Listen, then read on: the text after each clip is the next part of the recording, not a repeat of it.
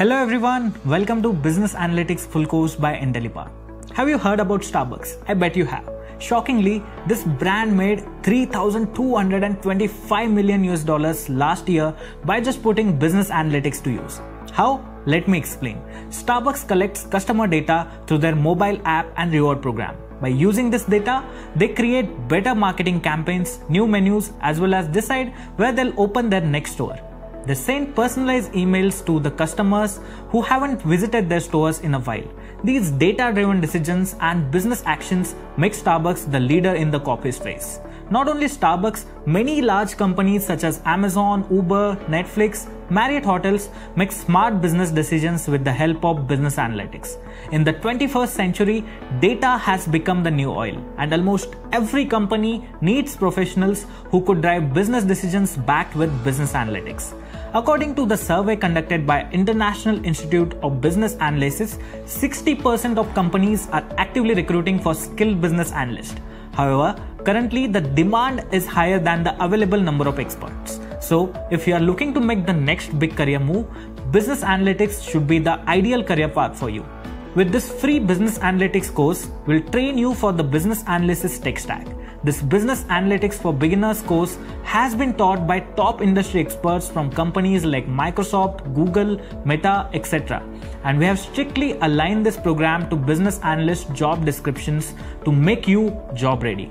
Towards the end, we'll also take you through the important and most commonly asked business analytics interview questions. But before we get started, make sure to hit the subscribe button and click on the bell icon for Intellipaat YouTube channel to never miss out on any update from us. Let me take you guys through the agenda for this session. We'll begin this session on a very friendly note by getting introduced to business analytics. After that, we'll look into introduction to CBAP certification. Then, we'll discover business analysis process management, roles and responsibilities of business analyst, overview of governance bodies such as IIBA and BABOK. After that, we'll look into requirement analysis and design definition, business analysis planning and monitoring.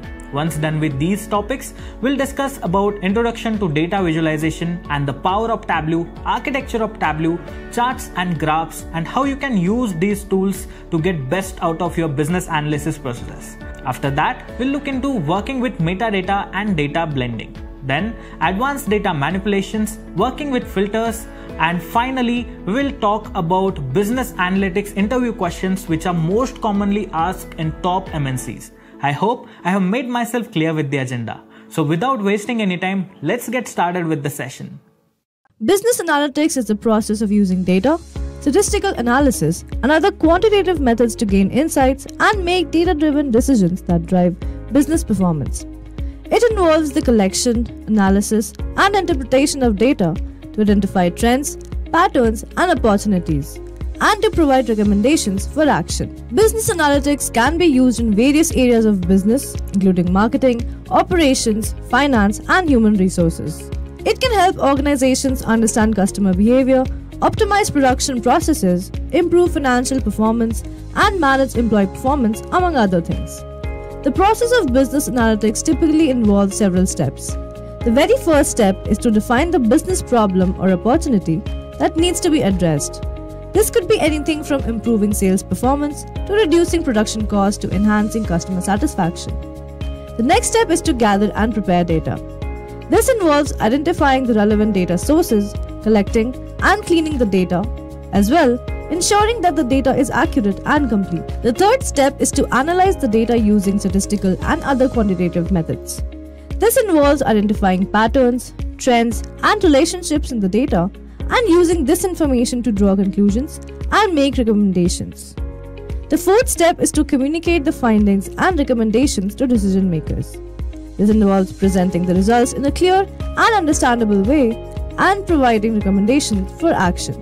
Finally, the last step is to implement the recommended actions and monitor the results to ensure that the desired outcomes are achieved. Now, there are several types of business analytics, including descriptive analytics, diagnostic analytics, predictive analytics, and prescriptive analytics. Descriptive analysis involves the analysis of historical data to understand what happened in the past. This type of analytics is useful for identifying trends and patterns and providing insights into past performance. Diagnostic analytics involves the analysis of data to understand why something happened in the past. This type of analytics is useful for identifying the root causes of problems and identifying areas for improvement. Predictive analytics involves the use of statistical models and machine learning algorithms to predict future outcomes based on historical data. This type of analytics is useful for forecasting demand, identifying potential risks, and developing predictive models for business decisions. Prescriptive analytics involves the use of optimization techniques and decision-making models to determine the best course of action to achieve a specific goal. This type of analytics is useful for determining optimal pricing strategies, inventory levels, and production schedules. Business analytics is becoming increasingly important in today's data-driven business environment. It is an essential tool for modern businesses that want to remain competitive and make data-driven decisions.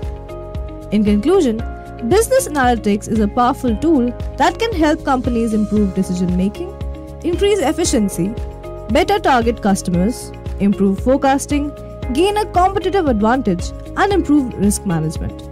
By investing in business analytics tools and expertise, businesses can stay ahead of their competition and achieve long-term success. Excuse me. Okay, so now for the questions related to relatability, so let's take a look at this diagram. So a lot of questions with respect to relatability, right? Someone said, is HR, as an HR, how is this relevant? How is it relevant as project management or product management? Data analytics. So all of these are basically, so what IIBA has done is it has classified certain types of work activities as business analysis activities.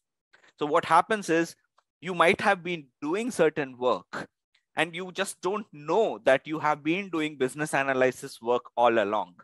And this diagram tells you what kind of work is basically business analysis work. Again, this is just a high-level summary. The next topic that we will cover, someone mentioned BABOK. So we will go through the BABOK or the structure of the BABOK mostly. And I would recommend, I will talk about BABOK later.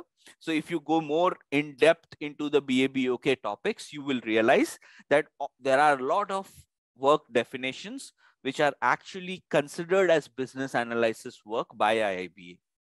Although the organization might not call you a business analyst, the organization where you are working, you might have a different designation. So the designations are irrelevant when it comes to CBAP or IIBA's definition of business analysis work. For example, as we were talking about customer experience, so if you are working with customer relationship management, so you are a customer relationships manager in a bank, let's say. In any bank, you see, you will have some professionals who are customer CRMs, customer relationship managers. They have only one job, and that is to ensure that a certain group, sales. Yes, Deepanshu. So sales, you have customer relationship management. So sales is a customer's, it's a people focused industry. You have to ensure that your customer is happy so that they buy the stuff that you are selling. So if you are into CRM, you are by definition doing business analysis. Product management. So project management versus product management versus portfolio management, the only difference is the scale, guys. So if you are handling a small project, you have a small team and you are responsible for a limited scope, you are a project manager. If you are handling a complete product, you are a product manager. And if you have multiple products under you, you are a portfolio manager. So it's a matter of scale. But if you are doing any kind of management, it is also defined as business analysis work by IIBA. Process management. So if you are into, let's say you have done Lean, Six Sigma, so you have these certifications, right? Six Sigma, yellow belt, green belt, black belt. So if you are into quality enhancement, you are designing, you are defining the processes within an organization or even within a team. So if your job is to make sure that processes, whatever processes the organization is following, the team is following, they become more efficient, you are actually doing business analysis work. So if you are identifying the gaps in a process, if you are trying to better a process, leverage new opportunities in a process, you are a business analyst. You might have a different designation in the organization, but you are still doing business analysis work. So that is, and then if you are a strategist, so let's say, again, those of you who are just starting out your careers, you would not be probably doing anything on this stream of work, but those of you who have experience in some organization, in some domain or the other, you might probably already have some level of strategizing ability. So you would know what is the current state of the organization. You would know what can be a good or a better future state for the organization. And if you are able to figure out these two states, and if you are able to come up with a plan and identify some risks to achieve the plan, you are actually a strategist. You have come up with a strategy to enhance an organization from its current state to the other state. Again, I'm simplifying it, but so if you are interested in that role, there are opportunities. So there are designations known as business development executives. You can start with a startup, and if you are interested in strategy and strategizing. So these are the ones which are mostly business oriented. So if you see these orange ones, these don't need any kind of technical skills. However, on the left hand side, the streams that are there, they are also business analysis work, but they are a little bit more technical oriented. So you need to have some technical skills in order to be able to do these activities. For example, someone mentioned data analytics. So if I want to be a data modeler or a data scientist or a data analyst, I need to know the basics of data management, big data. And we are not talking, when I say data, we are not talking about, an Excel sheet with 10 rows or 10 rows and 10 columns. We are talking about millions of entries. So for example, we all get these calls, right? That you are eligible for a new credit card. Would you be interested in it? Why are you getting those calls? It's not always random, because not every person gets those calls. How are you getting those calls? So there is some business analyst with the bank who is basically monitoring the data of your region or your area or your city. And he has these millions and millions of entries where he is seeing the actual spending patterns of the people living in that area. And based on the spending patterns, based on the income levels, they are coming up to a conclusion that, okay, this person is well positioned. He has good income. He spends a lot. So giving him a credit card will be helpful. So that analysis happening behind the scenes by a person who is given just a huge set of data is data analytics. So you are finding patterns out. I mean, this is just one example. There are millions of examples these days. We all know, right? Everything is data driven. So even every time you open a browser, the things that you want to buy, you get the ads. So there are these algorithms also which do these things, but the data analyst primarily is the person who is responsible for sorting through the data, coming up with models, coming up with predictive. So it can be a predictive model. Just a quick info, guys. Intellipaat provides PG certification in business analysis and product management by ENICT Academy MNIT Jaipur. The course link of which is given in the description below. Now, let's continue with the session. Model as well. So based on a data set, I can predict what will be the behavior of a particular target group. So all of those things, again, I'm not a data person. I've done some certifications and I'm good at conversations when it comes to data, but there are a lot of topics which they're specialized topics, and you need to do those specialized courses. If you have to be good at math, you have to be good at statistics. Statistics is key to be a very good data analyst, data analytics person. Then business intelligence is all about information government. We live in the information age. Anything and everything you do is information. There has to be mechanisms on how information is governed. When I say governed, it starts from storage to privacy rights to management of transfer of data, how a particular, and here the data, okay, let me not use the word data. let me use the word information or content or any kind of information passing from one source to another. So how do you do all of that? So that is business intelligence. So I am actually in this domain a little bit as well. I work with organizations which have a lot of content, and we call it data as well, but it's not the hard numbers data, it's the content data that we work with. And how do we manage it? How do we govern it? That's all what is business intelligence.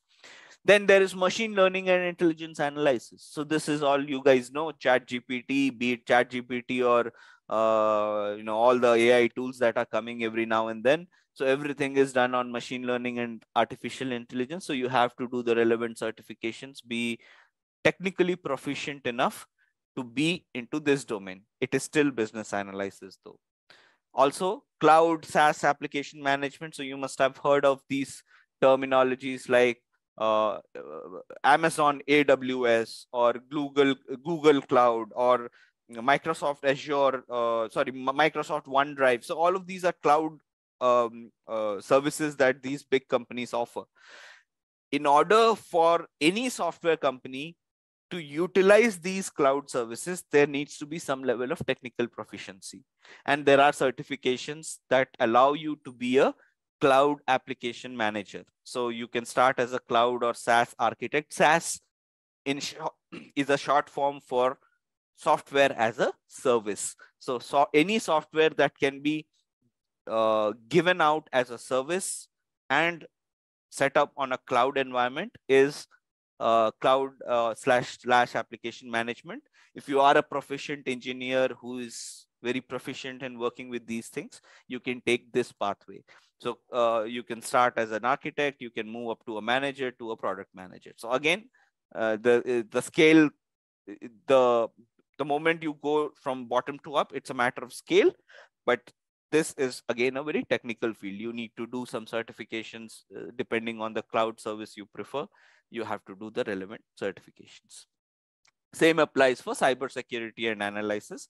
Again, a very technical field. So information security, data security, all the cybersecurity things that happen. So there are bad guys who would hack the systems out of the world. So you need some protections, right? So any organization which deals with data or content needs to have enough cybersecurity measures to prevent any kind of problems.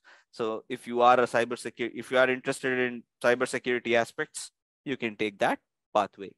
So bottom line of this diagram, guys, is business analysis is not defined by a designation or a role.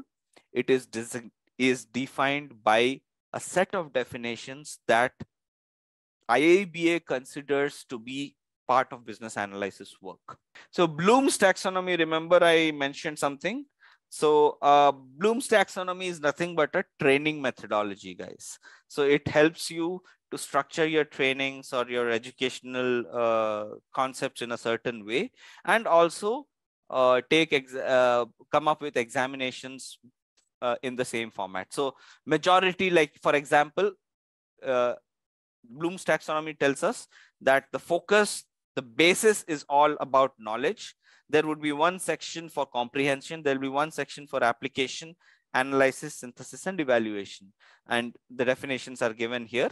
And that's how the distribution of the questions would be. So the evaluation would happen primarily for knowledge, followed by comprehension, followed by your applied skills, followed by your analytical skills, followed by synthesis, and followed by evaluation. So how do you make reasoned judgments?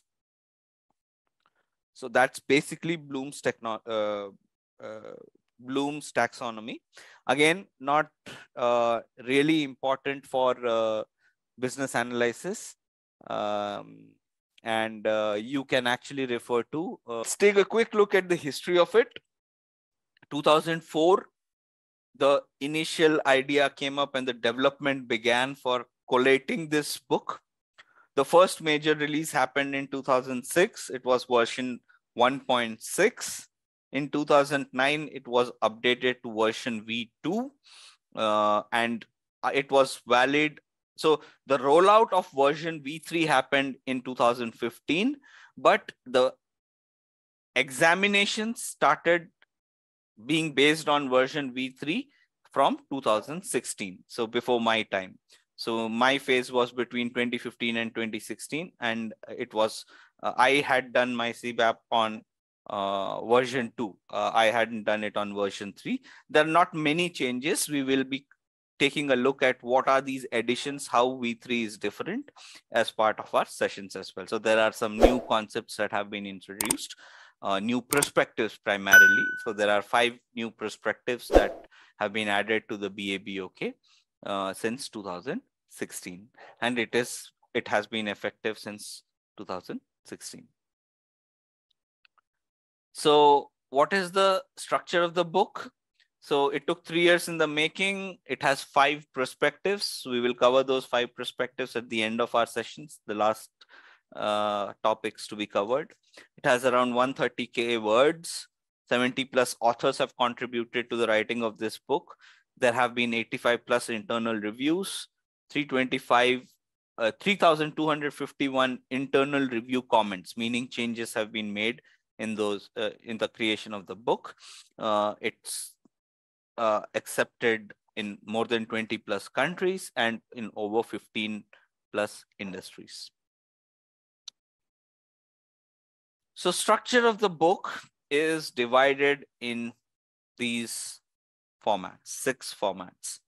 So you remember the 6 knowledge areas we were talking about? So these are the 6 knowledge areas. So you have business analysis, core concept model. You have business analysis, key concepts. Oh, sorry, my bad. The book is divided into 6 sections. 6 knowledge areas are also different. So the 6 business analysis knowledge areas, we will cover each one of them one by one as part of our sessions. But the structure of the book, it talks about the core concept model, which we will do. Then there is the key concepts that have to be kept in mind when we are talking about business analysis. Then there are the 6 business analysis knowledge areas. So remember the chart that we saw, requirement gathering, elicitation, collaboration, planning, management, information governance, so on and so forth. The 6 fields that we will be covering as well. Then there are certain underlying competencies. So business analysis is a people-oriented job. So if you are doing business analysis, you would probably be interacting with people. Yes, there are certain streams which are completely solo or can be done in silos, but most of business analysis work is done with interactions, and certain underlying competencies are needed to be a good business analyst. So we'll take a look at those underlying competencies as well. Then the most important of all is business analysis techniques. How do you apply these concepts? So you will learn a lot of these concepts. There'll be definitions, there'll be hardcore paragraphs and paragraphs explaining a situation. But how do you actually apply them in real life? So you apply them in real life using certain techniques. So BABOK lists out around 58 or 68. I don't remember the exact count, but we'll go through that list. We'll have, so they have come up with these techniques, and these techniques can be implemented as part of your regular business analysis work, which basically is the application part of the concepts that you learn as part of these sessions. And finally, there are perspectives. There are 5 perspectives that we will be covering. So IT, agile, business intelligence, governance, all of these are the perspectives that we will be covering as part of this particular section. So let's take a quick look at all of these items, what these items mean actually. So the way BABOK starts, it introduces you to the key terms, content, concepts that you need to know to understand the BABOK. So it's like, I won't call it a glossary per se, but it basically makes you familiar with the jargon. So when you are reading the BABOK guide, what does a particular thing mean? So that is elaborated in the BA key concepts section. So you get familiar with the jargon that will be used in the BABOK going forward. Underlying competencies I mentioned, they are a description of certain behaviors, characteristics, knowledge, even personal qualities that will support you in your business analysis role. So you need to have these competencies to be a very effective business analyst. Then techniques we just spoke about. So these are the application part. So you can use these techniques to implement the concepts that you have learned, and you will be able to perform various business analysis tasks using these techniques. And we'll take a look at each one of them. And perspectives, as I mentioned, so these are the new viewpoints that have come up as over the years. So so business analyst is from an IT perspective, from an IT viewpoint, from an business intelligence viewpoint, from an agile perspective. So all of those things are also part of the BABOK. The core concept model. So take a very good look at this diagram and remember these 6 items. Anything and everything a business analyst does in his or her job role is defined by these 6 aspects. If I come to you and ask you, why do you need a business analyst? The simplest answer of that would be to be an agent of change. So in any organization or any work environment, there would always be 2 scenarios. Either there are problems in the way things are done today, which need to be fixed, which means you have to do some changes. Or there are certain opportunities. Everything is going well, everything is perfect, but there are certain opportunities which are yet to be leveraged. And for that, you need to do some changes. So end of the line is change. So if you need a change, you would only need a change for 2 things. Either you want to fix something that's wrong, or you want to things even further better. So changes are the ones that drive business analysis. Now, how do you implement a change? For you to implement a change, you need to have a context. What are you trying to change? Why are you trying to change it? You need to have certain needs. If you are trying to change something from X to Y, you need to know why you are changing that, because it would be driven by certain needs, right? I need more profits. I need more sales. I need better code quality. Can be anything, but there would be some needs that are getting addressed by the changes that you are making. The context tells you, gives you the big picture. It tells you where you are making these changes, for whom it is relevant, why is it relevant, all of that. But the needs are the specifics which get addressed with your changes. There are stakeholders.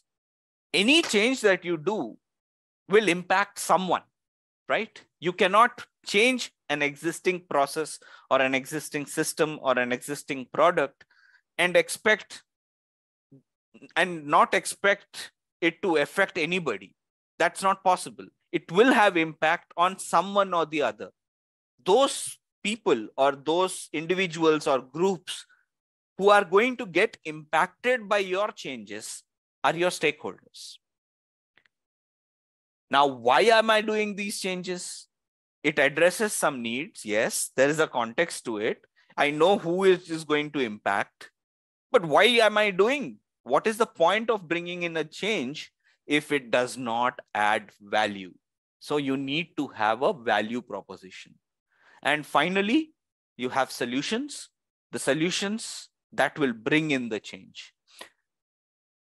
However, if you see, I have not followed any order because there is no specific order. It's not a linear thing. It's not like I'll identify the change first, then I'll do the solutioning, then I'll do the context. No, anything can come first. You might have a discussion with, you are having a cup of coffee with some of your colleagues in your team, and you suddenly realize that those people have a serious problem in the way things are done today.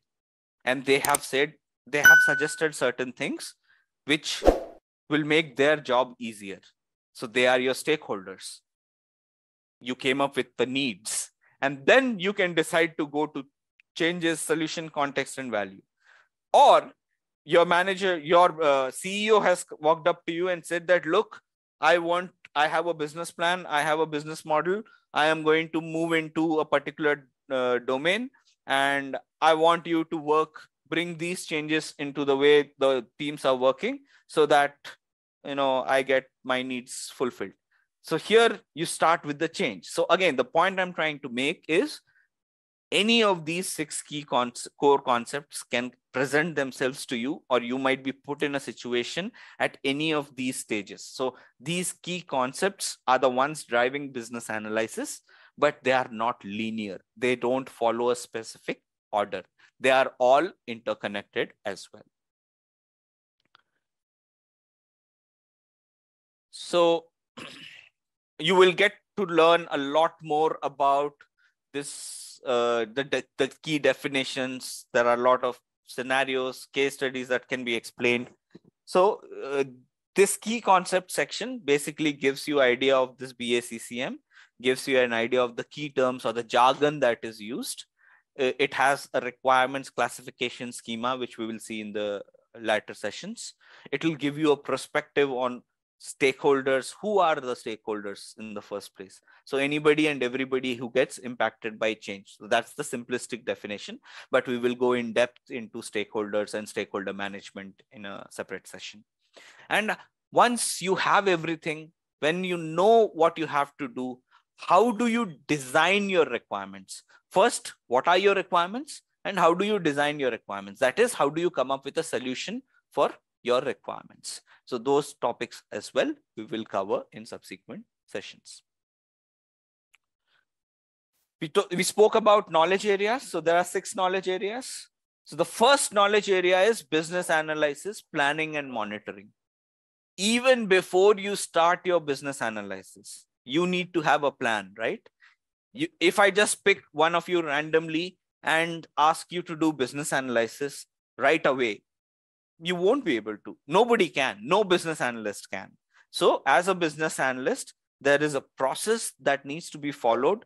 Some planning has to be done. Certain guidelines, rules have to be established. Certain measures have to be put in place for measurement of performance, etc., etc.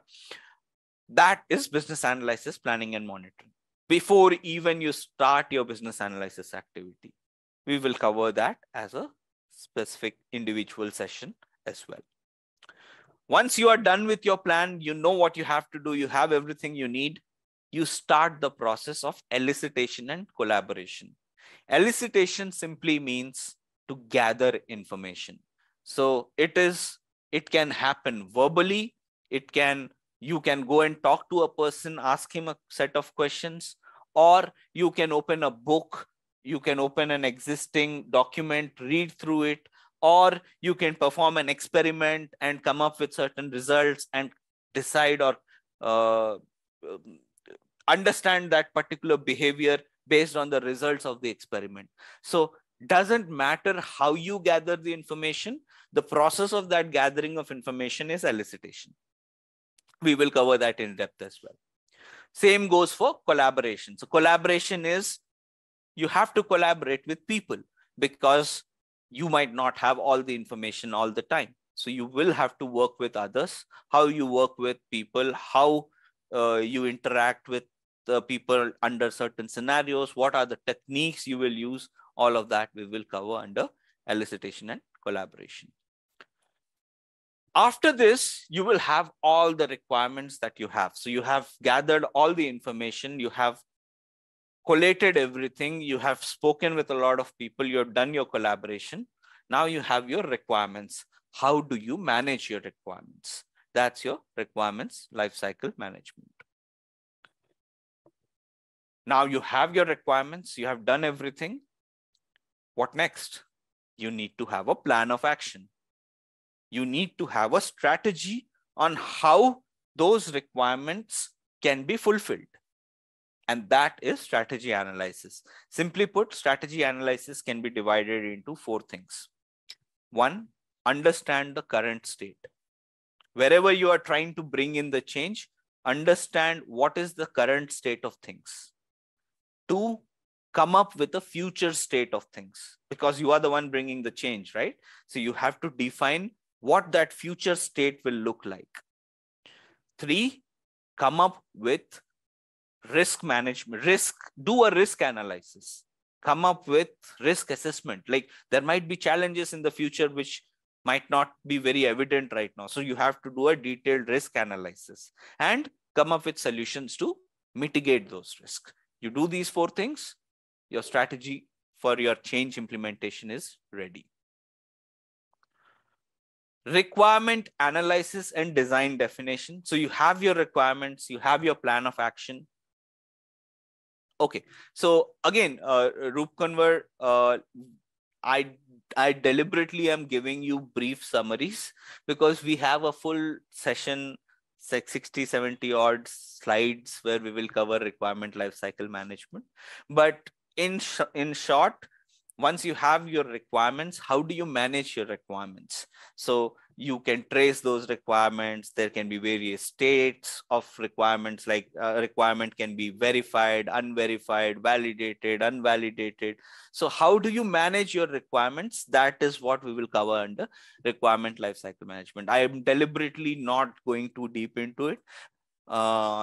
Requirements analysis and design definition. So you have everything with you, but to come up with a solution, you need to understand the requirements and you have to dig deep. You have to figure out, remember root cause analysis? That would be one technique you would use to figure out your requirements, maybe if needed. I mean, again, it depends on case to case, but that can be one technique you can utilize. So you have to delve deep into the requirements, figure out which ones are valid, which ones are not valid, which ones are important, which ones are not important, etc., etc. And then come up with a design definition, a possible structure for your solution. Again, full session, maybe an hour, 2 hours, 3 hours, depending on our pacing. We will have one full session, 60 odd slides, this very one topic. And finally, solution evaluation. So you have come up with your solution, you have designed a solution. Now you need to have some measures or metrics to measure that solution. So is that solution meeting all the required parameters to achieve the requirements that you had? Is it meeting the standards? So you have to come up with certain standards, set up certain parameters. And if you are doing that, that's solution evaluation. Implementation is always outside the scope, Roshan. Yes. So business analysis. No, I would not say that. Okay. So we are focusing on the design phase, but there, as a BA, you would probably be relevant throughout the circle. Hold on to that question as well, because again, there are approaches. So it might be completely outside the scope of, so the actual act of implementation is definitely out of scope for a BA. But is a BA irrelevant during implementation? The answer is slightly complex. It will depend on the approach you are choosing for your implementation. So we will cover that topic, but a short answer to the question is yes, implementation is a completely different activity outside the key areas of a BA. However, as I mentioned, it has some complexities. We will cover that when we come to that topic. So relationship between knowledge areas. So I don't want to delve too much time. So the diagram is self-evident here. So so if you have your requirements lifecycle management done, it's interconnected to you. So based on your plan, you will do your requirement lifecycle management based. So everything is interconnected, bottom line. So if you see, everything is interconnected, and you cannot expect to do any of these activities in silos, and it precedes or follows immediately with the other knowledge area. So you have to use these concepts in tandem. So under business analysis, planning and monitoring, there are 5 tasks that you have to do.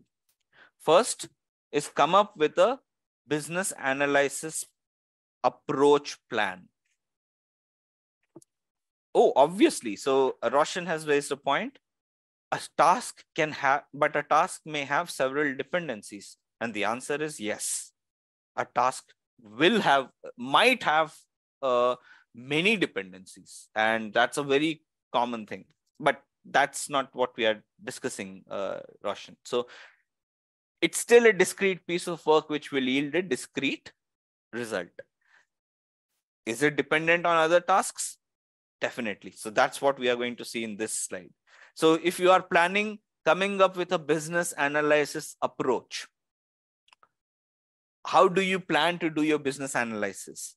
You would probably also have to parallelly plan for stakeholder engagement. Again, dependencies can be of many forms. We will see a lot of those dependencies in the course of our sessions, how things are so interconnected that you have to make decisions on what to do first and what not to do first. So we'll come to that later. So you have to come up with your business analysis plan, stakeholder engage. How do you engage with people? Well, you might say, what level of planning is needed for that? I just walk up to a person and talk. Well, the answer is it's not that simple, because you have to take into so many factors into account. We will go through all of those items individually, but just to give you an idea, I don't like talking on the video calls. You need to come to me in person. Whereas there might be one stakeholder who prefers emails. There might be one stakeholder. Again, I'm just giving you one example. These are like personal choices. Or I am staying, let's say I'm based in India, you are based in US, complete 12-hour gap. How do you engage with me on a daily basis? So all of these things have to be planned for in advance. Planning of business analysis governance. So this is nothing but setting up some ground rules. See, during our today's session and even our last session, the first thing I started was with what? Setting up some expectations, setting up some ground rules. Same thing needs to be done for business analysis activities. You have to know who will be the final approver of things.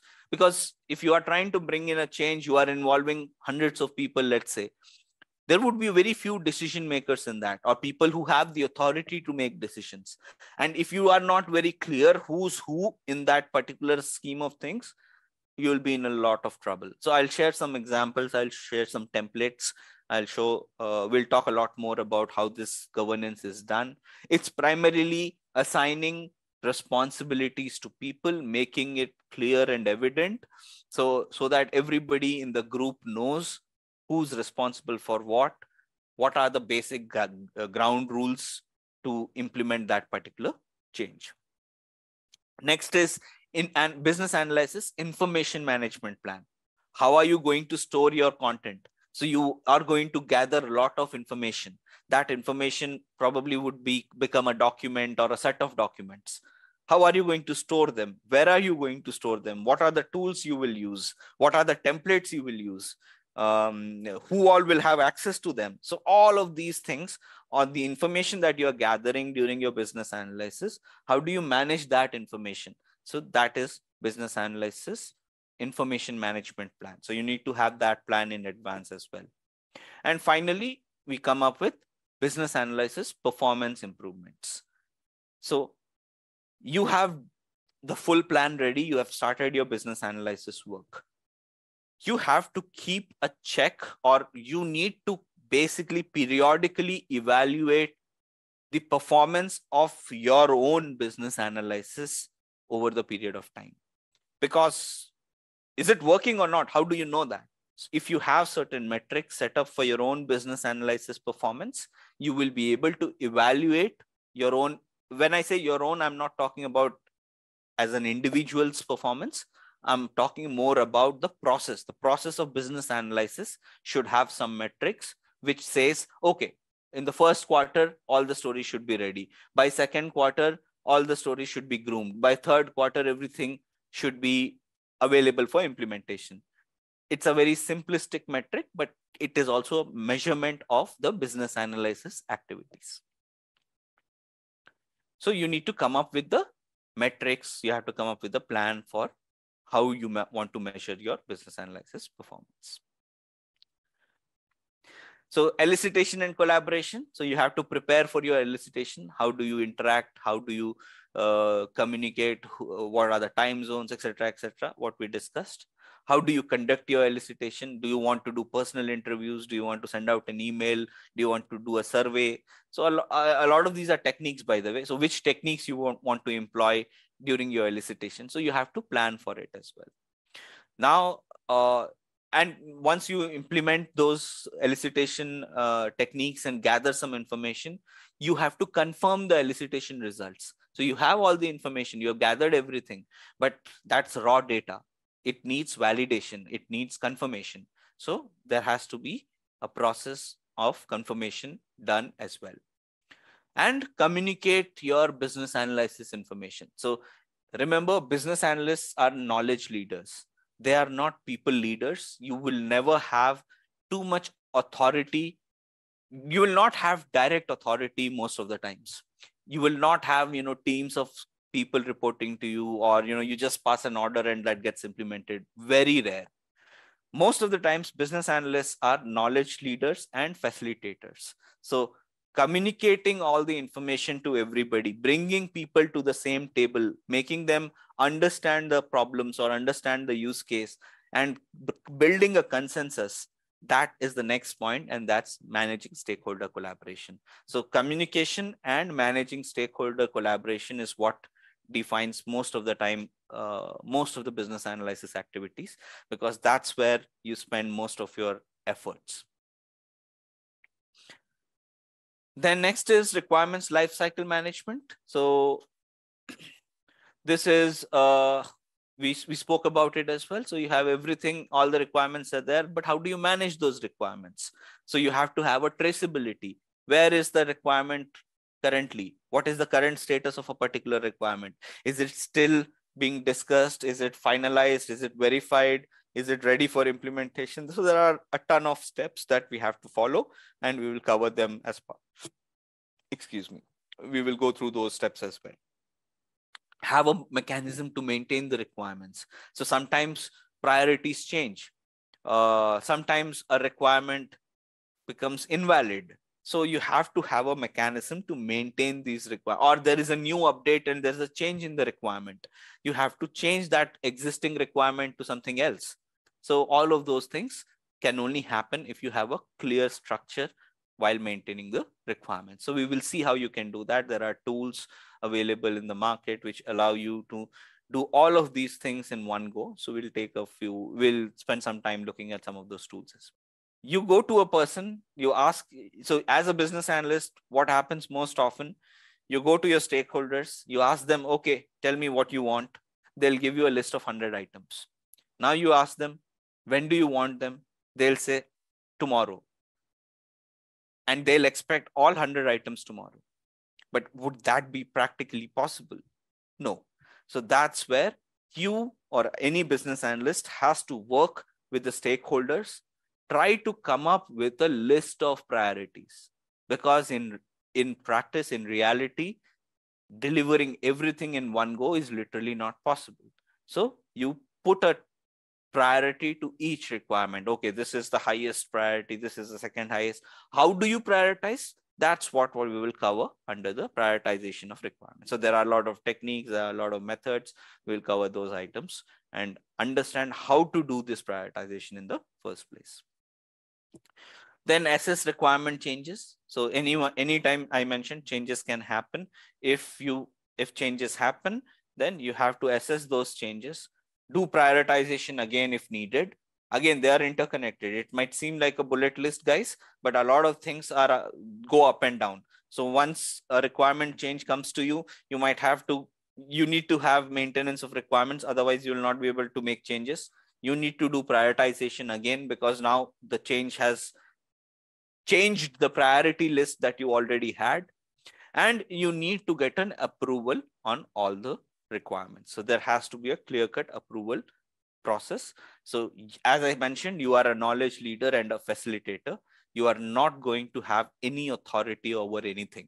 So the final approval will always come from your stakeholders. So it's your job to get those requirements approved.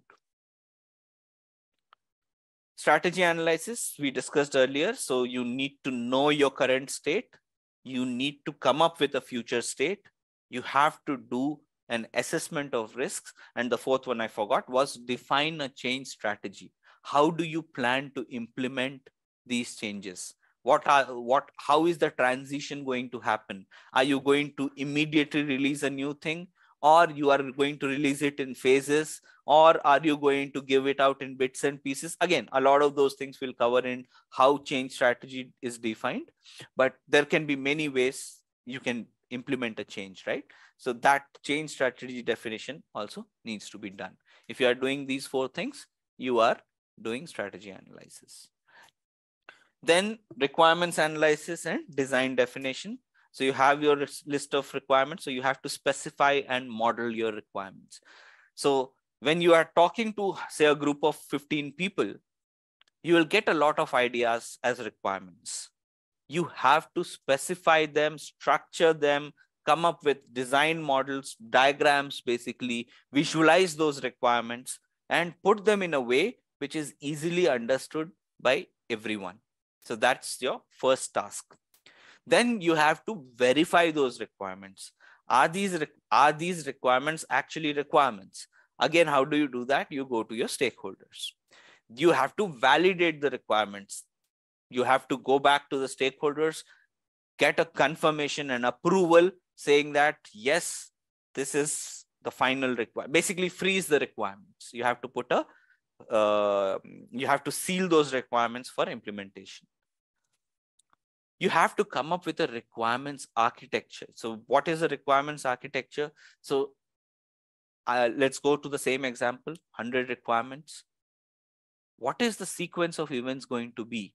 You have your list of priorities also, but how are each requirements going to impact another set of requirements? So a lot of things come into that picture. So if you don't have that big picture view of all the requirements that have been validated, you might run into problems. So the idea is to put all the validated requirements in a structure which gives you that big picture view. If there are dependencies, if there are prerequisites, or if there are blockers, those things come out if you have a clearly defined requirements architecture. So a roadmap is one example of it, but there are many more which we will see. Again, roadmap brings in time. So it's not exactly a different requirements architecture definition, but a lot of times what happens is because we can't use these things in silos, we mix a lot of things. So we come up with roadmaps which give you a view of time as well as a view of the requirements architecture. So we will see some of those examples when we cover those topics. Then define design options. So come up with a solution, most likely a visual solution that will translate how things will look or work in the future, and come up with a potential value and then recommend the solution. So you might have a solution. Manasmita, again, it is a bird's eye view of all the validated requirements. Let's park it at that for now. There are a lot of topics in the requirements architecture. I will show you some models on how it is done, but we have a full dedicated session for it, around an hour or 2 hours, 3 hours. We'll just spend on requirements architecture. So I just don't want to, repeat the thing again and again. Plus, when that session comes, we'll not have anything to talk about. So let's say it's putting all the requirements in a way that gives it a structure. It gives you a bird's eye view. It enables you to identify dependencies, challenges, roadblocks, etc., etc. Potential value and recommend solution. So without having assigned a potential value, you will not be able to recommend solutions. If you go to your client and say that, look, for your 100 problems, I have figured out this solution. The first question will be, why do you think this solution will solve my 100 problems? Why do you think, what benefit do I have if I implement your solution? Why not I implement some other solution? So always go with the potential value and then recommend the solution. So we will see how to assign value, how do we assign business value, and then how do we recommend the solutions as well. So there are techniques involved in that as well. Next is solution evaluation. Just a quick info, guys. Intellipaat provides PG certification in Business Analysis and Product Management by IICT Academy MNIT Jaipur. The course link of which is given in the description below. Now, let's continue with the session. So I spoke about this also. So you need to have a measurement for your solution performance. You have to analyze those performance measures regularly, periodically. So it cannot be that you just set up a set of metrics and say that, okay, these are my metrics. If they are met, my solution is good. If they are not met, solution is bad, and leave it at that. You still have to periodically go and check whether your solution is actually meeting those performance measures. So you have to do continuous analysis. You have to keep continuously assessing the solution's limitations. And the solution might have its own limitations, and the organization might have its own limitations. So you have to do that assessment as well. So assess enterprise limitations, assess solution limitations, and then recommend actions to improve or enhance the value of that solution. So you might come up with a solution today, which is fixing a problem or leveraging an opportunity. But if you stop at that, then that's not the best way to go.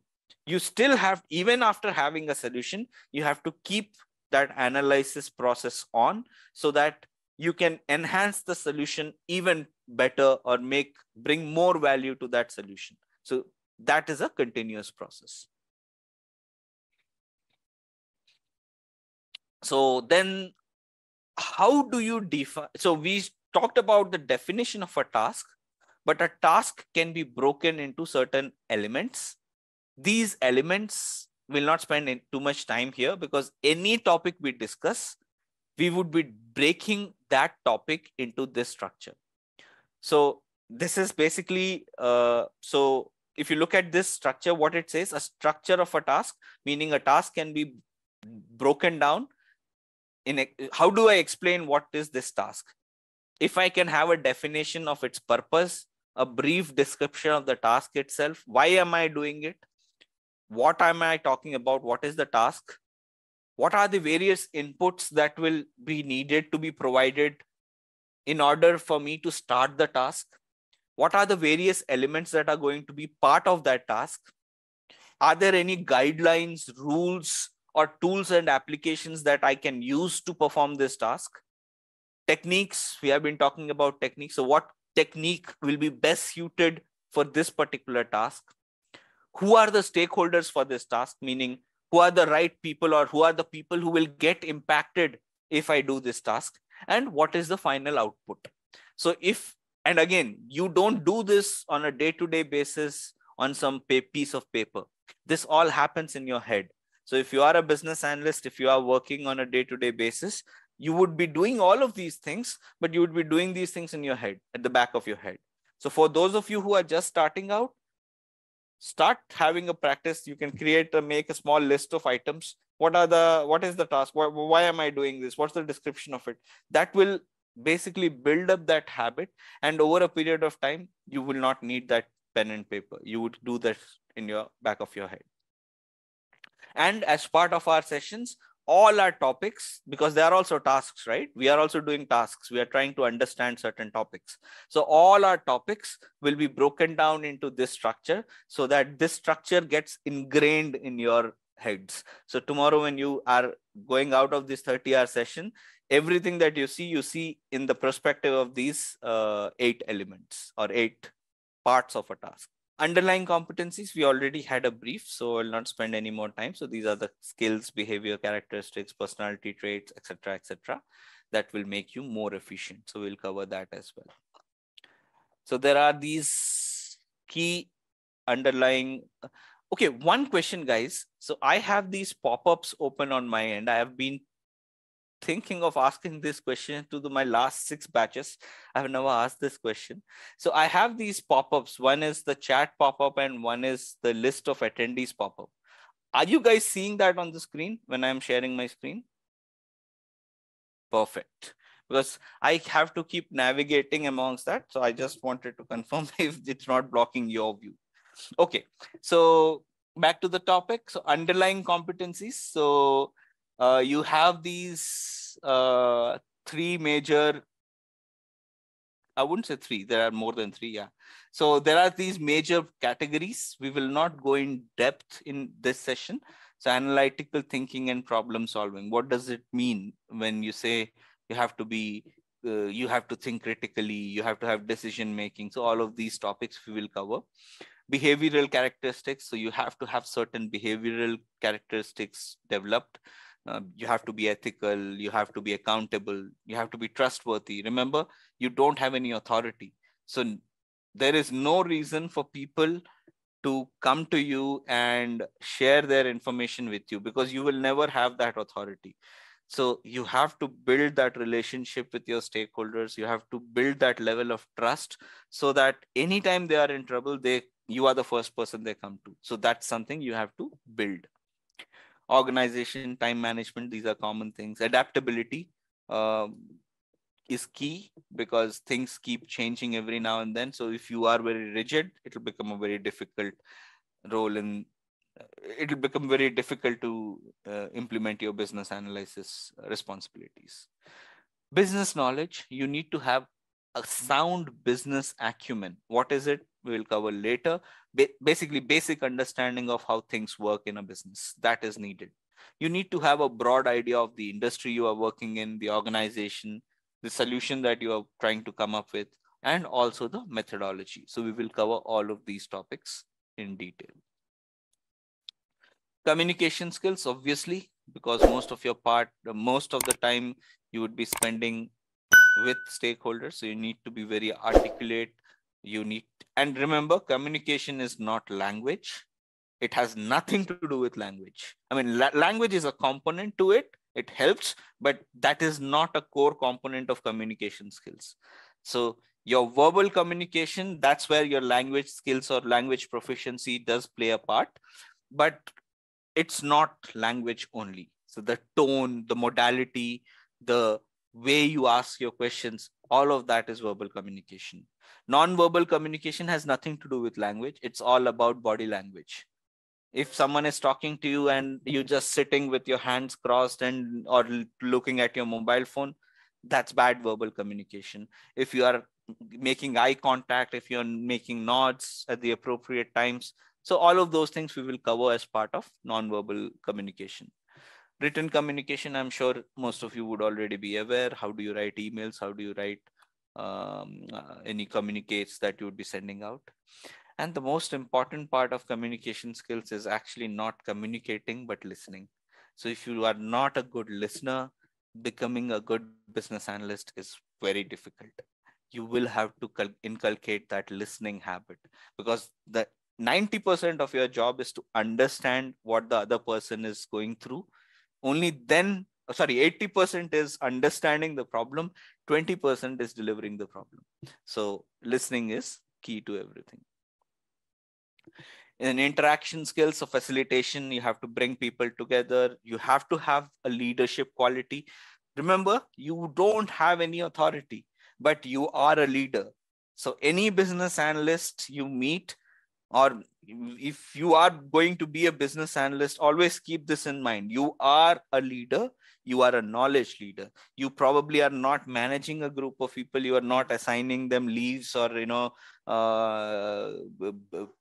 checking out their seating arrangements and things like that. You're not an administrative leader, but you are definitely a knowledge leader. And you need to have significant amount of influencing skills. Because you don't have authority, you know what the right solution is, because you have done the analysis. You are the right person because you are the business analyst. You have done all the analysis. You have spoken to all parties, but you don't have any authority to implement that change. The only way you can do that is if you are able to influence the people who can do that, who have that authority. So leadership and influencing, these two go hand in hand, and they are key to any business analyst. Teamwork, obviously. So all the other things that we spoke up can only happen if you are working in a team. So not much there. Negotiation and conflict resolution. Don't be the reason for a conflict, although there might be some conflicts with business analysts as well. We are all human beings, but try to avoid being the reason of the conflict. Try to be the person who is there trying to resolve a conflict, and negotiate. If there is a problem, it needs negotiation. So being a good business analyst is in a way like being a diplomat. You have to be very diplomatic.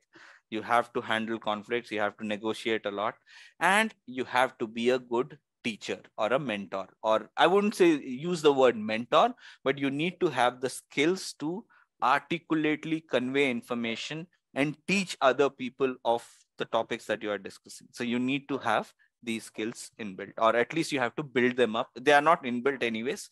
They are all some things you gain over a period of time, and you have to build upon these skills. And finally, you have tools and technology, which is the use of applications that make your job easier. So you have office productivity tools, business analysis tools, and communication tools. So we'll take a look at some of these examples in our detailed sessions.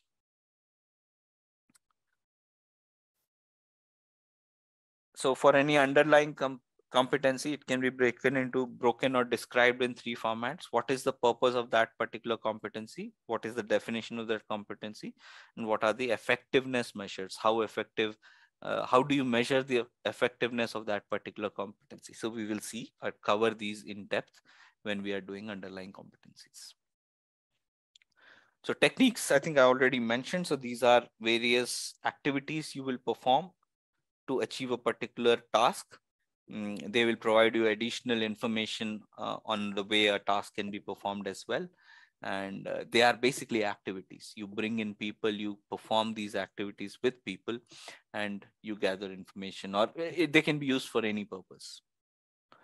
So this is a list of techniques. I will not go one by one. I'll just share the list. You will have this recording, so you can go through the list. We will cover each of these techniques during the as part of our sessions, because all these techniques are covered in our individual topics. So there we will talk about what happens in backlog management, what happens in benchmarking and market analysis, what happens in document analysis or decision modeling. So we will cover all of them. So it's a huge list, and you can use all of these techniques. So you will never have to probably use all of the techniques for a particular activity. It's always a pick and choose. You decide depending on the audience, depending on the circumstance, context, use case, etc., etc. You decide which particular technique is most best suited for that particular scenario, and based on that, you implement that technique.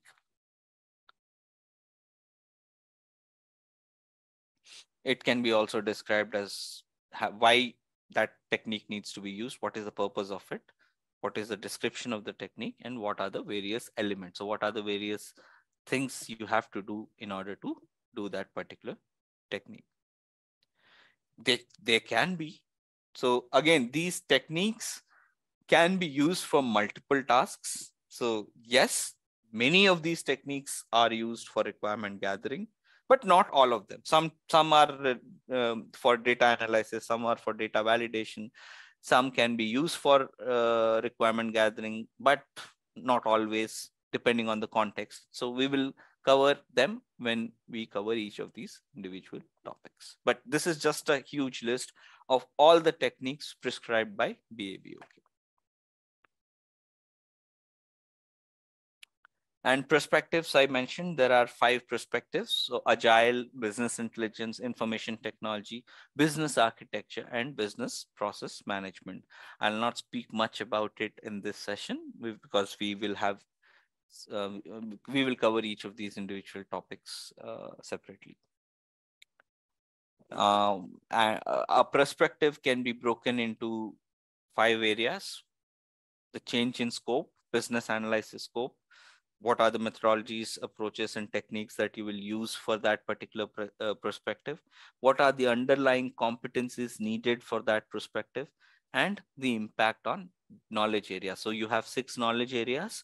So if I'm talking about, let's say, agile perspective, how agile perspective impacts the scope, how agile implementation of agile will impact the business analysis scope, what is this techniques or what are the approaches I'll use if I'm utilizing agile as a methodology, what are the things I need to know beforehand, what are the characteristics that are needed, underlying competency. So these are the things we will discuss with respect to each of the perspectives in our latter. So what is business analysis? How do we define what is business analysis? So let's take a look at how BABOK defines business analysis.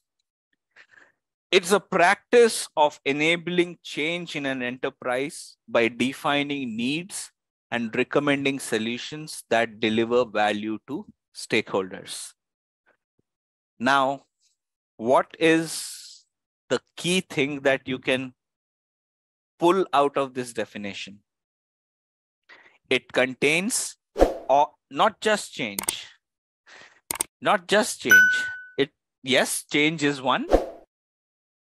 Needs, solutions, value, stakeholder. So remember the BACCM, the 6 core concepts of business analysis. They are all being handled in this definition. So enabling change by defining needs and recommending solutions and delivering value to stakeholders. The only thing that is not there is context, but that will automatically come when you are doing all of these items. So if you are able to do all the 5 items, it will automatically set up the context for you. Next is another way to describe it is business analysis enables an enterprise to articulate needs, rationale for change. See, remember when we saw that diagram, there was no linear pathway. So the definitions can also vary slightly based on those 6 parameters. So if you see the second definition, it is also talking about those 5 elements only, but with a slightly different viewpoint. It is saying it enables the enterprise to articulate the needs, the rationale for change, design and describe solutions that can deliver value. Both of the definitions are valid as per BABOK.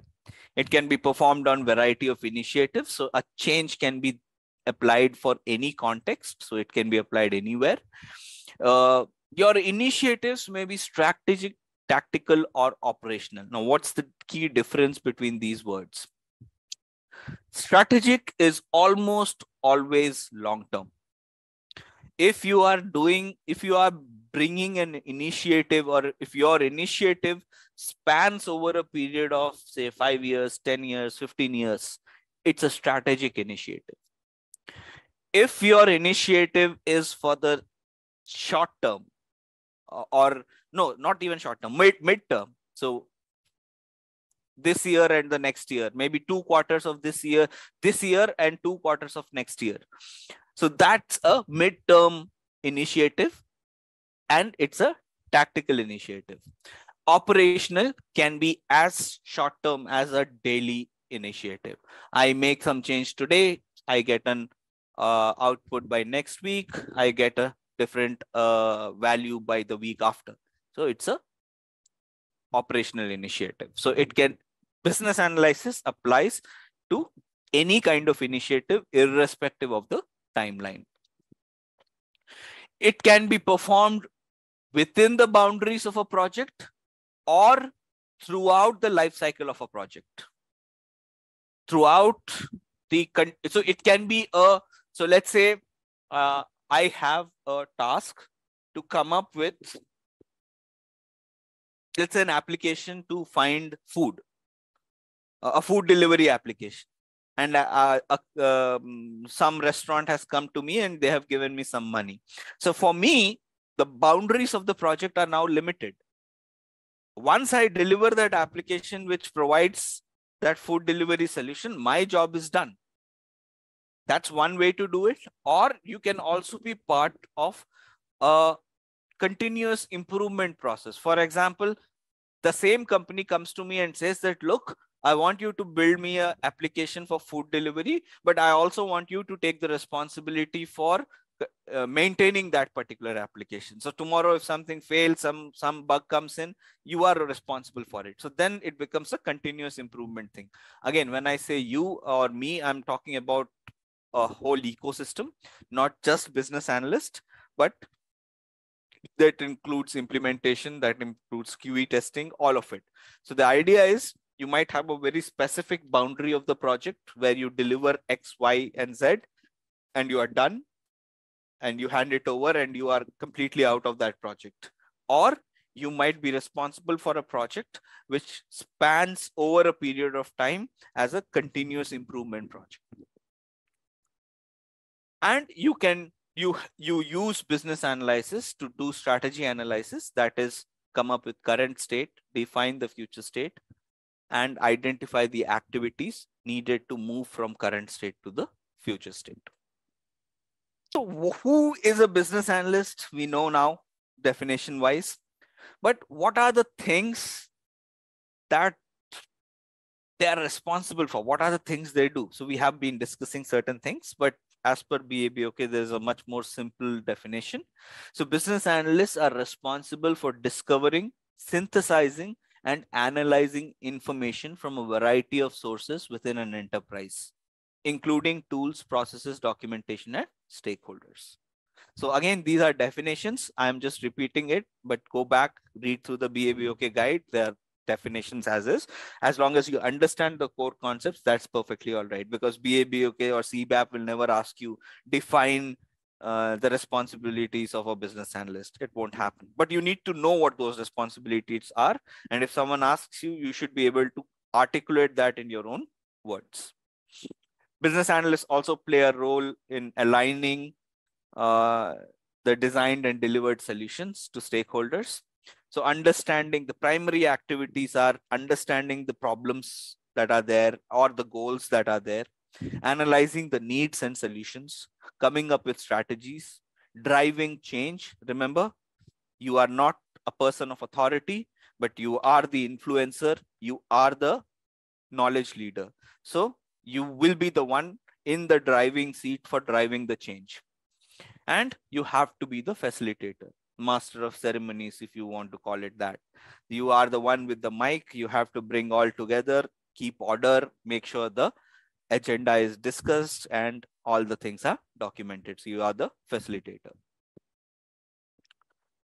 Now coming to the common job titles. Now this is a very short list, so do not get worried if your designation is not part of this list. These are some of the common designations used in some of the organizations, not a complete list. So you can be a business architect, data analyst, enterprise analyst, consultant, process analyst, product manager, product owner, requirements engineer, systems analyst. All of these are still designations of business analysis. Value: the worth, importance, or usefulness of something to a stakeholder within a context. And the context is the circumstances that are influenced by or provide understanding of the change.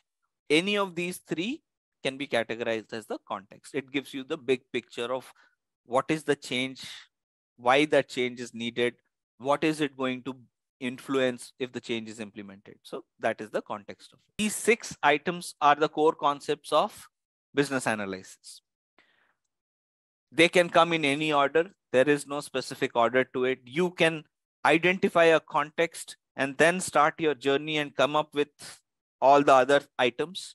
You can start up a discussion with a stakeholder and arrive at all the other items. It can happen in any order. But the way they are defined, so change is basically an act of transformation in response to a need. So if you have a need, I need water, someone will go and bring me a glass of water. The person doing that activity is triggered by what? It is triggered by my need to have a glass of water. So it can. So let's say I don't, okay, I'm not saying what can come after what, Roshan. I'm saying the journey of business analysis can start at any point of time. So there is no specific sequence to it. So there might be a need, but I don't know what the need is until so let's say, right now I'm in an organization, there is no need for me to change. I'm using a certain set of applications. Everything is hunky-dory. I'm earning profits. Technology changed. Now there is ChatGPT. Now I am planning to introduce ChatGPT into my ecosystem. Where is the need here? There is no need, right? So the need, this one, Prachi? Let's finish this. I'll go back to that, Prachi. So in that scenario, where is the need? Everything seems to be working. Everything is fine. But because something changed somewhere, I want to bring that into a system. So the journey can start anywhere. When I say there is no sequence to it, what I mean by it is you can start your business analysis either with a change or with a need or with a solution, stakeholder, value, or context. But end of the day, you end up coming up with a list of all of the 6. Let's go to the diagrammatic representation. Yeah. So if you see, doesn't matter where you start with it, end of the day, you end up with all 6 elements. So there is no set sequence, but you have to put some sequence when you're representing it in a table. So that's why you have change at the top. But if you look at this diagram, everything is interconnected. So you can start at solution. So let's take the same example. I have ChatGPT. I have a solution. Now I can use that ChatGPT technology solution in a context where it is currently not used. I can use ChatGPT to, let's say, write emails. I'll integrate it. I'll just give some bulletin points and ChatGPT will write an email and send it out to 10 people. So I can define everything from a solution also. So the point is the change can, or rather the initiative can start at any of these 6 core concepts. But if you have to represent it on a table, you have to have some order. So don't go by the order, go by the diagram. What are the kinds of changes we are doing? So let's say you are put into an initiative as a business analyst. The first question you will try to understand for yourself is, what are the kind of changes we are doing? What are the needs we are trying to satisfy? So these are, again, same 6 core concepts and questions of what is the core concept relevance for your initiative. You ask these questions. You ask these questions probably in your head and you get your answers. You do some research, you get those answers. It doesn't really matter how you get answers to these questions, but at any given point of time, you would always ask these 6 questions to yourself or to someone before you start your business analysis activity. Without knowing these 6 answers to these 6 questions, it would not be possible to initiate any business analysis. A couple of key terms. So business analysis. So the BABOK definitions are here. So let's quickly go through them. I'll not spend. So BABOK guide describes and defines business analysis as the practice of enabling change in an enterprise by defining needs and recommending solutions that deliver value to stakeholders. So this is the exact definition of business analysis as per BABOK. The other 2 that we saw, they are descriptions of the core concept models, the 6 core concepts, into a definition to answer what is business analysis.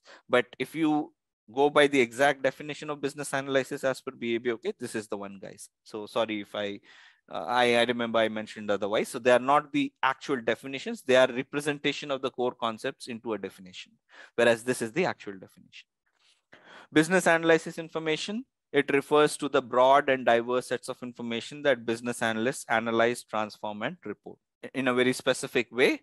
But reporting of data, collating and reporting of data is also business analysis. Requirement.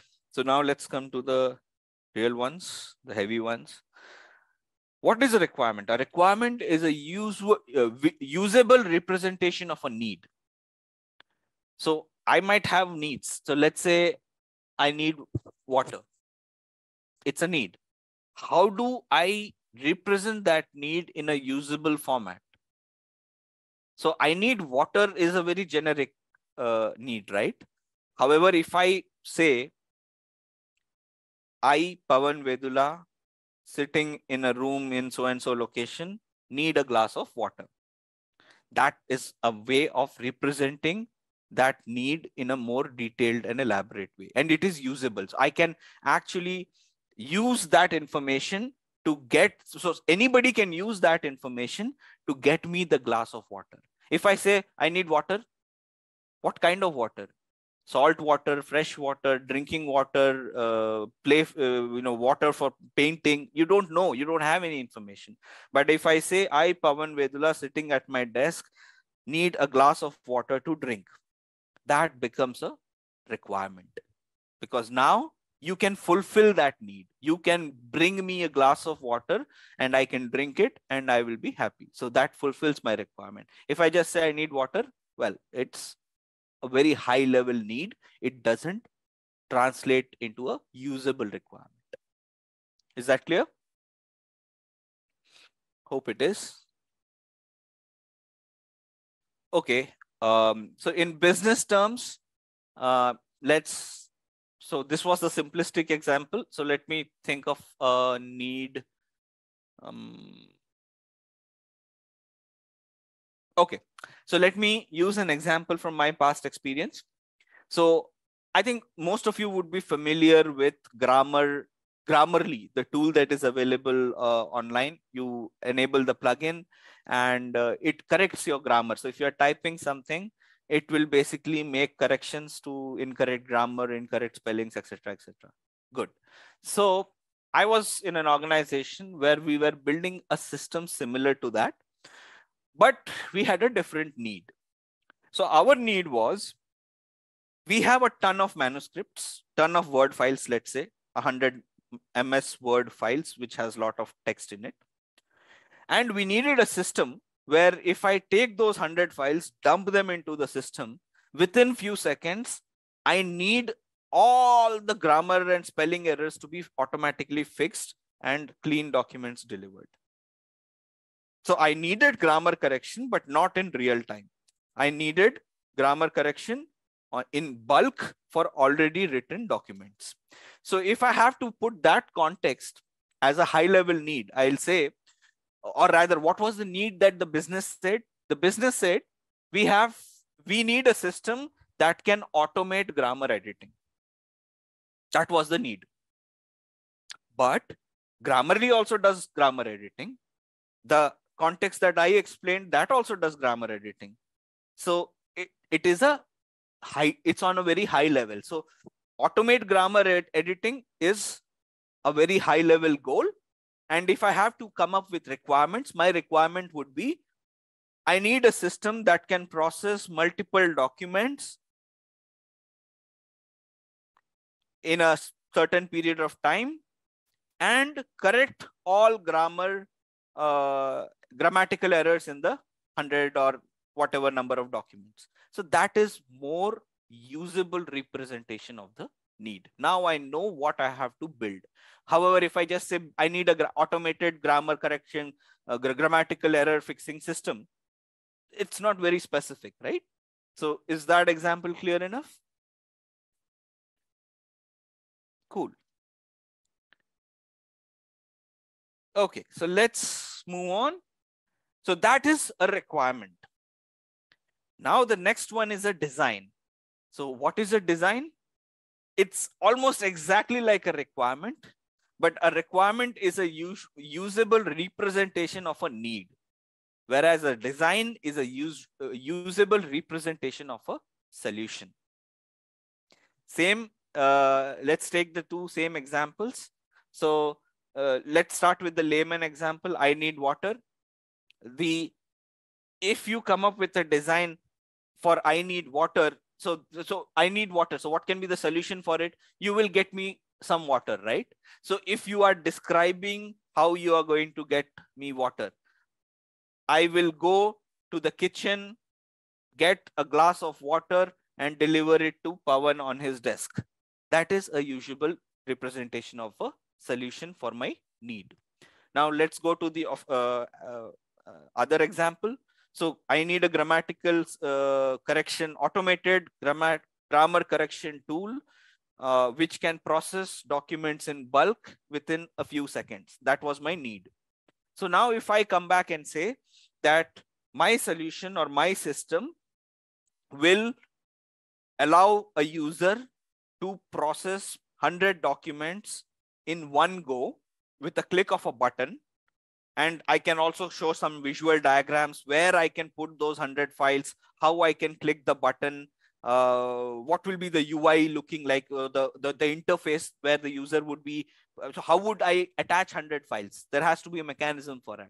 So if I come up with a visual description of that, and then I say that you go to this page, select the browse option, it opens the local system and you can select the 100 files. And once you click on OK, it will process the 100 documents behind the scenes and give you links to the final output. And if you click on that link, you will download the fully cleaned up documents. Now, this is a usable representation of a solution. Again, a usable representation of a solution can be represented visually using diagrams, mock-ups, prototypes, wireframes. We will discuss all of those items as well later. So it need not be just a description in words. It can just be a diagram. It can just be or it can be a combination of a diagram plus some text. So as long as it describes how your solution would work, that is your design. And design focuses on the understanding how value might be realized by a solution if it is built. It also shows you the value that that solution is bringing. So for example, in the same example that I gave, you click here, you select 100 files, you upload it, you hit enter, and then everything gets processed in a few seconds. You get some links, you click on it, you can download the files easily. Out of this description, what is the biggest value that you are getting? The biggest value proposition is you can process 100 files in a few seconds. So the expression or the representation of the solution showcases the value to the users also, or showcases the value as well. I mean, it need not be users. It brings out the value within its own definition. So that's a design. Well, you are part of an so let's look at the second definition. So there is slight distinction there. So an organization is an autonomous group of people under the management of a single individual or board that works towards common goals and objectives. So what is the key difference between an enterprise and an organization? So the first one can be part, I mean, it doesn't talk about the hierarchy or the management structure. It just talks on a scale of how people are structured and what they are working towards. Whereas when you call something as an organization, you are also implying that it has a management led by a single individual or a board. So end of the day, in general terms, when we use the words enterprise versus organization, they are interchangeable. So you use the same words for the same things. It's just that the key difference is organization conveys the information that there is a management, there is a single point of leading the whole group, whereas an enterprise is more focused on the shared set of goals and the solutions that they use to achieve those goals. That's the only difference. No. Enterprise doesn't talk about the group's management structure, Augustine. I mean, look at the definition. Does it mention anywhere who is the manager, who is leading the group? Nothing like that. It is focusing on the solutions people. So let me give you an example that will make it easier. So, I mean, there are hundreds and thousands of examples of an organization. So any organization which has a CEO, CTO, and all of that, that's an organization. I'm thinking of a good example of an enterprise. Okay, let's take an example of, so I'll take the example of my own past experience. So you know that there are these companies which are called as publishing companies, right? So they publish documents or materials. So see, every organization can be described as an enterprise. Every enterprise can be described as an organization, because there would be no enterprise which will not have management. Show me one enterprise which doesn't have a management. But the definition is driven from a point of view. If you are talking from a point of view of the shared solutions and shared goals, you are calling it an enterprise. If you are looking at an organization from a management point of view, it's an organization. So an IKEA, Tata, they are also organizations. They have a management. It all depends in which context you are calling them an enterprise or an organization. So let's take the example of Tata, for example.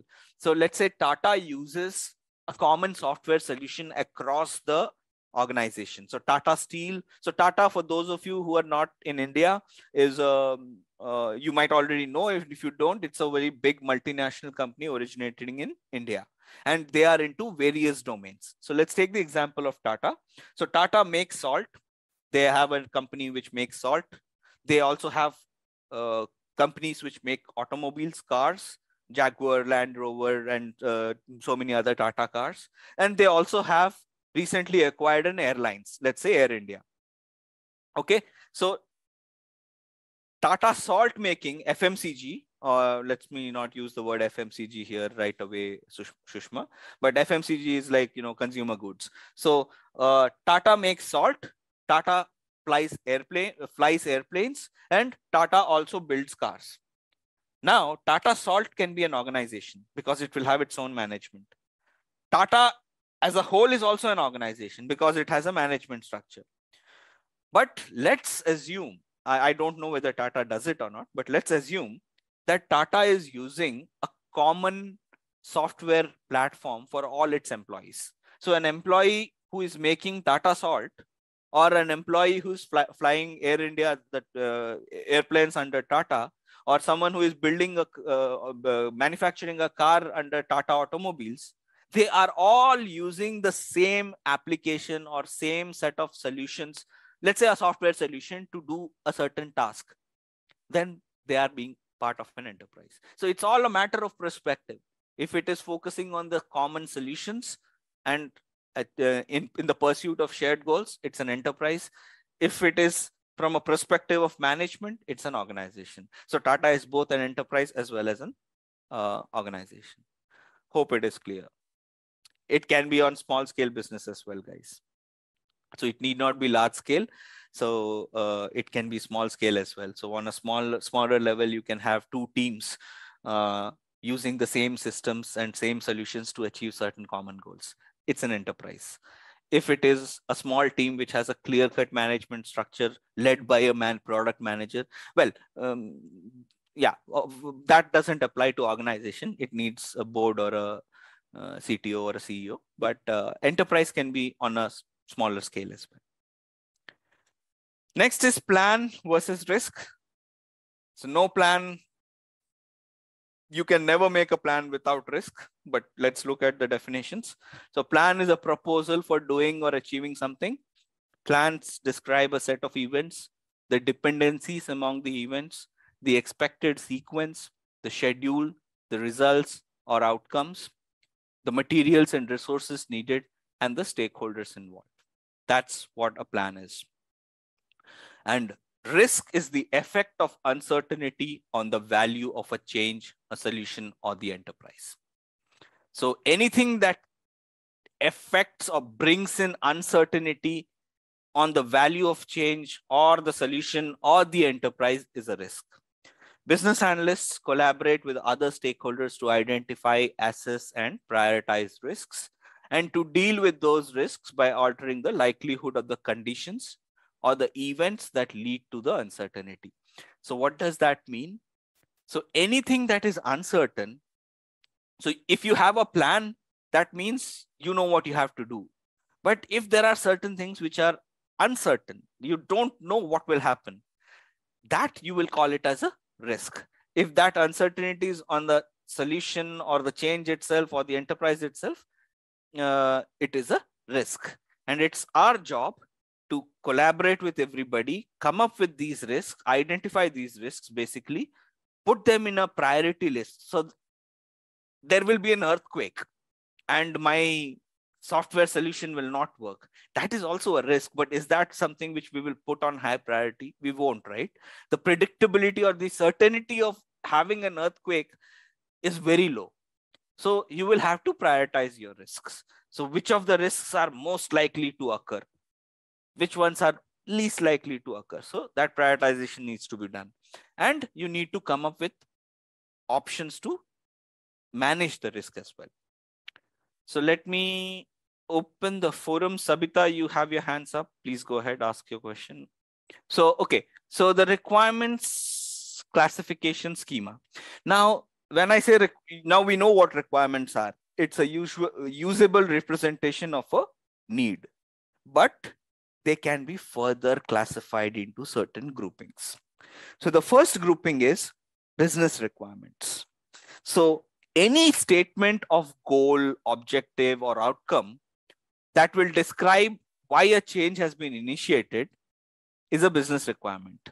And they can apply to whole enterprise, business area, or any specific initiative. What does that mean?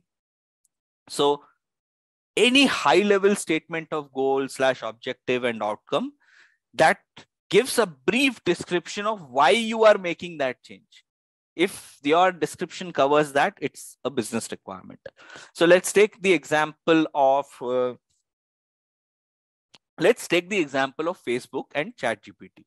Let's say there is a scenario where Facebook wants to integrate, or let's take the example of Google and an AI like ChatGPT. They are actually doing it.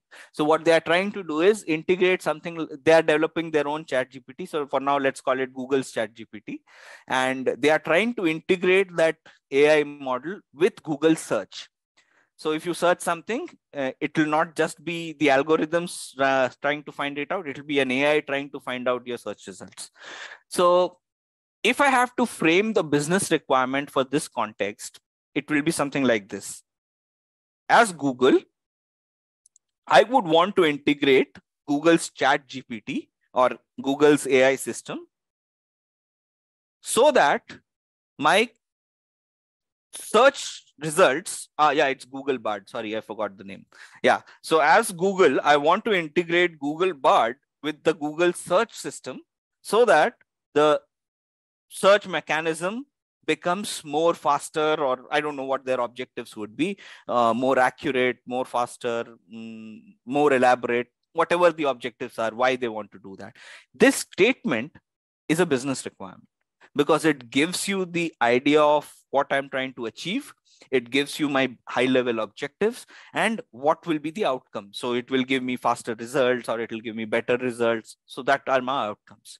So it is an example of a business requirement. And we will use the same example to discuss the others as well. Now, the next level of requirements is stakeholder requirements. Now, what does this say? This describes the needs of stakeholders that must be met in order to achieve the business requirement. So, integration of Google Bard with Google Search Service is my big business requirement, right? Now, for me to do that, I'll go and talk to the people who are developing Google Bard. I'll go and talk to the people who are working on the Google search system. Now, the Google search system guys tell me that, yes, you can do that. But if you have to do this, I also need some things to be done. I need certain changes to be made in Google Bard so that it works smoothly with my system. Let's take that as an example. Now, this requirement is not coming from Sundar Pichai. It's not the Google management which is deciding that this needs to be done. It's the team that is working on the Google search that is asking for this to be done in order to achieve the bigger business goal of integrating that Bard with Google search. So you will find scenarios where your business objectives, you have 10 business objectives or 10 business requirements. But in order to achieve the first business requirement, you have to actually go and achieve 10 stakeholder requirements first. Only after that you can actually achieve the first business requirement. They are always interlinked. They are like the bridges between business and solution requirements, which is the third category. And the third category is solution requirements. So what is this? So it basically describes the capabilities and qualities of a solution that meets the stakeholder requirements. So now the Google search team has said, you have to change X, Y, and Z in Google Bard so that it gets integrated with my system. Now, if Google Bard comes back and says that, look, I can do these X, Y, Z, A, B, C, D, and if I do this, then the integration happens. So it's basically the description of the solution. So now Google Bard is coming back and saying that, look, I can do those 4 or 5 things, plus I can do these 2 or 3 things extra as well. And now that meets the stakeholder requirement, which was that Google Bard has to make some changes. And if these 2 are met, my business requirement is met, which is achieving an integration of Google Bard with Google Search. Again, if the examples don't make sense, do let me know, guys. I'm just going on the fly here because some of these, I'll share personal examples where I remember them. Otherwise, I'll make up these examples like this on the fly. So if it's not clear, let me know. I can think of alternative examples as well. But the idea is a solution requirement is basically the gap between stakeholder requirement, or rather it's a description of the capabilities and qualities of a solution. And the solution requirements can be further divided into 2 categories. One is functional requirements and non-functional requirements. So what are functional requirements? So those requirements which deliver a functionality, if I have to say. Okay. So a solution requirement is a requirement which will describe the capabilities and qualities of a solution, which will lead to the meeting of a particular stakeholder requirement. Let me think of a very good example. I mean, let me not make up an example. Let me think of something from my automatic grammar correction tool, right? So the requirement, the business requirement was to come up with an automated system which will automate grammar editing for a lot of multiple files in a short period of time. That was the business requirement. Now, when we went to the stakeholders, we found out that the stakeholders came back saying that, look, all is well and good. You can correct the grammars and spellings and of everything, but we deal with medical documents. So our papers are basically medical research papers, and our documents contain a lot of medical terminology, technical words, and Latin names, for example, genus, species names, things like that.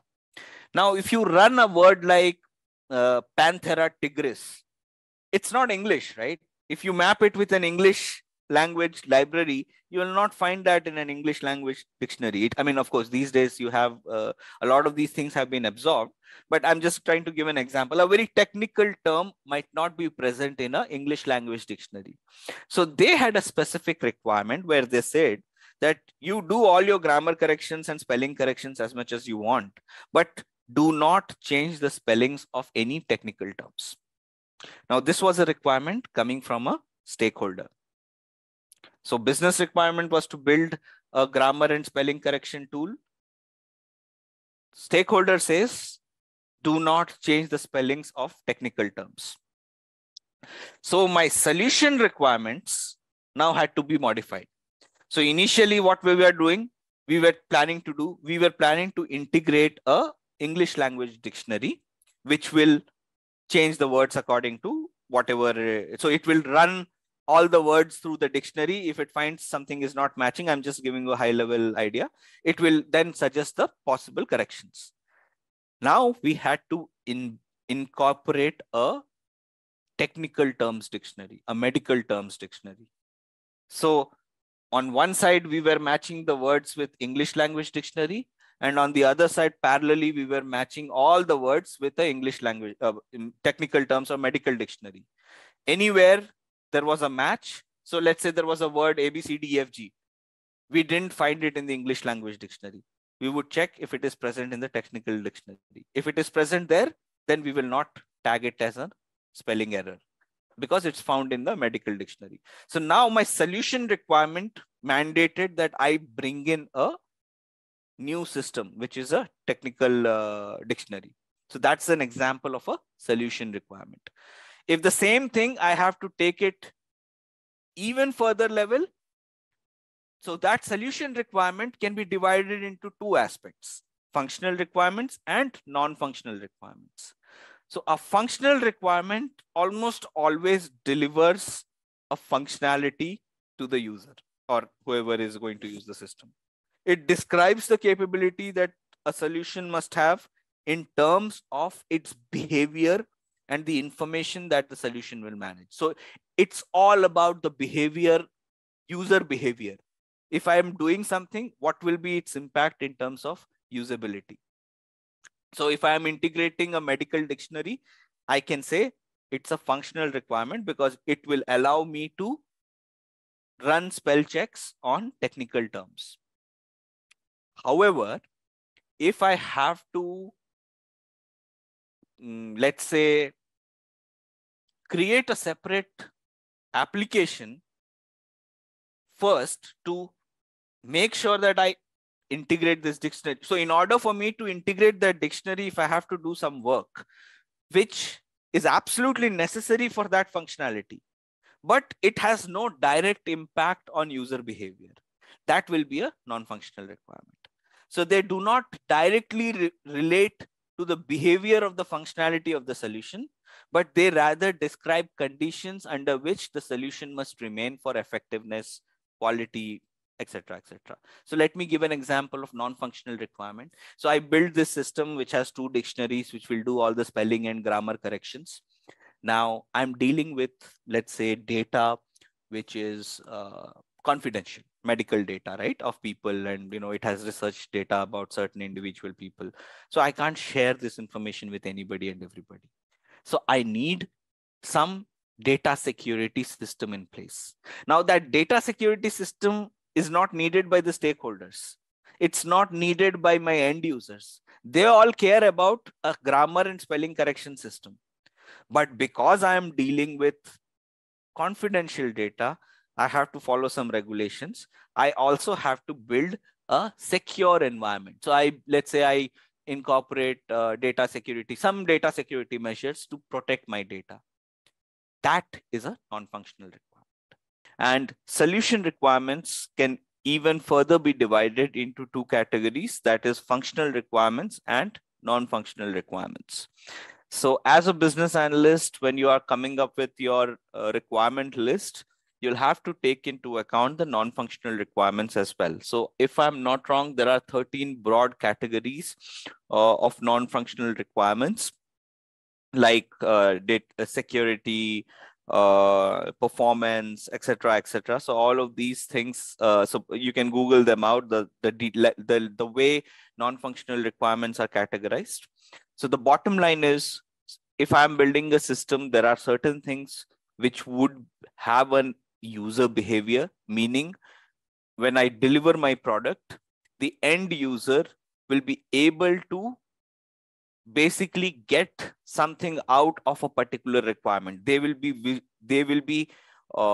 there will be a defined behavior to how a particular functionality works, and that's a functional requirement. So for example, if I say you go into a website, you put in your username, you put in your password, and you hit the login button, and you get logged into that website.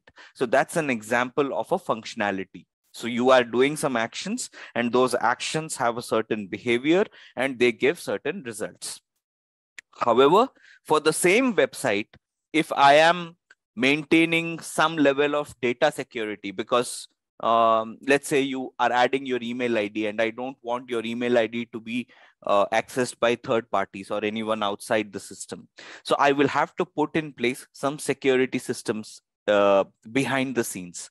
Those security systems would not be visible to the user. They will not be available to the user on the front end, but they are there. They act behind the scenes, and they're absolutely necessary for the system to function, because without that security, the data is not secured.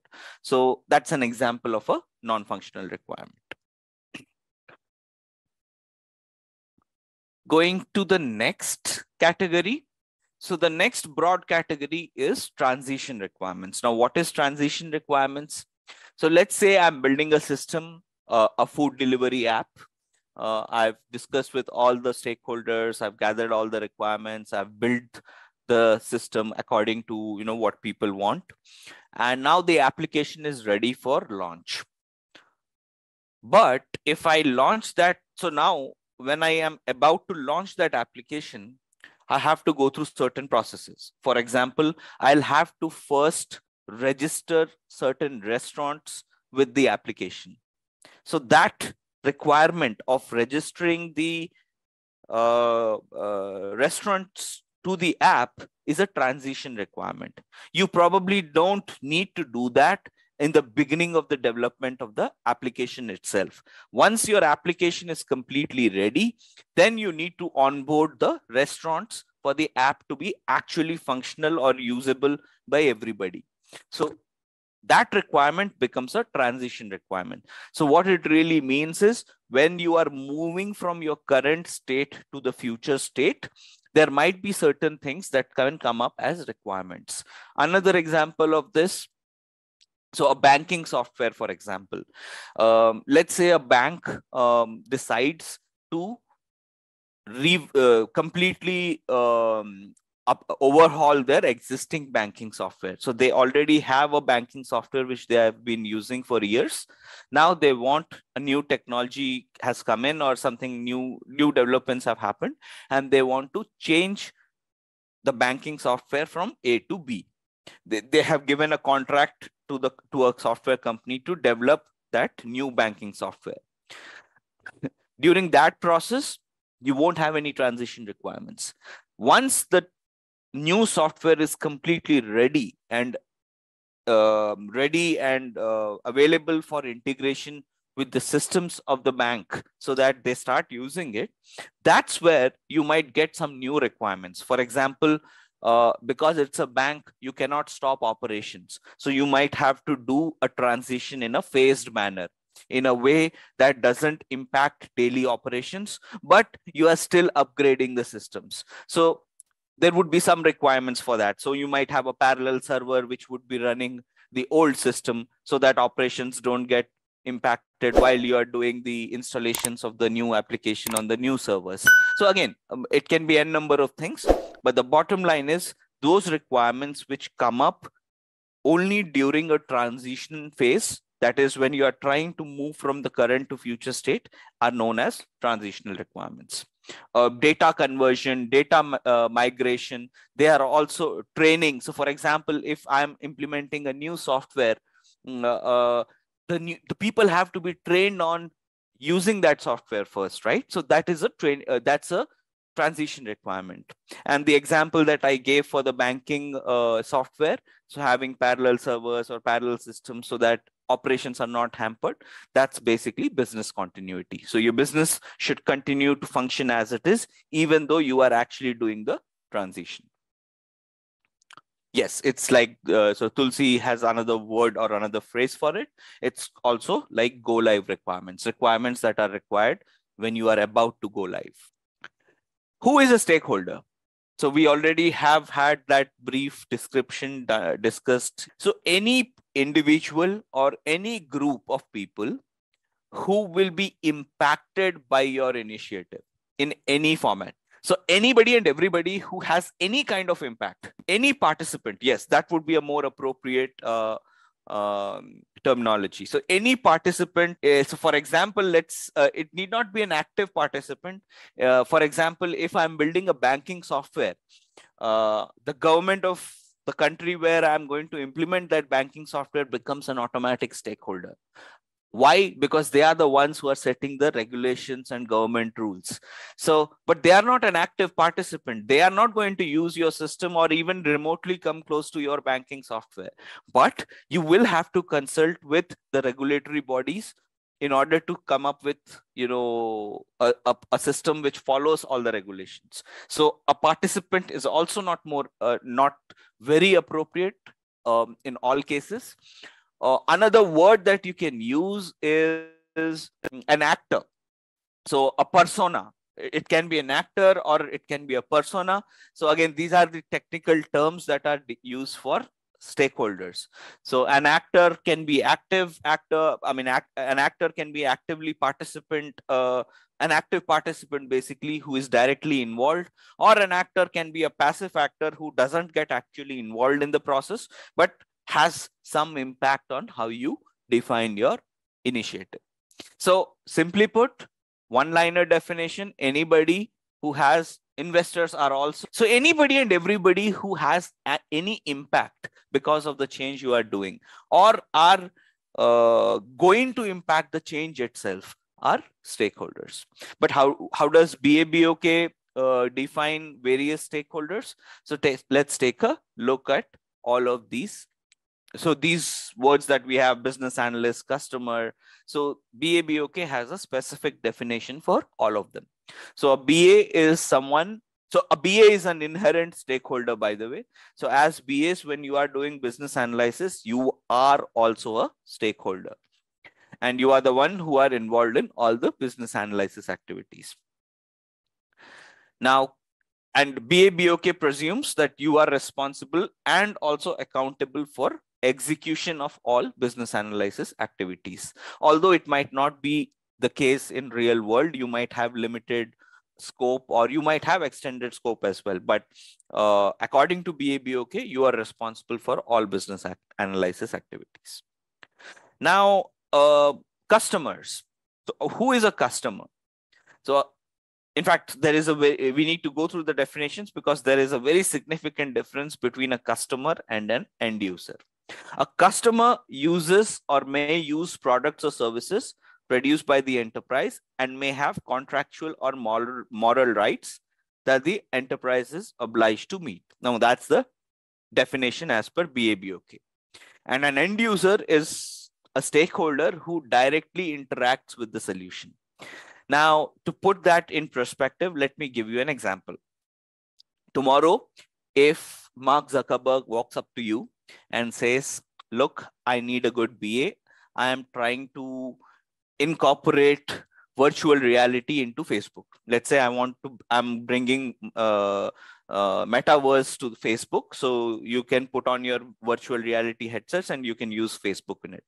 So it's a new feature for Facebook. And he comes to you and he says, I need a good BA for it.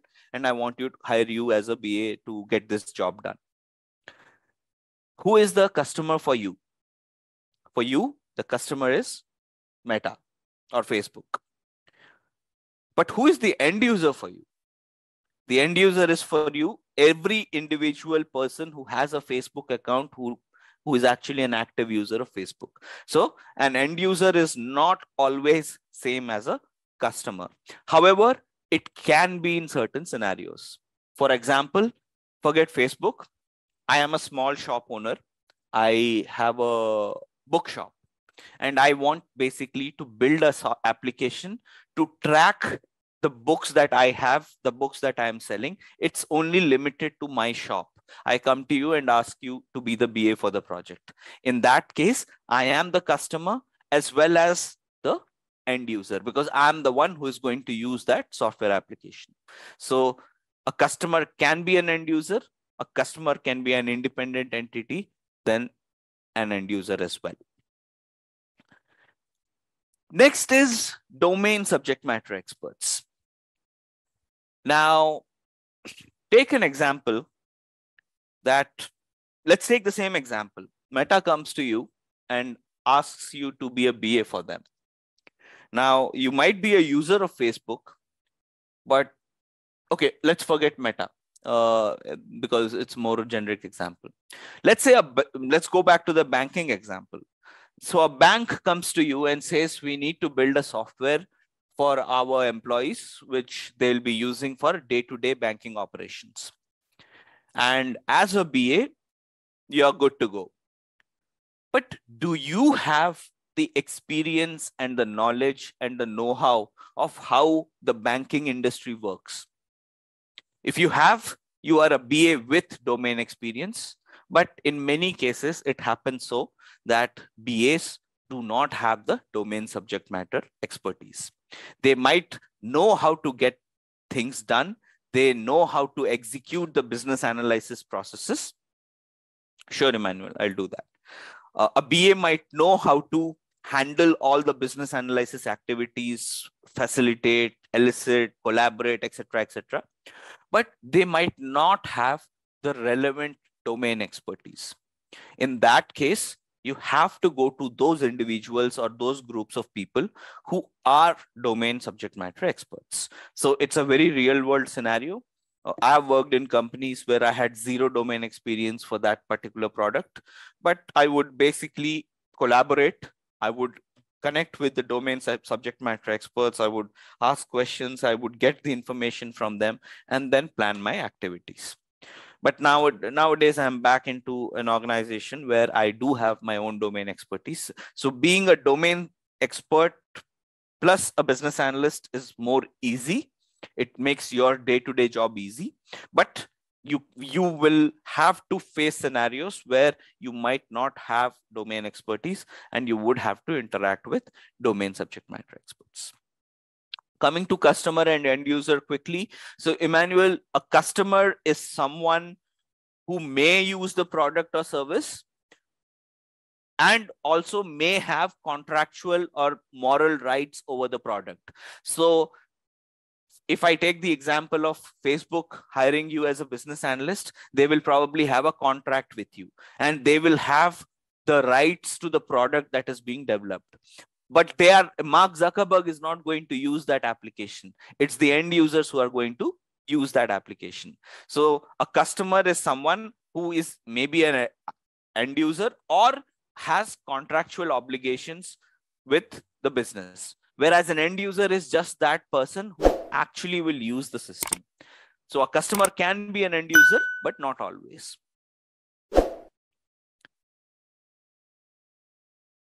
Because yes, absolutely. So a business analyst is the key facilitator. So remember, we spoke about certain key aspects or underlying competencies. So you have to be the key facilitator for any task. Even if you don't know something, you have to make sure that people who have the relevant knowledge, example, domain subject matter experts, you get them to the same platform, you get the information and you get the process going. So yes, BAs are facilitators. Then there is another kind of subject matter expert, which is also very relevant. And that's the implementation subject matter expert. And most of the times, a BA would not be an implementation subject matter expert. Well, they can be if they have had that background, but most of the times the BAs are not responsible for implementation. You are responsible for getting the ball rolling, getting the requirements set up, getting the stories ready so that some other person or some other group of people can take up that set of requirements and implement them. So from a IT's perspective, an implementation subject matter expert would be the development team or the technical architects or the tech leads or the QE leads. So these guys who are actually going to be actively participating in the implementation of the solution, they are the implementation subject matter experts. And you would, as a BA, have to interact with them, collaborate with them, and also take their inputs extensively. For example, if a business comes to you and says, I want X, Y, and Z to be developed. Well, what if that is not technically feasible? So if you do not have your implementation subject matter expert in those conversations, you might either overcome it or undercome it. So in both cases, it's not something which the business stakeholder would want. So you need your implementation subject matter experts with you whenever you are discussing some requirements. Doesn't mean they have to be in the same call, but as long as you are able to translate the requirements and get them validated with implementation subject matter experts, that's good enough. Operational support. So This is key to, operational support is needed for any industry, any domain, any organization. So day-to-day management, for example, you have a system which is, let's say, live, and millions of people are using it. Something suddenly breaks down. There has to be a mechanism for highlighting those breakdowns and raising them as issues to be fixed on high priority. Or let's say there is a team which maintains your infrastructure. Even they are operational support. So your regular IT teams which take care of your IT infrastructure in the organizations, they are also operational support. Server maintenance, application management maintenance, security management, all of this is part of operational support. Then you need project managers. So as a business analyst, you might be a project manager yourself, or you might be a business analyst dealing with only certain aspects of business analysis, whereas there is a project manager whose whole and sole responsibility is to manage the whole project, which would include scope, budget, schedule, resources, quality, and risk. So it starts with money and scope and ends with all possible risks. So a project manager is also a business analyst, but has to take care of the whole project per se. And most organizations would have individuals, at least I can speak for most of the IT companies across the world. They usually have a separate person handling project management and a separate person handling the regular BA activities, so that nobody gets overloaded. But if it's a smaller company, if it's a startup, as project managers, you probably have to do the business analysis yourself as well. I have done that in one case where I was the project manager for a particular product, and I was a particular application, plus I was the BA getting the requirements and writing the stories as well. But it was a very small duration project, so not a big overload. But if it's a big product spread over multiple years, having a separate dedicated project manager is strictly advisable. It's not a different skill set, Vikas. End of the day, it's all business analysis. So it's just a different scope. So the scope or the scale is much larger. So as a regular business analyst, you would probably be focused only on certain activities of business analysis. But as a project manager, you would have to take into account budgeting, scheduling, resources, who is in, who is out, who is taking a leave. So it increases your responsibilities. But end of the day, it's also business analysis work. It's just larger in scale. Then you have regulators. So I spoke about regulators, right? So if you are in a banking domain or finance, insurance, sales, all of these domains, they are heavily regulated by governments. Some organizations might have leads, tech leads, who take care of their resource planning, whereas the project manager oversees everything. So again, but yes, overall project managers are responsible for resource management as well. So regulators are basically government organizations.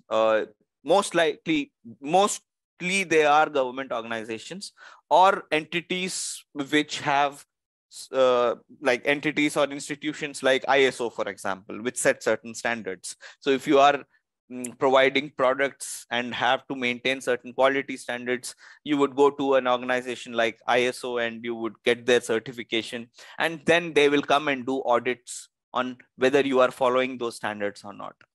Or if you are in a medical or pharmaceutical industry, you would have these government regulators who would set up certain guidelines. So you cannot simply go and pick a random person on the street and inject a new medicine to test whether it's working or not. That would be unethical as well as illegal. So there are these rules and regulations that are set for various industries and various domains, mostly driven by governments of the countries. So they are also your stakeholders. So if you are building systems or you are working for an organization which is heavily regulated, you will have to ensure you take inputs from the regulators as well, because they become your stakeholders. But there might be industries which have no regulation required. So there you would not. So do not get stunned or surprised if you never encounter a regulator as a stakeholder in your whole career. That's also possible. Yes, SEBI is a regulator in India for financial markets. There are many regulators. It varies from country to country. Depending on the country you are building the application or the product for, you have to follow the country's local regulatory bodies and standards set by them. Then you have sponsors. So someone has to pay, right? Nothing is free. So if you are building something, if you are initiating a change, you are doing some work, you need money. So who is paying for it? So the sponsors are the ones who are paying for it. Now, if it's a small scale business, the sponsor might be the end user, the sponsor might be the customer.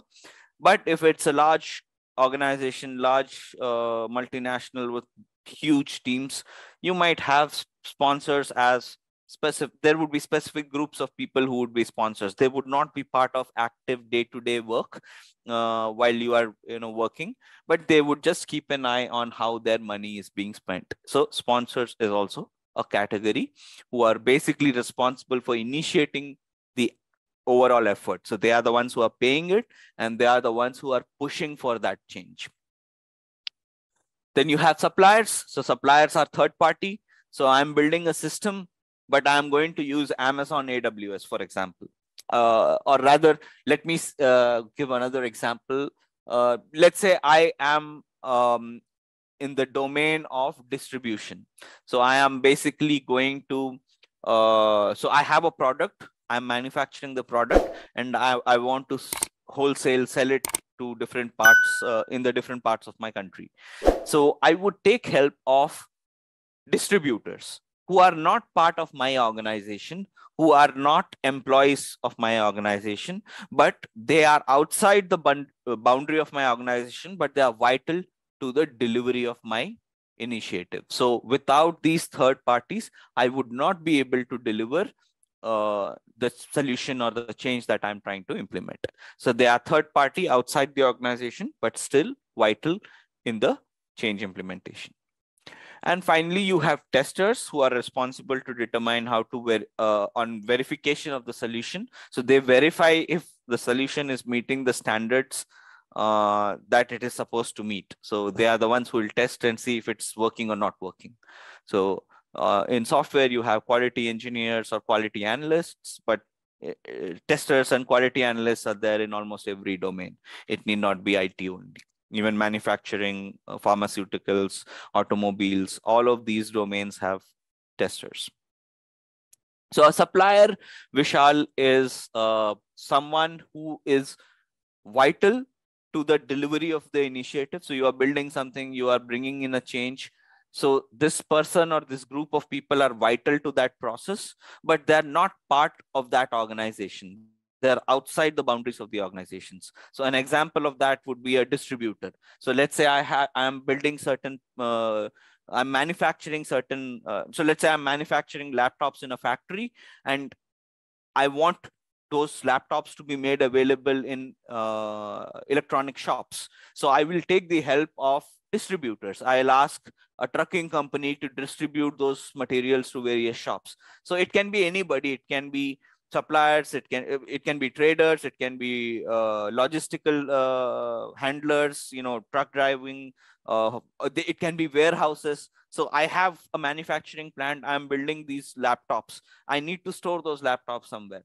I'll not build a warehouse for just storing the laptops, right? I'll either rent it from someone or I'll outsource that work to someone else. So they are not within the same organization, but they are vital to that whole ecosystem. So that's a supplier. I'll have to talk to the sales team because they are the ones who are deciding when a sale is done, when a sale is not done, how many products have been sold on a daily basis. That's where the input information is going to come to me. But sales team is part of the same organization. Now, once the sale is done, you have a let's say there's a third party delivery service which the company has hired to do the deliveries. I also need to know how many products have been delivered on the doorstep. Sometimes a product goes to the door, someone decides to book something, but they reject it at the last minute. So how many items are getting rejected at the doorstep? How many products are being delivered but have some kind of manufacturing defect and they are coming back. All of that is needed for the accounts team, remember. So I'm not building a software for the delivery guys. I'm building a software for the accounts team, but I still have to go and get certain information from the delivery teams who are probably outside the scope of my organization. So that's an example of how a supplier can be a stakeholder. Same example can be taken for any industry. I'm building, let's say I'm building cars, but I'm importing a certain component of the car from a particular company.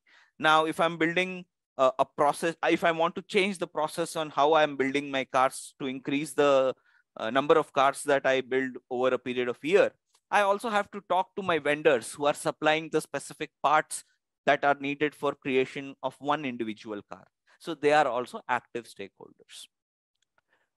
And you're working for Facebook and you are developing solutions for Facebook. So any person who is in any way connected to the product itself is a stakeholder. So if you want to build a new feature in Facebook, you'll have to talk to all the people who are using Facebook, who have any stake in it, in the sense who are developing the system or who are the subject matter experts or who basically manage the product, all of those things. Those are stakeholders. But a shareholder is a person who has nothing to do with the product in any way. They have just put in some money. They have invested some money to build that company. That's it. They are not actively involved in how the systems work, how the systems are being developed, what features are added. Just a quick info, guys.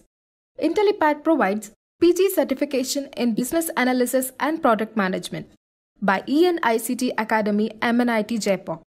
The course link of which is given in the description below. Now, let's continue with the session. Don't do that. They have invested some money at the beginning or maybe at the latter stage, but they are not directly involved in shaping up on how the product is being developed. So they are like sponsors, but sponsors are different in our context, Nandini. So sponsors are not shareholders. A sponsor is an active participant who is paying for a specific thing to be done. A stakeholder, a shareholder is just paying some money, buying some shares, and is part of the much larger organization, but he has no say in how a product is to be developed. So shareholders, it's a different concept altogether. They are investing some money on an organization, not on the specific products or processes of the organization. They are putting the money on the company itself. Whether if the company does well, they get good profits. If the company doesn't do well, they don't get the profits. But a stakeholder is an active participant. They are responsible for individual initiatives, individual products, individual projects. Let's take the example of the banking software. I need to build a software which handles day-to-day banking transactions. Before I build that software, I need someone to explain how the banking process works. What happens when a user opens a savings account? What happens when a user opens a current account? What happens if I write a check? So the process itself has to be clear to me before I actually build a system, right? So for that information, I'll go to the person who is very well versed with how things work. It can be process, it can be product, doesn't matter. But they are the experts of, they have the full knowledge of the subject at hand. That's why they are called subject matter experts. Whereas an implementation SME is someone who is also a subject matter expert, but they focus more on the implementation side of things. So they don't care, they don't need to know how the banking process works, but they need to know how to come up with a software if the requirements are explained clearly. So they are like your implementation teams. For example, the software development teams, the IT, the QE teams, the testing teams, they are all part of your implementation SMEs. Whereas a bank manager who has, let's say, 15 years of banking experience, that person can become your domain subject matter expert. And as business analysts, we are responsible to come up with the requirement as well as come up with the design for it. Maybe not the solution itself, because there you would need, again, none of it is done in isolation. So when I say requirements and designs are responsibility of a business analyst, it doesn't mean you have to do it alone. So when you are focusing on the requirement side, you would be collaborating with the stakeholders, business stakeholders, the sponsors, customers, sponsors, etc., etc. And if you are focusing on the designs, you would be focusing with, you would be interacting and collaborating with the implementation subject matter experts, the technical architects, the developers, etc., etc. So both are something the BA has to do, but with collaborating with others. So a few examples that will make it clear how a requirement for a particular use case, how you have a requirement and corresponding design. So let's say there is a requirement that I need to come up with some system where I can view 6 months of sales data across multiple organizational units in a single view. If I just come up with a wireframe, so a wireframe is nothing but a high-level drawing of how things will look like. So when you open a website, you have all these wonderful sections, right? So there are these tabs, you have these video sections, there's an audio section, you click on a link, it takes you to another page, so on and so forth. At the beginning, if you have to start creating that website, the first thing that you would do is come up with some wireframes. So they are basic diagrams. They don't show you how the final product would look like. They'll just show you where things would be. Yeah, it's like more like a blueprint. Exactly, Nandini. It's a skeleton diagram. That's also a perfect definition. So a simple sketch of a dashboard which shows the 6 months data is a design, whereas the requirement is the left-hand side description.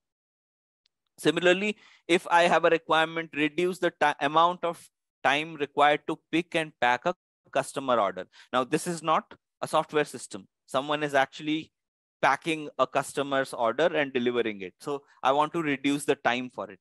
What will be the design for it? You will come up with a process model. So a process model is nothing but a process diagram or a diagram which describes or visualizes a process. It can be as simple as a workflow. I hope everybody here has seen some workflow diagram or the other, because there are these workflow diagrams we have been learning since our school days, right? So you create workflows, you start with something, there are decision trees, so on and so forth. So a process model can be as simple as a workflow diagram, or it can be as complex as a swim lane diagram, which I'll show at a later stage. So we have these various types of process models that can be used to visualize flows. Yes, flow charts. Yeah, sorry, I was using the word workflow diagram, but it's the more appropriate and commonly used terminology is flow charts. Then record and access a medical patient's history. So you can create a mock-up for specific data fields. Now, at this stage, let me talk a little bit about what is a mock-up, what is a wireframe, and what is a prototype. Because if you see, so let's take a look at all the examples, and then I'll talk a little bit about the three terms that I just used. So if I'm trying to develop a business model, business strategy, goals, etc., etc., I'll come up with a business capability model. We will see how a business capability model looks like in our later sessions. But it's again a visualization. It's a big diagrammatic view which shows you the complete big picture of how that business is going to go forward. Now, if the requirement is provide information in English and French, simple as that, you will come up with a prototype with text displayed in English and French. Now the question here is, I use 3 words, a wireframe, a mock-up, and a prototype. What is the difference between the 3? So a wireframe, as we discussed, is a skeleton. It's just a blueprint on how the final product might look like. Or rather, it's just the basics of the final product. It doesn't talk anything about how the final product will look like. For those of you who are not on the IT side, you can take a much larger example. So when some company designs fighter jets, the first thing they come up with is a blueprint diagram, which is drawn on a big chart paper. So that's a blueprint for a particular fighter aircraft. Then that moves into a mock-up stage, which they unveil with all the music and lights, but it does not have anything inside it. That fighter aircraft can't even run on its own. And then the final stage is the prototype stage, where the plane can take off, land, fly, but it cannot deploy weapon systems. And that comes later in the final product. So again, so there are these three different ways to represent it. On the technology side, especially on the UI UX side, we have wireframes to show the basic idea, mockups to show a little bit more refined version of how the final product would look. And if I'm demonstrating something for the first time, I would like to have a prototype, because the business people or the people who are the customers, they get to see how the final product would work as well. A taste of it, basically. Find out what the individual needs of all stakeholders are. You come up with a solution and you ask the question, what do I really want? So I know why I want to do something. You know what people need. I don't want to use the word want, but need. And based on that, I will come up with a solution which will answer the question, what do I really want to do? So why do I want to do it? So let's take an example along with it. So I go to, let's say, an accounting team, and I want to build a software for them. Let's say that's the contract. Why do I want it? That's the first question. So maybe the answer is, I want to have a more efficient system to track all the sales that are being done and display all that information to the upper management, so they can understand the daily transactions that are happening. What are the needs? I talk to the group, which is the accounting team. They will tell me I need a software which is easy to use. I can click in one button and I should get the complete data from the sales teams. I'll go to the sales teams and I'll ask them, what are your needs? They'll tell me that I need a system where I can't just keep writing. I can't send out every sales I make. I can't send the details out on emails. I need a simple system where with one click at the end of the day, I can send out a report of all the sales I have done for the day. So that's the need of the sales team. Accounting team has their own needs. Then after getting all these needs, I'll ask the question, what do I want? And the answer to that would be, I want a system which a sales team can access, which the accounts team can access. With one click of a button, the sales team can send all their reports at the end of the day, and the accounts team gets everything in a nice visualized way with pie charts, bar graphs, etc., etc. So I know now what I want to do. Once I have answered all of these three questions, the next question would be, what are the conditions? So for example, a sales team can send out all the requirements only at the end of the day.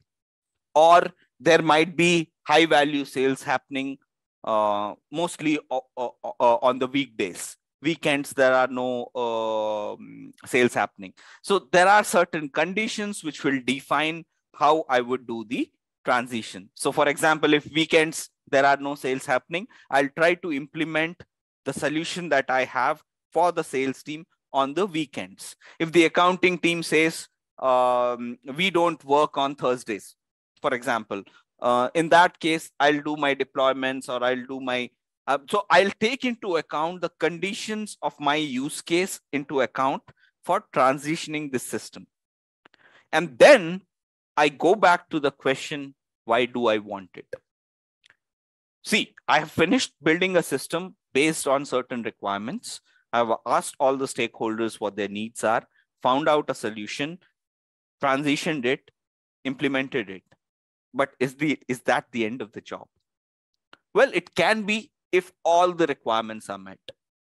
But if, let's say, the requirements list is long and heavy, in that case, the cycle keeps continuing until all the requirements are met. However, organizations might have individual people with specific responsibilities. So in that scenario, a BA might be just asked to gather the requirements, whereas a solution architect would be doing the solution requirements design.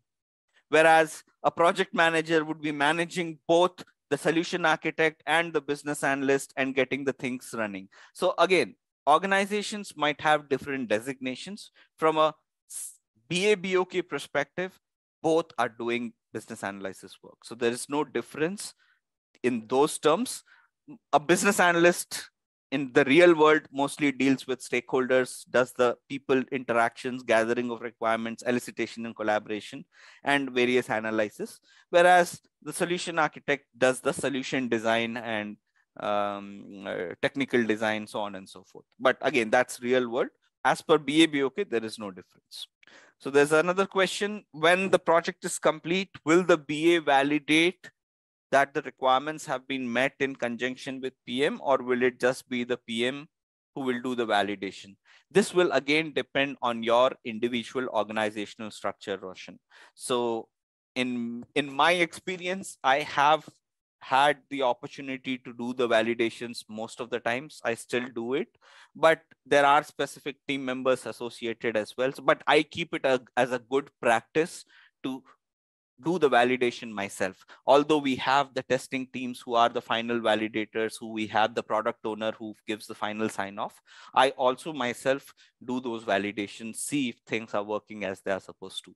So it's a good practice if the BA validates the requirements with the PM and the testing teams together, but you might have separate setups according to different organizational structures.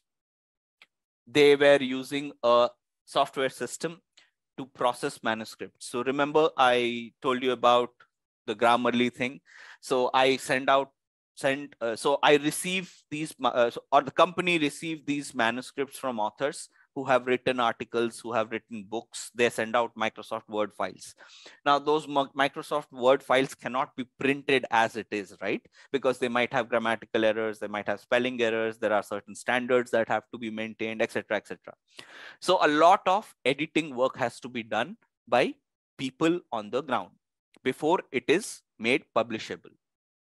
And there was a team of around 100 people who were manually doing all of these changes and then pushing it to the printing teams who would basically print it online and also in hard copies. That was the process. Now, when we came up with this software system, which automated a lot of these things, we had to train the users. Now they don't have to do everything manually. So one of the transition requirements was training to use the new system to be more efficient. So when they were doing everything manually, they could deliver 40 pages at max per day. One person could deliver 40 pages per day.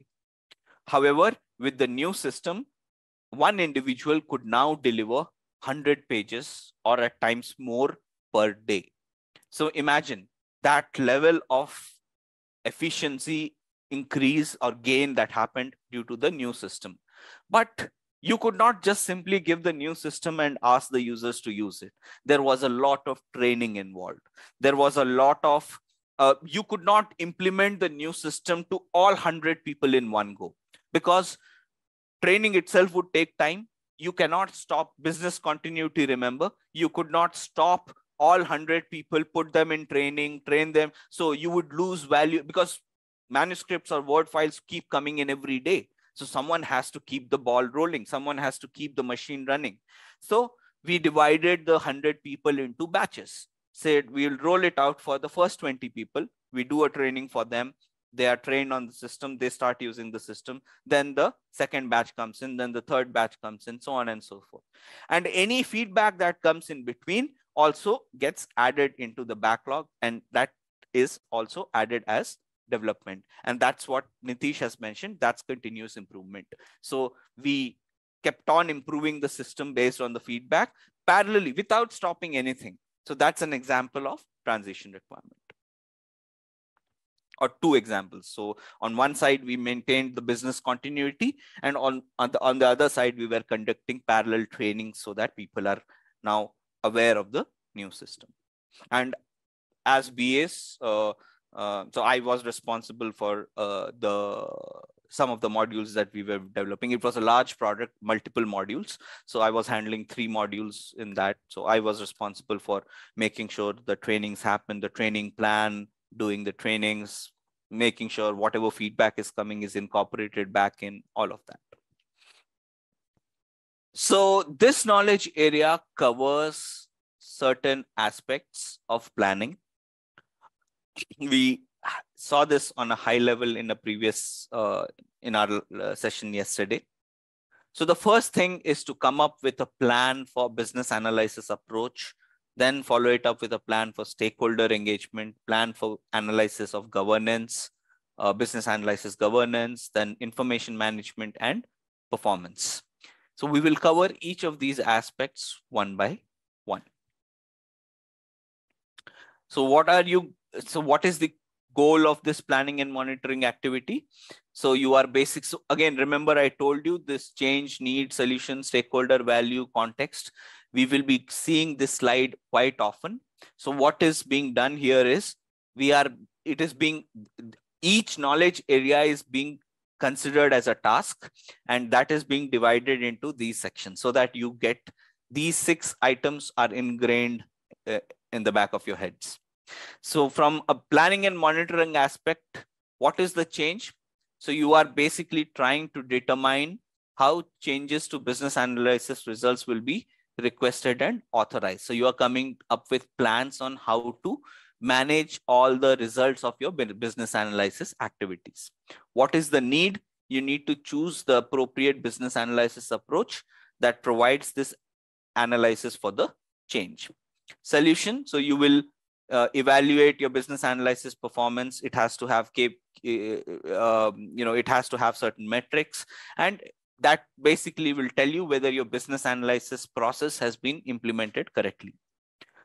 You have to identify your stakeholder analysis, come up with a plan for it, and the value is again determined by performance analysis. Remember, we are not talking about a use case here.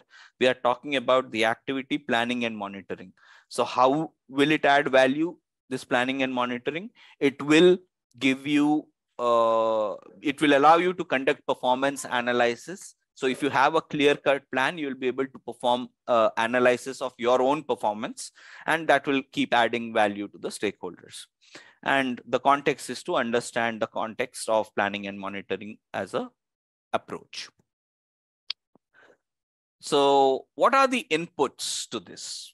And what I mean by inputs is, at this stage, what do you have in hand? At this stage, before you start your planning and monitoring, you would need to have 2 things already in place. That is, what are the needs and what are the performance objectives? So what are you trying to achieve is something you need to know, and what are the specific needs of stakeholders, that needs to be clear. If you have these 2 things in hand, you can come up with all these plans for business analysis. And the output is basically the approaches are finalized. So it's just a diagram showing what you need at the onset to do these tasks and come up with these approaches. Purpose of this is to come up with a defined, structured approach or method to conduct your business analysis activities so that you don't get confused. There is no random activity that comes in between. You have a plan A, plan B, plan C on how you plan to do all your business analysis activities. You need to do this at the beginning of any project. So if you join any new organization, if it's already set up for you, awesome. A lot of organizations have detailed pages on how the business analysis has to be approached in their organizations. So a lot of times it's about research and reading the existing documentation. And rarely, I have not encountered any organization where this planning part is not already done for you. But I've been in one project where I was also the project manager, so there was no other BA. So I was just left alone to do everything. So there I had to come up with a plan, but it was a small project, so not much documentation. But most likely, if you are joining an organization, you will have this plan already done, planning done for you. How you proceed with your business analysis, that would already be defined for you. In case it's not, you have to do it yourself. So what you do, what are the various meetings, etc. All the details, the overall plan. So a couple of things that you have to keep in mind. You have to make sure that whatever plan that you come up with is aligned to the overall goals of the change. If a BA is not aligned with the goals of the change, the whole project will not be aligned with the goals of the change. So as BA, the first step is to make sure that you are aligned with the overall goals of the change. Second, coordinate the business analysis tasks with activities and deliverables of the overall change. So what does that mean? So let's say I am doing a requirement gathering session. Whereas parallelly, there is something that is happening, which is changing the requirements itself. So I am talking to a stakeholder, I'm getting some requirements. Now that stakeholder does not know that there is a separate team which is already doing some changes, maybe not totally unrelated, but not directly impacting that stakeholder, but it has an impact on the requirements and the stakeholder does not know it. So as a business analyst, it's your job to know these things, how a particular business analysis task might have an impact, or an activity or a change that is being done elsewhere might have an impact on the business analysis task. So if you find a correlation, let's say another team is building something which is going to change some of the requirements for your stakeholder. So your business analysis task will have to take a pause. You'll have to inform the stakeholders that, look, they are making some changes that will impact in so and so manners. So we will have to take that into account. So you will have to modify and change your business analysis tasks in accordance with the activities that are happening in parallel. And it would include deliverables as well. Deliverable is nothing but the end product. So if the other team is doing something and they are delivering something as an output, and if that output has an impact on your requirements, you have to accommodate that. Include tasks to manage any risks that could reduce the quality of business. So again, you have to include so remember, risk analysis you will do, but you'll also have to assign some tasks or activities. You have to plan some activities to manage any kind of such risks. So you have to take that into account, and always leverage approaches and select the appropriate techniques and tools that have historically worked well. Now, this is a very important point, especially for those of you guys who are starting out for the first time. So if you go online and you search for forget online. Yesterday, we saw a list of techniques in one of our slides, right? There are more than 60, 70 odd techniques that BABOK recommends for business analysts. Now, if you pick up a technique which nobody in your organization knows, has no idea what it is, you might have done some reading, you have some ideas, you plan something out. What if you do not achieve your end goals with that technique? It's quite possible. So always use those techniques or tools, for example.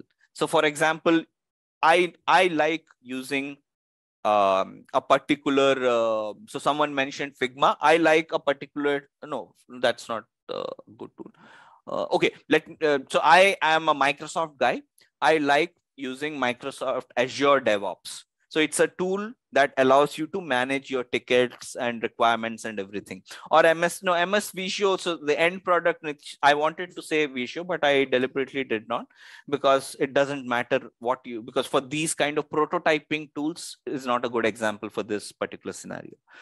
It's more about where other people are also engaged. So for example, there are these tools called Jira, Azure DevOps. There is a tool called Zoho. So these tools help you in managing your requirements, and everybody has access to it. So if your stakeholder wants to see whether their requirements are structured and captured correctly, they can also come and see that. Now, if you introduce a tool which nobody in that organization knows and they don't know how to navigate that tool, it will become a big problem. So always use the tools that are familiar to your audience. Use the techniques that have historically performed well. People are aware of it, because it will save time for you to not start explaining the whole technique. So if you are implementing a new technique, a new gaming way of, gathering requirements, if it takes you 45 minutes just to explain the technique to your audience, you have wasted 45 precious minutes. So always go with techniques and tools that are already familiar to your audience. So you can identify or find that out by just having a small gossip. Just ask out. Are you familiar with these techniques? If you feel they are, then you should go ahead and use those techniques and tools. Again, most of the organizations, you would already have a list of tools. So the tools part is usually taken care by the organizations, but the techniques part is completely on you. So you have to dig up a little bit, do a little bit of an investigation before you select your technique and understand if people are familiar with it. If it's a simple technique, go for it. But if it's a complex activity, then always do a little bit of investigation beforehand. So inputs are needs. So you'll have to consider, so needs can keep changing. So this is also a continuous process. But at the beginning of planning, you need to have certain set of needs. Now, you have to have that understanding and adaptability and flexibility that what the business has told you that they have a need today might completely change tomorrow. So have that understanding, acknowledge that, be adaptable, be flexible, but have a set of needs at the beginning of the planning. It might be so that within 6 months, the 5 needs that you identified are not relevant at all, and you have 10 new needs that have come up. It's quite possible, but you need to have some needs at the time of planning. And you come up with your business analysis approach. So how do you do? So when I say come up with your business analysis approach, what does it mean? What does it constitute? So here we will discuss a little bit about waterfall and agile. But before we go to that, so on a high level, the planning approach is divided into 2 parts. It can either be a predictive approach or it can be an adaptive approach. So let's start with predictive approach. So what's a predictive approach? So a predictive approach is basically something where you minimize the risk at the onset. How do you do that? You basically spend more time in gathering the requirements itself. You figure out everything there is about a particular problem, and then you start the implementation. That automatically reduces the uncertainty. If you know already, so let's take an example and let me explain it with an example. So if you have been a BA so maybe if you are just joining in as a BA, you might not be doing it on day 1. But within a year or 2 or 3 years, you would be expected to do all of these plannings. These are some things which are expected of any BA with at least 2 to 3 years of experience. Yes, if you're just starting out, you would not be expected. You would be still learning the ropes. But once you are in 2 to 3 years in, you are expected to do these kind of plannings. And if you are 5-6 years old, then you should be having some level of mastery over these plannings. Okay, coming back. So predictive approach. So let's take an example. I want to build an application for food delivery. Let's go with the same example. Or no, let's go with the banking example. So I'm building a software for daily operations in a bank. Now I can do one of 2 things. I can sit with the banking guys for the next 6 months, understand the complete process, how the process starts, how the process ends, what happens in between, everything I understand in detail. I document everything. I come up with a complete set of requirements. All the needs, all the requirements are taken up together. And then I take the set of requirements to my development team and I tell them that, look, this is the end-to-end requirement list. Start building the solution. They come up with a solution. They develop the software or application, whatever it is. And that application is then given to the banking staff. It's the predictive way. Why? Because you are taking time, you are identifying all possibilities right at the onset. So the level of uncertainty of you missing out on something, I mean, human error is always there, but the level of uncertainty of requirements is not there, because you have spent enough time and effort, you have gathered everything there is, and you have come up with that list of requirements, and you have given it to the implementation teams. So the implementation starts only once everything is finalized. Whereas the adaptive approach is slightly different. Now, okay, let me give you an example of predictive approach, where predictive approaches are the only norm. There is no other way that you can do in these industries. Automobile manufacturing, cars, new models of cars come, right? It happens in predictive approach. So there is a design R&D team which will come up with these new designs of cars, the new engines, the new electronic systems, AI, whatever, whatnot. They'll come up with the whole design. They'll come up with a prototype. The prototype is displayed. Then that thing goes into the manufacturing plant, and then the car is built. There is no other way to, because it's a high intensity job. If you make mistakes, if you miss out on requirements, a car which is faulty goes onto the roads, it can lead to disasters. Aircrafts, cars, railway engines, anything where the implementation might lead, faulty implementation might lead to life and death situations. Nobody takes chances. So it's always predictive in those industries. Coming to adaptive, you are a software company and you build applications for anybody and everybody who comes to you. So I am a shopkeeper. I have come to you and I've asked you, I need a accounts management system software to, track my daily transactions. What is the worst that can happen if you make a mistake? The worst that can happen is a particular functionality doesn't work.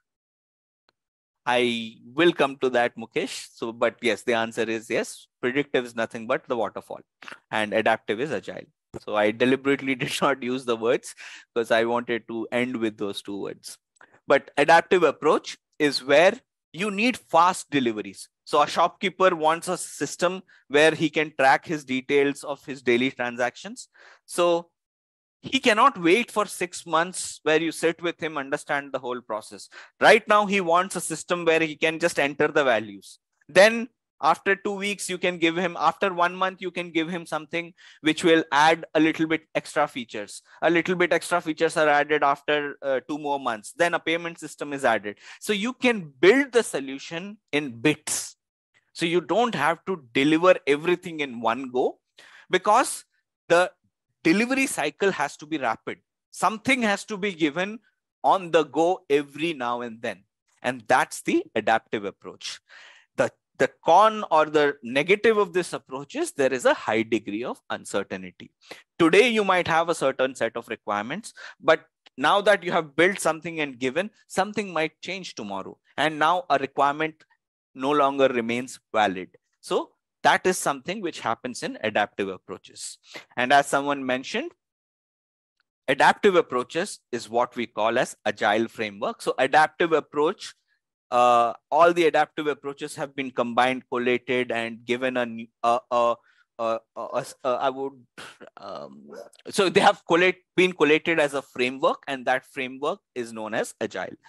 And predictive approaches, the framework that is used under predictive approaches, mostly it's waterfall, and you get a solution only at the end of the day. Whereas in adaptive, as Nitish mentioned, you get incremental releases. You get something at the end of every short. So there are short cycles which are called as sprints or iterations. So it can be as short as 2 weeks, or it can be 3 weeks, 4 weeks, depending on the project and the organization. So every 2 weeks, every 3 weeks, you will get something as an output. So the customer is aware of the progress right from day one to whenever you give the last bit of the product. So they are constantly involved. They are more engaged. They get something at the end of every sprint. And the level of uncertainty is slightly higher in this case. So a requirement might completely change, then you have to bring in a new requirement and build that up. Whereas in predictive, once you have the requirements frozen, that's it. There is no scope for change, because the change can only happen once all the implementation is done, that product goes to the customer, and then they say that, okay, look, I want this change because there's a new government regulation. So now you need to use certain additional features in the car, let's say for safety. 6 airbags are now mandatory. That car will only have 5 airbags. The next car that comes into production might have 6 airbags, but the first set of cars that have been delivered will always have. So no changes can happen in that first set. So that's predictive. So both have its pros and cons. Predictive approaches are very important for those products which have a high risk, life and death scenarios in terms of user experience. So if a faulty car goes onto the road, it might kill people. Whereas if you need faster deliveries and you can compromise on the level of uncertainty, adaptive approaches are best. So mostly software industry, IT industry revolves around adaptive approaches. And the change cannot happen. And the question was, can the change not happen? The answer is no. For certain industries, it can't. So if I have gathered a set of requirements and I have sent those requirements to manufacturing plants, which are manufacturing cars, I cannot go and stop the manufacturing in the middle and say that now, look, the rule has changed. Now I have to add 7 airbags. I can't do that. For the first set, the cars would be delivered with 5 airbags only. It's only in the next set that I'll have 6 airbags or 7 airbags. So in certain industries, certain domains, no amount of formal orders can change the implementation. In software, you can. But again, if you have a better approach like adaptive, why would you even take that risk of having all that formality? A BA cannot decide to use the methodology, Sushma, because unless you are an independent consultant working on contract basis or have your own BA firm or consultancy, you will not have the liberty to choose the methodology. You will have to follow whatever methodology is being followed in your organization. That's the reality of corporate life for your whole plan. Now, for those of you who will work in adaptive approaches, the level of a formality would be different from those of you working in predictive approaches. How? So when it comes to adaptive approaches, 1-page documentation is good enough, where you establish the governance, which we will talk about later. You establish the communication mechanisms, which we'll also talk about later. So it will be just 1 page defining everything on how the process is going to proceed further. Whereas if you are in the predictive methods, there are so many more documents that you have to come up with. One of the examples, those of you who have business analysis experience would know, there are documents known as business requirement documents or BRDs. There are documents known as functional requirement documents or FRDs. Now you remember we discussed about business requirements before and functional requirements before. So in predictive approaches, you have separate documents for each of these requirements. So is that needed in adaptive?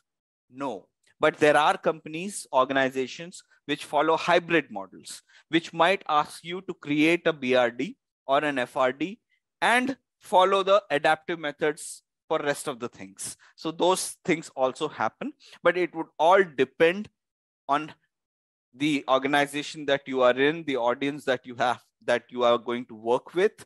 And you have to do this planning at this stage only. So whether you need BRDs, whether do you need FRDs, whether you have to have just 1 page defining everything, all of that decision making happens at this stage.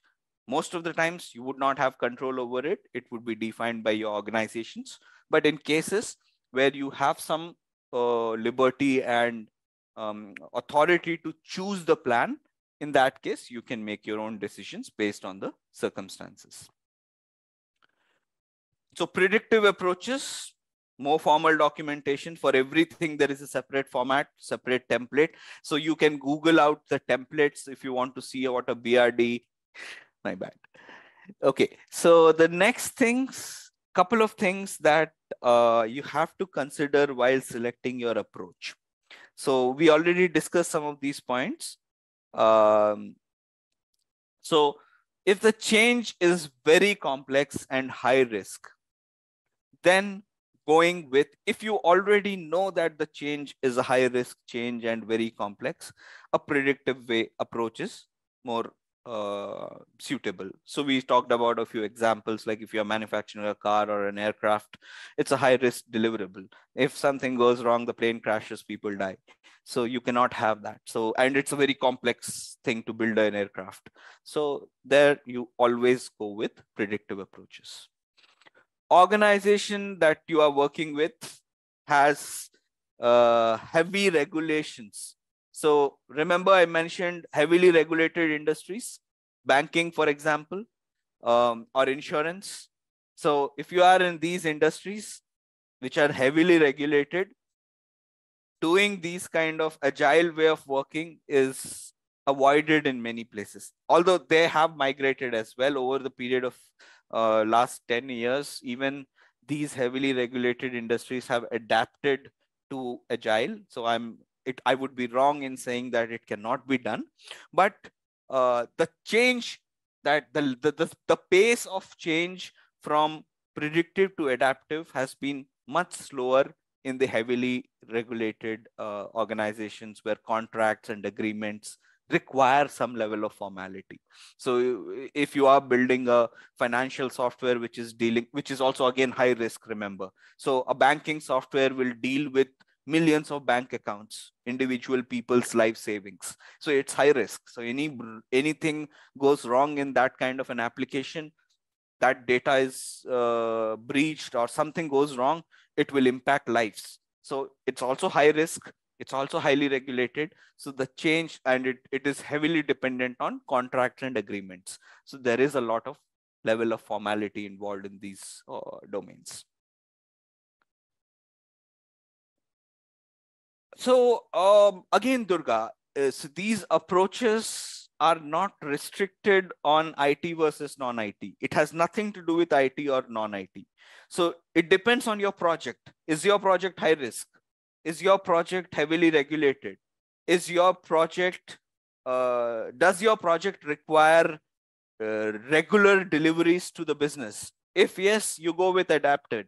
If no, then if you don't have high risk, if you don't have heavily regulated, if you need rapid deliveries, you go with the adaptive approach. If it's not the case, if it's all the other way around, you go with predictive. So it has nothing to do with IT projects versus non-IT projects. It's all about the requirement of the project itself. Then contracts and agreements. So I'll give you an example from my past experience. So I was working in an organization which was 100% agile. We followed agile to the letter. So minimal documentation, and whatever documentation we did in a certain format. Now, there was a dependency where we had to interact with another software company, which was a different organization. And they had a product, we had a product, and both of these products were supposed to work together. I mean, they were supposed to be integrated to make it available to end users. There was a need.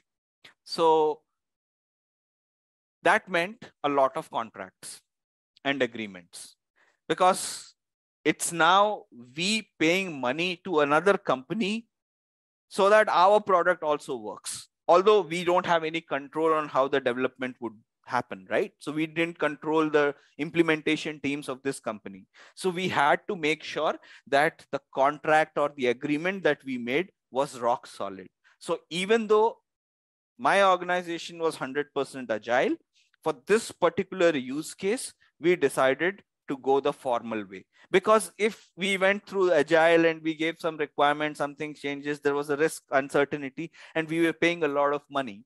And at the end of the day, if something goes wrong, everything, the whole business is at risk. So we decided although being 100% agile company, we went through the BRD way. We came up with BRDs. We sent out those BRDs. So that might also necessitate some level of extensive formality. Stakeholders are geographically distributed. So I don't create BRDs anymore. But in my current organization, my teams are completely distributed. So most of my stakeholders are in the US. Most of my implementation teams are spread over Europe and in various parts of India.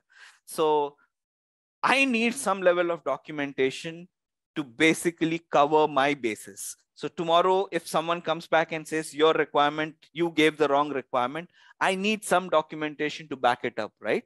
So I also have started, even though we are a 100% agile company and we follow agile to the letter, I'm not creating BRDs or FRDs, but I maintain a certain level of formal documentation just because my teams are geographically distributed. There are varying time zones. So if some information is needed immediately, so let's say if a team member in USA needs some document or some information immediately, and I am not available at that time, they would require some documentation to refer to. So a documentation also helps. Some level of formal documentation helps if stakeholders are geographically distributed. And I do that even today, to this day.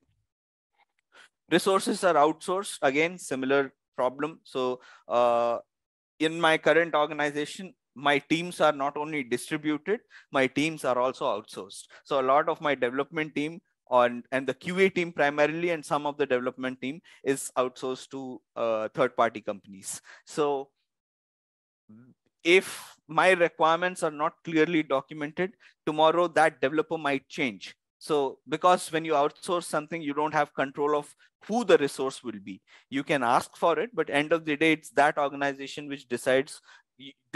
You just give the number of people that you need. They provide the resources, so they can revolve or remove the resources, and that's in their discretion.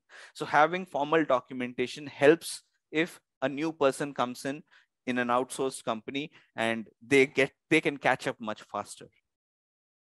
Staff turnover is high, or team members may be inexperienced. So again, same. So if your people are leaving the company quite often, or your team is a very new, fresh team, inexperienced team, you don't want to take additional risks. So a level of formality is helpful in maintaining or covering your bases as a business analyst.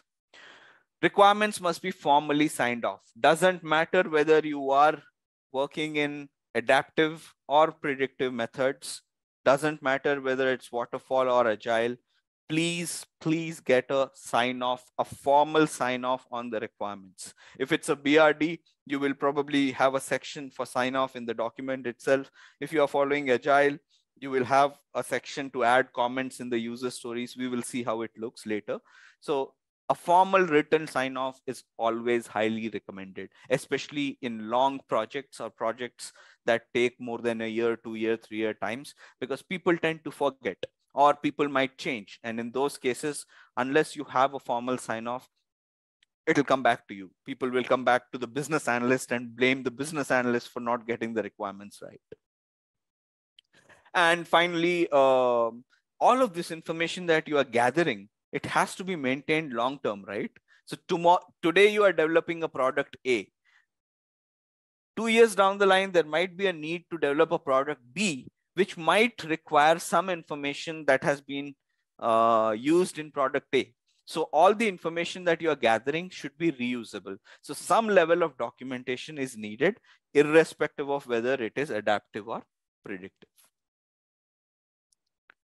No, Prachi. So the level of documentation is not the only difference between waterfall and agile. So again, I am talking. So if you have been hearing me, I'm not comparing waterfall and agile. I'm comparing adaptive versus predictive.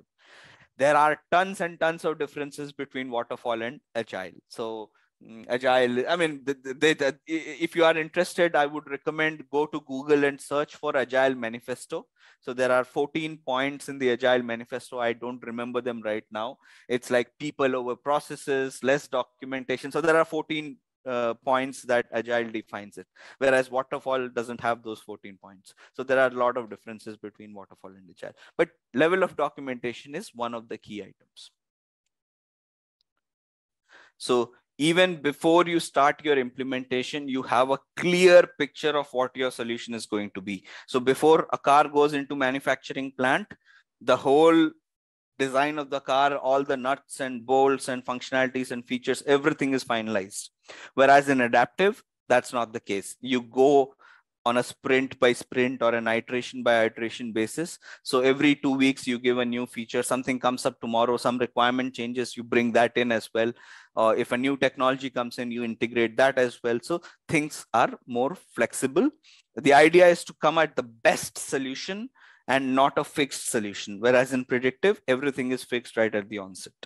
Level of formality. So one is too formal, too extensive, heavy documentation. The other one, adaptive, is more interactive, more talking, more discussions. It's people over processes. One of the Agile core tenets of Agile is people over processes. So there is less bureaucracy, less red tape, and information is what is important, and it is gathered through talking and interactions. Activities. So when it comes to predictive, the activities are already identified. So first 6 months, we'll do these things. Next 6 months, we'll do this. Next 6 months, we'll do this. Everything is structured and planned beforehand. There is a fixed roadmap. If any team does not achieve a roadmap, then everything goes into, everything is, it's like a, what is that game? Dominoes. There's a domino effect. So if everything is planned according to a certain timeline, certain budget. So if the domino falls, the whole thing gets impacted. Whereas in adaptive, that's not the case. If something goes wrong, you still have scope to deliver other things. Nothing gets blocked because of something went wrong. So there are iterations. Every 2 weeks, you deliver something or the other. And timings, in predictive, it's a phased approach. So you have phase 1 where you will spend some time, 1 year, 2 years in phase 1, 2 years in phase 2, so on and so forth. It can be as short as 2 months, 1 month. Whereas adaptive, it's cyclical. So every 2 weeks, 3 weeks, you perform tasks. It's a repetitive process. You identify the respective activities needed to complete each deliverable. Doesn't matter predictive or adaptive, but you have to identify the activities that you have to perform as to achieve your deliverables. So if you are in a predictive mode, I'm building a car, what are the activities I'll do? So there'll be one team working on, let's say, the chassis and the overall structure of the car. There's one team which is going to work on the engine part, one team working on the electronics part. So the list of activities should be in place. Same applies for adaptive approaches. If I'm building the food building app, so one developer would work on the login screen, and one developer would say work on the reset password. And by end of the 2 weeks, I will give those two as features. So the list of activities should be clearly divided and identified along with their deliverables, meaning what will that activity deliver at the end of it. And I have been part of many products like that, where there are two things that happen. One, you finish a product or a project, and then you take it to the next level. So you start working on the next level of the same product. The requirements are met. There are 1,500 requirements, let's say. You deliver all of them. And then the business comes back and says that, look, the technology has changed, or now there is a competitor who is also doing this. So now I want even a better system. So now you take that system, those 100 requirements which you have delivered, and build it to the next level. Whereas when it comes to certain products or projects, you finish everything, you deliver it, and you just wipe your hands off. Even that also happens. Software. So Dipanshu has raised a good example. Microsoft Word. Tell me, those of you who might have used Windows 98, I don't know if we have anyone who has actually used Windows 98. I'm too old, so I have used Windows 98 in the past. So Microsoft Word in Windows 98 versus Microsoft Word in Office 2010 or whatever is the latest version. It's still Microsoft Word, but it keeps on enhancing, right? Keeps on building new technologies, new features, so on and so forth.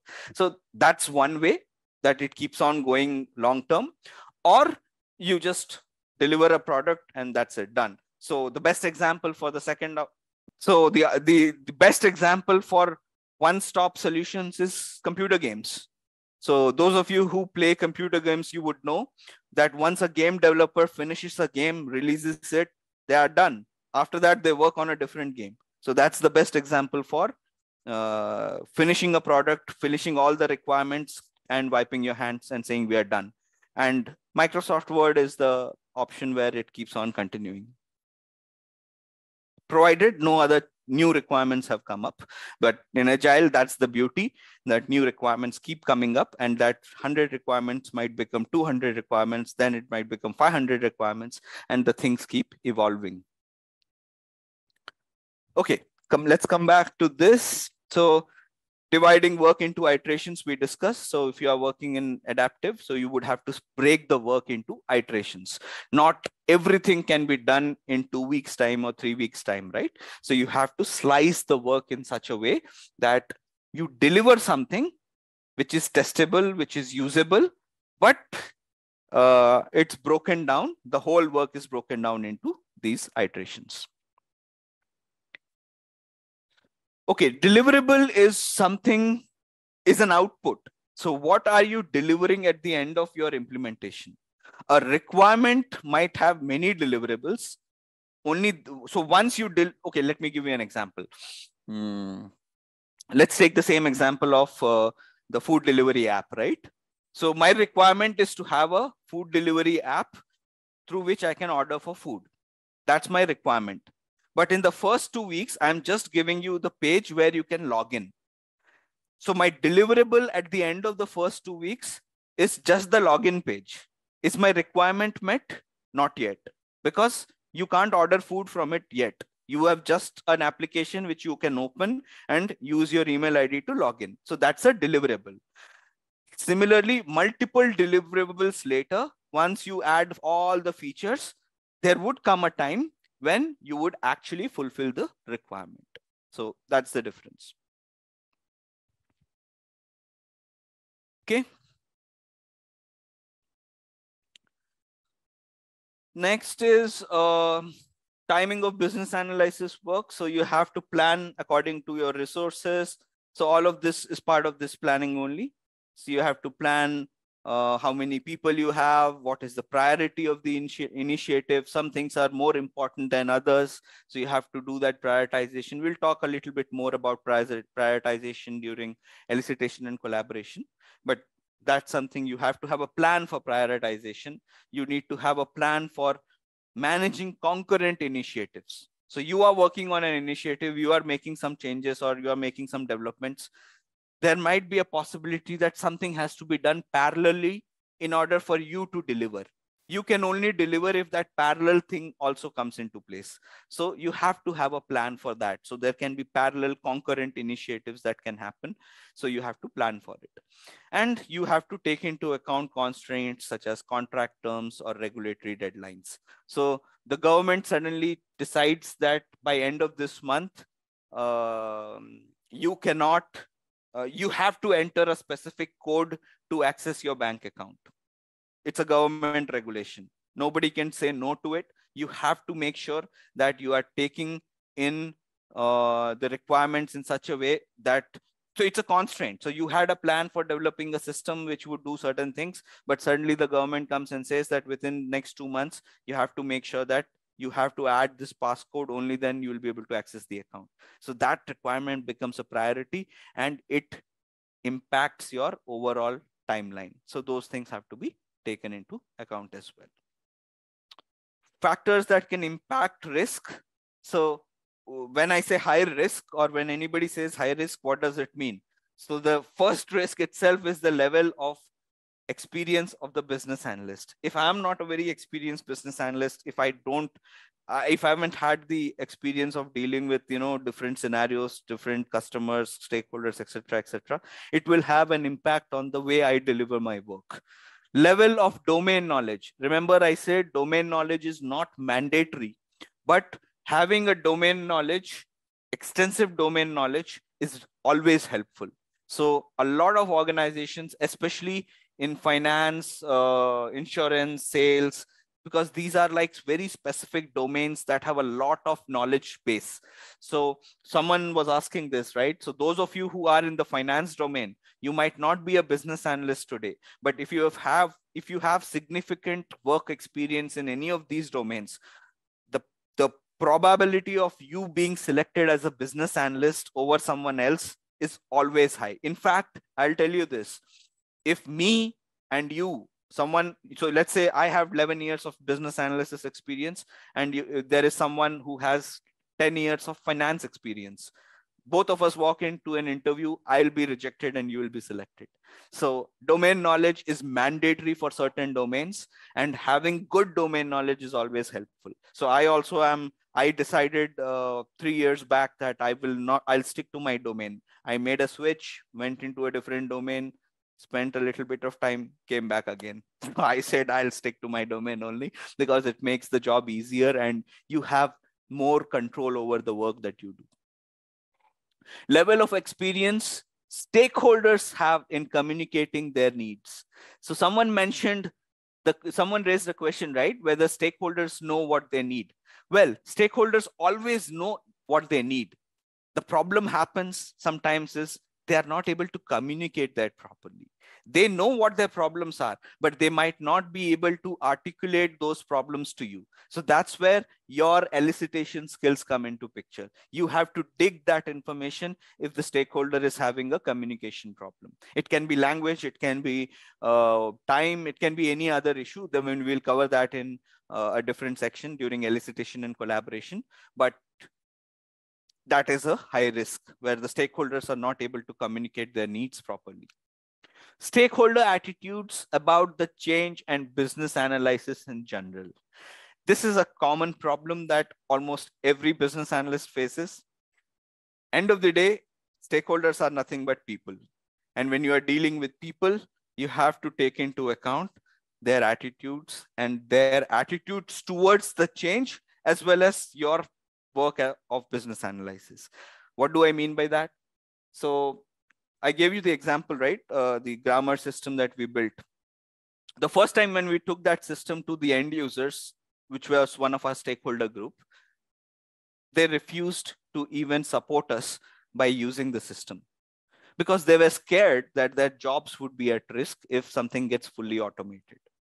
So those kind of attitude, they were not angry at us. They did not hate us, or they did not hate the business analysts. They just hated the change itself. They did not want the whole system to be automated because they had these fears that their jobs would be taken away if things get automated. So situations like that happen. I mean, this is one scenario, but there can be different attitudes which can come into picture. So you will have to navigate those by lanes very carefully. If people have fears, you have to explain the fears. You have to convince them why it is good for them, so on and so forth. Amount of time allocated by stakeholders. Very common problem. You have stakeholders, they want to communicate, but they don't have the time. They are doing operations, or they are handling certain other high level work, and they don't have enough time for you. And if you don't have the time, you will not get your requirements on time. Any pre-selected framework, methodology, tools, or techniques imposed by organizational policies and practices. So if you are in an IT domain, very well versed with agile and adaptive works, and you join my company and I tell you that I don't give a damn about agile, I want you to follow waterfall. It will impact your work. So pre-selected frameworks, methodology, tools, techniques imposed by organizational policies are also a risk that you have to identify and flag. Cultural norms of the organization, we all know. I mean, although it's a global village, we all work together across the world, but we have to take into account certain cultural norms of the organization itself. Certain organizations have certain work styles, certain way of doing things. And if they're not rightly followed, then they might be risks as well. For example, too much bureaucracy. You cannot directly walk up to a stakeholder. Your team leader comes and tells you, or your manager comes and tells you, anything that you have to ask them has to go through me. It's an unnecessary red tape or bureaucracy. So things like that can happen, and you have to identify that as a risk. Okay, So when it comes to business analysis, planning and approach, so these are some guidelines and tools that you have to keep in mind. So we will be having one slide for all our topics. So guidelines and tools are not mandatory, but these are the ones which you would be using or referring to very extensively while doing a particular activity. So that's basically what guidelines and tools are. So when you are doing business analysis planning approach, when you are planning the business analysis approach, you would basically have to have a business analysis performance assessment structure. Is that mandatory? No. Is it advisable? Absolutely. Because whatever we are doing in any official capacity anywhere, it is always good to have a measurement metrics set up to evaluate your own performance. Now, in most cases, for most of us, this is already done by our organizations. So the KRAs that we have, the KPIs that are set. So KRA is key responsibility area, and KPI is the full form of KPI is key performance indicator. So what this does is it measures whatever you are doing, it measures that activity. So it doesn't matter. So it's not a business analysis specific terminology. It's a measurement of the work that you are doing. So same thing has to be there for your business analysis work as well. So am I doing the work right? Am I getting the feedback right? Am I getting the requirements right? Am I managing the stakeholders right? So for each of these categories, you need to have clearly defined metrics which will evaluate your business analysis performance. Business policies. A lot of times you would have organizations which have strict business policies that have to be adhered to. So we are in the domain of enterprise solutions. So if you are working within an enterprise or within an organization, you need to adhere to that particular business domain's business policies. Expert judgment. Remember, expert judgment is a common functionality for any good work. You need to have expert judgment. So you cannot take judgments based on discussions that are not coming from experts. Simply put, you need to have inputs from your subject matter experts, whether they are functional, whether they are implementation, and your judgment should be based on facts and numbers and should be justifiable even in the future. So that needs to be accounted for when you are planning your business analysis approach. Methodologies and framework. So we touched upon briefly about adaptive and predictive approaches in our previous session. So if depending on your domain or your industry, whichever approach is being practiced, based on that approach, you would have certain methodologies and frameworks available to you, and you would have to use it. An example of that is Agile. Stakeholder engagement approach. I think we discussed this in our previous session as well. You need to have a plan on how you would engage your stakeholders. Directly walking up into going into inside a room and trying to talk to a group of people is always not the best approach. It's good if you are good at extemporaries, if you can immediately initiate a conversation without preparation, but especially when it comes to business analysis work, no amount of so no matter how good you are as a communicator and no amount of experience you have as an extempore speaker, it is always advisable to do a lot of preparation. You go prepared in with an agenda, you come out with some conclusions. That's the goal of engaging your stakeholders, that when you engage them, you go in with an agenda and you come out with a conclusion. And you can only do that if you are well prepared for it and you have planned the approach in a very detailed manner somewhere. So it can be a SharePoint page, it can be a Confluence page, it can be an Excel sheet, or it can be just a post-it on top of your desk. But the approaches have to be detailed out and be available for people to see that this is the approach that is going to be taken in terms of stakeholder engagement approach. We'll talk more about this when we cover our next topic, which is elicitation and collaboration. Probably we'll start that today or we'll start it tomorrow. So we'll cover that in detail. So let's start with the first technique. So brainstorming. So as the name suggests, it's a storming of brains. And this is the most commonly used technique. And I think most of you have experience of this and are aware of this technique. But for those of you who might not be, let me just give a few, just an outline of what happens in a brainstorming or a storming of brains. So what happens is you go into a room with an agenda. So you have a question that needs answering or a problem that needs solving. So you have a very specific agenda. So you have one action item or one or two items in the list. You need answers to those one or two items. You go into a room, you bring in all the people who can contribute to answering the questions of the day. Now, it can be any question. So in this particular case, it's about planning and analysis. So let's say my question for the day is, what should we do?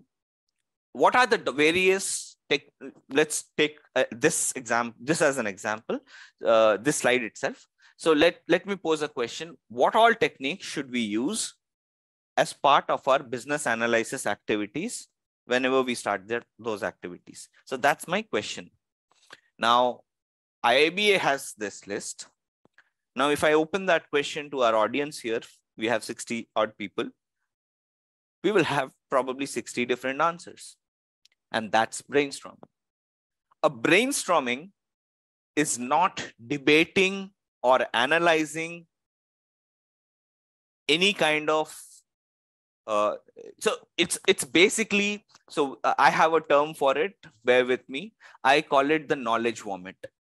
So it's like you call a group of people, make them sit around a table and ask them to puke all the knowledge they have on the topic at hand. That's it. You don't debate whose suggestions or solutions are good, which solutions are bad, what are the facts, will it work, will it not work? All of those things are not part of this, are not in scope of a brainstorming session where the question says, come up with ideas of all the techniques that we can use for business analysis. If that is the question. Yes, a brainstorming can happen if for solutions as well. So if I set up a specific session where I say, let's do a brainstorming today. And so we did a brainstorming last week. We came up with these 15 items as techniques. Now let's do another brainstorming and figure out which of these 15 items is best suited for our program. And then people start vomiting again. So they start vomiting their knowledge, but now the agenda is different. Here, it's not Q&A, Ashish. So Q&A is question and answers, right? So you ask a question, you get an answer. So you are in control when you are asking the questions. Or you give that control to the person and you are the one. Just a quick info, guys. Intellipaat provides PG certification in Business Analysis and Product Management by IICT Academy MNIT Jaipur. The course link of which is given in the description below. Now, let's continue with the session. Answering. It's not even collect. So yes, it's a technique for collecting requirements, Dipanshu, but put it in this way is it's gathering of all the information relevant to that particular question at hand. You cannot have multiple questions in this session. So let's talk about this with an example. So the question is, let's come up with some techniques that we can use for our business analysis activity for developing a product. So let's say that's our question of the day. If someone starts talking about why workshops would be the best option in this particular scenario, as a moderator, as a business analyst, it's your job to stop that person right there. Because the agenda is not to figure out which technique is the best technique. The agenda is to just coming up with a list of techniques. So sticking to the point, making sure the group does not deviate from the questions that are being discussed, or questions that need answers, or problems that, whatever is the agenda basically. So sticking to the agenda, not diverting from it, and gathering as much as information from that particular group onto the table. So that's brainstorming. Now, brainstorming can be used in multiple scenarios, in multiple levels. It can be, so it's used extensively, whether it's in the design phase or in the implementation phase, or even post-implementation. There's a requirement, it's developed, it's done, it's delivered to the business. You can still have brainstorming sessions to figure out, to discuss the performance, the efficiencies, the quality that is being delivered. So brainstorming can happen at any stage. So there is no limitation to where you can use this technique. Only 3 golden rules. 1, let everybody share the knowledge they have about the topic that is being discussed. 2, do not allow any deviation from the topic that is being discussed. And 3, limit the come out of that discussion with a clear conclusions. So once you come out of that particular discussion, you should have all the answers to the questions you had posed before going into that discussion. So everybody should speak. Discussion should limit itself to the topic at hand. And at the end of the session, you should have all the answers to the questions you had before going into the session. That's brainstorming, simply put. We will discuss this in terms of various examples when we are doing elicitation, collaboration, etc., etc. But anyone has any questions about brainstorming? Okay, good. So this is the most simplest and the most efficient way of gathering, coming up with some kind of knowledge gathering. It can be, oh, you just send out a meeting, Tejas. So there's no such complexity involved. You just identify the relevant people. You should not have people who cannot contribute in a brainstorming session. So let's say I am discussing, I want to discuss how a banking day-to-day operations in a bank happen. I should not bring in the implementation subject matter expert into this conversation. Well, if they have a need to know if they are tech leads or something like that, then yes. But if let's say you are developing a software for a bank, and which is going to automate the day-to-day operations that the bankers do in a nearby branch office. So if that's your use case and you are trying to build a software for it, and you have scheduled a brainstorming with the business subject matter experts, this bank staff, who will tell you what is the exact process. So they are basically going to share all the information and knowledge they have.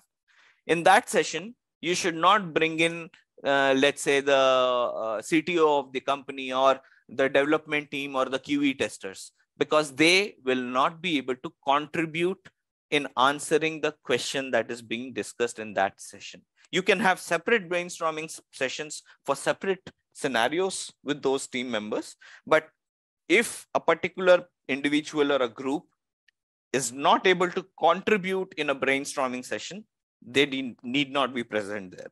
If I am discussing just the high-level requirements, or I am trying to understand the financials, the costs of implementing a particular software solution. Let's say I'm discussing the costs. Do I need the testers in that discussion? Do I need the developers in that discussion? I probably need the CEO, the CTO, the CFO who is going to finance it, the accounts team members, and maybe the senior management who is going to pay for that product. So again, depending on the questions you need answering, you need the people, relevant people who can actually actively participate. Let's just stick to that. So as a facilitator, as a business analyst, it's your job to ensure everybody who is invited to the brainstorming is contributing to the brainstorming. So let everybody speak. And if someone is not comfortable speaking, talking, then that's where your facilitation skills come into picture. You will have to drive that person to open up, share the information they possess. And if they are not speaking because they don't have any information, then do not allow them in that conversation. That's the first thing. So if I don't know about a subject or about the agenda that is being discussed, I should not be in that room. So as a business analyst, it's your job to make sure that everybody speaks and shares the information. Second point, do not let the conversation to be deviated from the topic at hand. So if I am discussing financials for the banking software, I should not be discussing the software system details or the banking processes or how many people are going to work on it. Those things are irrelevant to the topic at hand. So and sometimes, in most of the times, it happens that when people start talking, people start deviating from the actual topic at hand. And as business analysts, it would be your job, as facilitators, it would be your job to bring back the conversation to the topic at hand. And the third and the last thing is use brainstorming for specific context, right? So you do another brainstorming before actually discussing the topic at hand. You do a brainstorming with individuals to figure out what they know.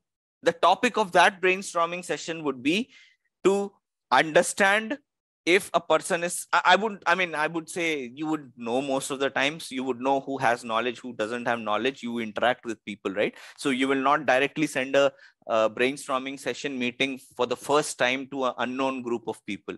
So you would already have some interactions. You would know who, you would have your governance in place. You would know who is who in the organization. So based on all of those things, you implement this technique.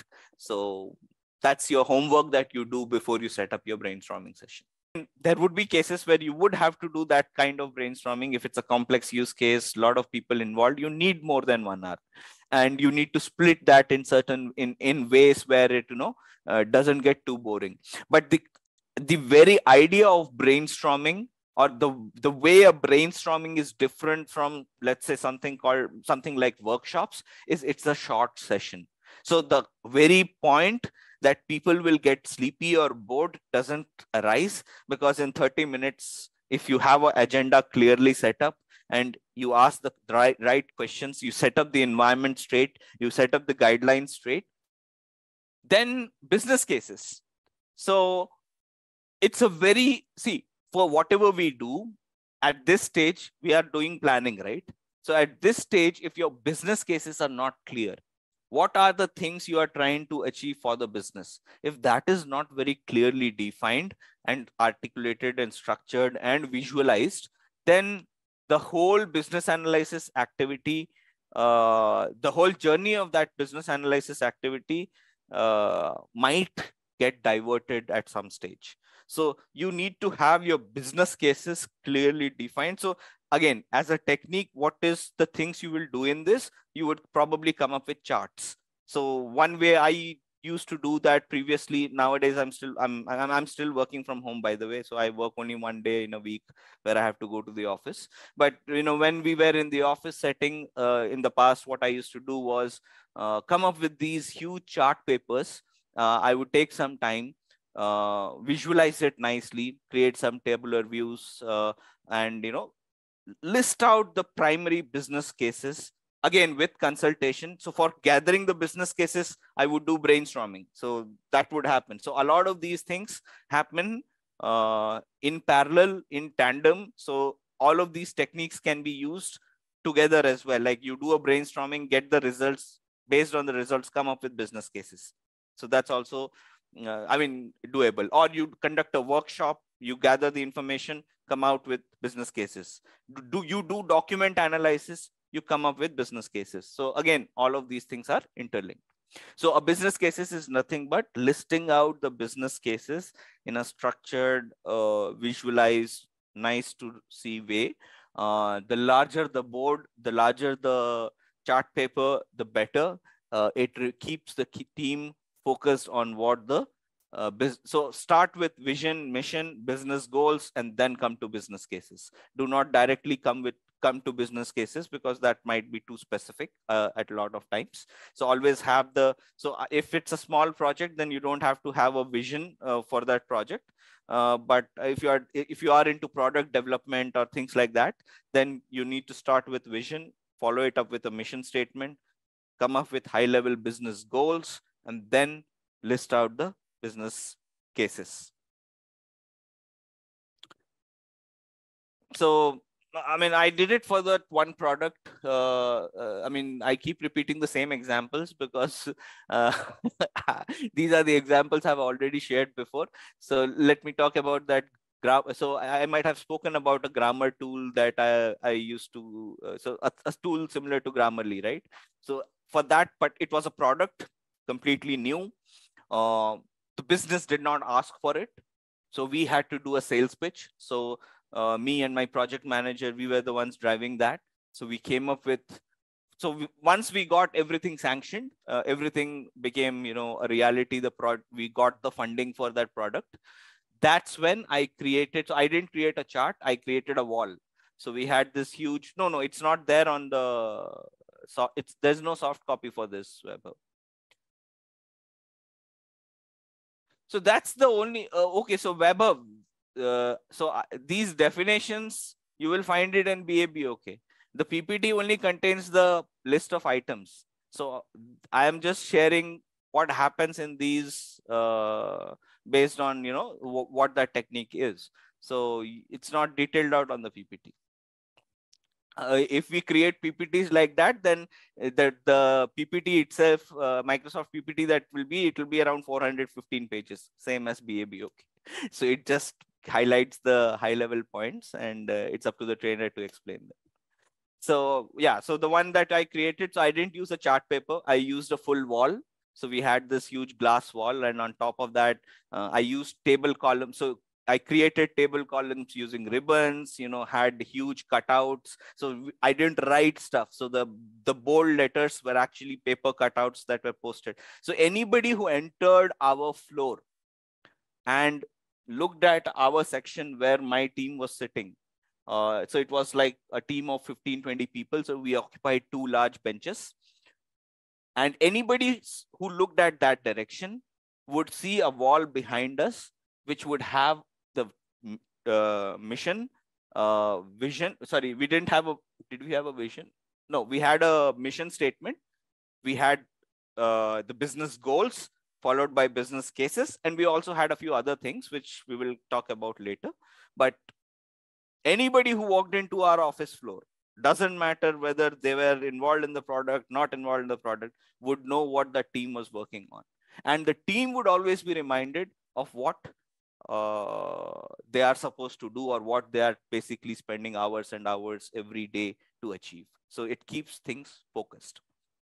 So that's one way to do it. You don't have to, I mean, these days I can't even do that. So these days you just create a web page or send out an email with all of these items listed. But that's the negative part of working from home. The next one is document analysis. As the name suggests, it's just going through the existing documentation. So you read. It's completely on the business analyst to read through the existing documentation, user guides, technical implementation guides, architectural diagrams, anything and everything that is documented and is present already needs to be evaluated, read through, analyzed. Estimation. So estimation, as the name suggests, it is putting a value, a number to an action item. What does that mean? So most of the times, if you are in the IT industry, you would be estimating user stories. If you are working in Agile and in the IT industry, you would be estimating user stories and you would be assigning story points to that. I know it's a very loaded statement that I just gave, but I'll break it down. Don't worry. What you are actually doing is putting a number which signifies either time or efforts or complexity. Sometimes it can be risks. It can be finances.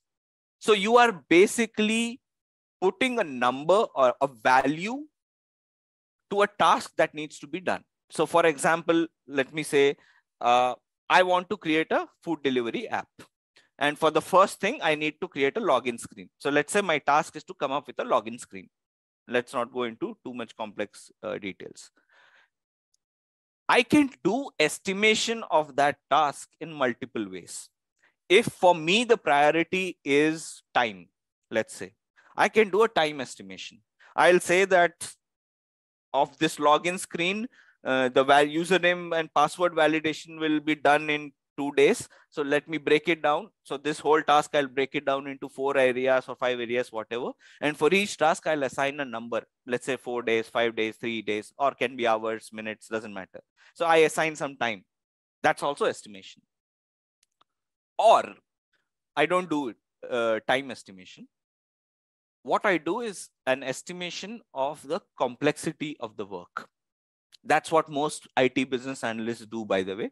The time estimation is also done, but it is left to the implementation teams. The project managers, the scrum masters, they ask the development teams or the implementation teams to do the time estimation. And the business analysts are responsible for estimating the complexity of work. What does that mean? So let's say there are 4 action items. First one, based on judgment. Remember, one of the guidelines that we discussed, expert judgment.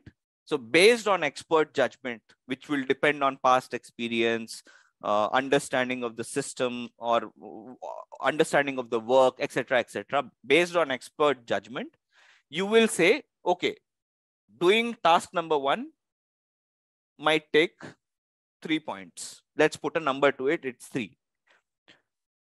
Task number 2, relatively when compared to task number 1, is it an easy thing to do or a complex thing to do? Is it easier than task 1 or difficult than task 1?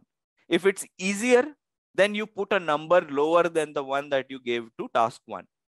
If it is more complex, you put a significantly higher number. How much more complex is it? That again comes from the expert judgment. Is it just 1 point increase? Is it 2 point increase? Is it 10 point increase? That decision comes together from the team. You would be doing a brainstorming there. It's not priorities, Augustine. I'm talking about estimation. So yes, it's actually poker pointer. So priorities is different. That happens with the stakeholders. What I'm talking about is estimating the amount of work, most likely with your implementation teams. So I can do an estimation like that, where I assign a value to the complexity of the work. Again, a lot of these things are subjective. So the whole premise, the word itself is estimation, right? It's not the final value. It's based on your expert judgment. You are putting a number to it.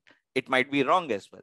And you might be really good at estimating things, or you might not be doing really good while estimating things. That can happen. But the whole idea is you come up with a number based on your expert judgment. It can be on financial basis. It can be on FTE counts, available resources, etc., etc. So the way you estimate might vary, but the core principle is you assign a number based on. These are the examples, Weber. So you can estimate it based on time, right? So you can give, this work can be done in 1 day. So you say you assign a number 1. Then someone says this work needs 15 days to do. So you assign a number 15. So that's estimation on time. It's approximate, obviously, Gravit. So it's all approximate. But it is not a wild guess. It's based on expert judgment. It's a guesstimate. You guess it, but you guess it with proper understanding of the background, past history, previous experiences, etc., etc. Yes, Weber. So work means story. So any task. So the next is financial analysis. Everything needs money to run. So anything and everything with respect to financial planning, budgeting, etc. for the project, how much money will go into it, how many resources you have, all of that is financial analysis. So you need to have this as part of your business analysis plan. Without budgeting, no project can successfully function. Next one is functional decomposition. Remember business cases? The next logical step of business cases is functional decomposition. It is one more level deep. You break down so predictive methodologies like waterfall, you have a document called functional requirement document. But if you are in adaptive methodologies like Agile, you will not have an FRD document. But you need to have your functionalities broken down and displayed in some format. So in Agile, most of it happens in the form of user stories. We will take a look at user stories in our latter sessions. Or you can create a whiteboard or a chart paper with all the functionalities broken down if it's a small project. For large projects, the functional decomposition usually happens using certain tools. You cannot do that. You can use Confluence or SharePoint sites to do functional decomposition. I personally prefer, I've worked in organizations which have Agile and Jira. Sorry, my bad. Jira and Confluence. They are not synonymous, by the way. Agile doesn't have anything to do with Jira. It's just a tool. So interviews. So Gravit, you are right. Taking feedback can be done using an interview technique. So you can take, but I would not recommend taking feedback using interviews. It can be done, but you should not do it, because if you are the one asking feedback, and if that is with respect to your work, or you are for some reason the feedback can be positive or negative, right? And your goal is to get as much feedback as possible, positive and negative. If you are asking a person, tell me, do you think I'm doing a good job? For politeness reasons, for various cultural reasons, they might not answer that question honestly. So interviews are not best suited for getting feedback. But yes, there is one scenario where it is best suited for getting feedback, and I'll come to that. So the one area where interviews can be used to gather feedback is especially in the domain of user experience. For example, I developed a website, let's say. If I want to enhance the user experience of the website, today I have to click in 4 different places to go to a particular page. I can go with a specific set of questions, ask my end users, to give feedback on the product or project. That's a place where interviews are perfectly matched. But if the feedback is for your performance or your team's performance, interviews would not be the most appropriate one. If it is related to usability, user research, user experience, then yes, you can gather that feedback using interviews. Item tracking is nothing but maintaining a structured format of all the requirements. So we will take a look at this example in our later sessions. I'll show you, I mentioned I'll show you Jira, right? So in Jira, the tool gives you the option to track all the action items that are there in the backlog. And you can do item tracking. Basically, what are all the tasks that are there? If I ask you for a particular product, all the tasks, do you have a list of that? And when are you starting which task? How do you manage your tasks? What is the status of so-and-so task? So item tracking can happen in Excel sheets. It can happen using tools like Jira, Zoho, or Azure DevOps. Doesn't matter which tool you are using, as long as you are tracking all the action items, it's item tracking. Product backlog plays a role in it, yes, Nitish, but item tracking not only. So product backlog is part of item tracking, but it has more components as well. Even your sprint plans, your product roadmap, they would be part of item tracking. It's a broader term. There are different methods, different interactive ways you can do this lessons learned. In the IT industry, it's also known by another name called retrospectives. How you do it is left up to you. How engaging you can make it is again left up to you. You can directly ask questions. You can make it a post-it activity. You can make it a fun game. As long as you are identifying the good things that have happened, the things that have not been so good, and the things that you should continue doing because they are working. So what should we start doing? What should we stop doing? And what should we continue doing? If you can figure that out together as a team, That's lessons learned. One key aspect about lessons learned: never address a person, always address the problem. If you start addressing a person,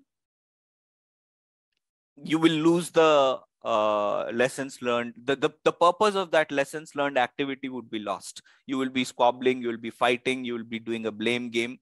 So never approach a retrospective or a lessons learned activity from a individual perspective. Don't target the person, target the problem.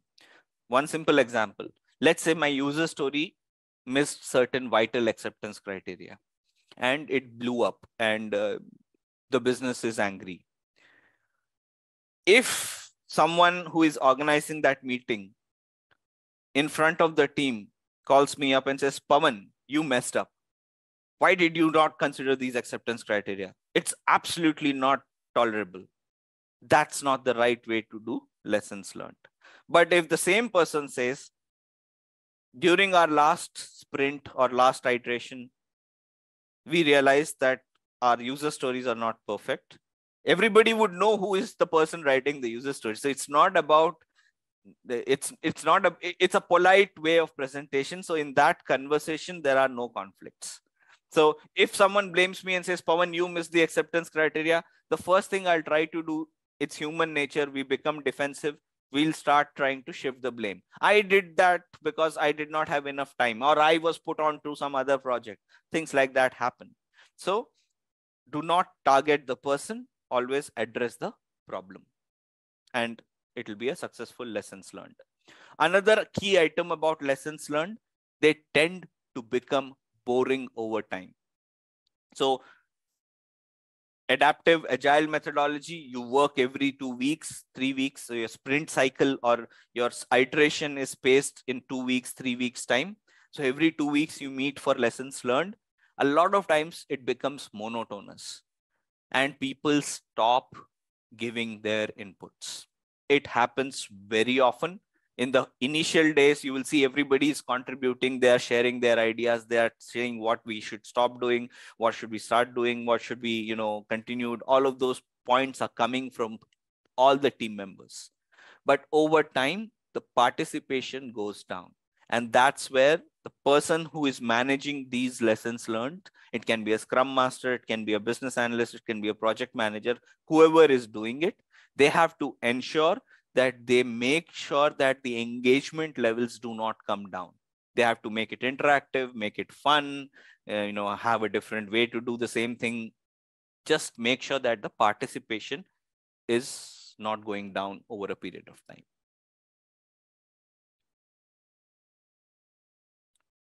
So Webhub interviews are just one-on-one questions, as the name suggests. So you go with a set of questions, you ask the questions, you gather the answers, you get back with the answers. That's it. So you can use it for feedback, you can use for requirement gathering, you can use it for identifying the mood of your stakeholders about a particular use case, about a particular initiative that you are planning. So it can be used for multiple purposes, but the core concept is you go with a set of questions, you ask those questions one by one, you capture the answers, you don't debate the answers, you don't argue which answer is correct or which answer is incorrect. You might ask more follow-up questions, yes, if it is not clear, but the core idea is to ask questions and get answers. It can be, and it is most appropriate if you are dealing with an individual or a small group of people. Too many people, interviews are not recommended, because if I'm asking questions to one person, the other 4 would be just sitting idle. And if I'm asking questions in common, people will start answering together and I'll not get the answers I need. So if it is targeting an individual by individual basis, or in a very small group, 2 people, 3 people, and they are all on the same page, then it is fine to go with the interviews. Otherwise, go for brainstorming. If it's a much larger audience, go for workshops. We'll come to workshop as well. Well, you can't, Augustine. So as business analysts, we have to be like buffaloes. We have to have a very thick skin. So it happens, it hurts, it's painful at times after putting all the efforts. If someone just points you out in public, it impacts our credibility. So all these things are true, but we have to have a thick skin. So we have to take it down with a smiling face and say, okay, if it is a genuine mistake, admit the mistake, say you will improve and you will make sure it doesn't repeat. If you know it's not a genuine mistake, but you are being called out unnecessarily, handle it with tact. Do not respond. So again, another key phrase that I like repeating, and I try to use it in my life as well. It's difficult at times, but it works. Do not react, respond. If someone says bad or someone just calls you out, it's human nature. We all react immediately. It's easy. Don't do that. Take a pause. Say, okay, fine, I get the point. Can you give me one day, or can you give me an hour, or can we catch up once more next week? I'm not. Let me evaluate what you are seeing. Let me analyze it, what you have raised as a concern, and I'll get back with a response. So never react, always respond. That's the only way you can handle it. And learn to have a thick skin, because BAs are always a good. We are like punching bags if something goes wrong. So we have to be prepared for it. It's part of the job.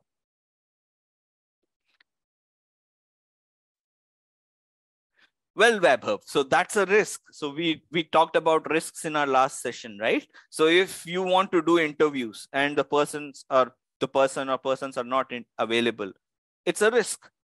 So again, you have to choose the technique according to situations. So if they are not available for one-on-one sessions, you probably have to do some other kind of session with them.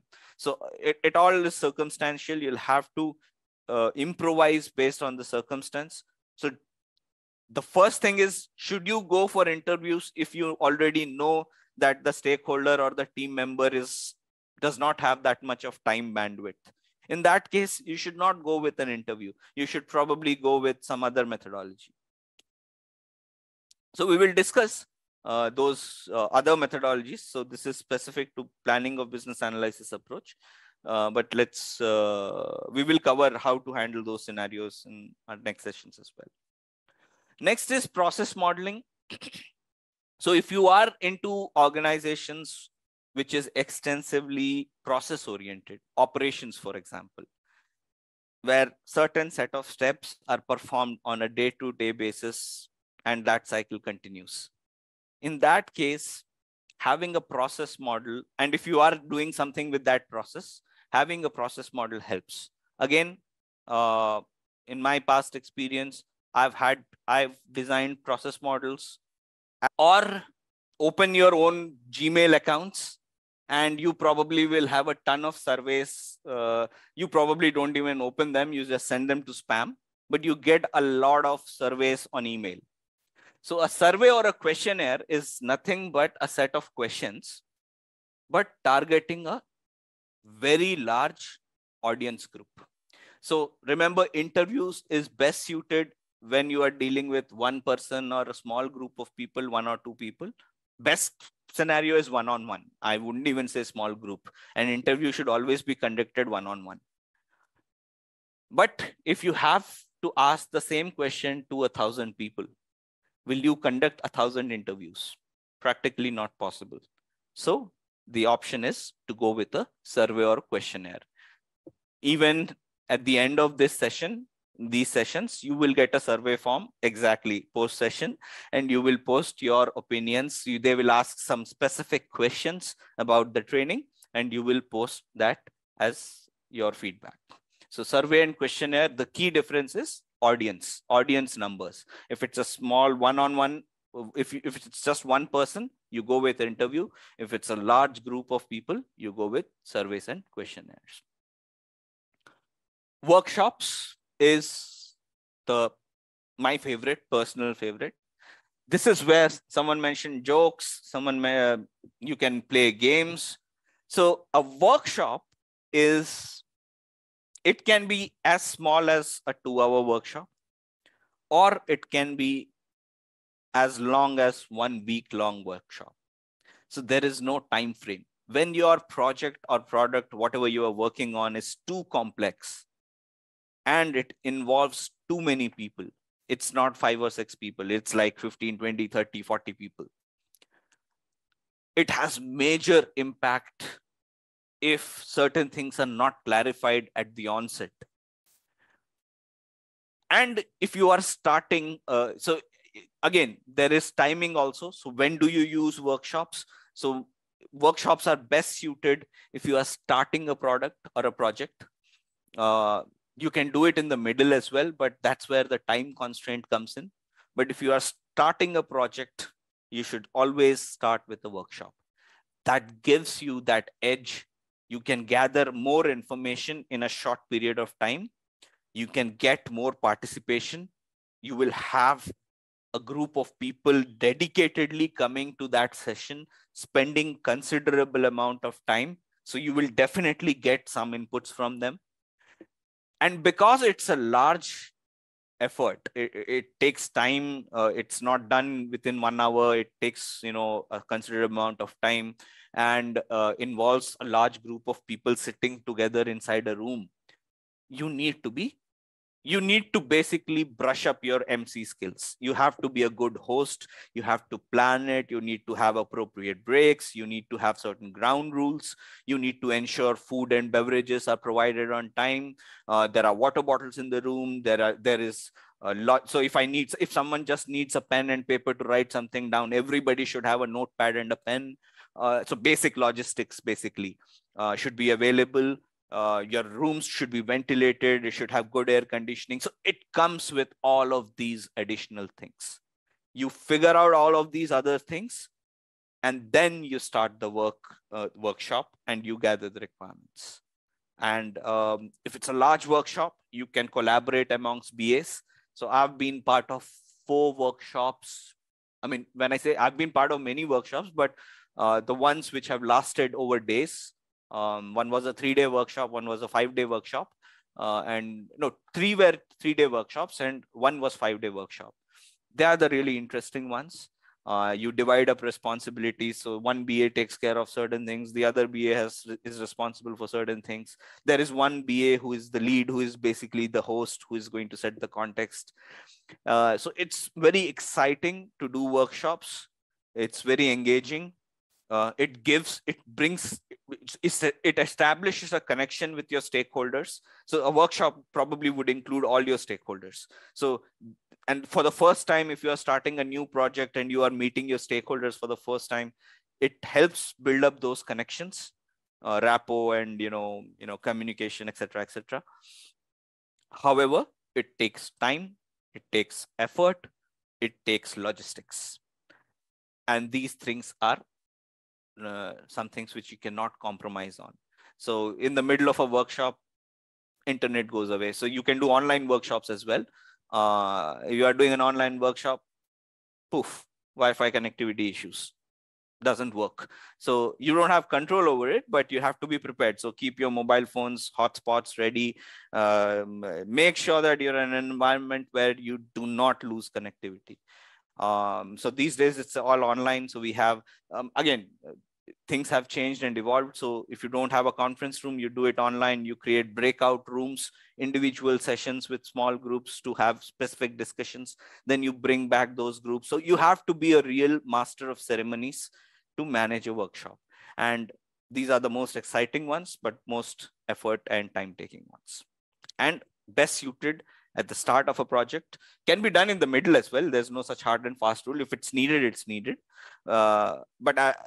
Especially if you have a large group and you need certain things concluded by that, and time is also an issue, right? So not everybody is available every time. So you plan it out in such a way that everybody dedicates that amount of time for that particular workshop. And if that is achieved, then a workshop is a success. Any questions on the techniques that we discussed so far? For a particular use case, you might not use all the techniques to achieve something. But in your career as a business analyst over a period of time, you will encounter or you will get the opportunity to use all of these techniques. So except financial analysis, I have actually conducted and facilitated all the other techniques. I have created process models, I've done risk analysis, I've created scope models, I've conducted workshops, lessons learned, item tracking. I do it on a day-to-day basis. So some of these things are not done on a day-to-day basis. Some of the things are seasonal, quarterly, annual, half-yearly. Some of the things are day-to-day, like item tracking you do every day. Lessons learned you do every 2 weeks. Workshops, depending on the use case, maybe quarterly, half-yearly, depends on the use case.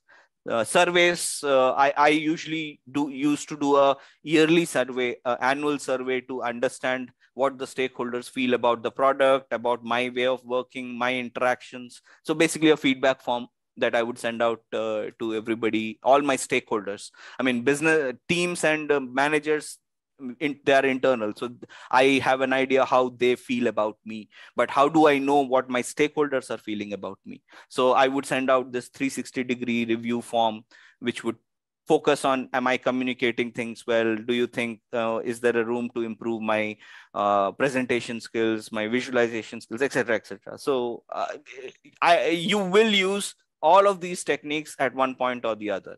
Because I did not go into the project management side, I have not done financial analysis, because in India, most of the financial analysis is done by project managers. But if you go into that line, you probably will have to do that as well. Okay, financial analysis, simply put, financial planning, Deepanshu. So you have a project, every project needs a certain budget, certain set of resources, deliveries planned according to the budgets, etc., etc., etc. How much is it going to cost? So coming up with that financial plan, setting up the resources, getting the work done, delivering it within the budget timelines, etc., etc., is financial analysis. I've never done that, to be honest. I leave that to my project managers 99% of the times. I'm just a informed person in those conversations. I never actually contribute actively, but once the financial analysis is done, I do get informed that this is our budget and this is our plan.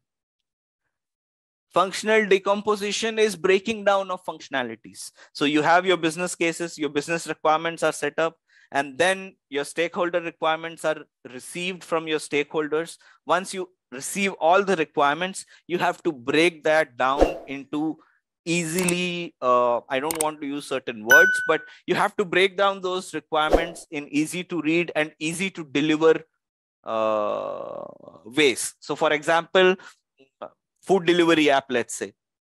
I want to create a food delivery app where you just log in, select a nearby restaurant, order, open the menu, select an item, make payment, item gets delivered to your place. It's a combination of multiple functionalities, right? Login itself is a functionality. After logging in, finding a restaurant is a functionality. After you find a restaurant, opening the menu is functionality. Selecting an item on the menu is a functionality. Making payments is a functionality. So you have to break that come up with that list of functionalities in a structured and detailed way, which is easily understood for even the layman. So anybody who walks into the room and asks you what is your project, and they looks at your functional decomposition, they should get an idea of what you are trying to achieve to, get the bigger business goal or business requirement. Organizations don't do that budgeting at the start. They do it once the contract is finalized, high-level goals and requirements are set up. That's when the financial analysis starts. Some organizations do it beforehand. So when I say beforehand, without knowing the requirements, how can you do the financial analysis, right? Yeah. So you need to know what I am trying to develop, but it need not be a list of business requirements. It can be a list of business cases or business goals. And the budgeting can happen on that basis on a high level. I'm not saying the final contract. See, again, how many employees would be there, how much money would be spent for, say, 6 months or 1 year or 2 years. Those are details.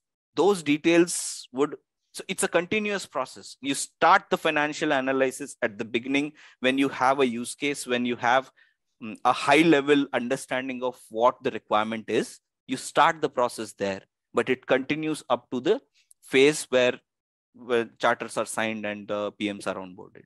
So it's a long process, organization to organization. So I would say don't assume that there is one golden set procedure across the world.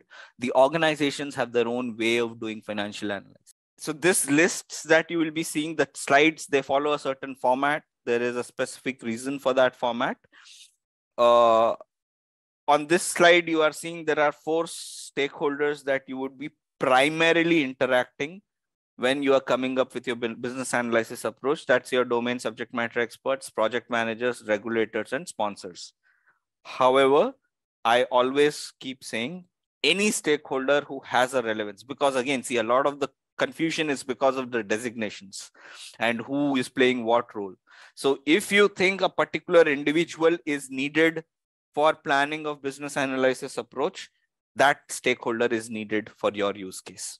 So what we are seeing is the IIBA definitions, but IIBA definitions sometimes don't really translate to real world work environments. They are like high level, they are definitions set from a theoretical standpoint. Practically, organizations have different roles, different designations. So you have to take that into account. So these are the 4 primary ones you would be discussing: the business analysis approach, planning of the business analysis approach. But anybody who is not there on the list but is needed should be a stakeholder for you as well. And you end up with your business analysis plan or business analysis approach.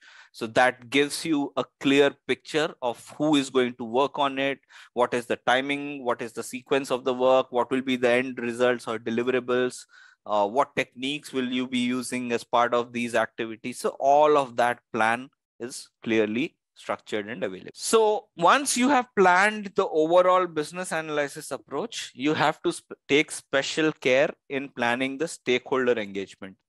Remember, some guys might be available, not available. Someone has time availability issues. Someone sits in a different geographical location. Someone is available but has certain limitations on how they can communicate. For stakeholder engagement, what do you need? So you need to understand the business needs, what is needed for the stakeholders. So you have to identify the right stakeholders at the onset. Someone mentioned, right, that a stakeholder can have their own SMEs, a client can have their own SMEs. So they become your stakeholders as well. So you have to identify the right people who will give you the right information. So that is part of your stakeholder engagement plan. And you'll have to basically come up with an approach on how you will collaborate with them, how you'll communicate with them. Do you have to go in person, have meetings? So I've been in situations where the management or the executives decided that I have to go and spend some time with the stakeholders to understand those requirements. We did that. I would go, I would sit with the stakeholders, I would sit with their end users, I would see how they are working and come up with, the requirements that are needed, or rather come up with an engagement plan. So I would initially observe, identify who is the right person, who is doing what, list that out. And then based on that information, I would come up with a detailed plan. So you need to figure out your stakeholders. Depends on the level of project and level of engagement that is needed. In my case, I conduct it almost every week, and I have at least 3 to 4 different types of meetings in a week. So I meet. So my stakeholders are part of my daily stand-up. So I meet with them every day as well. But a daily stand-up is where they just give an update or we just give an update. But apart from that, I have dedicated sessions at least 3 times a week where I meet up with stakeholders for different activities. But again, it is subjective. It depends on the level of engagement that is needed, or the level of complexity of the project, where the information is needed on a regular basis, changes are happening, so on and so forth. And you come up with your stakeholder engagement plan. Few of the things that you have to keep in mind: do a stakeholder analysis. Now, this analysis, do not write this down as a document, identify, or rather, this is something which you can write down in a document, come up with a template, list out who all the stakeholders are, who is responsible for what. We talked about something called RACI matrix, right? RACI or RASCI matrix. You can create a RASCI matrix for your stakeholders. Which stakeholder is responsible for what? See, a stakeholder is not always on the client side. A stakeholder can be an internal team member as well. It can be a developer, it can be a QE, it can be the Scrum Master, it can be the project manager. Anybody and everybody who has an impact or is getting impacted by your initiative is a stakeholder. So having a RACI matrix set up right at the onset is very much advisable. Roles, identify the roles. Who is responsible for what? Again, same topic we were discussing, right? My project manager does this. So is that business analysis? Or let's say in my case, my UX developer does something. My Scrum Master does certain things. So who is doing what in your organizational setting? Identify that along with your RASCI matrix as well. It will give you a clear picture within the organization, within that project, within that initiative, who is doing exactly what work. Designations don't matter, but people are doing certain works, segregate, or people have been given certain roles and responsibilities. So you need to ensure that you and anybody who is coming into the project is aware of who is doing what.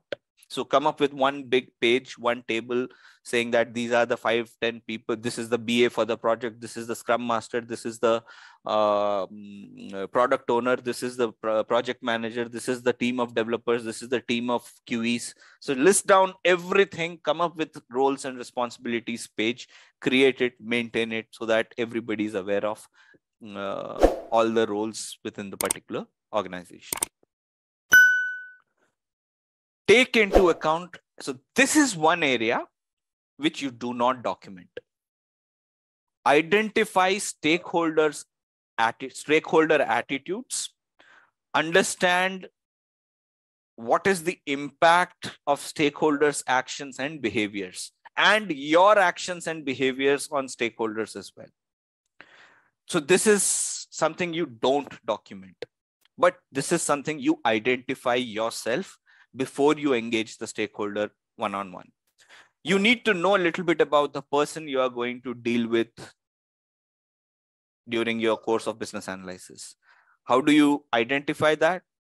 Well, it's by talking to the stakeholders themselves, by talking to other team members, by people who have worked with those stakeholders previously, understanding what the stakeholder concerns are, what the stakeholder fears are, etc., etc. So you do not document this, but you need to have a good grasp of your stakeholder attitudes. If you don't, you probably think you are doing everything right. You are going down into a session with all the information needed, but you don't conclude well because there are some things which are not known to you and you don't handle those scenarios well, and you miss out on a lot of cues the stakeholder is giving you, saying, for example, if you are doing a change and they're not happy with the change itself, they don't hate you per se, but they don't want that change to happen.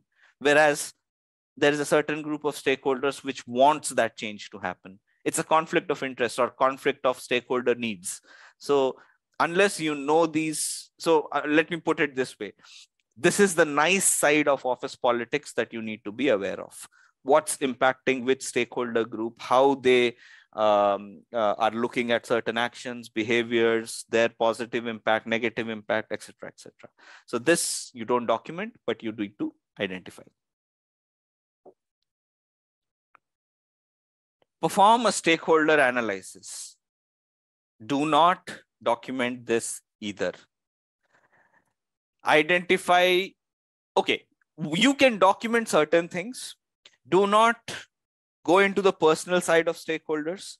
Do not focus on personality traits, individual aspects, likes, dislikes. Never document that aspect, but list out what certain stakeholders feel about your business goals, objectives, initiatives, what is their level of interest in the again, don't mention. So if it's a negative or low level of interest, don't document it for broader audience. You can communicate that internally within your team members, but do not highlight those, because for example, I don't like the change we are doing. I'm a stakeholder, you are a BA, you are interacting with me. I don't like the change that you're trying to implement for X, Y, and Z reasons. I would want you to know that I don't like X, Y, and Z, but I don't want you to highlight the fact that I don't like X, Y, and Z, because there would be other factors involved as well. So be very tactful on what you are documenting when you are doing stakeholder analysis. You are identifying, you're talking about individual human beings. So be very careful on what you put in writing and what you don't put in writing.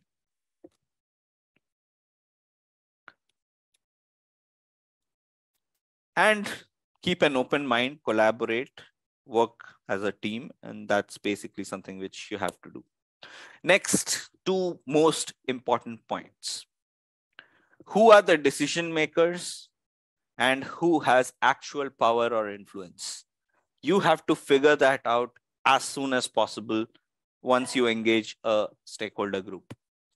If you do not figure out the right people with decision-making authority or the right people with power or influence, you will not be able to influence the change you are trying to implement. I'm talking to a group of people, I'm trying to convince them to make some changes happen, and they are not the final decision-making authority. I spent 2 hours talking and end result is 0. Net result is 0 because they don't have authority to make decisions. Or scenario number 2, you are facing resistance. A stakeholder group is present. They have the authority to make the decisions, but they are not cooperating for some reason. They have some fears. They have some open questions. They are not happy with things are happening. Whatever be the reason, they are not willing to make any push towards those changes. Figure out a way who has hard power, who has hard influence. You connect with them, you use them to influence the change. So decision-making authority is one thing, level of hard power or influence is another. You have to have a clear understanding who's got what in a particular setting.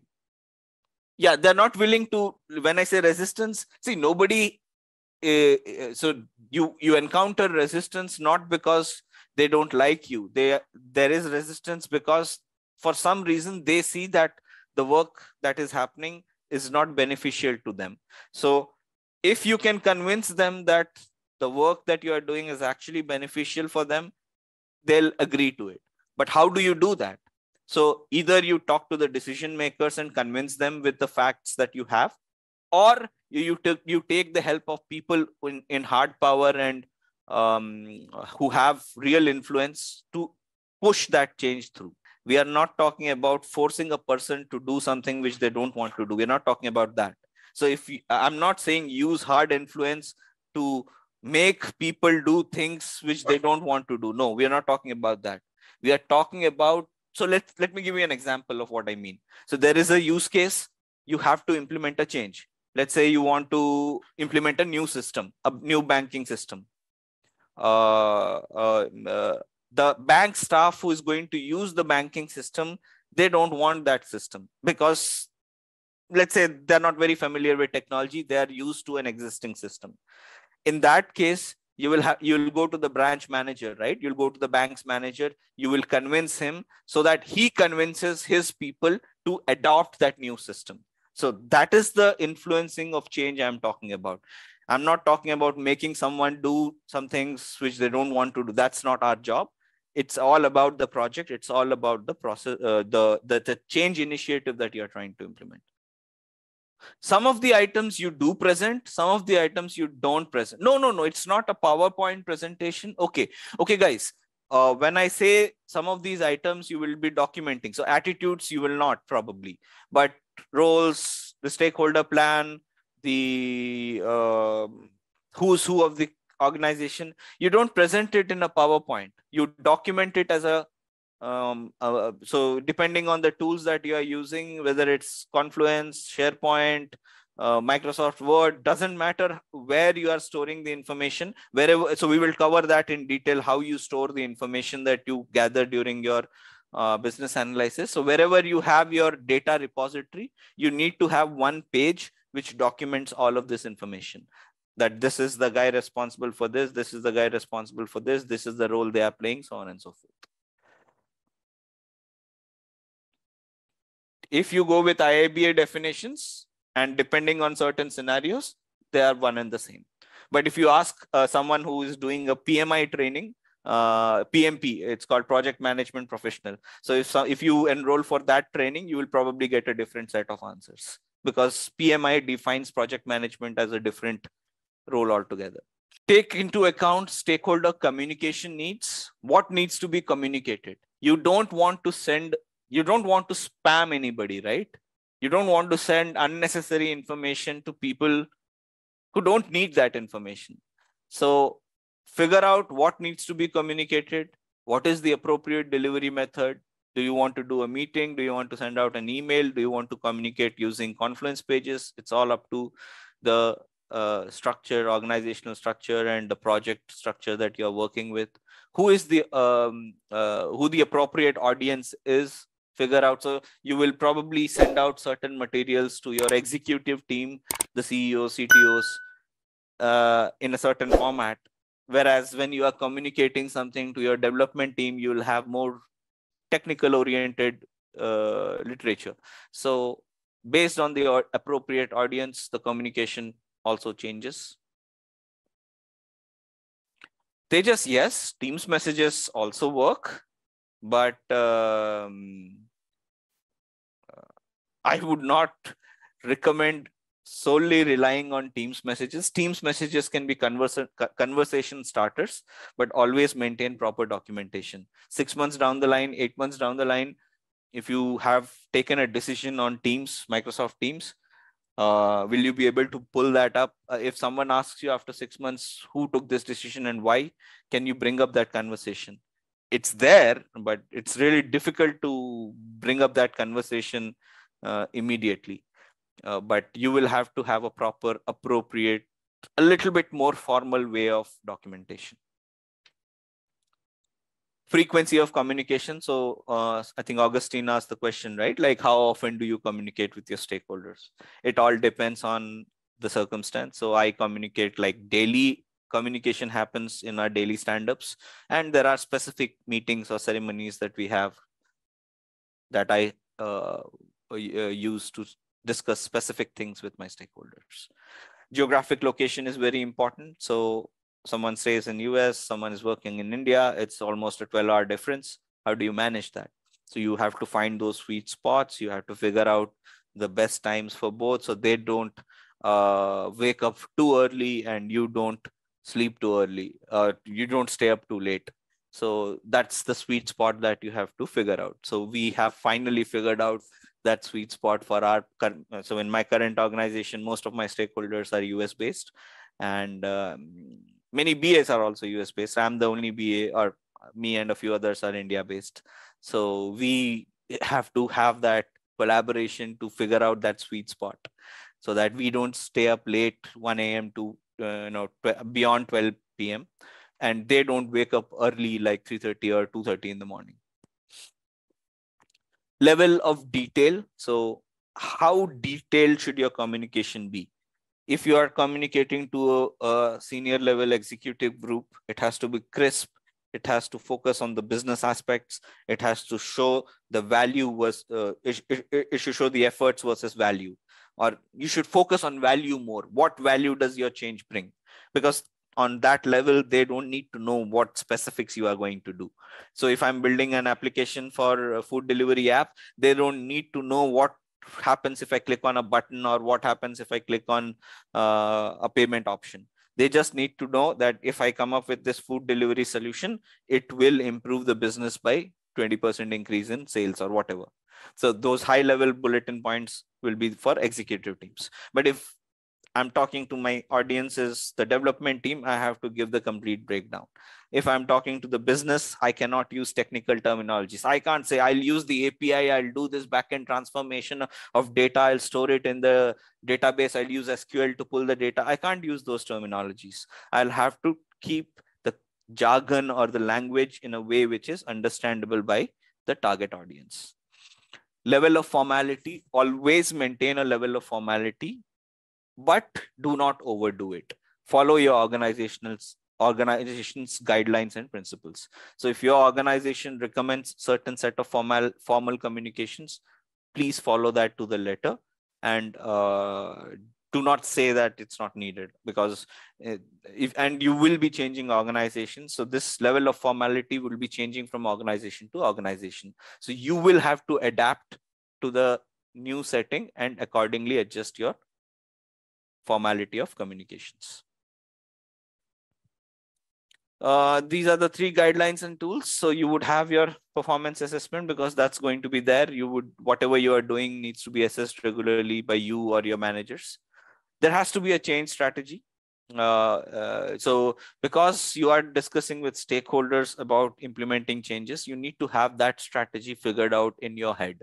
If you don't know what you want to change, how will you interact with stakeholders and convince them about the change? So be very clear about the change strategy, which is nothing but have a clear understanding of the current state, have a clear vision of the future state, identify all the risks and come up with points to mitigate the risk, and also have some idea or plan on how these changes would be transitions or implemented. So that's the current state description. So current state description needs to be very clear. So you have to have a clear picture of what is the state of whatever you are trying to change today. Only then you can talk about what it can be tomorrow. Stakeholder list, map, or personas is as the name suggests. So you can use a mind map if it's too complex. If there are too many stakeholders, interconnected stakeholders, a mind map is a good one. Or you can simply come up with a list of stakeholders. So if you have only 5 or 6 groups that you are going to interact, who are your stakeholders? Dev team, QE team, operations team, and you yourself. Project manager and product manager, let's say a product owner. You make a list of those stakeholders, that's good enough. If you have to map it, you can use a mind map. You can, the personas is nothing but people who are going to interact with the system as different roles. So it is, so it can be just a list of personas, a list of stakeholders, or you can put them in a visual representation. You can, create boxes, you can use circles, or you can use a mind map, doesn't really matter. It just said it will just pick the nearest restaurant and show it to you. But now they want to come and add a GPS map so that if you want to track the deliveries or if you want to go to that restaurant yourself, you will have a map within the application. It's a change request or it's a change to the business requirement. What will be the process? So business will always come to you and say, I need this, I need that. But you need to have an established process on how to handle these changes. Who has the authority to change the propose these changes?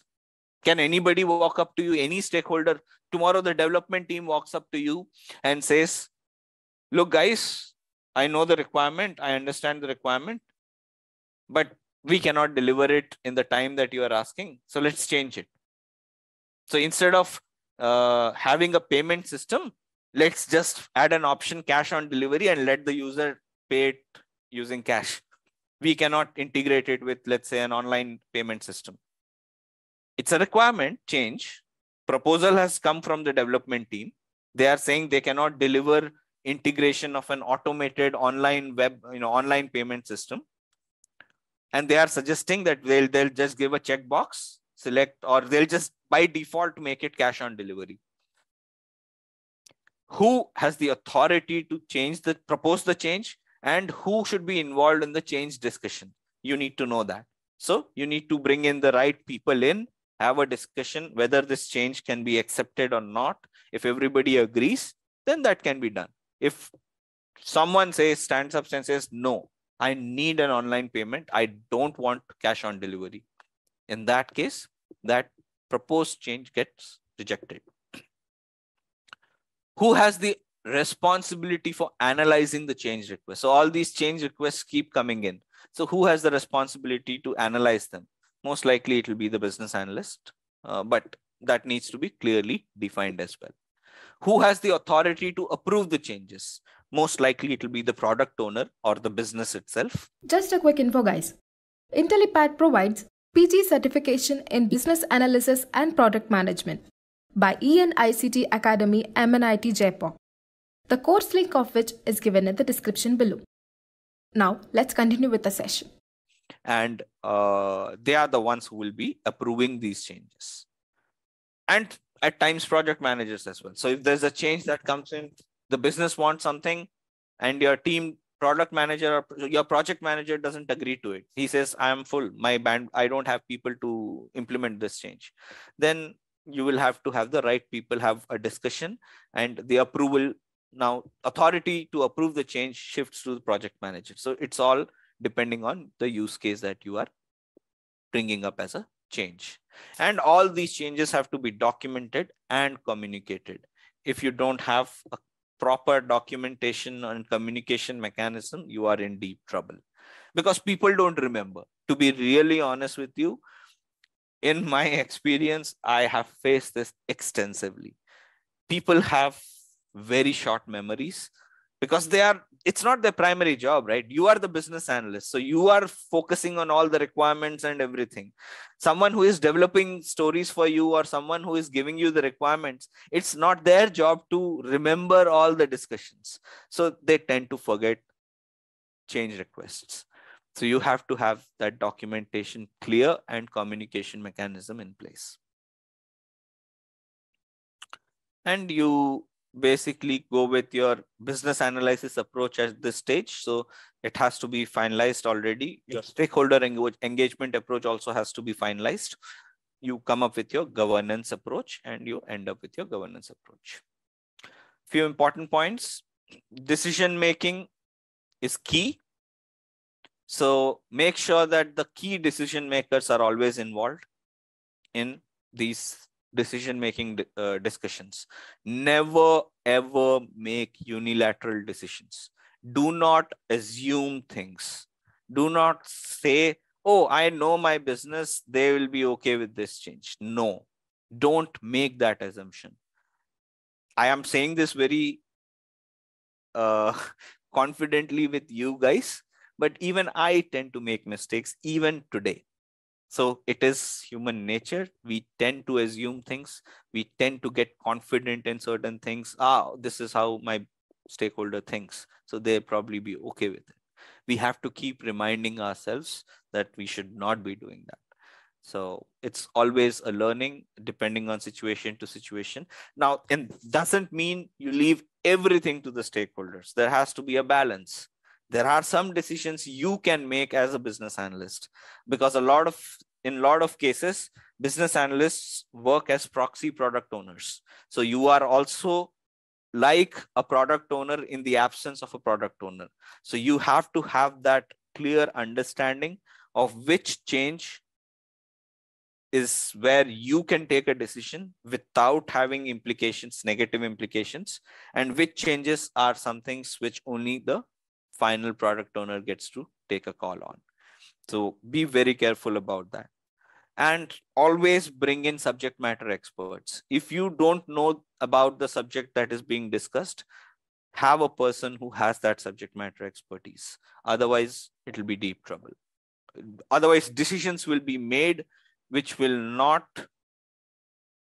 be realistic or which will be completely opposite to what the subject at hand demands. Reviewer of information. So get all the information reviewed. Again, do not assume that because there's been a call, everybody was on the call, people would be happy and agree to it. I know, even though if you record a call, that's not a good way to do it. Have a formal way of reviewing information. Drop a minutes of meeting mail after a discussion. So let's say you go into a room, 5 people, you have a project manager, you have a stakeholder, business stakeholder, etc., etc. Some decisions have been made. Immediately after the call, make it your own responsibility to send out a minutes of meeting.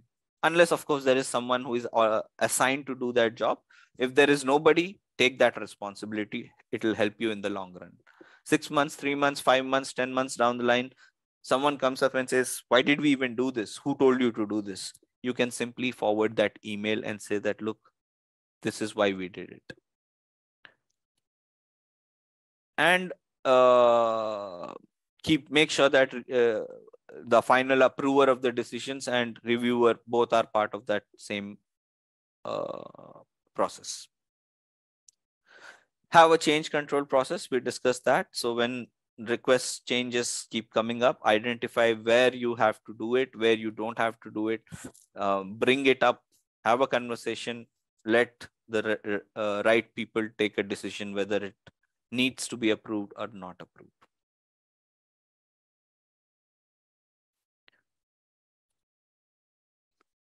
Is a couple of components you have to consider.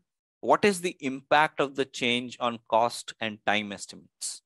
See, anybody can come up with new requirements, right? There can be changes for whatever reason they are coming up with. But any change that you try to implement has a cost. Nothing is free. So either it will impact your budgets, or it will impact your original timelines, or it will bring more benefits, or it will impact.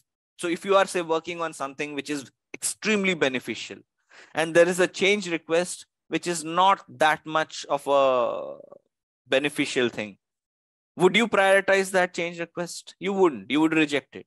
So keep an eye out on these components. Cost, time, benefits, risks, priority. So let me give you an example. So Tulsi made a point. We should. So let me give you a case example. Let's talk about the same case example. Food delivery app. The business comes and says, please please add GPS navigation to this particular application, so that if a user wants to see, they can track the deliveries in real time. Few more months, because previously they had said that I need it by end of this year. Now the timeline will get affected if you implement this change. So that conversation needs to happen. The business will then decide whether they are okay with that extension in time or cost or not. If they say that, look, my budget is fixed, I don't have the money, then they have to let go of the change request. Or they say that, no, for some reason I need it by end of this year, there is no other alternative. Then you say that, okay, fine. In that case, you will only get what we agreed. Now, or you decide what we can stop. And they can decide, pick and choose. They can discard some of the things that we are already working and introduce this change. What are the benefits? So you have to ask those questions. What are the risks? So if I'm integrating, let's say I'm integrating a new component, a new software, there is some security risk. Let's leave it at that. So integrating a new software will compromise the data security. Would you still want to do that? So come up with the list of risks, priorities, course of actions, and based on that, take a call whether that particular change request can be approved or not approved.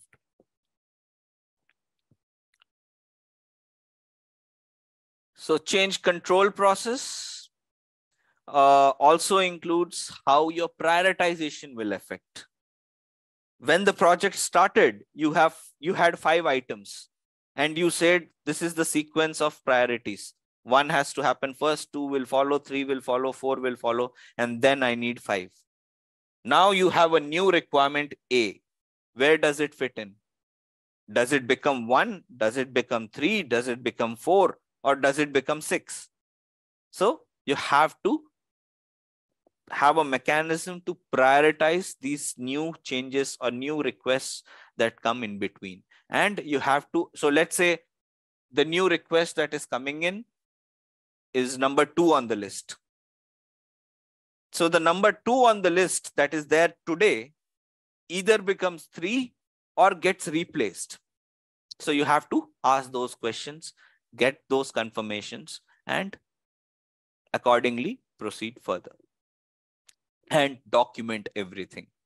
Again, 6 months down the line, someone comes and says, why did you do it? You need to have an answer that, look, there was a change request. This was the process we followed.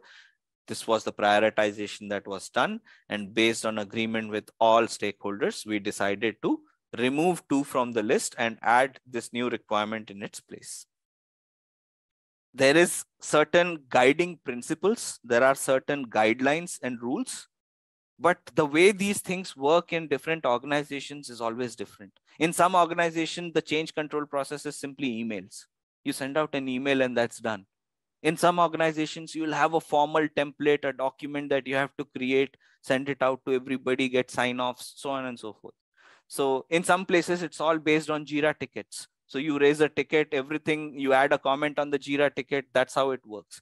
So the mechanism of implementation differs from organization to organization. So there are 5 aspects to requirements lifecycle management.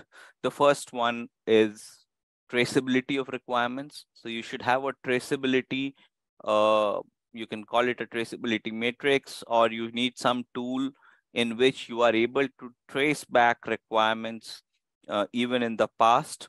Or if you have requirements planned for the future, you can move forward as well. So the traceability is both backward and forward. So you can go back in time and see what the requirements were for a particular functionality 5 years back.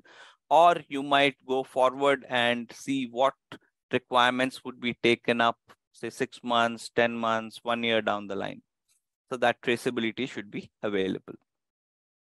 Again, core concept model, so I'll not spend too much time on it. It's basically for you to memorize this 6 core concepts. This requirement lifecycle management can also be translated in the core concept model. So here the change is, how do you propose changes to requirements? Need is the need to trace, prioritize, maintain requirements. Solution is whatever you come up with as part of your trace requirements and designs mechanism. You'll have to work with your stakeholders in depth and get all these requirements. End of the day, they are the ones who would be giving you these requirements. What is the potential value? So the purpose of having a requirement lifecycle management is it adds value beyond your current initiative. So I might have 5 requirements today. I'm building a system. I developed something, but say 1 year down the line, there is a new product which might utilize the same requirements. So there has to be so there is always a reusability component to any requirement that you gather. And that is the value add. So you don't have to reinvent the wheel again and again. And context is, of course, how do you analyze the context in order to support your tracing and prioritization. So based on the context, you will have a tracing structure and you will have a prioritization process. So we will see all of these topics in detail. So this is just the input-output diagram. You can take a look at it. The things that you would already have at this stage are the requirements themselves. You'll have designs, which are basically models of the solution. And the proposed change, of course, if you already have requirements and a possible solution, you would also have a clear definition of the change you are trying to propose. And these requirements that you have, you will also have verified requirements. So these requirements are not raw requirements. You would also have the verified requirements, which means the stakeholders have reviewed it and given a sign-off.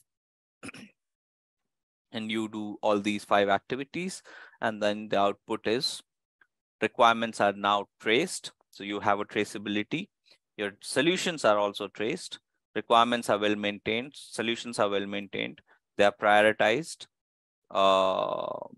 Your change assessment is also now available, and you have things that are approved. Let's start with trace requirements. So why do we do traceability? So one reason I told you, you should have that ability to move forward and backward and see which requirement is which over a period of time. So that's one. However, it also helps you to do a faster and simpler impact analysis. How? So let's say you have 10 requirements. Now, 5 of them are already developed. They are part of the system. You are working on a 6th or a 7th requirement. Building this 7th requirement might break or change the behavior of your requirement number 1. It is quite possible, right? Like whenever you are building something new, it might have an impact on something that's already existing. So having this forward and backward traceability gives you an idea of how what you are doing today has an impact on maybe past work or even future work. So you might have few requirements that you plan to do next year, but what you are doing today might change the way you would actually implement those requirements next year. So that traceability, having a traceability, the mobility to navigate from requirements in the past to requirements in the future gives you a more faster and simpler view to do impact analysis. It also gives you, it throws up inconsistencies and gaps in requirements. So when you are looking at one requirement and one requirement alone, there is nothing to compare with. You don't know if there is any gap or inconsistency. So in requirement number 1, let's say you build a system where, let's go back to the same example, a food delivery app. So I'm developing a food delivery app. In my first requirement, I have a heading which says online food delivery. The page is created. It has a lot of buttons, so on and so forth. But today I am working on a 10th requirement, which is to incorporate a payment system, let's say.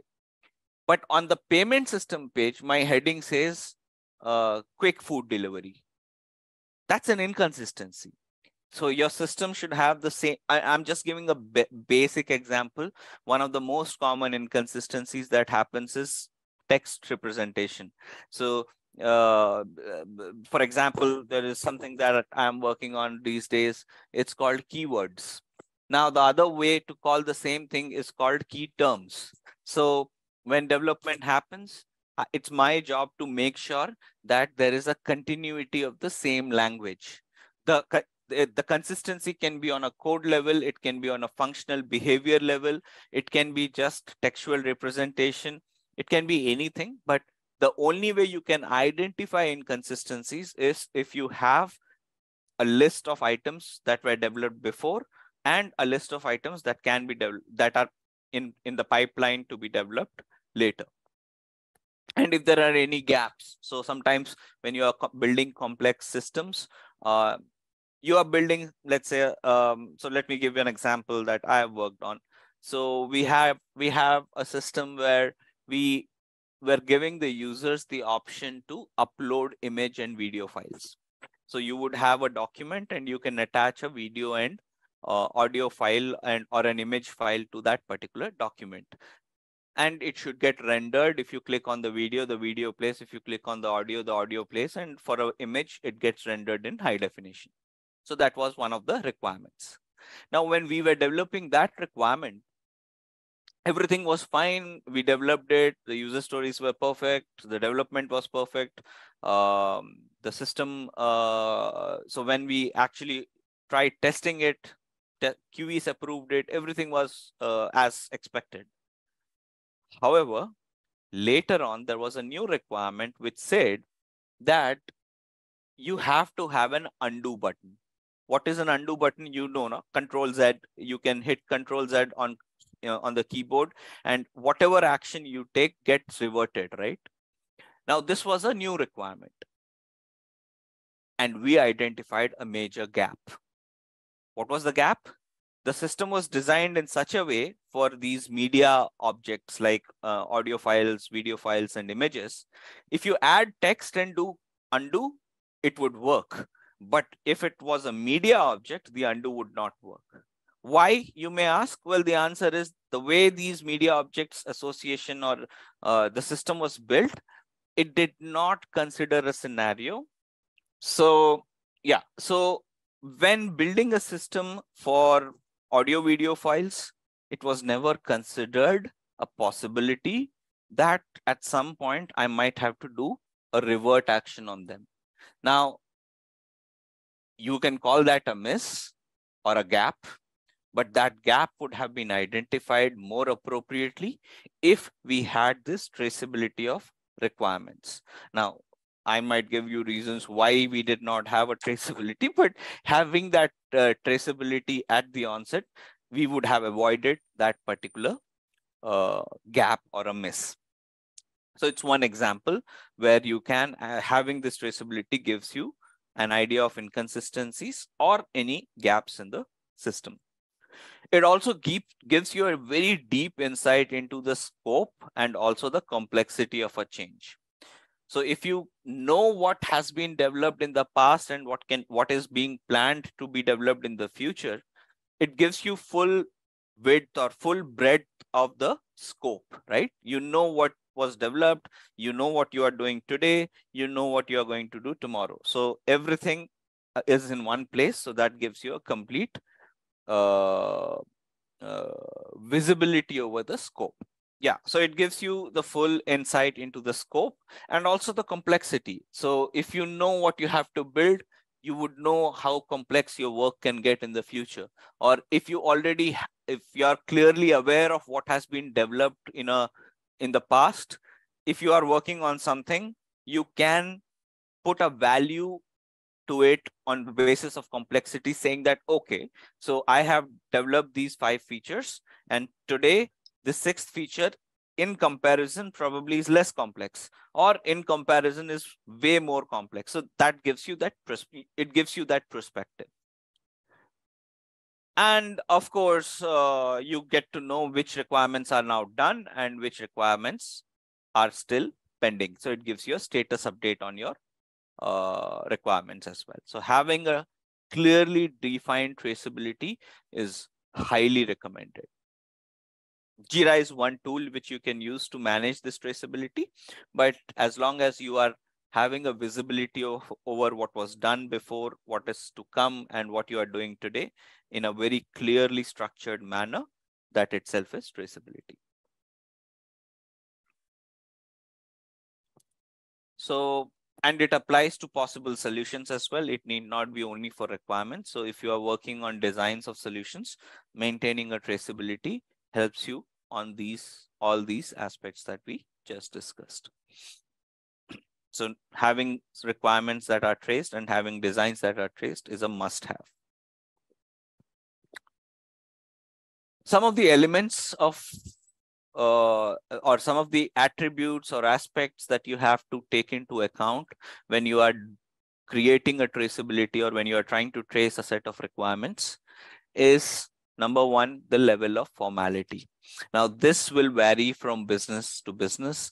This will vary from use case to use case, and this will vary from organization to organization. Now, there is no set standard for the level of formality. Depending on the use case, business, or even the organizational structure that you are working with, the level of formality can vary. But you would always know what is the level of formality for your set of requirements. So at any given stage, if you are working as a business analyst in any company for any use case, you would know what level of formality to use when you are doing this trace requirements. One simple example, if you are using a tool like Jira, that makes it very simple.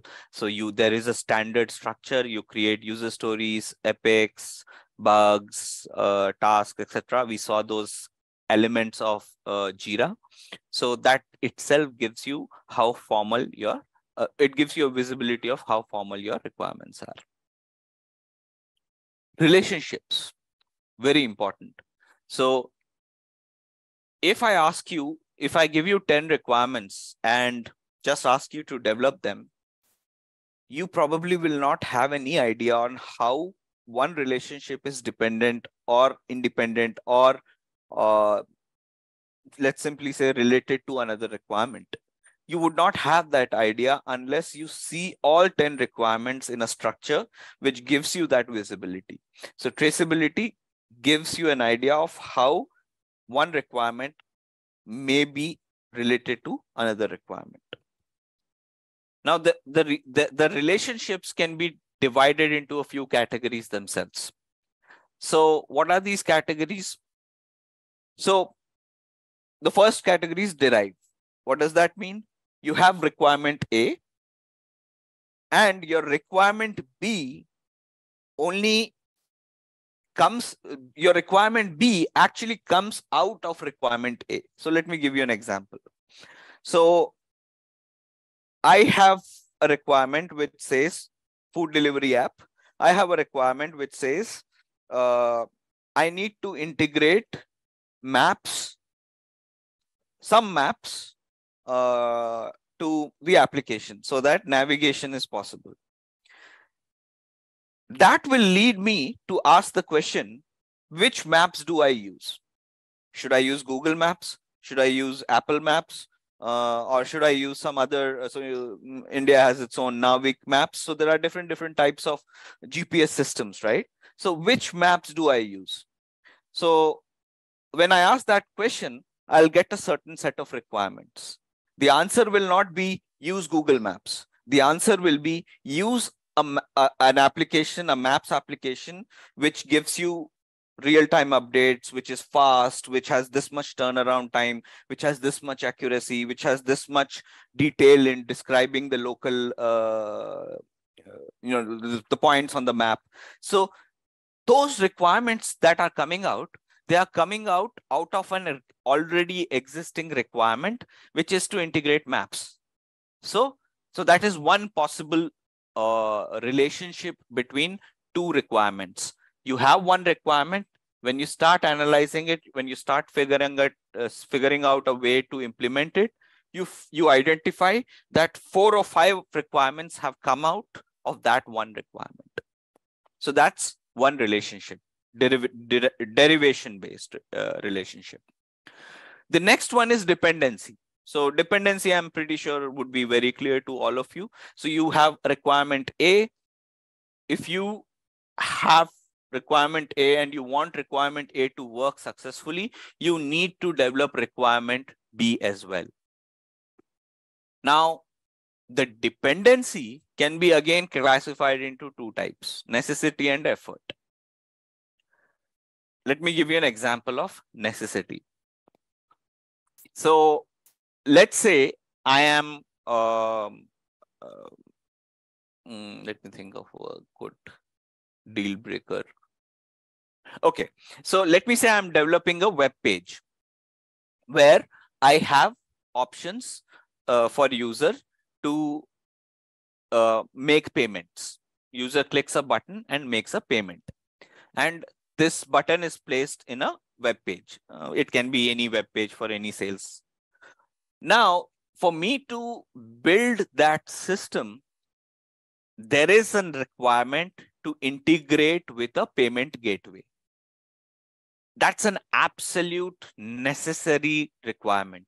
Without integrating with a payment gateway, I cannot provide a payment option on a website.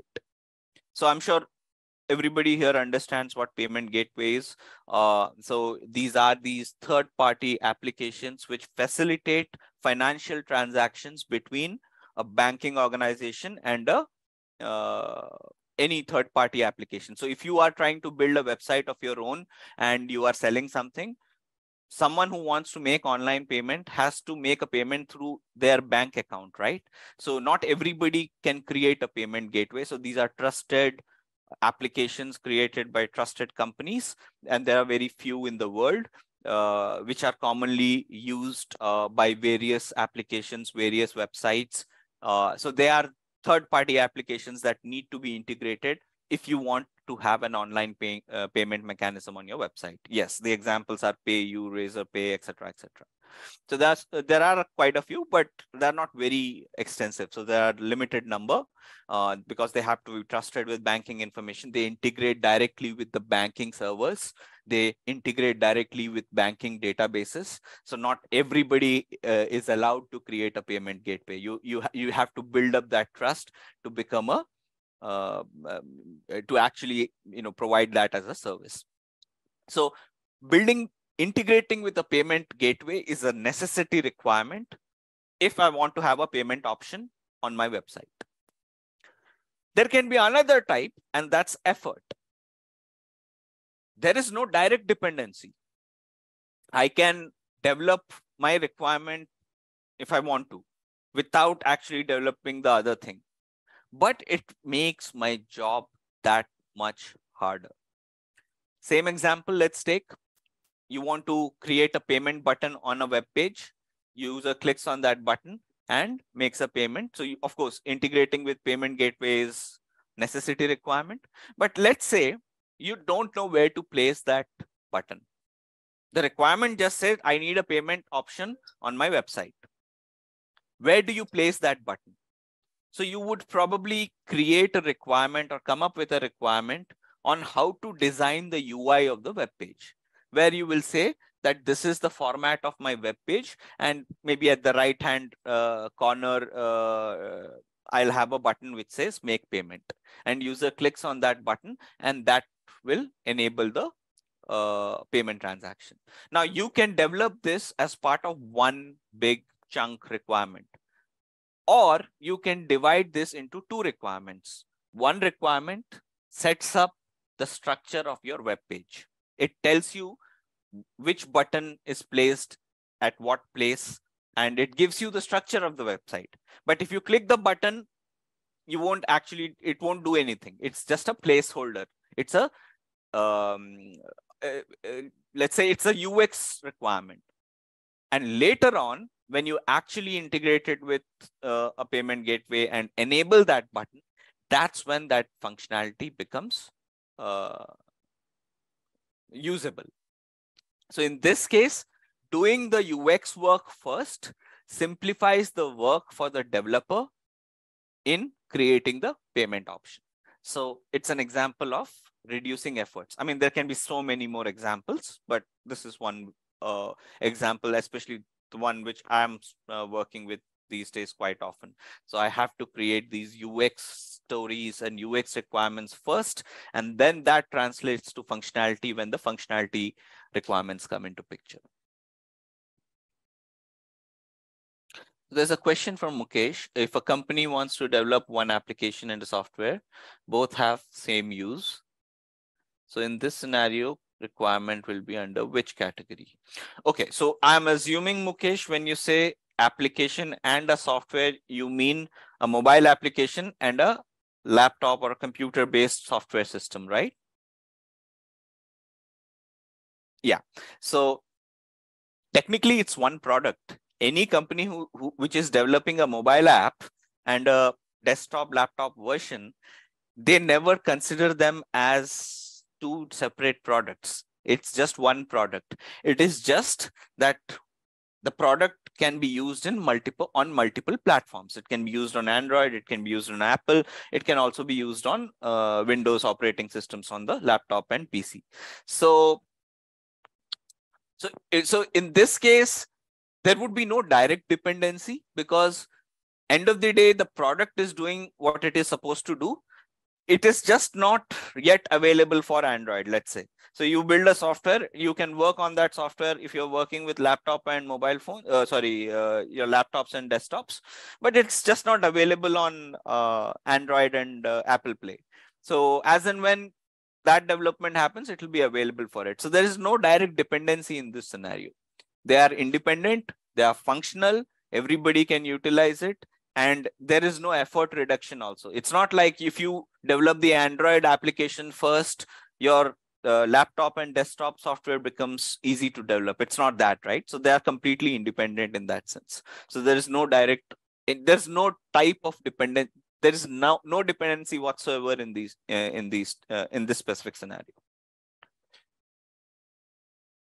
But if you are, say, developing a Android software alone and Android application alone, and within the Android application you want to provide an example like GPS, then the question comes up, like, what kind of maps do you want to assign? And that will throw you certain requirements, and that will fall under the derived category.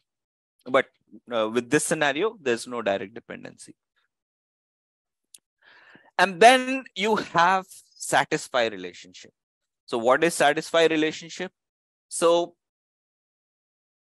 you have some implementation, something that you have developed, and what are the requirements that are getting satisfied by that particular solution? So you had one requirement. Based on that requirement, you developed a design, you developed a solution.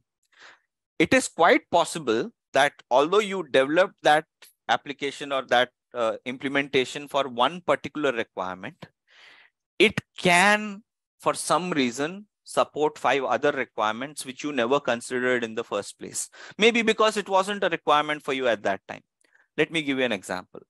Your stakeholder comes to you and says, okay, let's take the same example.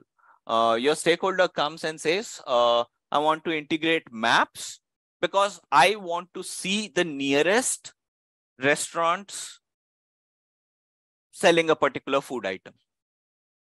Now, based on all your discussions and everything, all your derived requirements, everything, you decided to go with Google Maps, GPS, and you integrated GPS.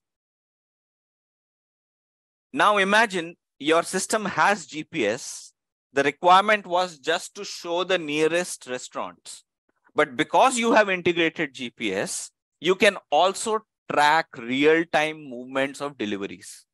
Now, this was not your initial requirement. Your initial requirement was just to give you a scope of your nearest,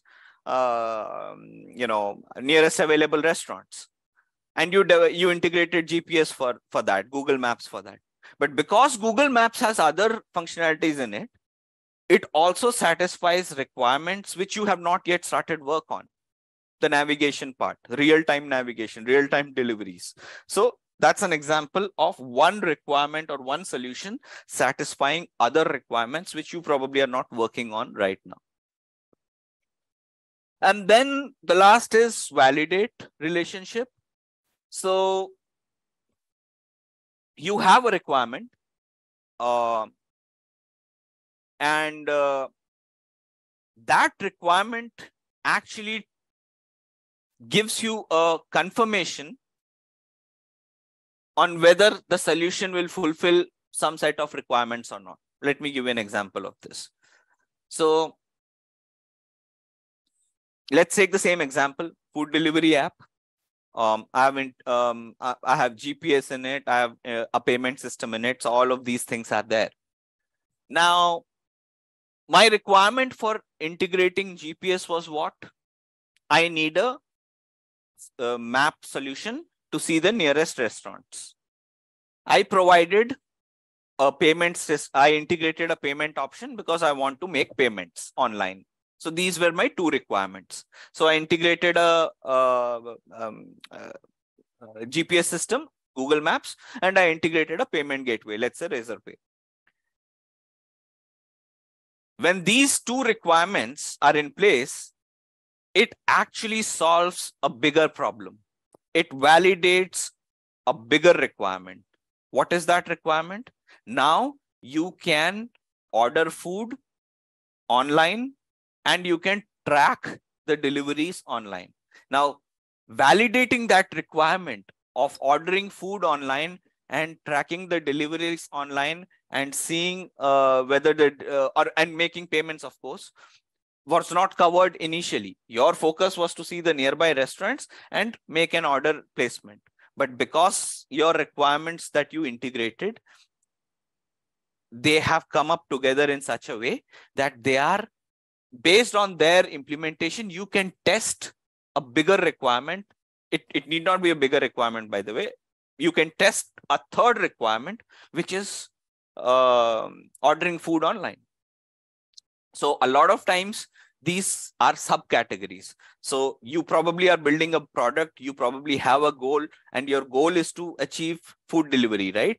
But you cannot just do that with, let's say, having a Google Maps feature. You cannot just do that having with a online payments feature. You need certain relationship, certain what would be the word? So you need certain intermixing or coordination between these requirements to achieve your final goal. And that final goal is where you are validating whether you are able to achieve that goal or not. So you will only be able to validate your final goal if you have these individual requirements. So what is the relationship between individual requirement of integrating Google Maps or the payment gateway? You can't validate anything with those two requirements, even if you have developed it fully. You can only validate the whole system once both the requirements are working as expected and are integrated. So the overall solution or your goal or whatever you set out to do can only be fulfilled if certain requirements are met. And that is the validation of a that's a validate relationship, basically. So these individual, so let me rephrase this whole thing and summarize it in a very simple way. Small requirements have a validate relationship with the overarching goal. So if your main goal is to have a food delivery app, your individual requirements would lead to achieving the bigger requirement. It need not be a bigger requirement. You can actually do it for smaller. So you have two small requirements, you implement them now, and that solves another small requirement. That's also possible. And you can test that other small requirement if these two requirements are already in place or are working as expected. Yes, you can validate. Okay, now that, so Roop Kunwar has a interesting question. When can we validate? Like, can we validate it anytime, or do we have to wait until the first two requirements are met?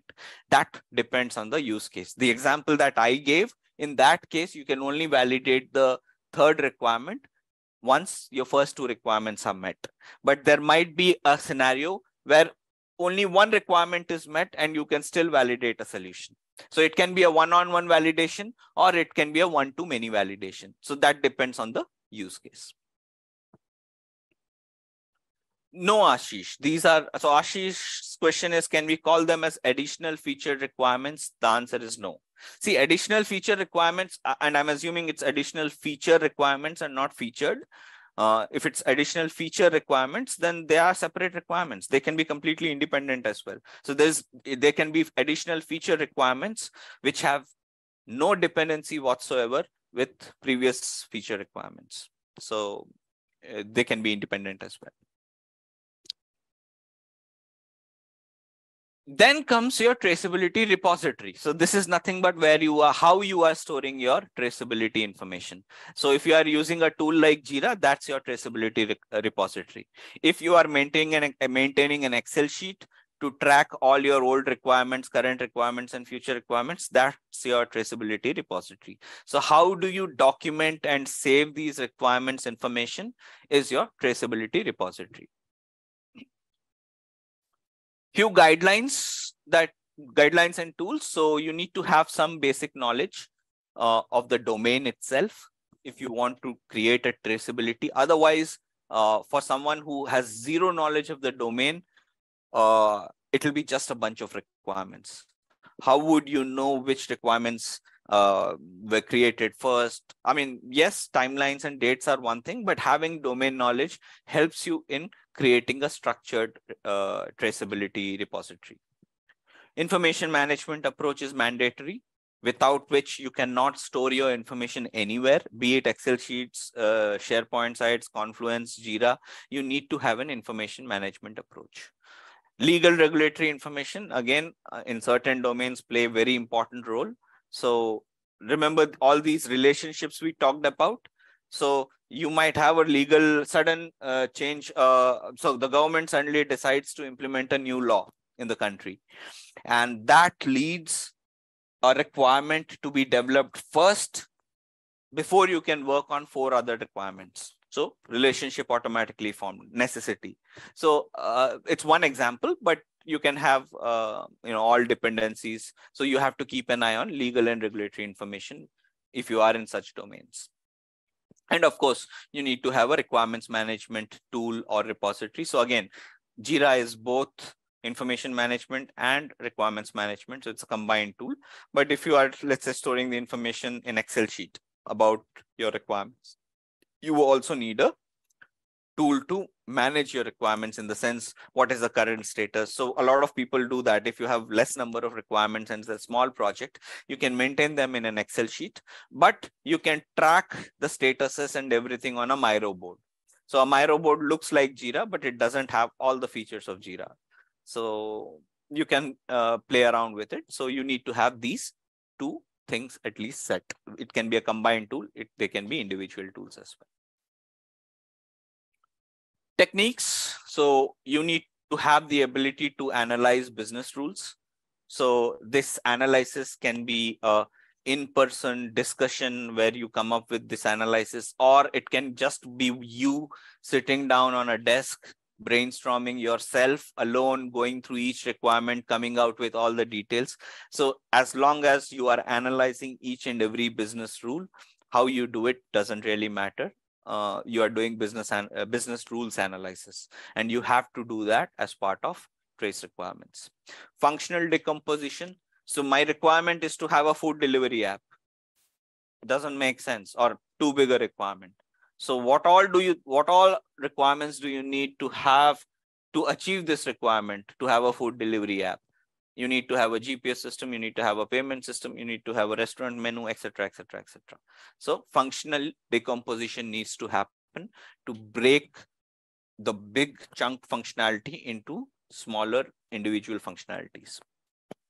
Process model. So if you are working on processes, if you are bringing changes to an existing process, you need to visualize it. Only then you will be able to understand and do business rules analysis. So process model and scope model, both modeling techniques are extensively used. So you visualize things first, then you start your analysis. 2 important points why we do a proper maintenance of requirements, or what should you be doing in order to have to gain the best benefits of maintaining requirements. So you should make sure that everything is consistently represented. You cannot say at one place, you cannot call your product as a food delivery app in one paragraph, and in the next paragraph you say it's a automated takeaway delivery system. So that would cause a lot of confusion. So consistency should be maintained, not just in terms of words or text, even in terms of designs, diagrams, process models, etc., etc. So everything should be consistent, same terminology, same design structure should be used throughout the implementation. So in one place, I represent my requirements as a bulleted list, and in the next page, I create a table for the second set of requirements. That inconsistency also plays a big role. It doesn't give you the benefit that it is supposed to give you. So make sure that consistency is maintained.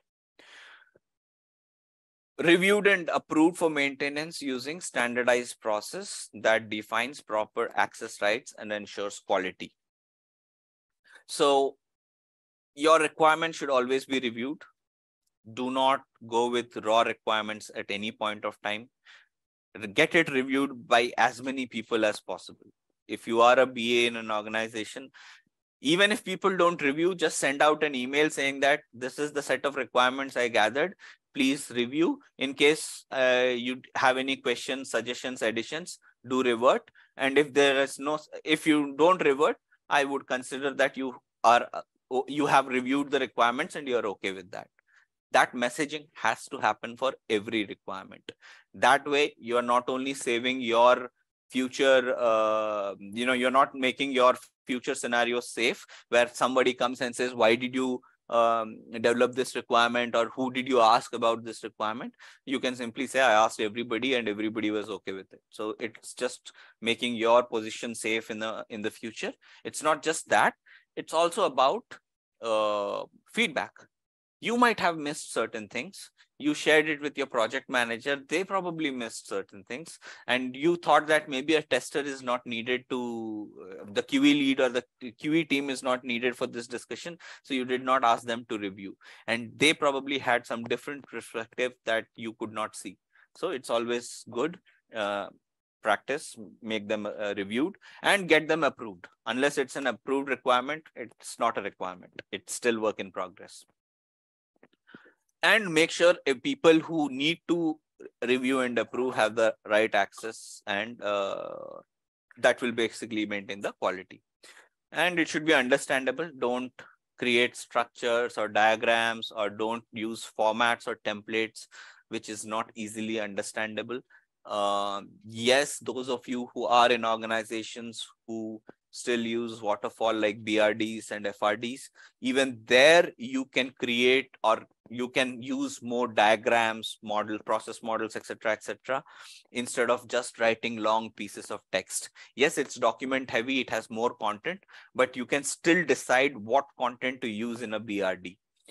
For those who practice agile or who are going into companies which will be fully agile, agile itself lays certain guidelines. So you would anyways not be having that content heavy documentation. But those of you who are going into waterfall methodologies, utilize the best practices even in a BRD, which is supposed to be content heavy. The content need not be plain text. It can be, images, tables, etc., etc. Make it more presentable, more easily understandable. And always run a spell check. Now, this might seem like one of the most, why is Pawan talking about running a spell check in a BA CBAP session? Well, it's really important. A lot of times when we are doing a lot of analysis work and capturing that as in documentation, we miss out on a lot of spelling and grammatical errors. Always, even no matter how good your English is, no matter whether it's your native language, not native language, doesn't really matter. End of your documentation, before you post it, submit it, just run a quick spell and grammar check. Makes it more presentable and understandable. And that's your requirement maintenance. Any questions so far? Okay, so if there are no questions, let's move to the next section, which is certain key elements of requirements maintenance. So the requirements, again, we discussed this already. So it gives you an idea of their current and approved changes. So all the requirements would be there, they'd be validated, reviewed. So it gives you a clear picture which of the requirements are still work in progress, which ones are still not yet approved for that particular change. So that gives you that clear picture. It gives you a level of accuracy when you are. So if you are trying to go back, even for traceability, it's very helpful if you have a very structured and current requirements with all the approvals, non-approvals tagged properly. It gives you a very clear way to go through those requirements. Make sure you use, so next point is categorization. So how do you categorize your requirements? There are many ways to categorize your requirements. You can use priority as one way to structure your requirements. You can use complexity. You can use the source of the requirement. Again, these attributes are completely dependent on the use case, organization, team structure, etc., etc. But there would be some attribute that you would be using at any given point of time. It need not be source, priority, or complexity. It can be something else as well. It can be costs. It can be number of people required to deliver a particular requirement. It can be anything. But as long as those attributes are maintained, explicitly mentioned at the onset, that's all that needs to be done. Reuse. So we spoke about this earlier. So requirements can be reused within. So a lot of times what happens when we say reuse, what do we mean by reuse? Reuse of requirements doesn't just mean that I use some requirements to, I build some requirements today. I have some requirements today. I'm working towards a solution today.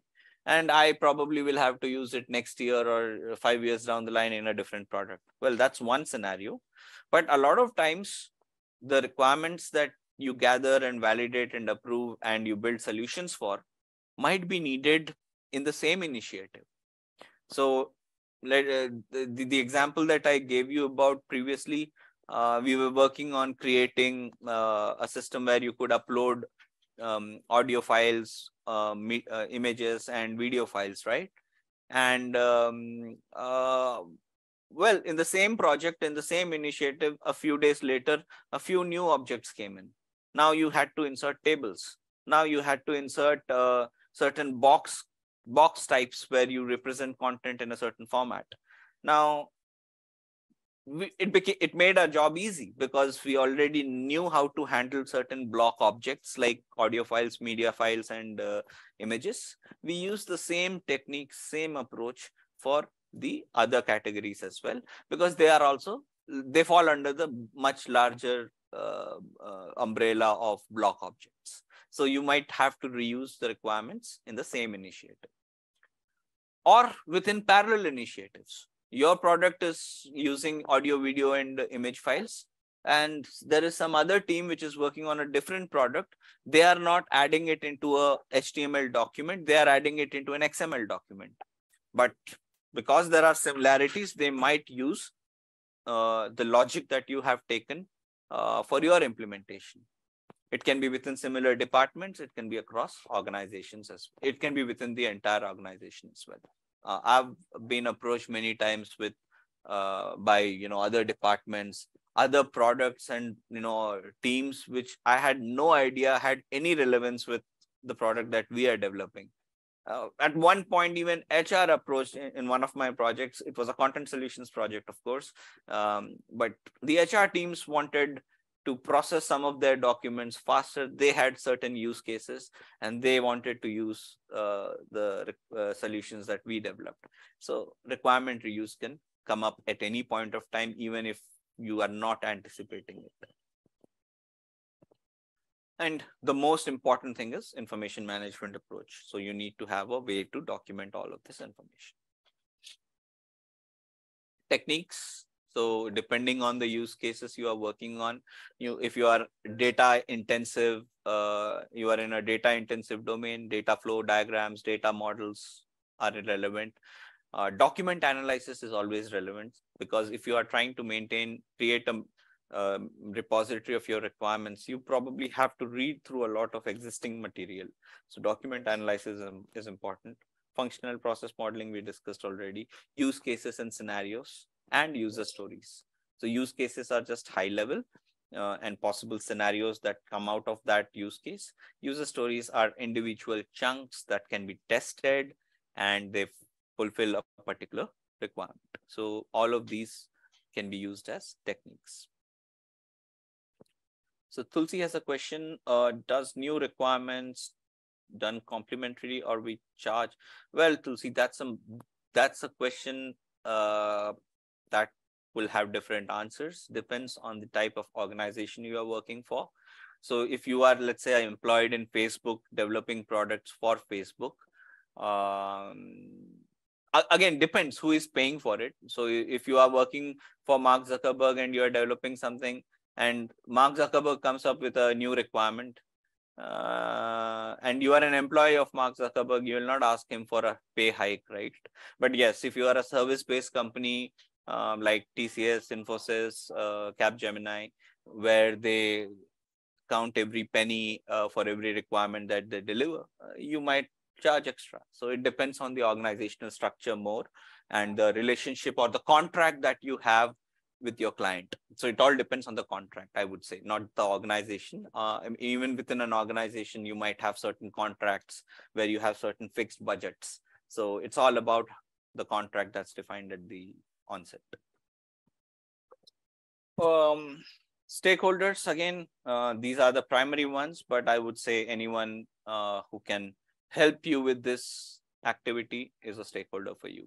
So other BAs would also be key stakeholders, although it's not mentioned here. Most large organizations, large products, large initiatives will have multiple BAs. And it is imperative on your part to coordinate with those BAs to make sure that the consistency that is being followed is used in your initiative as well. So you'll have to do a lot of collaboration with other BAs as well. When there was COVID-19, there were a lot of applications which were tracking COVID numbers, recent changes, things like that. It's not happening anymore. So those requirements were time sensitive. Or let me give you another positive example. Every year, there is a major sale in almost every country. I think the Americans have the Black Friday sale. In India, also, you have a sale season where, 50-60% stuff are, there are discounts of around 50%, 60%. So when these sales happen, if you are in that domain or industry, and if you are let's say you are building an application for advertising these sales, or you are building you are trying to implement a change in the process of how that particular shopping mall would manage its customers, can be anything, and you are working towards achieving that particular date of the sale. So it's a very time sensitive. So you have to take up requirements that impact that sale as number one priorities. Rest everything can come up later. Stability, of course, there can be certain requirements if developed early on, provide a foundation for all your future developments. They are not mandatory. They don't have any direct dependency, but they just make your system or make your implementation more stable going forward. So you focus on that, raises their level of priority. And regulatory compliance and policy compliance, we already discussed. A lot of times government laws come in, and if they come in, you have to make changes. There's no way you can avoid those requirements. So if you remember a few years back, it's been some years now, 5-6 years, I guess, the Reserve Bank of India came up with a law which said, if you are making payments using your credit card, all your credit card transactions have to be authenticated using a OTP. For those of you who are not based in India, OTP is nothing but a number, a 6-digit number that is sent to your mobile phones. It's a one-time password. So if you are making a credit card payment in India, you get a number on your mobile phone. You have to enter that number, and then when you hit OK, the payment goes through. Without the OTP, you cannot make a credit card payment. I mean, it applies to other cards, debit cards as well. But this law was not there for credit cards for quite some time. And across the world, credit card payments are not guided by any kind of authentication. You just take the card, swipe it, and done. Payment is done. But the Reserve Bank of India came up with an extra security layer where they made it a mandatory rule that for every credit card transaction, you need to have a OTP. Imagine the situation of the business analysts working in the banking and finance sector at that point. They probably had certain targets, they had certain requirements, they were building softwares, things for the banking systems. The moment this decision kicked in, yes, Roop convert, two-step verification. So when this kicked in, it basically shook up the business analyst community in the banking sector across India, because no matter what you were doing, no matter what your deadlines were, no matter what your financial condition was, this had to be implemented. Otherwise, even your systems which had credit cards and everything was working fine would stop working. RBI gave a deadline and said, by this date onwards, you need to have this verification process in place. So those things happen as well, and they become a basis for prioritization. So they left everything else and focused on getting that. For those business analysts who are working with credit cards and banking in the banking sector, of course. Challenges for prioritization. So what are the challenges for prioritization? Well, the biggest challenge for any kind of prioritization is the stakeholder itself. The biggest challenge comes when you have multiple stakeholders and each stakeholder or stakeholder group has their own set of priorities. So you are developing a product and you have 5 stakeholders. The first one says, I need Google Maps first. The second one says, I don't care about Google Maps. My team is focused on payments only. I need the payment system first. Which one will you prioritize? That becomes a big challenge. There might be conflict among stakeholders. There is no dependency. I just don't like the other stakeholder and I just want to cut him off. He wants something, I'll not allow him to have it. I'll try to block that requirement to be prioritized. Quite natural, human beings, happens quite often. Stakeholders want everything as high priority. That's the third biggest problem. And this is the most common problem that you will all face. If you ask a stakeholder, you have given me 100 requirements, all of them are validated, but I have a small bandwidth. I have 5-member team. I have 3 developers, 2 QEs. I can only do some work in a period of time. I can't do everything in one day, right? That's logical thinking from a business analyst perspective. But you go and ask the stakeholder, which ones do you want first? And they'll say, I want all 100 first. Everything is a priority for stakeholders because they don't look at the prioritization from an implementation perspective. They look at prioritization from a benefit gathered, or so it depends on the product that you are working on or the project that you are working on. So it can either be benefit that is driving your stakeholders or ease of working, depending on the solution that you're offering. So they look at it from that perspective. And when they look at it from that perspective, everything seems important to them. And that's where your negotiation skills come into picture, where you have to negotiate with the stakeholders, explain to them. They also know you only have 5 people. It's not that they're not aware of that fact, but you'll have to communicate that again and again and again in a way which is not repetitive, which does not sound rude, but conveys the message and gets them to lower priorities for certain items. And this is a struggle that keeps on happening. Doesn't matter how much experience you have, 10 years, 15 years, 20 years. I've seen business analysts in the industry with 22 years of experience. They also have to face this problem, and they have to work on it on a case-to-case basis. Well, that's all you could do, Roop Converse. So you can explain the requirement, but they know the requirements. So sometimes explanation itself is not enough. So let's say I'm a stakeholder, you are the business analyst.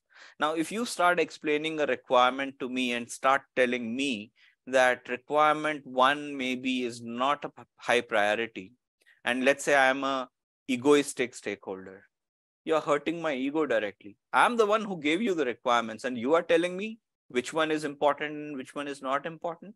So very common thing that happens amongst stakeholders. So over explanation is not always a solution for this. It all depends on individuals, of course. You have to understand your stakeholder audience. And my suggestion is go with facts, go with numbers. So you have, say, 5 requirements. You need to lower priority for at least 3 of them. Just present the data. Don't explain the data. Don't suggest why one is better, one is more important, and the other is less important. Let that thought process come into the stakeholder minds on their own. Just present the data, though. Explain requirement 1 requires this much effort. This is my understanding of the value it is bringing. You can correct me if I'm wrong. And requirement 2 is this much effort, and this is the value it is bringing according to my understanding. Do you agree? If they say, yes, we agree, then that's where the discussion ends, because that means they are agreeing that the first one is more effort and more value, less effort. The second one is more effort and some value. So there's no discussion, right? So that's where the discussion ends. And in case they say that, no, it's the other way around, well, that makes your job easy. So you can still prioritize. So never explain. In fact, I've learned this the hard way myself. Explaining sometimes works, sometimes doesn't. So explaining can be perceived as many negative things. So it's better not to over explain. And then a lot of times stakeholders will lie about the priority. Never use this word in front of the stakeholders, mind you. It's just a conversational point amongst business analysts. But as stakeholders want the best product, they sometimes might push you in a direction by not clearly saying what is fact. They might simply lie and say that, yes, this is more important, because at the end of the day, they are looking at the big picture. They are not focused on individual requirement deliveries. I mean, yes, they expect you to deliver all of them, but their main goal is to have a good product at the end of the day. So even things which might not be very value add, much of a value add to a product might. Just a quick info, guys. Intellipaat provides PG certification in Business Analysis and Product Management by IICT Academy MNIT Jaipur. The course link of which is given in the description below. Now, let's continue with the session. Be given a high priority because they just want you to go in that particular direction. So there as well, again, it can be intentional, it can be unintentional. I mean, they might not know the value, or the value versus efforts for a particular requirement. So it can be unintentional as well. So either case, don't do any explaining. Present the data, present the information you have. Ask them if your information, whatever you have gathered, is right or wrong. If they say it's correct, discussion ends. If they say it's not correct, even then the discussion ends.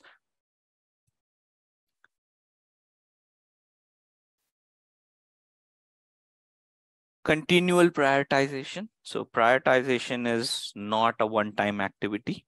It doesn't happen so yes, those of you who are familiar with waterfall or are working in waterfall might say, we do it only once. That's true. But even in waterfall, there might be discussions, changes that are happening in between. So it's a continuous process throughout the initiative. Anything can change our priority of a requirement. Same example, I had the example of the RBI two-step verification. Until that was made a law by the RBI or a mandate by RBI, probably the teams were working on other high priority activities. And the moment that became a legal mandate, everything else was dropped. So priority can change any point of time. So it needs to be practiced continually. A lot of guidelines and tools, business constraints. You need to know what your business allows you to do and does not allow you to do. So if you have a requirement which the stakeholder wants, really awesome, but your business has certain limitations, you cannot deliver certain things. You have to bring it to the fore, and that will impact your prioritization. So they will then decide, okay, my business in today's scenario doesn't support this. So in that case, I'll prioritize the one that is more important. Change strategy, have a change strategy in place, because if a requirement is changing your existing requirements, or if the priority of a new requirement is impacting your current priorities, you need to have a change strategy in place. You cannot simply say, oh, domain knowledge, of course, you need to know what is happening. Governance approach. So not everybody so tomorrow your dev lead walks up and says, let's change the requirement because it's easier to build. Never agree to that. Or at least don't say, I don't agree to you or to what you are saying. Say, that's a good suggestion. Let me consult with the stakeholders and get back to you. You do not have an authority to approve anything. So gather all the information, go back to the governance approach. Who is responsible for what? Who is the approver? Who is the authority to take the final decisions? Present it to that person, get the approvals, right approvals, and then consider that as a change. Requirements architecture. So again, if you are introducing new things, it impacts your overall requirement structure. So you have to be guided by your requirement structure as well. Requirements management gets impacted, or it plays a guiding role. So if you are bringing in new requirements, they have to be put into your overall scheme of requirements. And solution scope, of course, it impacts solution scope big time. Any change request, any change requirement impacts solution scope. So that needs to be, so you need to be guided by solution scope as well. Someone asked about money, right? Do we pay extra, or do we ask for extra money? So you do ask for extra money if it demands it. So if it changes your solution scope in a way where more funds are required to implement this changed solution scope, you ask for more money. Techniques, backlog management, business cases, decision analysis, estimations, financial analysis, interviews, item tracking, prioritization, risk analysis, workshop, all of these can be utilized. Key stakeholders, customers and users, implementation, SMEs, project managers, regulators, and sponsors. Assessing requirement changes. So we spoke about prioritization and what impacts prioritization. So changes impact prioritization. So how do you assess requirement changes? Well, few guiding principles. First, ask the question, is this change aligning with the overall strategy? You started out to build a food delivery app with GPS, with navigation, and with a payment gateway. Now, if the business comes and says, I want you to allow the users to watch videos on this application.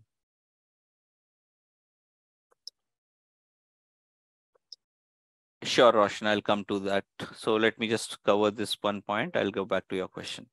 So if someone says, I want to show videos on a food delivery app, well, that also happens these days a little bit, but why would you want it? It changes the complete, yeah. So let's say someone says, I want to watch Amazon series on a food delivery app.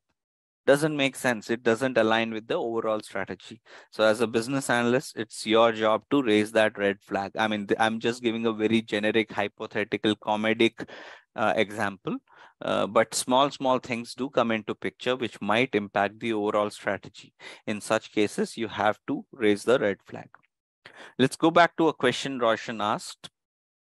So how does backlog management as a technique help in prioritization? Well, if your backlog is not, if you don't have a backlog management system, if you are not structuring your backlog in a way where it is well maintained, structured with the attributes that we discussed, how can you prioritize? Or even if you can prioritize, there is a big scope that you would be introducing inconsistencies. There would be gaps. You would be missing out on dependencies, etc., etc., etc. So you have to ensure that. So backlog management is the backbone of prioritization. Without having a good backlog, it's really, without having a backlog, there is no way you can have a prioritization, period. So backlog management is nothing but making sure that you have enough work as part of your backlog. And then, of course, current and past work management is also there. But if you don't know what you're going to do next, what are the next 10 requirements, how will you do prioritization? So that's the key to any requirement prioritization session. In fact, last week only, I took some time off. I told my colleagues in the workspace that please do not disturb me with any discussions or unwanted calls. I put my status on Teams to busy, do not disturb. And I just created the backlog for next 1 year. It wasn't that much of work from a BA perspective, but I had, and plus I document the requirements in detailed format the moment I received them. So it was a matter of collation for me. But I basically prepared a backlog for 2024 December, up to 2024 December. Why? Because every 2 weeks we have planning meetings where we do prioritization of the tasks. So for that to happen and to give the stakeholders a perspective of what all is pending, having a good backlog is mandatory.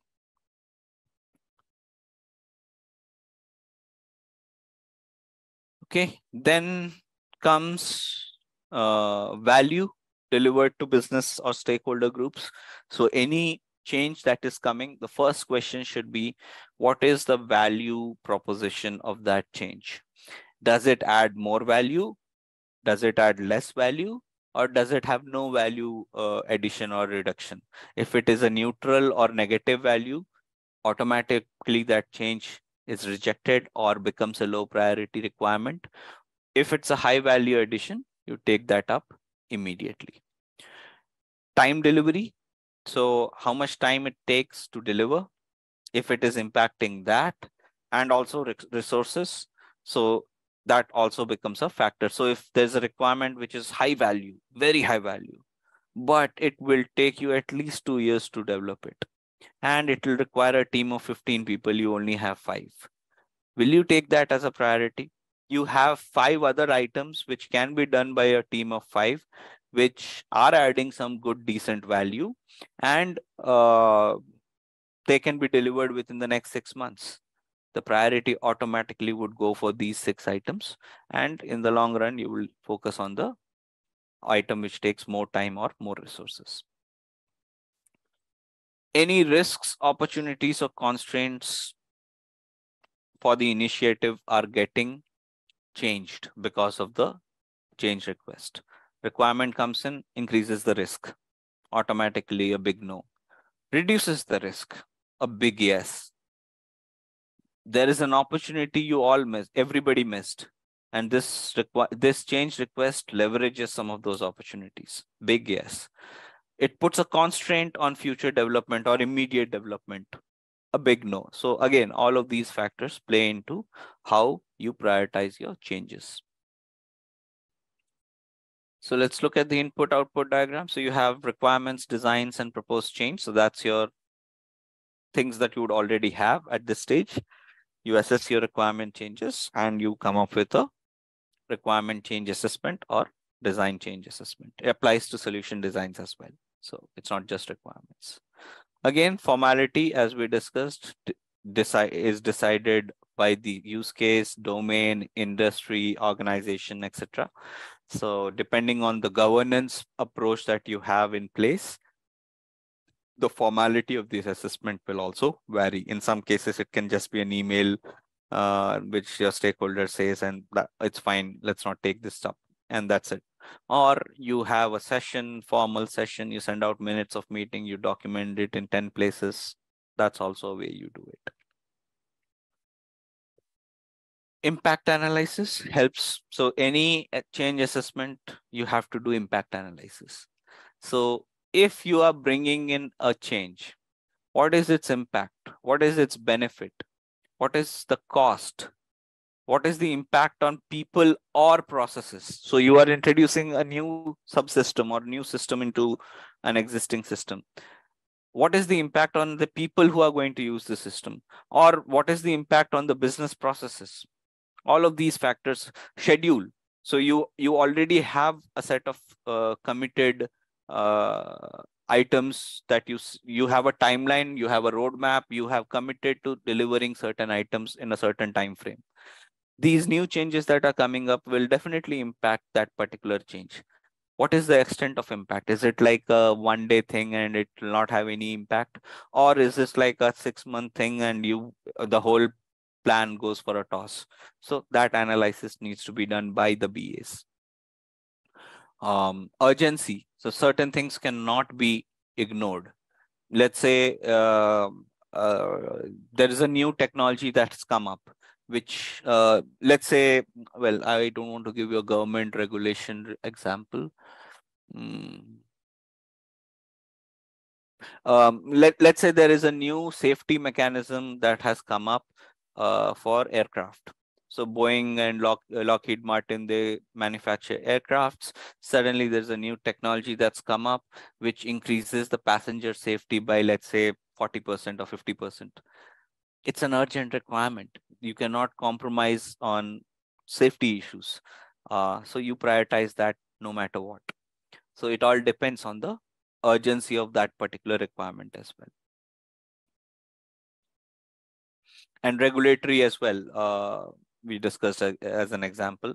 Recently, again, in India, the government passed a rule that any automobile, any car that is manufactured must have 6 safety airbags. Now, I probably have promised my wholesalers that I'll deliver 100 cars, but that plan was based on 2 airbags. Now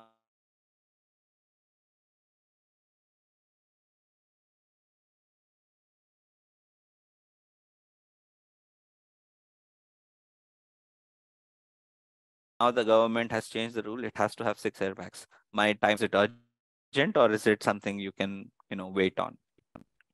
Impact resolution. So depending on whatever approach you have taken, you may be authorized to approve, deny, or defer the proposed change.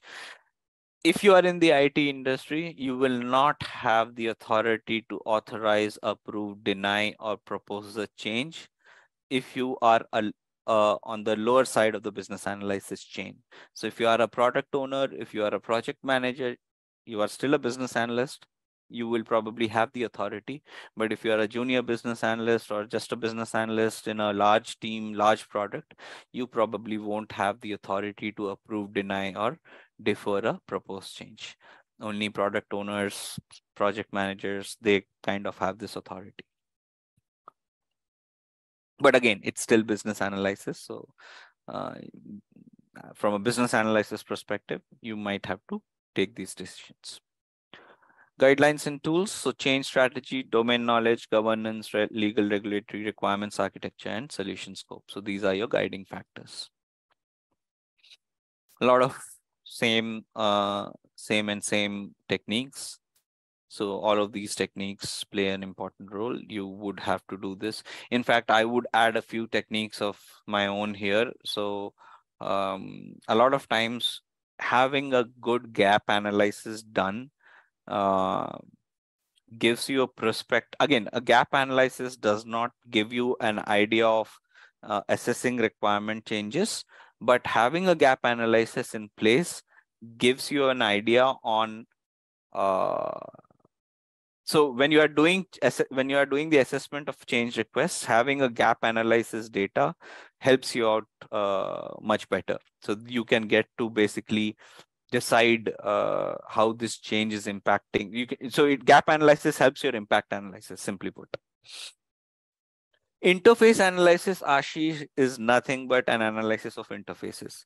So let me elaborate a little bit on that. So you have, let's say, a product with the, let's say there is a organization which has 4 teams: sales, accounting, and the workshop. So the sales, they sell things.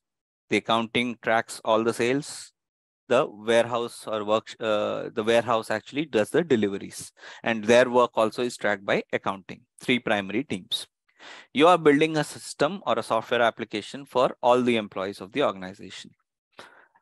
If you are, it's a same system, it's a common product. You, let's say, call it the best sales experience application, something like that, whatever. So you have multiple components of the same product, and these individual components of the same product might have different interfaces. Another example, I think all of you here have used Uber or applications like Uber, Ola, which is famous in India. When you open Ola or Uber, as a person who is trying to get a cab, you get an interface which is different, whereas a driver gets a different interface. So, but no, Ola Uber is not a perfect example because it's the same component, different registrations or different logins. So let's stick to the first example. Scratch that. Sorry, I got diverted. So the first example, so you have three systems. One will be used by, let's say, the accounting team has certain functionalities, certain features specific for accounting team. The sales team, they'll log into the same system, but they'll have separate functionalities, separate needs, separate user journeys. And the warehouse teams also needs to log in the deliveries they made. So they'll have different user experience. So there are three components of the same product with each having individual interfaces. So if you are working in a product like that, and if you are making, say, a change in warehouse deliveries and the way they enter their data, it might have an impact on the finance or accounting teams. So interface analysis plays a very important role in such scenarios where you have multi-component subsystems and they have their own interfaces. So you have to figure out how, when salespeople enter their data, on their interface, how will that have an impact? Because it's data, a lot of data. How do you visualize it on, let's say, the accounting team? So you need to do an in-depth analysis of the interfaces of the subsystems. That would be the simplistic explanation.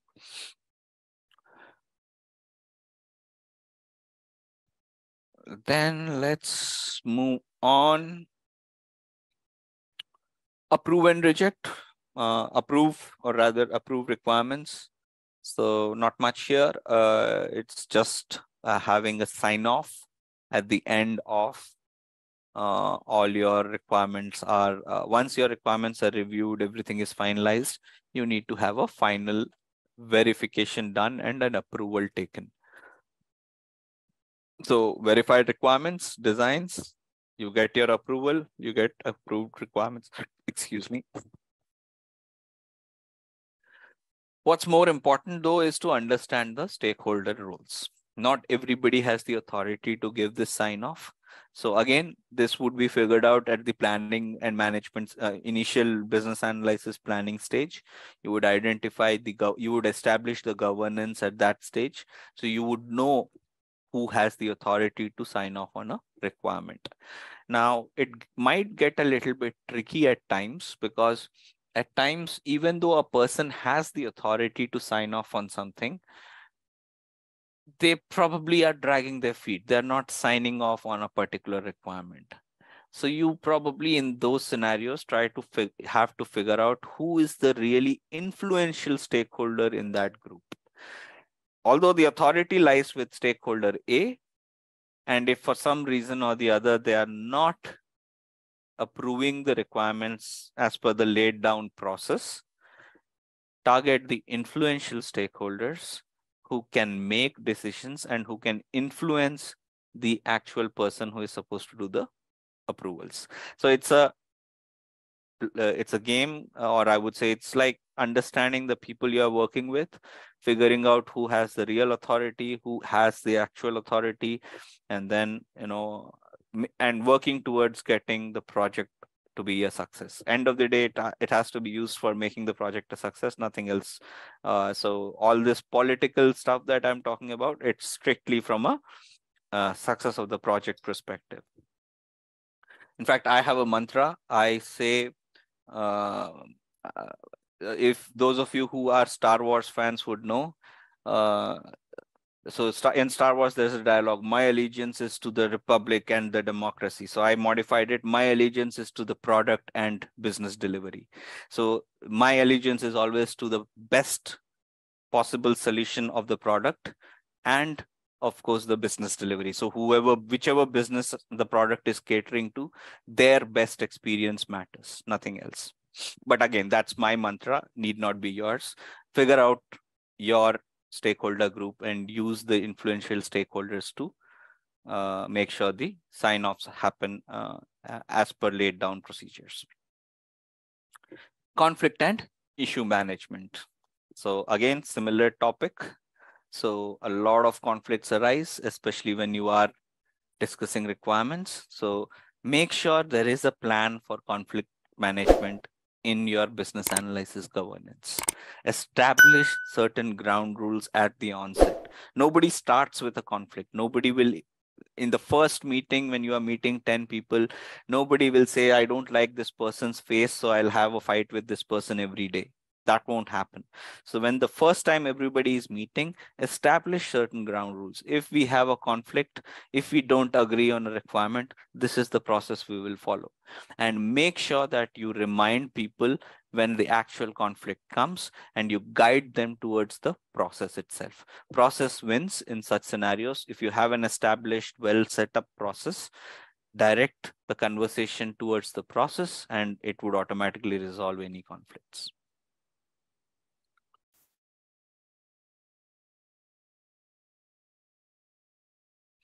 Gain consensus. End of the day, no matter how many conflicts you have, how many stakeholders who don't want to approve, doesn't matter. End of the day, your job is to gain consensus. Unless consensus is gained, do not take any unilateral. In fact, that's my second mantra. No unilateral decisions.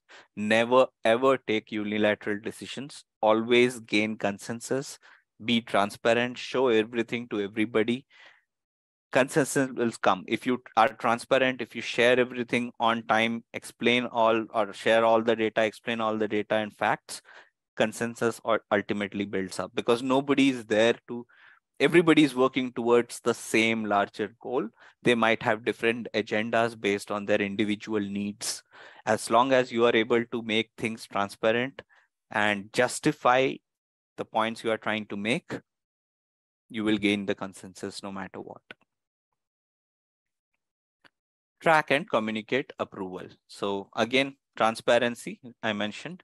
So communicate any decisions, any changes, any high level or low level, doesn't matter what level. If a decision is taken on any point, that needs to be communicated to all people on the same at the same time. Nobody should feel left out. If they do, they will come back and question you. Why was I not informed about this particular change, or this decision was taken and I was not informed, and that creates a bigger conflict. So be transparent right from the get-go. Few guidelines: change strategy, governance, legal, regulatory, solution scope, and requirement management tools and repository. Techniques, acceptance criteria. The key, I mean, again, it's not a technique, but you would have to come up with acceptance criteria for whatever change initiatives you are. It's a technique as per IIBA. So that's why we will call it a technique. But you would do this for anything. Like this technique applies to all use cases. Where if you are dealing with requirements and use cases, you will be creating acceptance criteria, at least in the IT domain. But IIBA works across domains. So that's why this can be a technique for non-IT domains where they don't create acceptance criteria on a daily basis. For you, it will be, for those of you in the IT domain, it will be a day-to-day job. So not something new. Decision analysis we spoke about, item tracking, reviews. So if you want to gain consensus and if you want to be transparent, you have to ensure proper reviews are done by everybody who is involved. And of course, workshops help. So if there's a larger problem that can not be addressed with individual or small scale discussions, you need to conduct large scale workshops to bring everybody together so that they get the time to put their points, and best case made would basically be taken up. What are these key elements? So we, I think, discussed this on a high level before as well. Identifying and analyzing the current state. Now imagine you have joined a company and you are a junior business analyst and your company is making, let's say you are working for a food delivery app, same example. There is already an app which is existing, people are using it, and your company has built that app. If you join that organization as a junior BA, what would be your first step? your first step would be to understand what that current product is all about. You will read through all the existing data, all the documentation. You will use the product yourself. You will see you'll check out the user experience. You'll check out all the individual features. You will analyze the current state in detail. Once you have done that, that's when you get the option to think about defining a future state. Only when you know where you are today can you make some changes to, either leverage an opportunity or fix any problems. So the definition of future state is the next logical step, only and only if you have analyzed the current state. Once you have analyzed the current state, come up with a definition of how things should be in the future. If you just make a list of the risks that are associated with that future state, and you have a change strategy in place. So what happens if tomorrow something changes? Let's say there's a new, better technology than GPS. What do you do in such scenarios? So if you how do you manage that change? If you have a process for that, you have actually come up with a strategy for that particular product.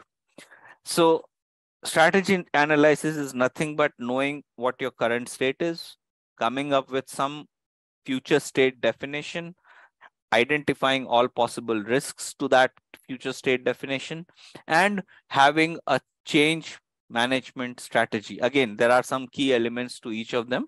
We will look at them individually. But if you are doing these 4 tasks for any level, any project process, doesn't matter, you are actually doing strategy analysis.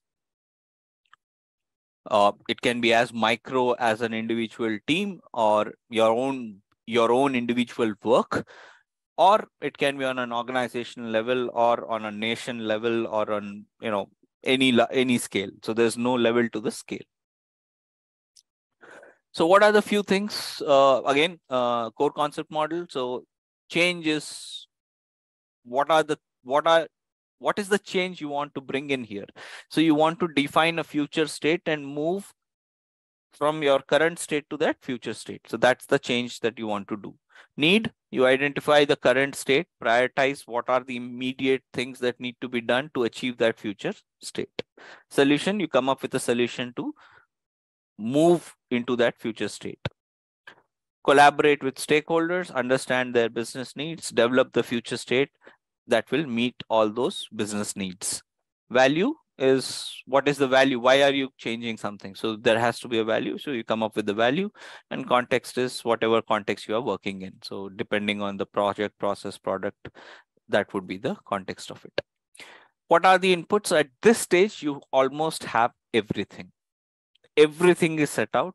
You know your needs, so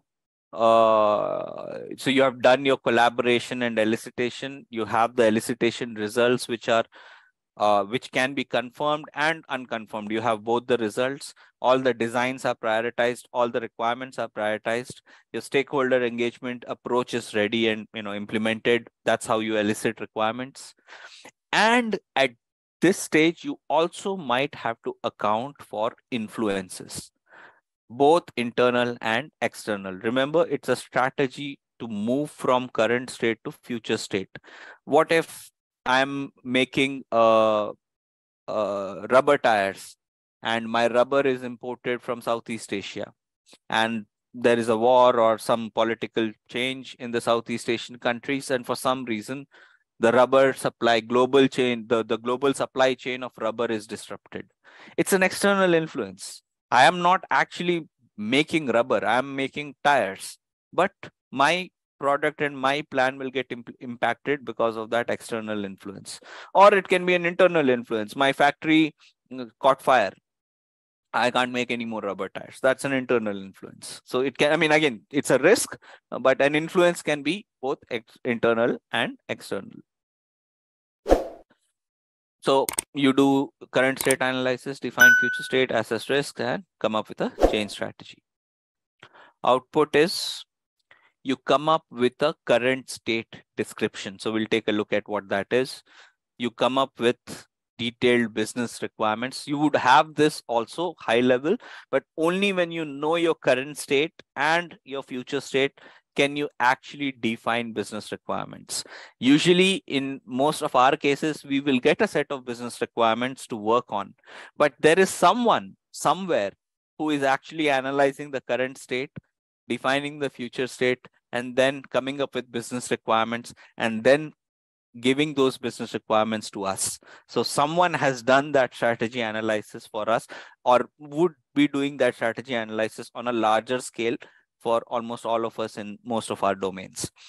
However, on a micro scale or on a team level or on a project level, we as business analysts would have to do strategy analysis quite often. Business objectives, future state description, value, risk analysis, results, change strategy, solution scope. These are the outputs. So what do we mean by analyze the current state? So you have spoken to all the stakeholders, you have some elicitation results, you know what they really need. Based on this information, you will start your own analysis of where we are today. So you know what the stakeholders need, you know what your stakeholders think the current state is or want things to change to a certain way, but that doesn't give you a picture of current state. You still have to do that analysis yourself. And based on that, you come up with a current state description and business requirements, a list of business requirements. Key things that you have to take into account. Business needs. So what is a business need? So what is a need? So need is something, so it's either a change or an opportunity that can be leveraged, right? An issue that can be fixed or an opportunity that can be leveraged. But what is a business need? So, or rather, how do you identify the business needs? So these are, so the definition is same. It's also a need, but it impacts the entire business. So any need that impacts the overall business can be a problem, can be an opportunity, doesn't matter. If it is impacting the overall business, it's a business need. It's otherwise just a need, but it impacts the business, not an individual stakeholder. How do you identify them? So there are 4 ways you get business needs. First one is top down. The CEO walks into the room, says, our annual profits are reducing, shareholder profits are reducing. We need to do something. So let's incorporate a new technology. So we are building cars. So let's start building AI-enabled robotic cars. It's a top-down decision. The CEO decided it. They have a strategic goal, which you cannot see. You don't have the full information to see that strategy. You are only working as a business analyst on a team level, but the CEO has a strategy for the organization over a period of decades. He is looking into 40, 50 years into the future. And there the CEO is deciding that these are the things we need to do to achieve certain goals. So it's a top-down approach. Bottom-up approach. You are working with the development team on the ground, or you are working with the operations team on the ground, with the sales team. And you see that the sales team is taking a lot of time punching numbers into a system, which is taking a lot of their valuable time, where they could be actually pitching stuff and selling things. Instead of doing that, after a sale is made, they are adding a lot of information into the computer, typing, and spending a lot of time. And someone has an idea. It can be you, it can be a sales team member, it can be anybody on the low levels who says, if we can reduce this time wastage that's happening if we can automate this process in some way where I don't have to type in 40 pages of data into the system, that'll give me more time, I can make more sales. It's a bottom-up approach. Middle management approach. Your managers, team managers identify that efficiency can be improved if, let's say, if mobile phones are banned inside the office room. I know we don't want such kind of work environments, but middle managements take such kind of decisions in certain organizations. So they might say that, okay, people are spending a lot of time on Facebook and YouTube, so let's just restrict these social media sites within the office space. Let them keep their phones, but we'll not allow we'll block these sites. It's a middle management decision to increase efficiency. So the lower team members don't like it. The higher management doesn't care. It's the middle management who is taking that decisions. And then there are external drivers. Rubber imports have stopped suddenly from Southeast Asia. I have to figure out a way to change. I make my tires. Or there is a customer demand. Suddenly there is a big spike in there were these companies which were manufacturing textiles and fabrics. COVID happened, customer demand for face masks grew. Suddenly, a lot of these companies which were working with textiles and garment manufacturing, jeans manufacturing, they opened up sections or departments focusing on face masks, protection masks for the consumers. Or business competition happens. You have some company which is doing building a product, awesome product, everybody loves it, but suddenly a new competitor comes in who is offering something, who has added some more extra features to that product. You have to enhance your product, otherwise you lose customers. So these are external drivers. All these 5 ways can influence a business need or generate a business need. Then there is organization and culture, organizational structure and culture. So organizational, we talk about it, right? Like this company's organizational structure and work culture is very good. What is work culture? What is organizational structure? It's basically how a company and its people function, the way they work. So a lot of times they can be roadblocks. The way the culture is itself is a roadblock, or it's really good and you can basically implement in other. So let's what's the organization? I don't want to say Twitter or X these days, because there used to be a time when people used to say, especially in the software and IT domain, that the Twitter work culture is awesome. Well, it wasn't awesome when people started analyzing it, because a lot of the Twitter employee base at one point was freeloading. They didn't have targets. They weren't delivering stuff. It was like any government government offices have become more efficient these days, but I mean, they were not delivery oriented that much. But things were good. Twitter was doing okay. And then after a few years, it came down. The delivery, or rather the business, started failing. And that's when Elon Musk came in, and he basically changed the whole work culture. So a work culture can be an asset. Work culture at Google is considered an asset.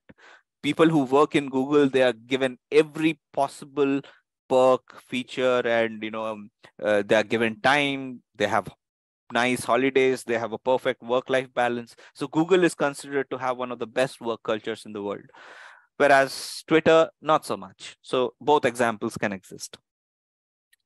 And communication channels, for example. Now, we don't have to think. I mean, I'm pretty sure many of you can go ahead and work in Google and Facebook or Twitter as well. But for those of you who are just starting out, if you don't go into an organization like that, you still have to focus on certain things. How is the communication channels? Do you have to take permission of your team leader every time you have to connect with your stakeholder? Not a very good work culture. Less transparency that way. Is your team, or is your middle management taking all the decisions? You are a business analyst, but you're not on the table when decisions are made. You are not on the table when requirements are discussed. They discuss the requirements, they pass it on to you, and they expect you to come up with user stories. Is that a work culture you would want to be? Again, there are organizations which do this. If you are in a work culture like that, you have to adapt and make sure that you work in, because you can't leave the job, right? So you'll have to work with that arrangement. But these are challenges that come up because of certain work cultures and structures. So this reporting structure, sometimes it might be valuable. Sometimes too many cooks spoil the soup, right? There's a saying. If you have too many people in those meetings, everything is going to hell. So sometimes it might be logical to have only few people make some of these decisions. And sometimes it might be completely opposite. Those few people who are making the decisions might not be the right people. So a lot of times it can be positive as well as negative. So identify the cultural changes that need to happen if you want to achieve the business goals. So as business analysts, you are there looking at all these things. So it's your job to raise a flag. Again, if you are new, if you have joined a company right now, don't immediately walk up to the manager and say that, look, I see your work culture is bad. So don't you ever do that. But identify the red flags and subtly, tactfully communicate them as and when you think that your suggestions would be considered. Do not do this, at least if you're joining a job for the first time, doesn't matter your experience. If you're joining a company for the first time, you are a new person there. Do not make any such suggestions at the onset. Spend a year, 2 years, understand the people, know the people. And once you have spent enough time, then make these change propositions. Only then they'll be considered seriously. Otherwise, people will say, this person just joined yesterday and he's telling us how to run things. So don't do that at the initial stages. Identify whether stakeholders understand the rationale for the current state of the enterprise and the value delivered by it. A lot of times, products are built, everybody puts in a lot of effort and time and money, and the stakeholders are not happy, or they are afraid. They're afraid to use the product. They don't want to use the product. They have some fears. In such cases, it's your job to explain the rationale for the current state. It might not be the right state. Maybe the stakeholders are right. But if you are not sure of the current state, you will not be able to have a conversation about the current state with the stakeholders. So wherever needed, explain the rationale. If they are scared of, if they have fears, address those fears. If they don't like certain things, address those certain things. What can be done better so that they like it? Start those conversations. And identify whether a stakeholder really wants a change or not. They might not explicitly walk up to you and say that I want this changed. Sometimes they don't. It's your job to identify the needs of the stakeholders by observation. So once you start working with stakeholders, it builds up over time, of course. It's not, the first day you meet a stakeholder, you won't be able to do anything like this. You have to give it some time, establish a relationship, and try to identify how they are viewing the current state. Are they really happy with the current state of things, or what are the changes they are looking in the current state? You might not have to ask it directly also. If you have built that rapport and that connection, you can actually observe the changes that they really desire. And you can take that up as an initiative on your part and implement that as a change. Capabilities and processes. So there are two views or viewpoints. So any enterprise that is working, any company, any enterprise that you are going to work with, it will either have products or services. Doesn't matter the industry, domain, whatever, organization. It will either be selling a product or it will be selling a service. These are the only two things that sell in the world, products or services. Now, if you are in either of these two companies, you can take a look at whatever is the offering of the enterprise, whether it's a product or a service. You can look at it from two ways. One is the capability-centric view, which means look at the existing capabilities of the system or process or whatever. Are these capabilities good enough? Can they be enhanced? Or are there any problems? Or you can look at it from a process perspective. It can be a product company. Let's say it's a company which manufactures cars, automobiles. They are selling hard products. But you can still in that organization look at a problem from two views. Either the problems are because of capabilities of the car itself, or there are problems in the way these cars are manufactured. So there are two views. You will always take a call, or rather your analysis will lead you to either of these views. Either it's a problem of capability or it's a problem of process. It's that binary. Technology and infrastructure. So when you are analyzing current state, you need to know the limits or the extent of the technologies that are available to you, the hardware, the infrastructure, the logistics. Do you have enough laptops with appropriate hardware specifications to develop a certain type of code?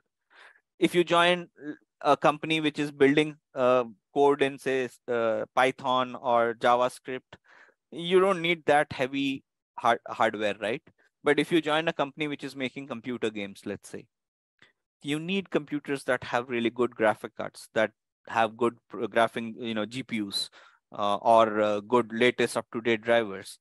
So it all depends on the work that you are doing and the hardware requirements, infrastructure requirements. You can't develop software in a room which is really hot and sweaty.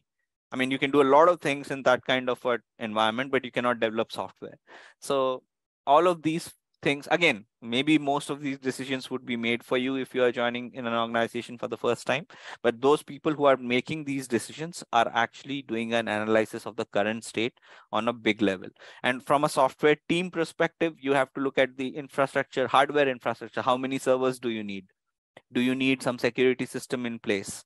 All of these questions, as business analysts, you would also have to ask. The scale and the level of logistics would vary, but the questions would still be the same. Policies. Your company says we are ISO certified. So there are certain guidelines and policies laid down for you to follow. You have to ensure the adherence to those policies. Business architecture. You have to have an understanding of how your business works. Can your product or service work in isolation?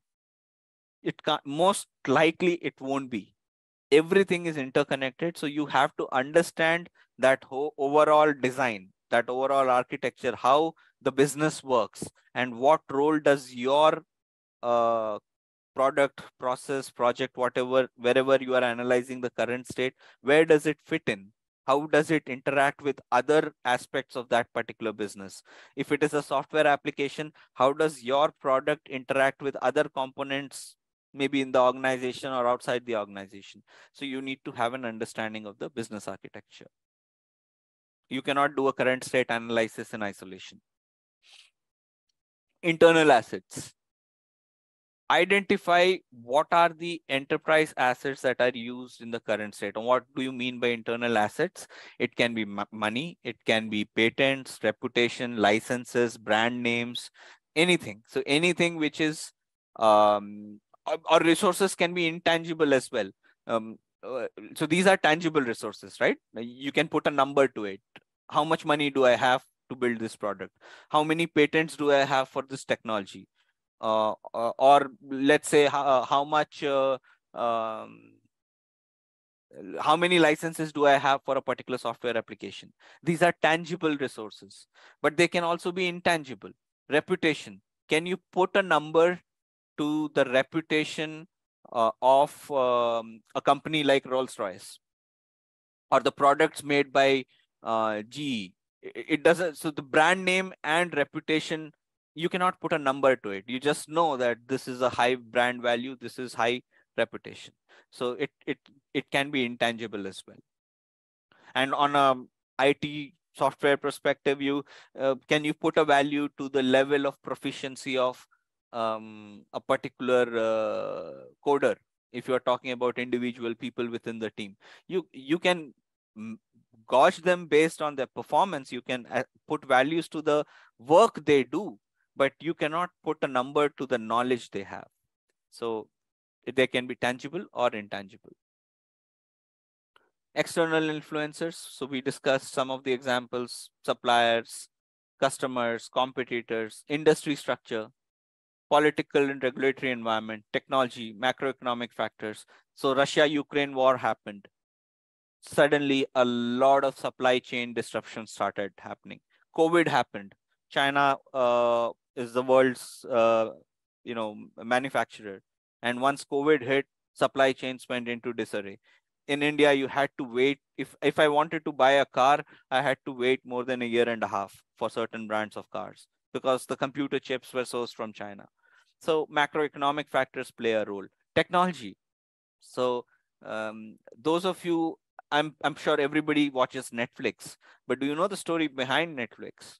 There was this company called Blockbuster which used to sell video cassettes, and the people who built Netflix knew the technology. They went to Blockbuster and pitched their idea, and they said, we have a plan. We want to build a software that will stream movies direct to the home. And Blockbuster CEOs and high-level management, executive management said, it's impossible. You can't do that. Please get lost. And after a few years, Blockbuster went bankrupt. There is not a single Blockbuster store. So this is an American store, and Netflix took over across the world. So it all happened because of technology. When Blockbuster was doing good business, there was no technology to stream videos on high-speed internet. It only became possible because the technology was available for high-speed internet. Now Netflix can work. Political regulatory environment, I'm sure you all understand the government rules, laws change, things have to change according to that. Suppliers, we discussed. Customers preferences change.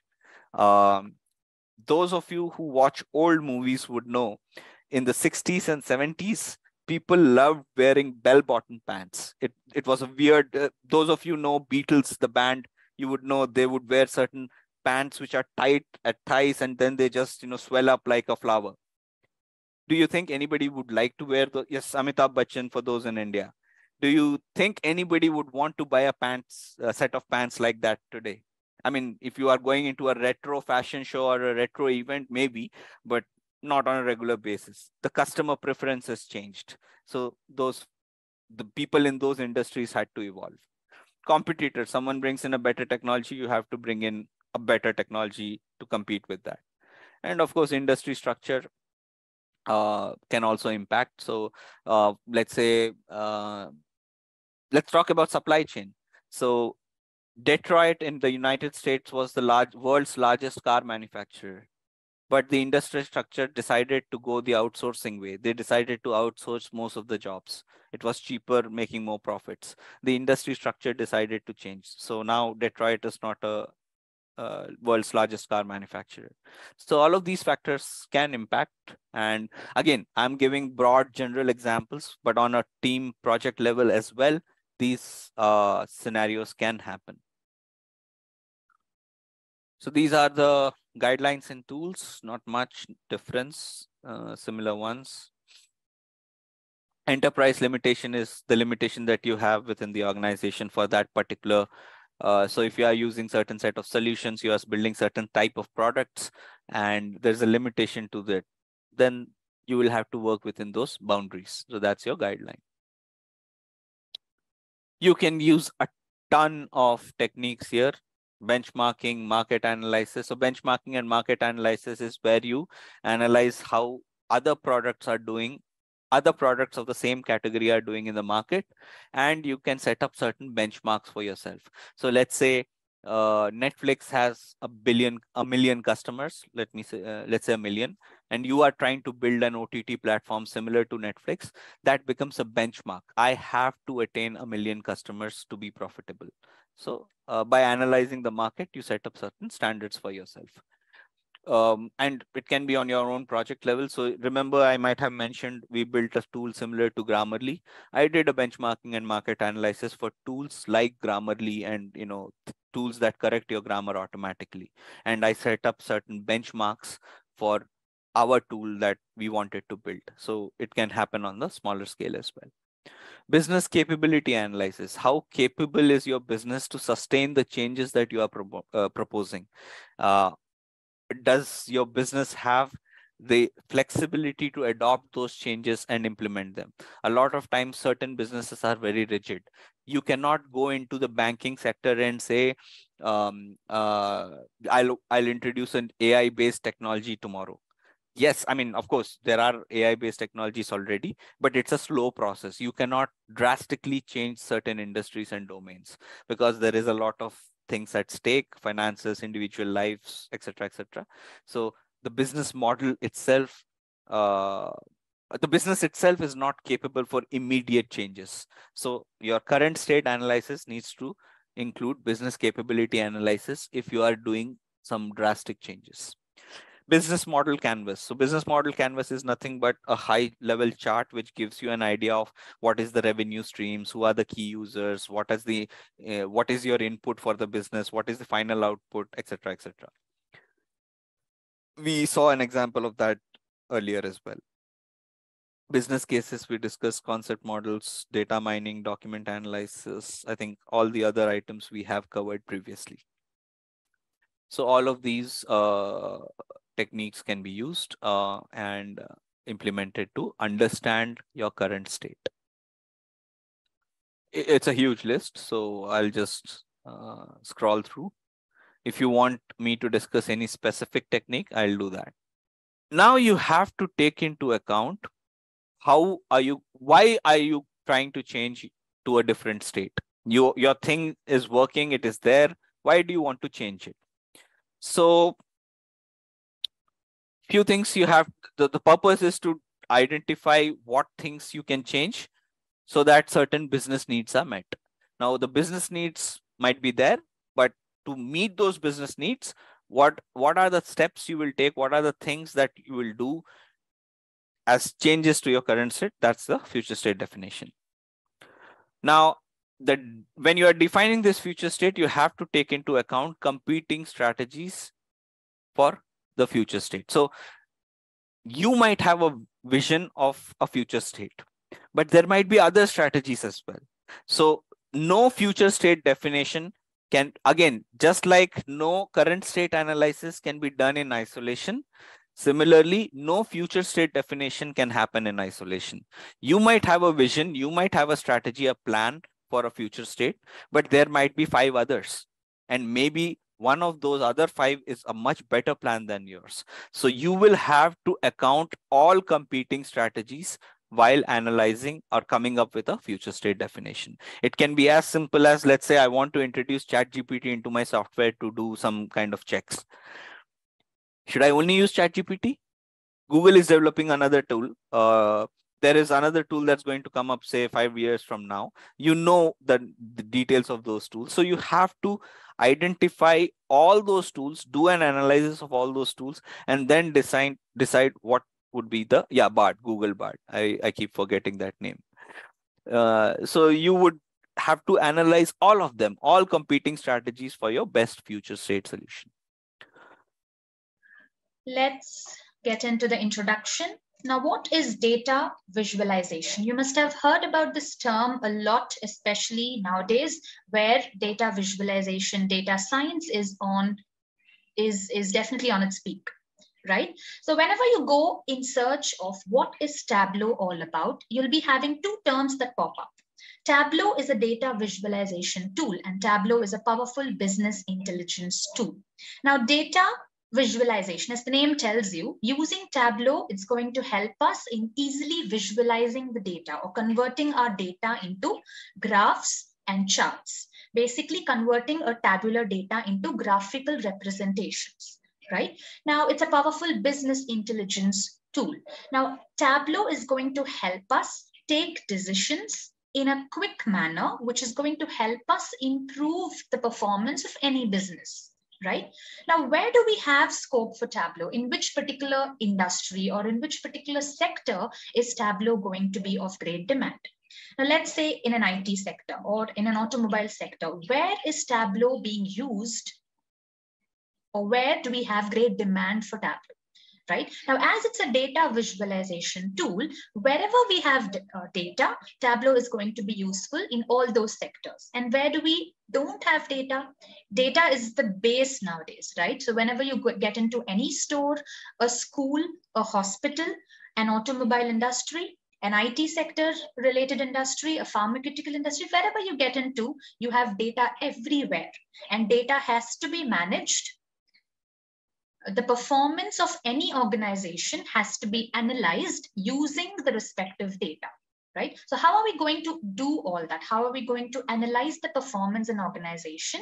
It is only by analyzing the data. And how are we going to analyze data?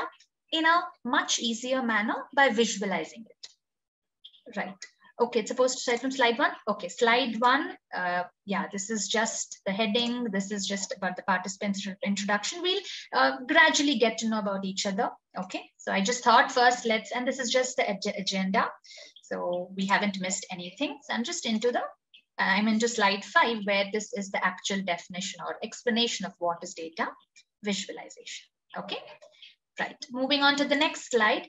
The benefits of data visualization. Now, whatever is written in the slide, I'm sure you'll be able to go through it. So I'm just trying to give you additional information, which is not specifically mentioned in the slides. So that way you'll get more information apart from what you have in the slides. Okay, right. So, and I'll be explaining everything right from the scratch. No worries at all. Okay, let me know whatever queries you have. Let's make it interactive. And, and when you start learning something, initially it might be confusing. It might seem like that there's so much getting into your head in one single day, right? That happens whenever you are learning something new. But no worries, as we move on, as we slowly get into real-time examples, as we practically start working with the software, you'll definitely find it interesting and find it very, very easy. Just trust me. Okay, right. So the next query that you might have is, what are the prerequisites in order to learn the software or start using the software? Okay, should I know this particular coding language, or should I be aware of, let's say, the databases available, Oracle or SQL? What is that I should know before I start using Tableau? Okay, now one great advantage of Tableau is that there's no need for any coding knowledge. Absolutely no need for any coding knowledge in order to work with Tableau. All you have to do is sit with the software, keep using the software, practically go through the software, go through each and every icon that we have in the software, get familiar with it, and that's how you become a well-versed Tableau developer. And that's what we'll be doing throughout our course of Tableau Desktop. We'll be going through the complete software, each and every single icon. I'll be introducing them to you. You'll have to just keep practicing, keep using them, get familiar with the environment, and that's it. You'll become a well-versed Tableau developer. No need for any coding knowledge. Okay, right. So we have a couple of more queries about how do we install the system, where can we download. Okay, regarding the slides that we have, our support team will provide you with the LMS. We have all the slides, all the required assignments, notes, data sets, everything available over there. Our support team will be sharing it with you. Okay, and about how to download and install, I'll definitely get back to that point. We'll definitely go through those points as well. No worries. Okay.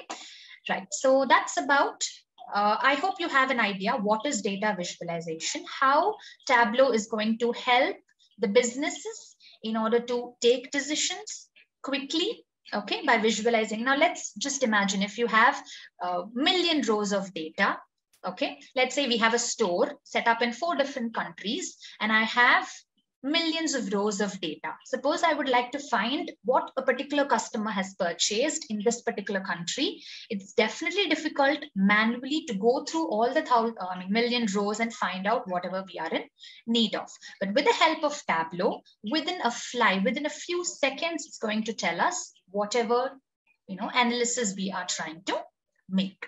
Yes, so that is where Tableau is going to help us in a definitely huge manner.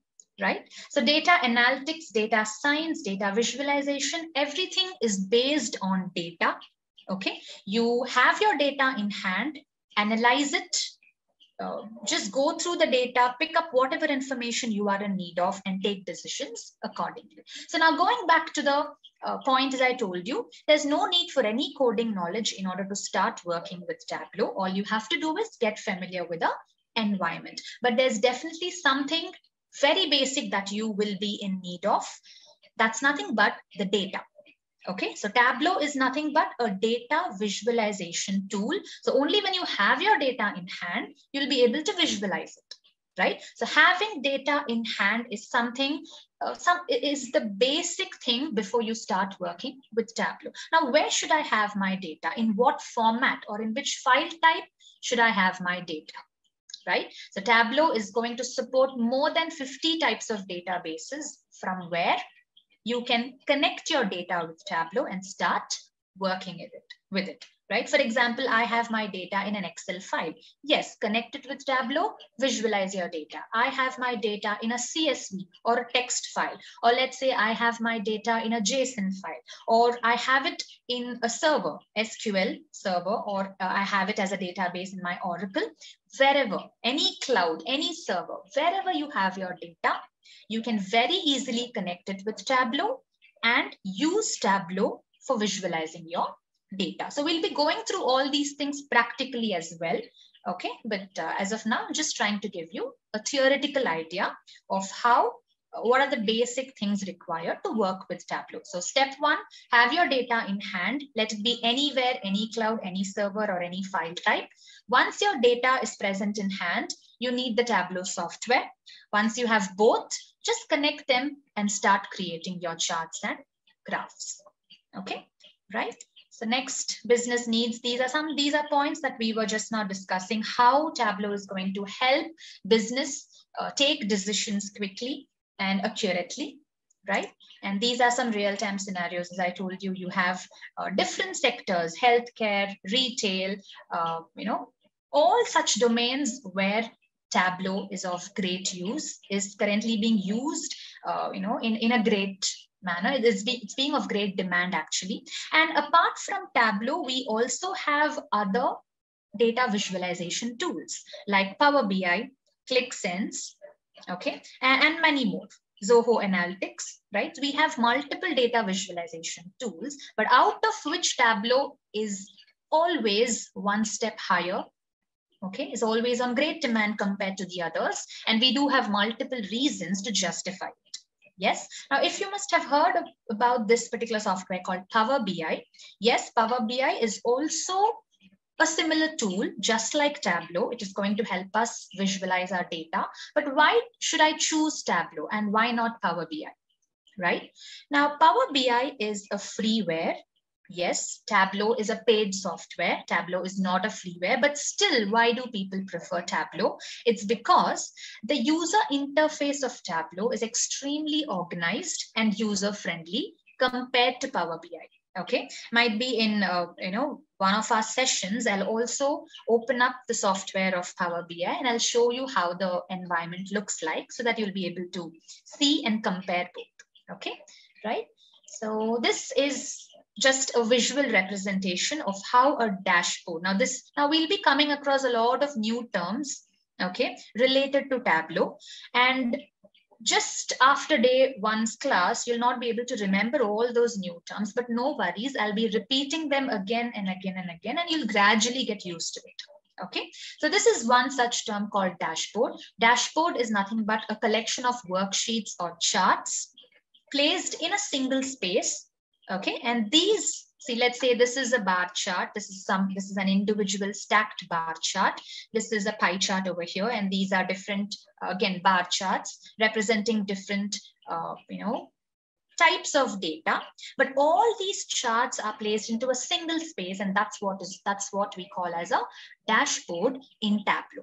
So by the end of our course, you will be able to create such interactive dashboards using Tableau, no matter what data has been given to you, no matter what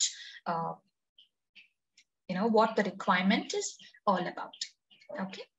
Okay, just the use of using. Some other major difference. Yes, so do we have some other major difference between Power BI and Tableau? Yes, we do have a lot more differences. Let's say Now, when it comes to Tableau, I have my data in a particular cloud or server, which might not be compatible with Power BI.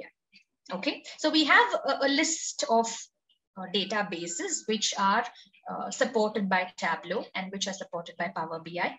Okay, I'll prepare a table. Okay, so that way you will be able to get those points in an organized manner, as in what are the, not only using of these differences, but also in terms of functionality, what are the differences between Tableau and Power BI, or let's say any other BI tool for that matter of fact. Okay, yes. User interface, as in, I mean, you'll get used to it as you see the software. As you start using it, okay, you'll automatically feel the difference of how organized and easy Tableau is when compared to the other tools. Okay, I'll show the Power BI software as well in one of our sessions so that you'll have some idea. Okay, right. So that was in general about data visualization. Now coming to Tableau. Right, as I told you, it's a powerful business intelligence tool used for data visualization, and it was founded in Jan 2003. Can you believe it? 20 years approximately, as in more than 20 years, and it is still being on great demand, right? So that is what is Tableau, and then comes the Power of Tableau. We've actually gone through a few of these points here and there. It's an easy to learn tool. As I told you, within a month, by the end of our course, if you regularly keep working with the software, practically keep working, keep in touch with the software to get familiar with it, and that's it. By the end of the month, or by the end of our course, you'll be able to create such dashboards very easily using Tableau. You'll find it very interesting. Right? And it uses the drag and drop technology. No coding work. You'll have all the columns available in your data set in a particular space of Tableau. Just go pull, drag and drop them and create any chart. Let it be a bar chart, pie chart. You have 24 readily available charts and graphs available in Tableau. So within a click, within a few seconds, you can create them. Right? So this is just a theoretical explanation that I'm giving you. We'll definitely have some sample data sets using which practically I'll be explaining all these points. Okay, and Tableau stores data in the random access memory of your system, and therefore the processing speed is much faster than all the other BI tools that store data in disks. This is also another difference between Tableau and the other BI tools. You have a processing speed which is much faster, much better in Tableau compared to the other tools. Okay. Then Power of Tableau, where again it's easy for sharing. It is quicker. It lets you quickly analyze your data, no matter how large your data is. Okay, and all those points. Now this one is about, it is just comparing how we have all the other BI tools, but Tableau is on top. The one right next to it is Microsoft Power BI, basically, right? So that's quite close to Tableau, but still Tableau is always a little ahead because of its few advantages. Let it be user-friendly or let it be in terms of functionalities. Okay. Okay, so there's another query like DAX query in Power BI. Do we have any coding language in Tableau to get more flexible? Now we don't have a coding language as such, but we do have inbuilt functions and calculations available in Tableau. So let's say we have date related functions, date trunc, date parse, date part, date name. We have if else, case functions. So all the normal inbuilt functions and calculations are also available in Tableau, but it's up to you. If you want, you can definitely make use of it. We do have sessions where we'll be going through them as well. We do have LOD calculations. So it's not that we don't have coding or calculations at all. We have inbuilt functions. So I'll come back to the rest of the queries once we are done with a little more of our slides. Okay. Now going into installation of Tableau. Okay, now I'll tell you how to install and download them. But anyways, our support team will also be having a special session where they will help you out in all the queries related to how to download and install the software. Okay, but before we get into that point, I will have to tell you which particular product of Tableau company you will have to download and install, right? So that is more important. That is supposed to be step number 1. right? So the next slide is going to tell you all about it.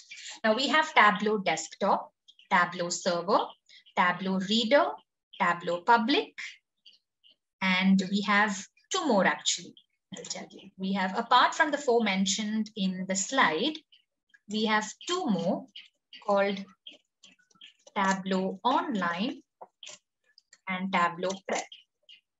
Okay, now each of these products, the usage of them differs from one another. I'll give you a brief overview.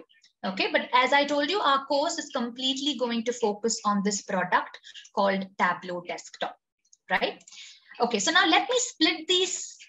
We have 6 tools, right? 6 products offered by the Tableau software company: Desktop, Server, Reader, Public, Online, and Prep. Okay, now I would like to split them into 2 different categories. One is the developer products or developer tools, and next is about the sharing products or sharing tools. Now this is just for explanation purpose I'm trying to tell you. By doing this, it will be easy for you to remember. Okay, so as the name tells you, developer tools are nothing but tools using which we develop or create the dashboards.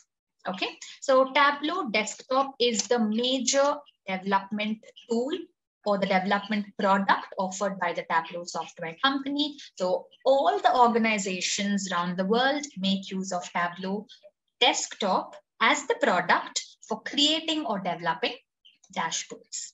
Okay, now apart from Tableau Desktop, we have another tool called Tableau Public.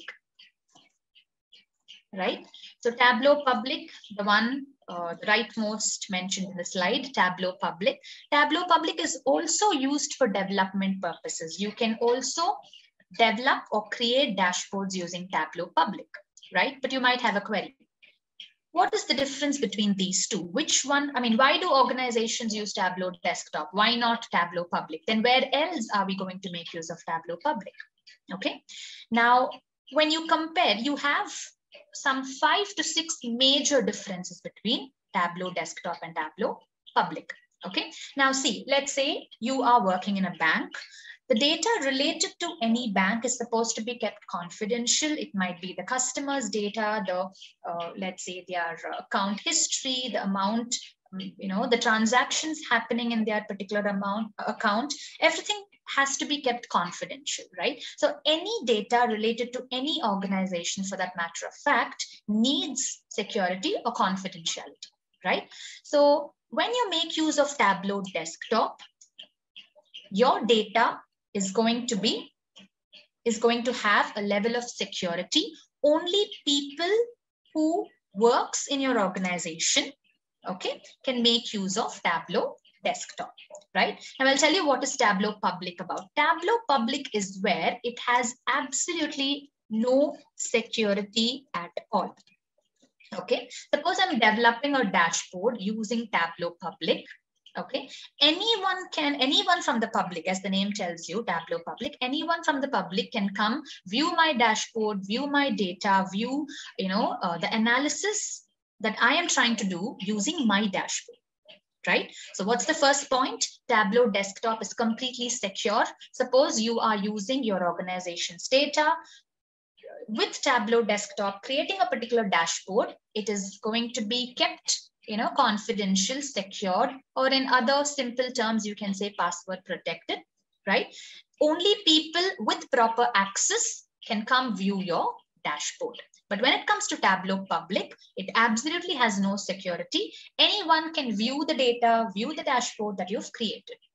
Yes, the next query that you might have is, then why do we use Tableau Public? What's the purpose of it? Tableau Public is mainly meant for practicing purposes, right? Or let's say I am trying to pick up the weather forecast, the weather related data. Let's say for the past 10 years, how the weather has been in my country or my state. This is a common public data, right? So I can pick this data from the internet, connect it with Tableau Public and create a dashboard on it, right? Or I can pick up, let's say, the COVID data. Okay, I can pick up COVID data, connect it with Tableau Public, create a dashboard for it. So it's basically used for public related data, or if you're planning to just practice with such common data available in the internet, you can definitely make use of Tableau Public, because there's no point in having, security for such data which is related to the public, right? So basically for practice purpose, Tableau Public is used. Why? Another main reason why Tableau Public is used for practice purposes are because it's a freeware. Okay, Tableau Desktop is not a freeware, but when you look into Tableau Public, it is a freeware, and that is why you can simply use it for practice purposes. Okay, right? I hope you're getting the points. Tableau Desktop and Tableau Public are developer tools. Using these two tools, you can develop or create your dashboards, but Tableau Desktop has high-level security, whereas Tableau Public, there's no security at all. Anyone can view the data or the dashboard that you've created using Tableau Public. Okay, and it's a freeware. Tableau Public is a freeware. Tableau Desktop is not a freeware. Okay, and then we have a couple of more differences. I would like to get into the software and practically show those differences instead of just explaining it theoretically. Okay, but then and there, whenever we come across a topic which is available in desktop and not in Tableau Public, I'll definitely highlight it. You can make a note, because such questions are very important when it comes to interview perspectives.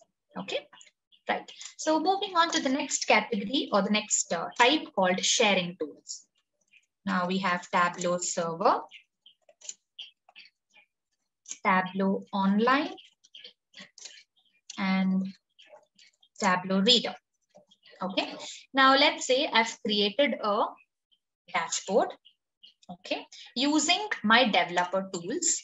Now I would like to share it. Now let's say I'm working in an organization. I've created a dashboard and I'm planning to share it with my higher officials so that they can use my dashboard to analyze the data and come up with business related decisions. So how do I share it with them?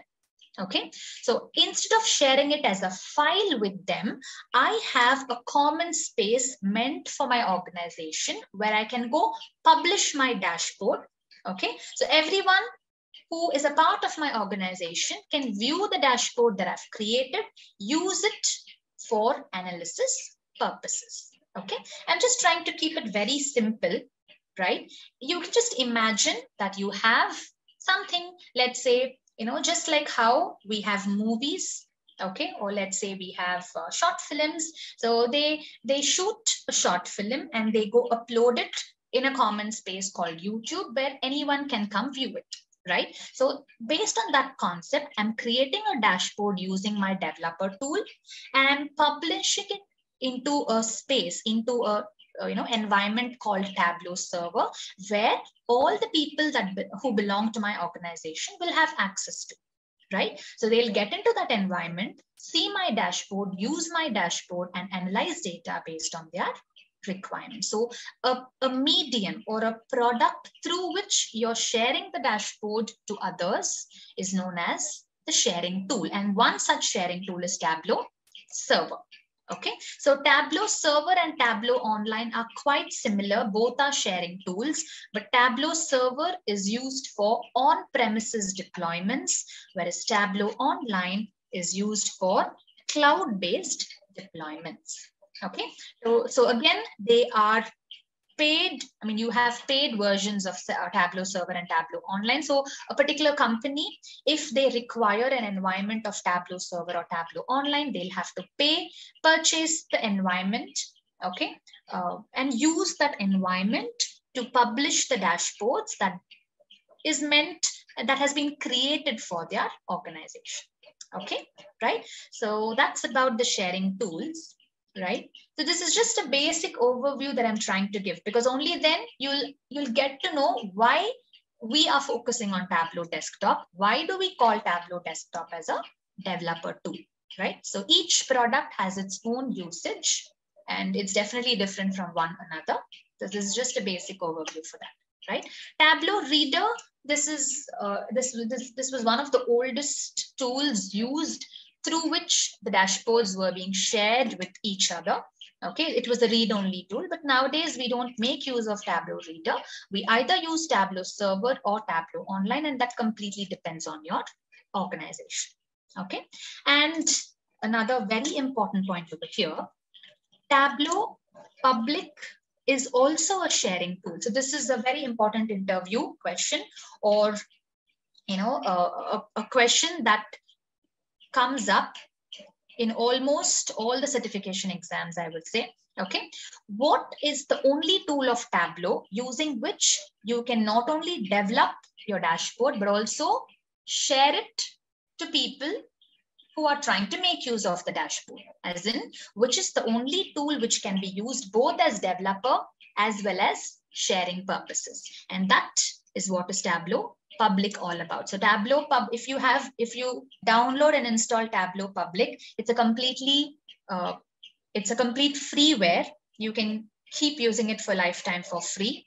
Okay, and at the same time, you can not only develop dashboards using Tableau Public, you can also have your own Tableau Public profile where you can publish all the dashboards that you have developed. Right. So what we normally tell our participants is, once you're done with the course, you'll be practicing the software with different sample data sets from the internet. Right. So when you're doing so, make sure you publish all such dashboards in your Tableau Public profile. Okay, so just publish whatever dashboards you've created while practicing with sample data sets. Just make sure you're saving it. Publishing is nothing but saving it in your Tableau Public profile, so that when you go in for interviews, you can share the link of your Tableau Public profile, which will showcase the work that you have done using Tableau. We'll see how to do this practically. I'll tell you how to create your profile, how to publish the dashboards in your Tableau Public profile. That is definitely going to speak for itself when you're going for interviews. 5 to 6 differences, which is definitely not going to affect, your practice work. I told you the security reason. Yes. So when you're into an organization, you cannot use Tableau Public because of data confidentiality or data security has to be maintained. That's one point. Next, we have Tableau Public, which is a freeware, right? So again, it doesn't support all the databases from where data can be connected. Now, let's say I have my data in an Oracle database. Tableau Public is not going to let you connect databases from Oracle or any server for that matter of fact. In that case, you have to use Tableau Desktop. So this particular point, I'll open the software and I'll clearly show you. Okay, you'll get to know. But I would say 90% of the features are the same. Just for practice purpose during our sessions, Tableau Public is going to be of more than enough. Okay, even after the course, Tableau Public can be used for practice purposes. No worries about it. Yes, only the dashboard will be shared on the base file as well. Yes, now we have different ways of sharing it. Okay, if you want only the dashboard to be shared, then you have to follow a particular set of steps. You can hide the data based on which the dashboard has been created. But otherwise, we'll come back. We have different file extensions to save your work in Tableau depending on your requirement. Okay, so we'll definitely go through all the points in detail. No worries at all.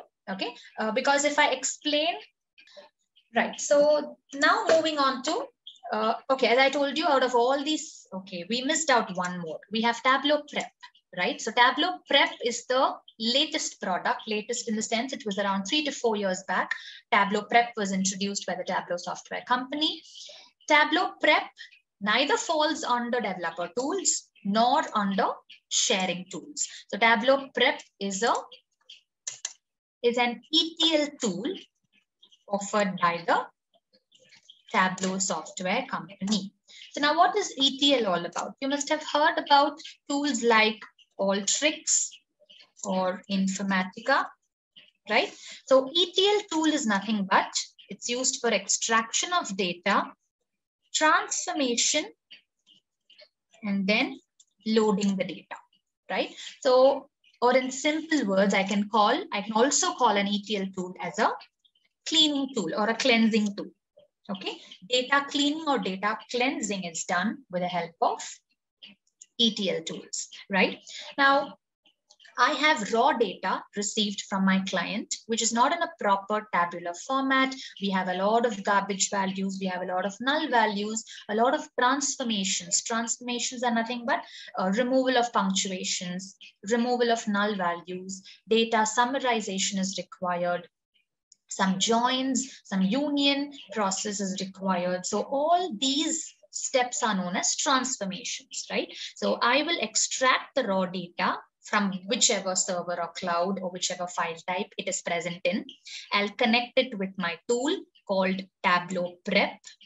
Okay, I'll extract or connect my data, make the required transformations. Let's say apply filters to remove null values, basically nothing but cleaning the data. Okay, so once you clean the data, you load it. Loading is nothing but you send the cleaned or cleansed data as an output, okay, which will be in a proper format. And with this cleaned data, you can proceed with your visualization work, right? That is what is ETL all about.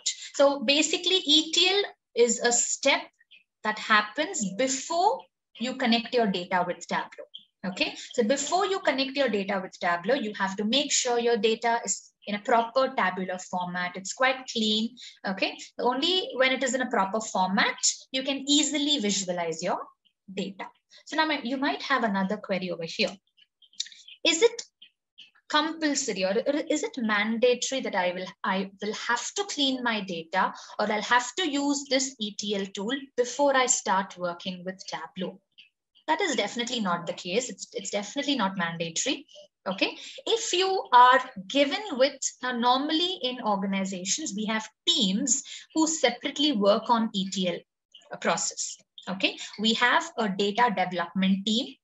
Then the developed data goes into the ETL team, which is responsible for cleaning the data, or shaping the data in a proper format. And this proper formatted data is then passed on to the visualization team, where we fall into. So using Tableau and with this proper data given to us, we will proceed with a visualization work. So Tableau wanted such a tool. So Tableau didn't want to depend on any other tool for ETL process or ETL work. And that's the reason Tableau itself introduced a tool called Tableau Prep for ETL work.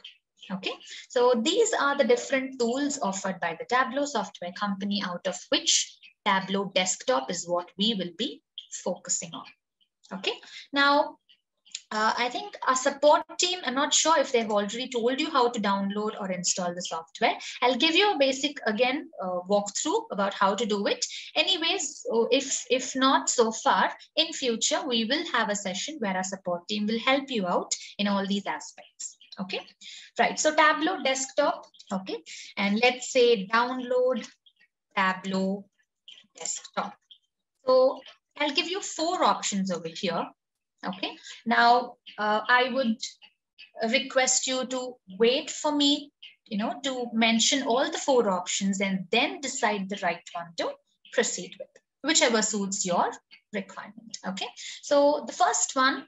Okay, I'll tell you what are the 4 options first. Just get into the Tableau official site. Okay, so now we have 4 options to download Tableau Desktop.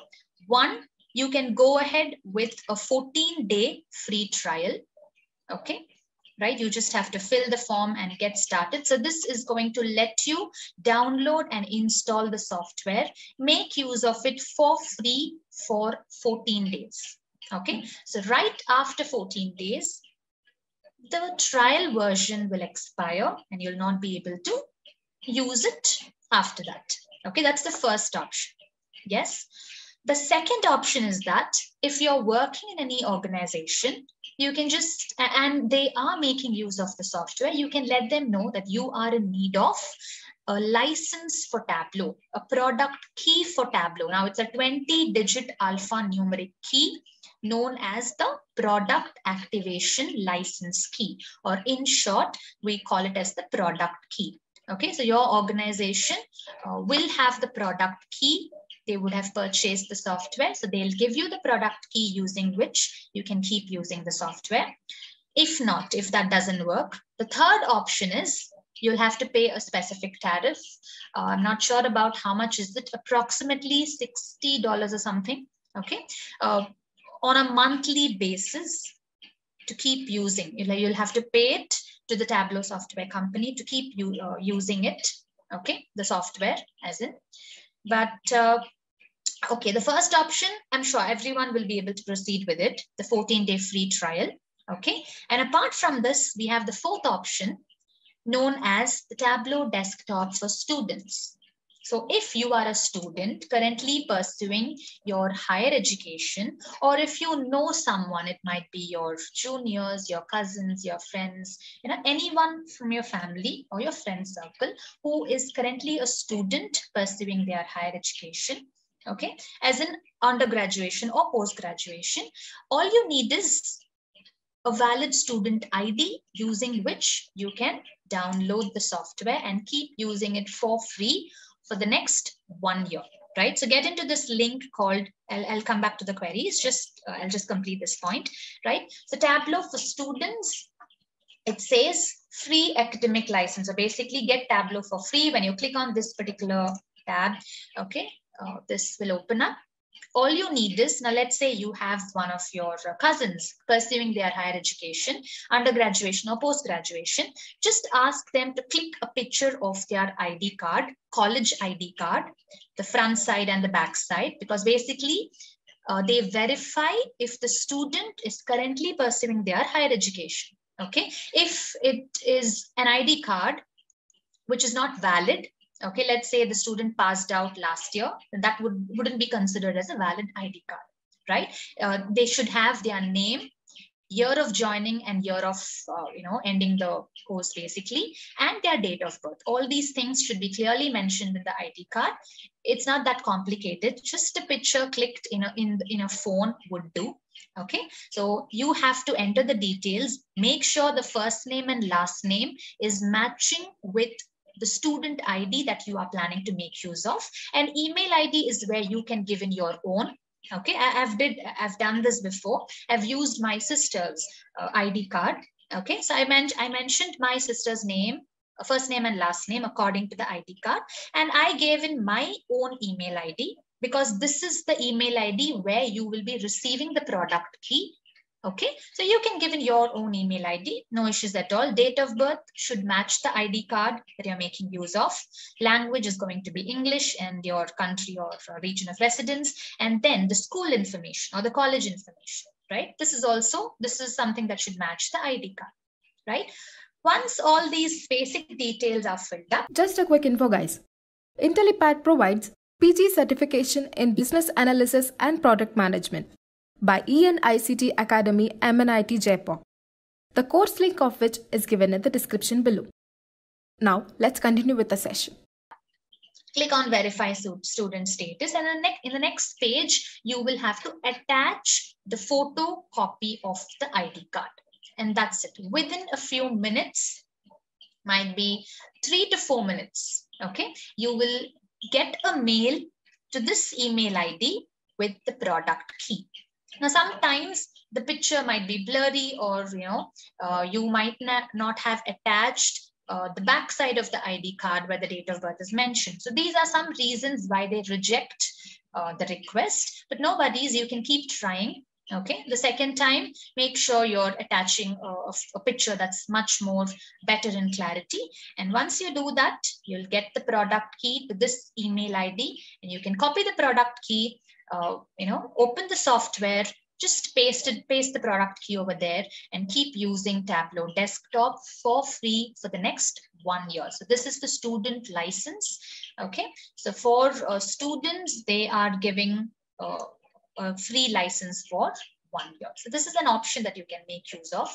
And with one student ID, with the product key that you receive, you can also use it in multiple systems. That's up to you. Okay, so getting back to the queries. Okay, what if someone has no reference with any college ID? Okay, download. Okay, we have done the download. The support team took the session before yours. That's great. Okay, but if in case someone had missed it, okay, I'm just giving a brief idea. Okay, so yeah, so suppose you don't have a student ID, you have the 14-day free trial, but after 14 days, what will I do? You always have Tableau Public for rescue. Okay, so Tableau Public, as I told you, it's a complete freeware. Okay, so once you download Tableau Public, you can keep using it for free for lifetime. Just get into download Tableau Public for Windows or for Mac. Okay, now just get into download Tableau Public. Right, you just have to fill in these basic details and download. Now it just says download free trial, but Tableau Public is definitely going to be free. Okay, this is mentioned about the desktop, right? So it'll take you to an option where you can say I need Tableau Public. Okay, and that would be a freeware. You can keep using it. Okay, right. Okay, are we installing Tableau today? Yes, you can install it. I think we had a session right before we started with our topic with our support team where they had mentioned about the processes involved in installing and downloading. If you had missed it, you can definitely get in touch with our support team. They'll help you out for the same. Okay, it's not a huge task. It'll just take 3 to 4 minutes. Very easy. It's a very easy software to download, so no worries at all. Okay, you'll have an exe file that would be downloaded, and you'll just have to install it. The whole download and installation process will just be for 3 to 4 minutes maximum, not more than that. No complications at all. Okay, and if you need any help, our support team is always there. You can get in touch with. Is the latest version available so far, right? You can get into help. When you double click on the icon, this is how the software opens up. This is the start page of Tableau desktop. Okay, I'll just open up and I'll show you the version. See, this is Tableau Desktop Professional Edition. If you have Tableau Public downloaded, you will have it as Tableau Desktop Public Edition. Okay, now in a single system, you can have both actually. You can have Tableau Desktop as well as Tableau Public. Okay. Now, currently, I don't have Tableau Public, but right after our class today, I'll also download Tableau Public. And tomorrow, before we get into the next topic that we have in store, I'll open up both simultaneously, side by side, and I'll show you how Tableau Desktop is going to differ from Tableau Public. Okay, but it's not that my system already has Tableau Desktop. Can I download Tableau Public? Yes, you can do that. You can have 2 different products, right? There are 2 different products of Tableau. So you can have both of them downloaded and installed in a single system. No issues at all. Okay, right. So this is the version of Tableau Desktop 2023.1. Okay, we often have versions. We often have updates for the software that keeps launching, okay, that are launched, and you can keep updating your software as well accordingly. Okay, now let's say I have Tableau Desktop 2023.1. Let's say next month we have 2023.2 that is being launched. Now, how will I get to know that we have a latest version for the software? Where should I go and keep a track about this, newer versions that are coming up? How do I, keep a track of them? How do I always stay updated? Yes. Now, no worries about it, because you needn't go maintain a track or keep a track or keep looking for updates of the software. You will, on the right bottom corner of this page, somewhere over here, okay, on the right hand bottom corner of this page, you will have an orange color pop up. Now, let's say after a month, we have 2023.2. Okay, so this orange pop-up that will appear in future will tell me, see, the software that you are using is, let's say, one of the older versions. We have a new version. So click on the pop-up and update or upgrade the software to the latest version. Right? So the start page will tell you if there are any updates available for the software. You needn't worry about it, or you needn't go keep a track about it. Okay. Right.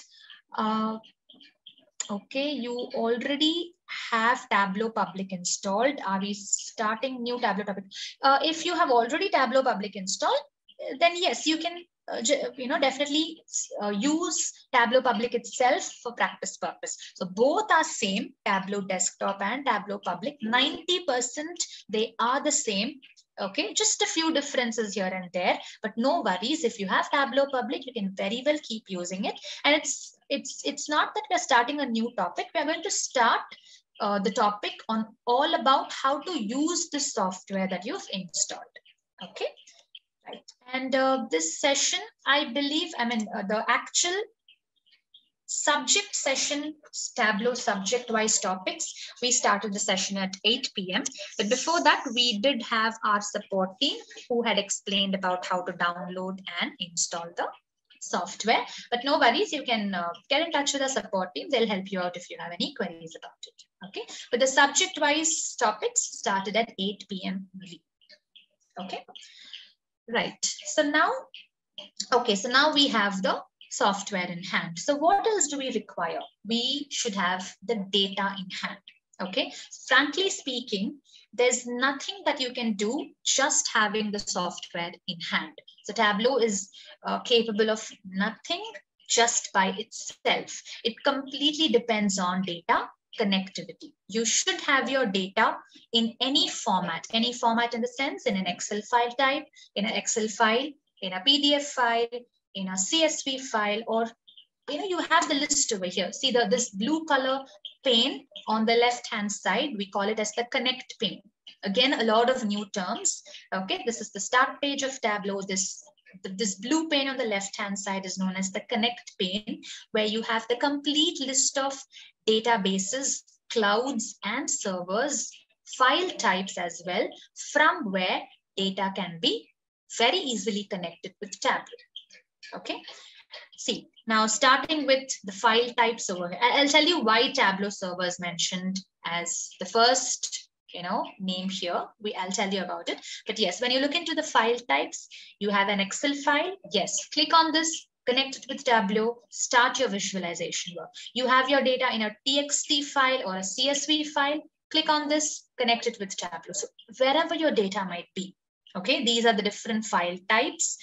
And this is where when you click on more, you'll be able to see you have more than 50 types of data bases from where data can be, it's actually more than, I would say, more than 70 to 80 types, right? Let's say I have my data in Amazon Redshift. Yes, click on it, pull your data, connect it with Tableau and start your visualization work. What if I have my data in Azure Synapse Analytics? Yes. What if I have it in Databricks? Yes. Google Analytics. What if I have my data present as a Google Sheet? Yes, you can do that, right? What if I have my data present in SQL Server? Yes. Oracle, MySQL, you have Snowflake, SAP, wherever you just name it and you have it in the list over here, right? So you have so many different places from where you can bring in your data, connect it with Tableau and build your visualization. Now you might have a query. This looks like such a long list over here. Now, are we going to look into an example for each of the list, each of the server name or cloud name mentioned over here, right? So see, I'll tell you one thing, one single line, which is going to help you out in understanding this concept. No matter where your data is present in, okay, the way you connect your data, the way you connect your data with Tableau might have slight differences. It's just the way of connection. Okay, the way you connect your data with Tableau might have slight differences, but once connected, okay, once you get into the workspace of Tableau, it's absolutely going to be the same no matter where the data comes from. Let me give you an example.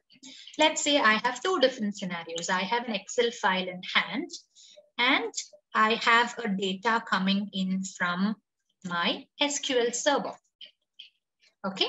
Now, Excel files are going to be locally present in my system. So all I have to do is click on Microsoft Excel, known as the data source page. So this is the next new term that you'll have to remember. We'll anyways be using it again and again, so no worries.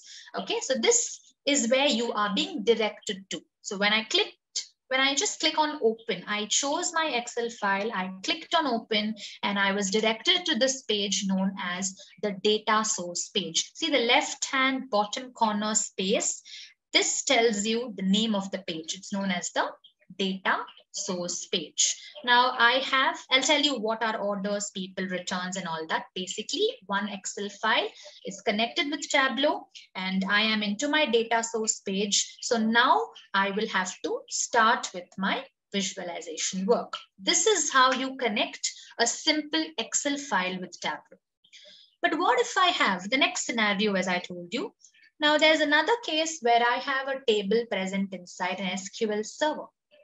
Okay, so SQL server, my organization has a server. Basically, let's say it might be a QA server or a production server, where we have specific login credentials, because only people who belong to my organization can access the data. So it's, my data is present in such a protected environment. So in that case, how do I connect my data with Tableau? Okay, see, so in that case, you just have to get into Microsoft SQL Server, or it might be Amazon, any server for that matter of fact. Okay, so when you click on the server where your data is present, this kind of a dialog box is going to pop up, right? You have to mention the server name. Database name is optional. Okay, you can go into use a specific username and password. So these credentials, you should have your server name and the access credentials. If you have them, you can just mention these basic details, click on sign in, and once you click on sign in, you will immediately be directed to a similar page known as the data source page. See, now whatever we mentioned here, I hope this line is being justified now. The way you connect your data with Tableau might have slight differences. The way you connected your Excel file slightly differs from the way you connected your data from a server, because you had to mention the server name, credentials, and all that, right? The way of connection is what is differing.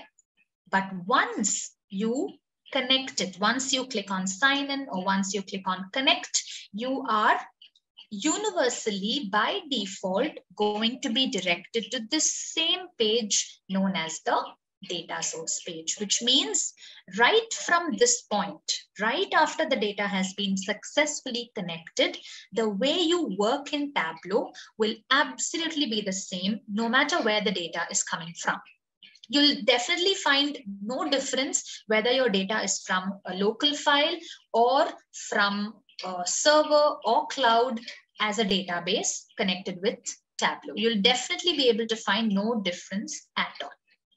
Okay, right? So that was another point I wanted to mention because, seeing these many options in the data in the start page of Tableau, you might have such a query.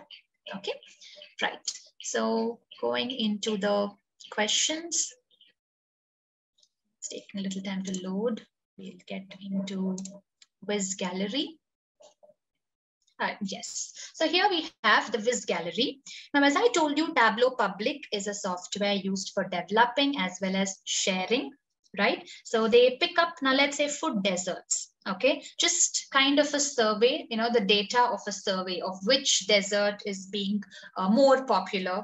Okay, which fruits are consumed. See, the next one over here is about fruit consumption. Which fruit in which particular country is consumed more. So such public related data, such common data is sometimes picked up and interesting visualizations are created and published in the Tableau Public Visualization Gallery. We also have some prizes which are awarded, some special dashboards are picked up as whiz of the day and recognition is being given. So such competitions keep occurring, right?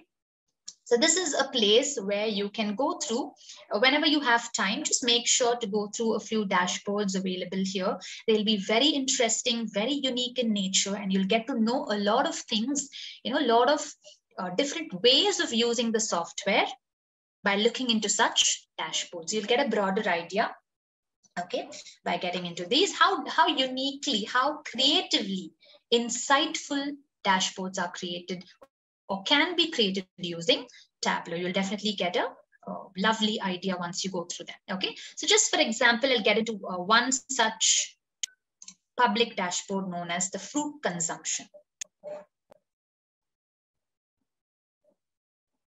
Right, so this is about American fruit consumption. It says click a fruit to highlight per capita consumption. So now these are features of Tableau, highlighting, or we call it as an action. When you perform an action, requested object related data will be highlighted, or the audience will be able to focus on whichever fruit you click on. This feature is known as the highlighting feature. Right now, whatever feature you are seeing right now, we'll be discussing about all this in our classes, no worries at all. But the reason why I'm trying to go through such interactive dashboards right in class 1 is just to give you an idea how the end product of Tableau looks like. And I'm just trying to tell you that this is what we are working towards, or we will be working towards for the next 1 month. Okay, now if I click on Apple, this is the line chart related to Apple. When you place your cursor, you have a brief, a couple of lines which is telling you wherever your cursor is placed. So everything can be customized in Tableau, right? So what information should be mentioned in this particular box when the user is placing a cursor on my chart? You can decide that, you can customize it. Right? The colors, the images used over here, everything can be customized based on your requirement. Let's say pineapple. So this is the line related to pineapple. Okay. So based on where I place my cursor, it's going to give me that particular, description or information about this fruit. Okay. So this is a very simple dashboard. You have the year-wise information.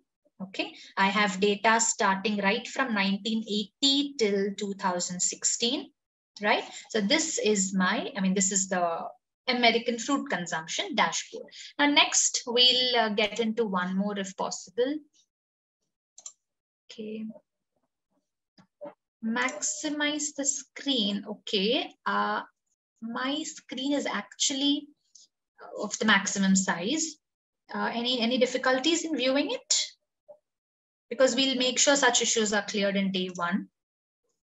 Okay, right. Might be from your side, you can try increasing the resolution maybe. Okay, if it still persists, we'll see what can be done. Right, so this is one such viz. Now, whichever visualization you pick, okay. Now, let's say you might have a curiosity. Okay, so I know this feature of highlight, but I would like to see how it has been used in this dashboard. I would like to see, the background, the development work of this dashboard. Right? See, this is how a real-time scenario will also look like. Higher officials in your organization, this is how they'll be able to see your dashboard once you've published it into Tableau server or Tableau online. They'll be using the features called filters or highlighters, analyze the data. Okay, but how was this developed in the backend?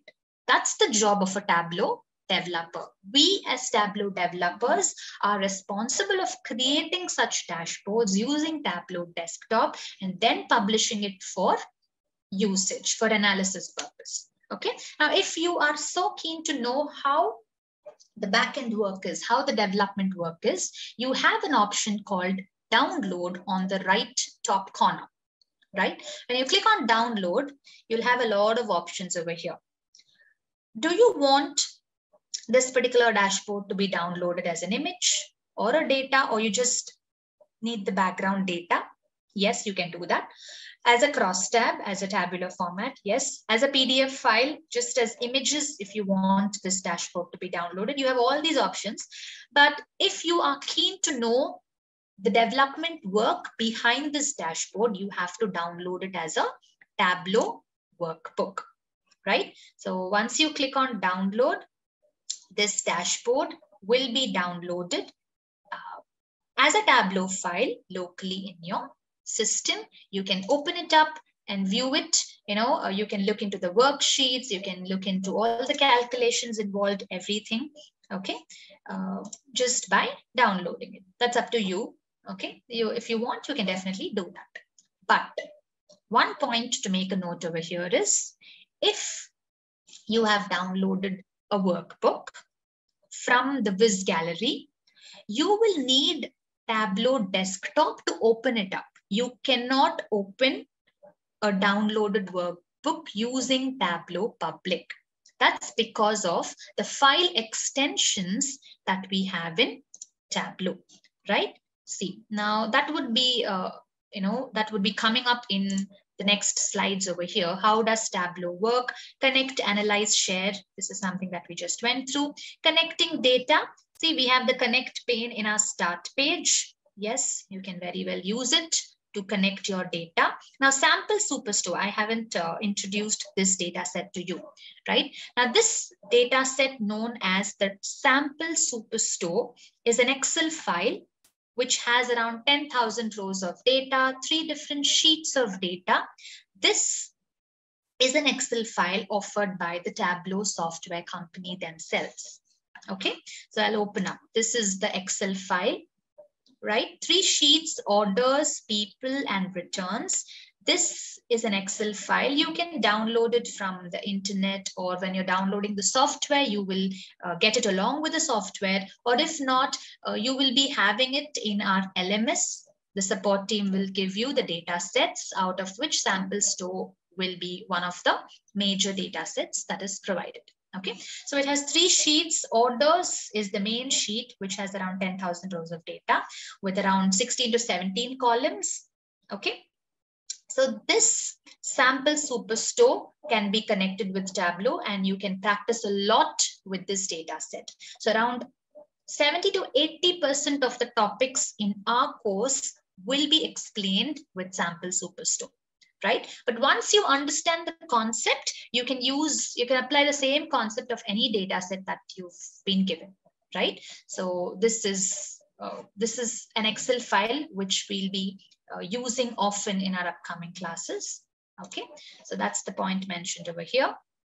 And then moving on to, okay, the file types. Field types is something that we'll be coming back. We'll not be missing out anything mentioned in these slides. We'll definitely come back, no worries at all. Okay, yeah, now this is what I was trying to say.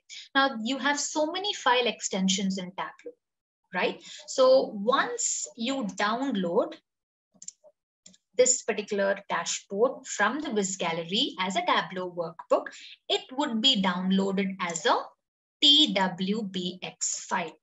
Right? So such files, actually, and all these file types, none of these file types can be opened up using Tableau public. Another major difference between Tableau desktop and Tableau public. I'll tell you more about it when we come to this slide, when I try explaining each of these file types with a particular example.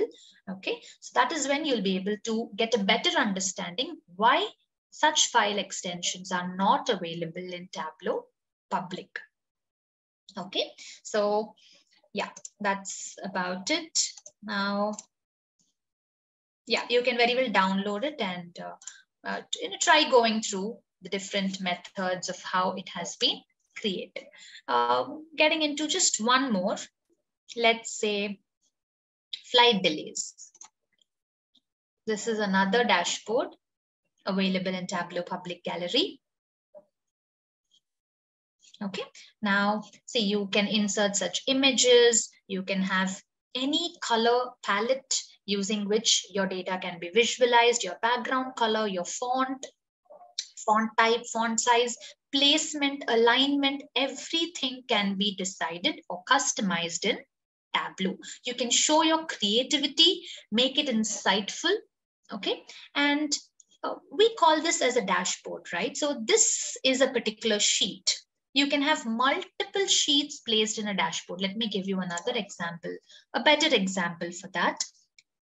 when I say you can have multiple sheets in Tableau, in a dashboard of Tableau.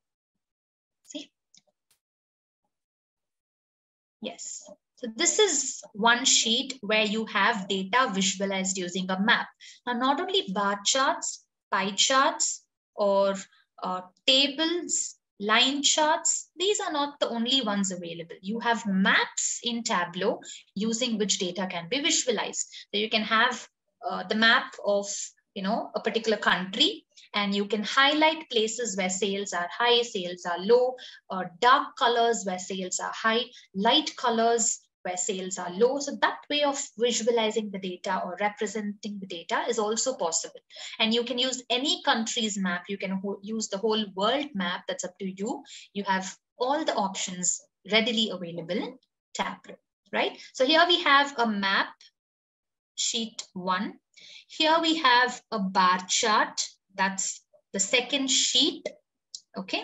And here again, we have let's say bar charts or closely packed bar charts, or we also call them as histograms, right? So you have multiple sheets available over here, right? So this whole space or whole page, okay, see, I'll tell you right from the title, okay, right from this, the paragraph above the title, right from this point, your dashboard starts and it goes all the way down till this line called source.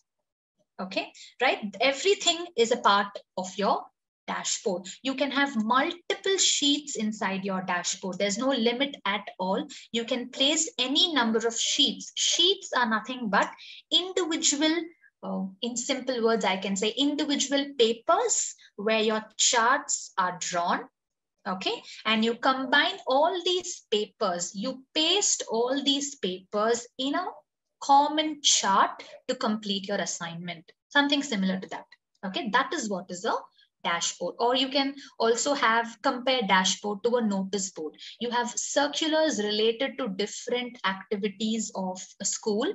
Okay, you place all those circulars in a common board known as the notice board, and that's what dashboard is all about. You can have multiple sheets placed in a single space for analysis known as the dashboard. Okay, now here we have explore by year, and you have a slider right here. Okay, so this is known as a filter. Now previously in the fruit consumption example, we came across a feature called highlight.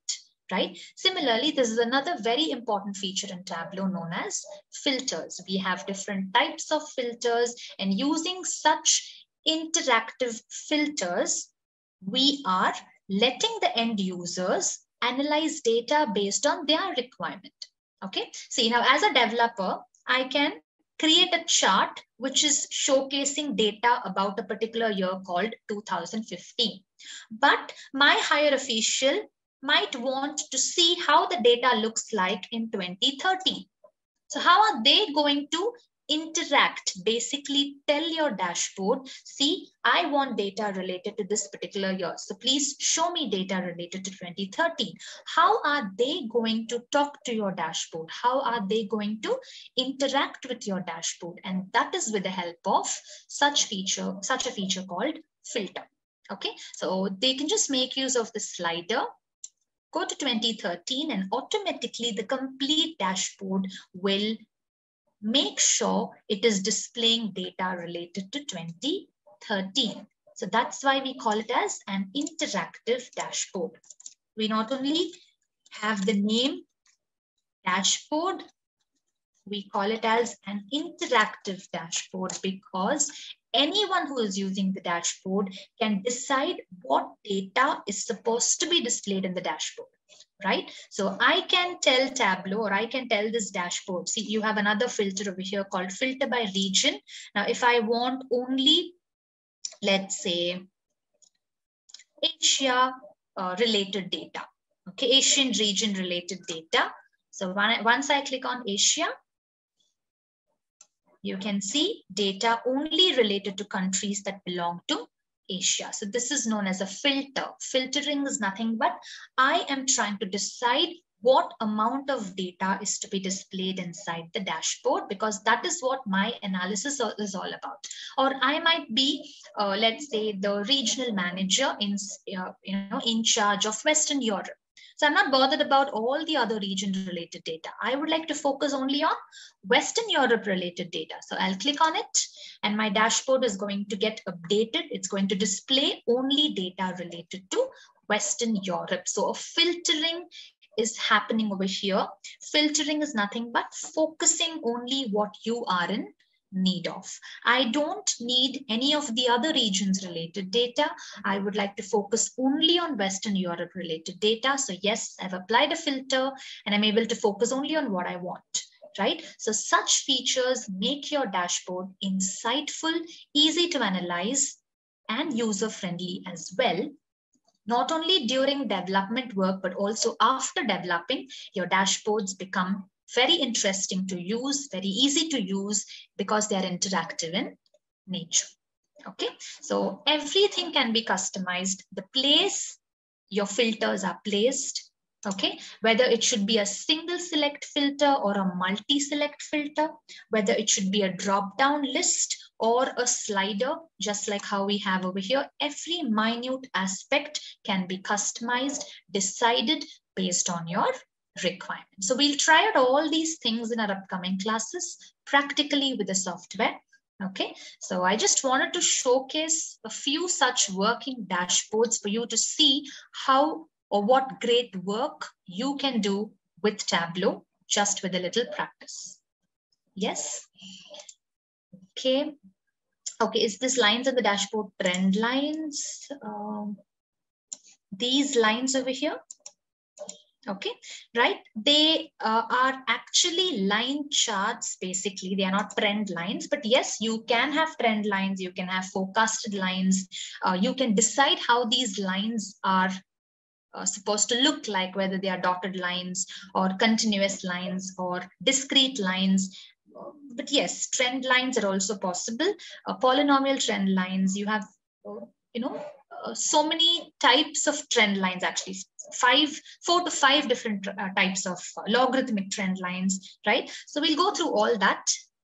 We have forecasting. We have an inbuilt forecasting model in Tableau, and we have clustering algorithm available in Tableau. Now, these are the advanced topics which we'll be covering in our last few sessions. Okay, but yes, we have all those things available for you to build an insightful dashboard. We do have differences between Tableau Desktop and Tableau Public, right? Both are data visualization tools. Both are developer tools. Both are offered by the Tableau software company. Yes, but in what way do they differ? When both can be used for development work, in what way do they differ, right? So I have Tableau Public as well opened up in my system. So I'll open up and I'll clearly show you the first major difference between the two. Okay, so here we have Tableau Desktop. So Tableau Desktop, this is, as you can see, version 2023.1, Tableau Desktop Professional Edition, right? As I told you, you have more than 50 to 60 types of databases that are supported by Tableau Desktop, and you can see the complete list over here. So wherever you have your data, you can very easily connect it with Tableau to proceed with your analysis work. Yes. But let's get into the start page of Tableau Public and see how it looks like. So this is Tableau Public over here. Looks quite similar. When you get into help, and let's look into the version of Tableau Public, it is 2023.2, the public edition of Tableau Desktop, right? That was professional edition of Tableau Desktop. This is the public edition of Tableau Desktop, and in short, we call it as Tableau Public. This is a complete freeware. You can keep using it for free for lifetime, but we do have a few limitations in Tableau Public, which is definitely not going to affect the usage during practice purposes, right? So when you click on more, from your connect pane of Tableau Public, this is what it looks like. So you have hardly very few file types from where data can be connected with Tableau public, because Tableau public has no security at all. Your data will definitely not be secure in this case. Okay, so Tableau public is just used if you're using some common data, some public data for practice purposes, then you can use Tableau public, right? So this is the first major difference between Tableau desktop and Tableau public. So suppose I have a data in an SQL server, then I cannot use Tableau public because I don't have an option over here. Right here in the start page itself, as in Microsoft SQL Server, only if I have that, I'll be able to connect whatever table is present inside the server with Tableau public, right? So that's the difference. The first difference, we have around 4 to 5 differences. I'll let you know then and there, but this is the first and major difference between Tableau desktop and Tableau public. Tableau public is limited to data. Okay, right. Now, going into our slides. So this is where we had stopped yesterday. We have our connect pane. We also have the Superstore, sample Superstore Excel file, which is provided by the Tableau software company. Is my screen visible? Okay, thanks for confirming. If you're not able to see my screen, you can just try reconnecting. You can leave the session and try reconnecting because we might have some glitches in the network or some connection issues. Okay, right. So sample Superstore, here we have this Excel file. We'll be working with this file very often, a very important Excel sheet called Orders of Sample Superstore, which has around 10,000 rows of data. Yes. Now, before we start connecting the data, I'll give you an idea about the different file types. The different data types. File types comes around 3 to 4 slides later, but these are the data types. Normally, what are the data types we are aware of? Let's say integer, float, string, or date, right? These are the common data types we must have heard about. Similarly, we have such a list of data types available in Tableau as well, right? So first, let's connect this sample Superstore, and then we'll see how Tableau is going to assign each and every column with a specific data type. Okay, how does it identify the nature of data present in every column and assigns the apt data type for a specific column? Yes, so for that, we will have to connect the data with Tableau. Again, as I told you, Tableau can do, just having the Tableau software in hand, we will not be able to do anything. We should have the data as well. So only when we have the data, we can connect the data with Tableau and proceed with our analysis. Tableau completely depends on data connectivity. So in this case, we have the Superstore in hand. So let's connect sample Superstore. It is an Excel file. So all you have to do is just click on Microsoft Excel in your start page. The same process can be followed in Tableau public as well. Click on Microsoft Excel. A dialog box will pop up. Browse, get into the folder wherever you have your sample Superstore. Just get into the respective folder, click on the file, and then click on open. So within a few seconds, you'll automatically be directed to a page known as the data source page, right? The left-hand bottom corner tells you the name of this page. This is known as the data source page. Okay, so we have the connection details. The file name is sample Superstore. The file type is Microsoft Excel. Basically, it's telling you that it's an Excel file that you've connected with Tableau. Okay, and we'll see what is this checkbox all about. Now over here, as you can see, you have a list of names, orders, people, and returns. Now, what are these three? Where did these come from? Orders, people, and returns. These are the sheets coming in from sample Superstore. So sample Superstore is an Excel file with 3 Excel sheets: orders, people, and returns. So all the sheets present in this Excel file are listed out in your data source page. Yes. Now the table-like icon on the left-hand side, these three, the first three are the sheets pulled in from our Excel file, whereas we again have something called orders named range, people named range, and returns named range. Now, what is this named range all about? Is Tableau responsible for the creation of this named range, or where do these named ranges come from? We'll have a look into it. Yes. Okay, there's a query. We have to follow the hands-on. Now, it's not necessary that you'll have to keep working along with me, practically practice along with me. It's definitely not necessary. You can just look into my screen, first observe what's happening, and then versions of Sample Superstore will have a named range. Some versions might not have a named range. That must be the reason. Right away, I'll tell you how to create a named range. You can do so, and let's see if that is going to reflect when you connect the data set in Tableau Public. Okay, Sample Superstore. Okay, where do we get this data set? The LMS that has been provided to you, you must have received the slides, the assignments, the data sets from our support team. So that is where you will also find Sample Superstore, right? Or I'll give you an idea. Suppose we have, so you will have the course content Tableau folder provided, and within that, you will have module 1, module 2, multiple folders. When you get into module 1, you will have your data set inside which Sample Superstore is going to be present.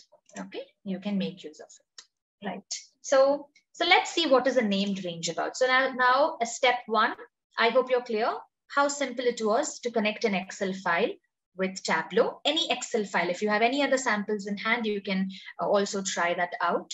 Okay, so from the start page, just click on Microsoft Excel, choose your file, click on open, and within a few seconds, you'll automatically be directed to the data source page, right? Now, we have orders, people, returns. These are the 3 sheets coming in from the Excel file. So how many ever sheets you have in your Excel file, they are going to be listed out in your data source page. But what is a named range all about? I'll tell you. Let's go back to the Excel file. Now, named range. We can, let's say, orders is a sheet having 10,000 rows. Okay, but I would like to create a subset, a table with just, let's say, the first 10 rows of data present in this sheet. So what I can do is I can select and drag, basically click drag, which is going to select the first 10 to 15, how many ever rows of data. I'll be selecting only the first 10 rows of data. Okay, along with the column headers. So I'm selecting a range of cells and I'm planning to give a specific name to it. That is what is a named range all about. So named range is a concept which only belongs to Excel files. It has nothing to do with Tableau. Tableau is just reflecting whatever is present in your Excel file. Okay, now that's another very important nature of Tableau. Okay, you cannot edit your data in Tableau. You cannot add new rows of data from the Tableau environment. You cannot delete existing rows of data from the Tableau environment. You cannot touch your data from Tableau's workspace. Now, to give you a very good example, let's compare Tableau to a mirror.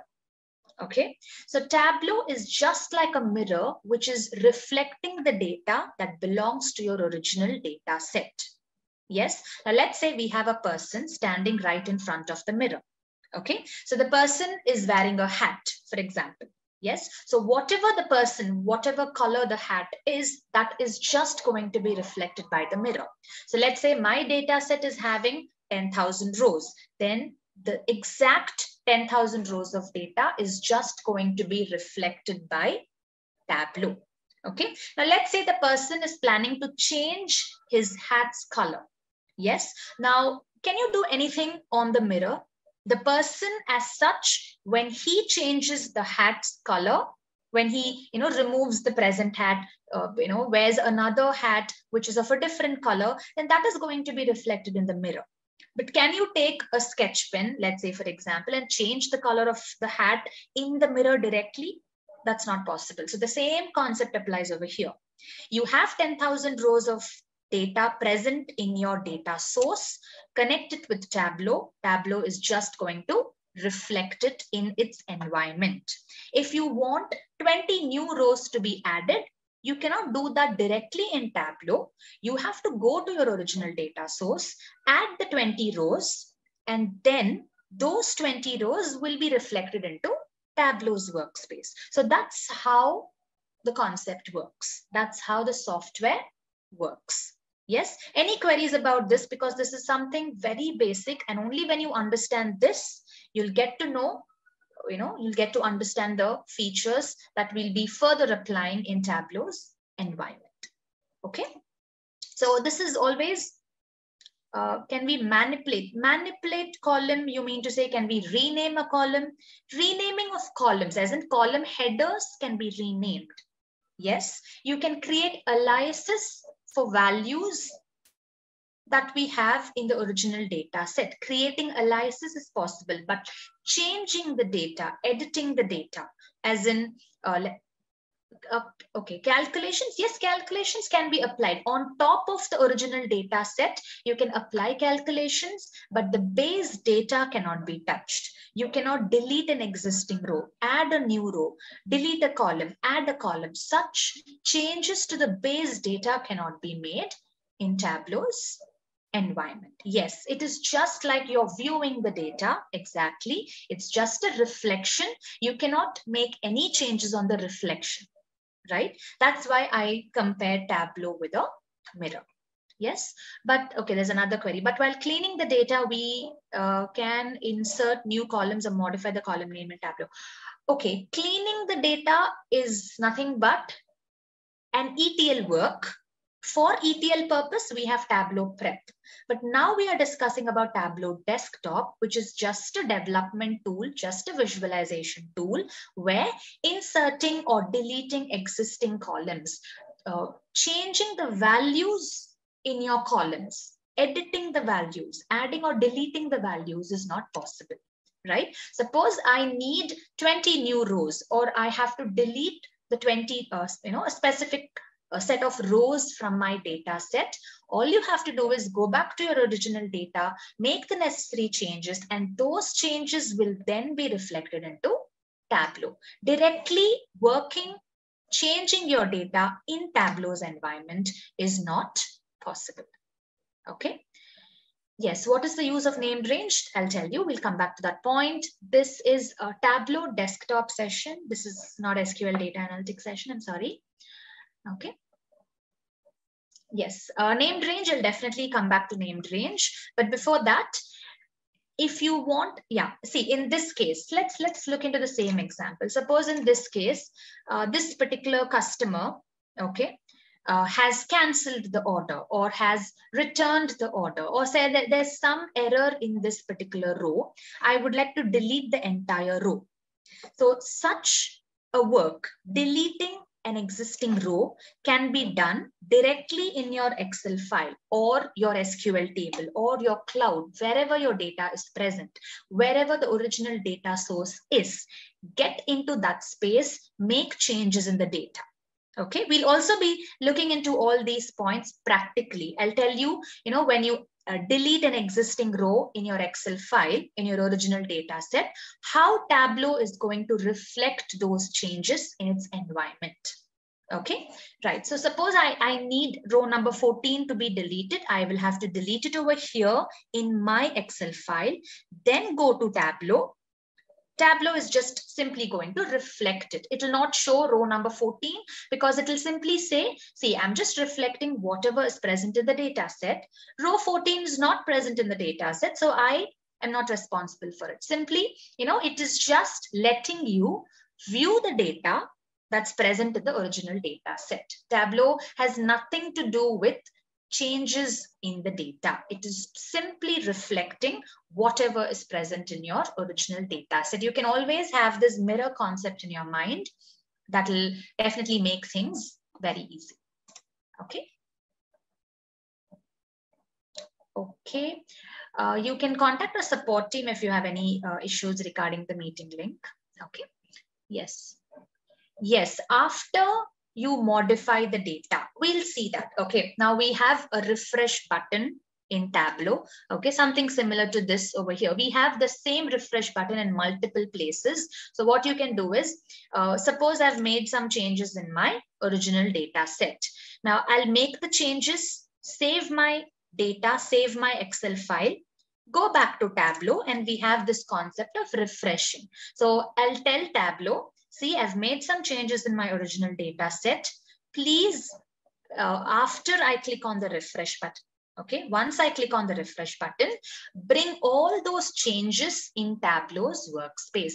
Let me see all those changes in Tableau's workspace. That is the concept of refreshing. Now, when it comes to the concept of refreshing, we'll have to discuss about another concept called live mode and extract mode. So it just goes on. Okay, but we'll come back. Might be by next week, we'll definitely get into that topic. But before we discuss about all those, we have some basics to be discussed. Because if I directly get into refreshing, live, extract, it will sound Greek and Latin. So before letting you know about all those things, we have a few more topics to be covered, because they will act as a base for live, extract, and refreshing topics, right? But we definitely have them in our course. We'll definitely be discussing about all that with proper examples. Yes, so no worries. Okay. Yes. So let me complete about named ranges, and then I'll get back to the queries. Okay. So yeah, so that's the concept of Tableau, the mirror concept. It's just letting you view the data. You cannot make changes to the data directly from Tableau's workspace. This is something you'll have to register. Okay, that's very, very important. Okay, now next, I've connected an Excel file. The sheets are displayed over here, but what are named ranges about? Named ranges are nothing but they act like subsets of your table. Right? Yes, suppose I have 10,000 rows, but I would like to create a subset of this orders table, which is having the first 10 rows of data. So I'll simply select the first 10 rows. Okay. Now this is nothing but a range of cells, a continuous range of cells that I've selected. Okay. For which I would like to create a named range. Yes. So just right click on the selected space. Yes. And from the bottom, you'll have a box that appears. Okay. And from the bottom, the second option called define name is what you will have to click on.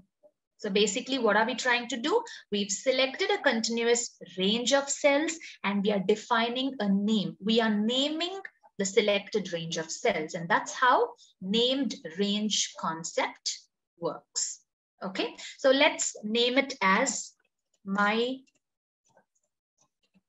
range 1. Okay, so just give a proper name. Okay, no spaces allowed. So just click on OK. So I've created a named range right now. Yes, now you might have a query.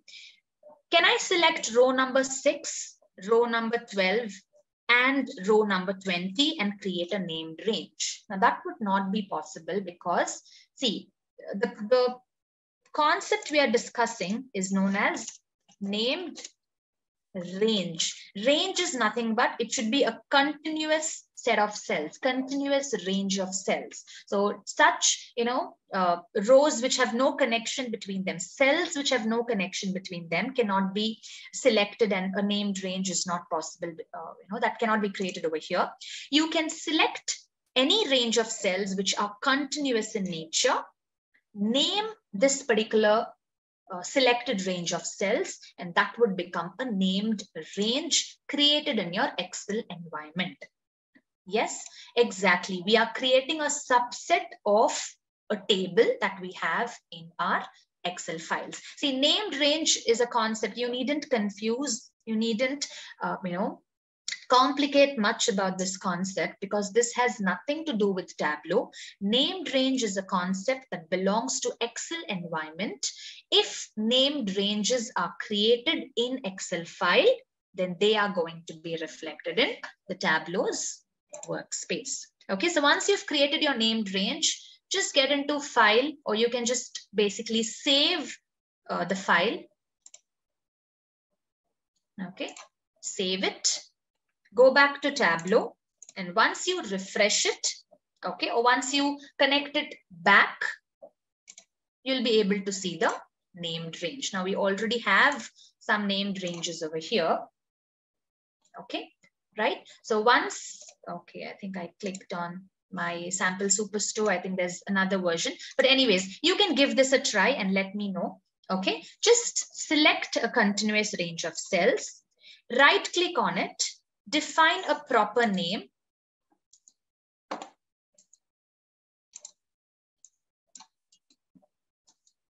My right click is not working. Okay, yes, just right click, define name, give it a proper name, and then you'll be able to see all those named ranges, okay, reflected into Tableau's workspace. Okay, but Tableau is not going to create it. I'll mention this point once again. Tableau is not creating any named ranges. If at all you have a named range created in your Excel environment, then that is what is going to be reflected in the workspace of Tableau. Okay, and it's definitely not mandatory to have such named ranges. Okay, but the reason, see, as I told you, Sample Superstore is a data set provided by the Tableau software company themselves, right? So the reason why they have created 3 Excel sheets and 3 named ranges with exactly the same name is nothing but they're just trying to tell you, see, whether it's an Excel sheet that you drag and drop into the data source page, okay, whether it's going to be an Excel sheet that you drag and drop in this white space of your data source page, or you drag and drop a named range from the same Excel file into the white space of the data source page, the way Tableau handles both is definitely going to be the same. Tableau considers both Excel sheets and named ranges as tables. Okay, so that's the reason, just to make that point clear, this particular set of named ranges are created in the Sample Superstore provided by the Tableau software company. Okay, I'll repeat that point once again. Named range is something that is created in an Excel environment. It is definitely not mandatory. It's up to the developer, it's up to the user. If at all a named range has been created in your Excel environment, then when you're connecting that particular Excel file with Tableau, Tableau is going to reflect the named ranges, just like how it is reflecting the sheets from your Excel file. And the way Tableau treats an Excel sheet and a named range is absolutely the same. Both are treated as tables by Tableau. So you can either analyze by pulling a sheet from your Excel file or by pulling a named range from your Excel file. Tableau is not going to, show any difference in how it personally handles Excel sheets and named ranges. Okay, so that's the reason I told you named range is only going to be present when you're working with Excel files if you had created it in your data source. Otherwise, for text files, CSV files, PDF files, or databases from servers or clouds, this concept of named range is definitely not going to be available because it only belongs to an Excel environment. So that's the reason we needn't confuse much about it. Okay. Yes. Okay, so what I'll do is, I think most of the participants are not able to see the named ranges because you might be using a different version of Sample Superstore. By the end of today's class, I'll share this version of Sample Superstore that I have in the chat box so that you can give it a try and see how named ranges are going to be brought into the data source page. So no worries about it. Okay. Okay. What's the use of named range? Why one should use a named range? Okay. See, as I told you, if my original Excel sheet called orders is having 10,000 rows of data, but I would like to create a subset table, which is having only the first 100 rows. So in that case, I can select the first 100 rows, define a name for it, and use that subset table for my analysis purpose instead of pulling the main sheet, which is having 10,000 rows of data. Okay, I can work with lesser amount of data because I feel that is more convenient. So it's completely dependent on the developer of whether to use it or not, whether to create a named range or not. Yes, so but whether you work with a named range or an Excel sheet, Tableau handles both as tables. You'll find no difference between them in Tableau's workspace. Okay, so that's a named range all about. Again, just have a basic idea about it. We needn't get much deeper into the concept. Okay, right. So the next new word that we'll be coming across today is known as the canvas area.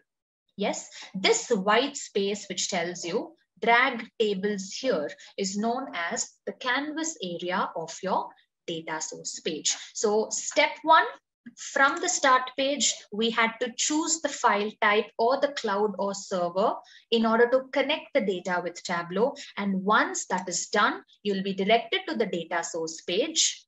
Okay, so in the data source page, you will have to at least pull one table into the canvas area. Yes, Tableau uses the drag and drop technology, right? So just click on orders, drag and drop it into the canvas area. And this is what happens, right? So you have the table name called orders placed into the canvas area. Okay, now this is split into two halves. The upper half is where you've placed the table, and there, in the bottom half appears the view area, right? Now, what is Tableau trying to do? It is letting you view the data. It is just reflecting the data, letting you view the data from the original data source. So that's the reason we call this as the view area. It gives you the complete list of columns present in the sample superstore. See, row ID, order ID, it's exactly in the same order as of how it appears in your Excel file. So the complete data from your Excel file has been brought into the view area of Tableau. Okay, now this space over here, this is known as the table details space. Okay, this is basically giving you the metadata information. Now, metadata is nothing but the structure of your table. So the table details space gives you the structure of your table, the metadata information, which is nothing but it's telling you what are the columns present in your sheet pulled into the canvas area, the data type of each and every column. See, this is where the data type concept comes into place. Okay, and we have something called field name and remote field name. Now, what's the difference between the two? Okay, we'll see what is the difference, but we definitely, as of now, it looks the same, but we do have a difference between them, right? Field name, remote field name. So that's about the metadata information. And here we have row ID, order ID. So as you can see, the column names are present. The complete list of columns is being reflected into the view area of the data source page. Now, just on top of the column header, you have orders. Now, orders is nothing but the table name or the sheet name from where this particular column is coming in. Now, you might have a query. Why should the table name appear here on top? I very well know that I've pulled only orders in my canvas area, and the columns that is displayed in the view area is anyways going to belong to the orders table. Why should the table name be displayed on top of the column header? The reason is, it's not that you can work only with one table in your canvas area. You can pull multiple tables into the canvas area, create a join between them, create a union between them, or create a relationship between multiple tables to proceed with your analysis. So to avoid confusion, you might have 10 tables in the canvas area. Okay, so to clearly tell you which column belongs to which particular table, we have the table name displayed right here on top of rows, or you can also have the complete set of rows, basically creating a duplicate, a copy, a view. Yes, just like how we have the view concept in SQL. Yes, it's like creating a view from the original main data sheet that we have. Okay, next question. Once uploading the data in Tableau and created the dashboard, after some time, if you want to create a subset, only define the name in Excel, refresh the Tableau.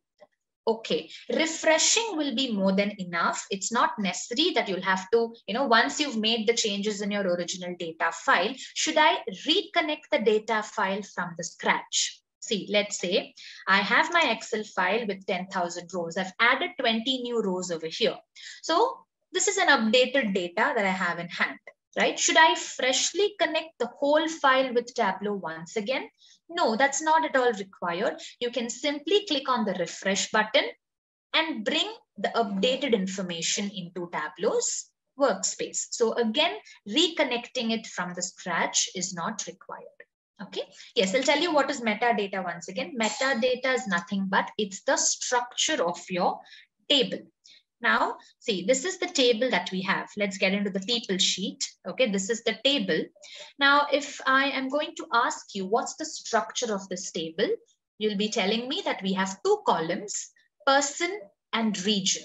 Okay, that is the design or structure of your table. The rows into it will become the data, right? The data might get updated often, existing rows might be deleted, new rows might be added. It keeps changing, right? But the structure of your table, the metadata is nothing but the columns that you have in your table. That defines the structure. You can put anything. See, that defines my table. I have two columns. I can keep adding any number of rows. Okay, I can keep adding data, but the whole structure remains the same.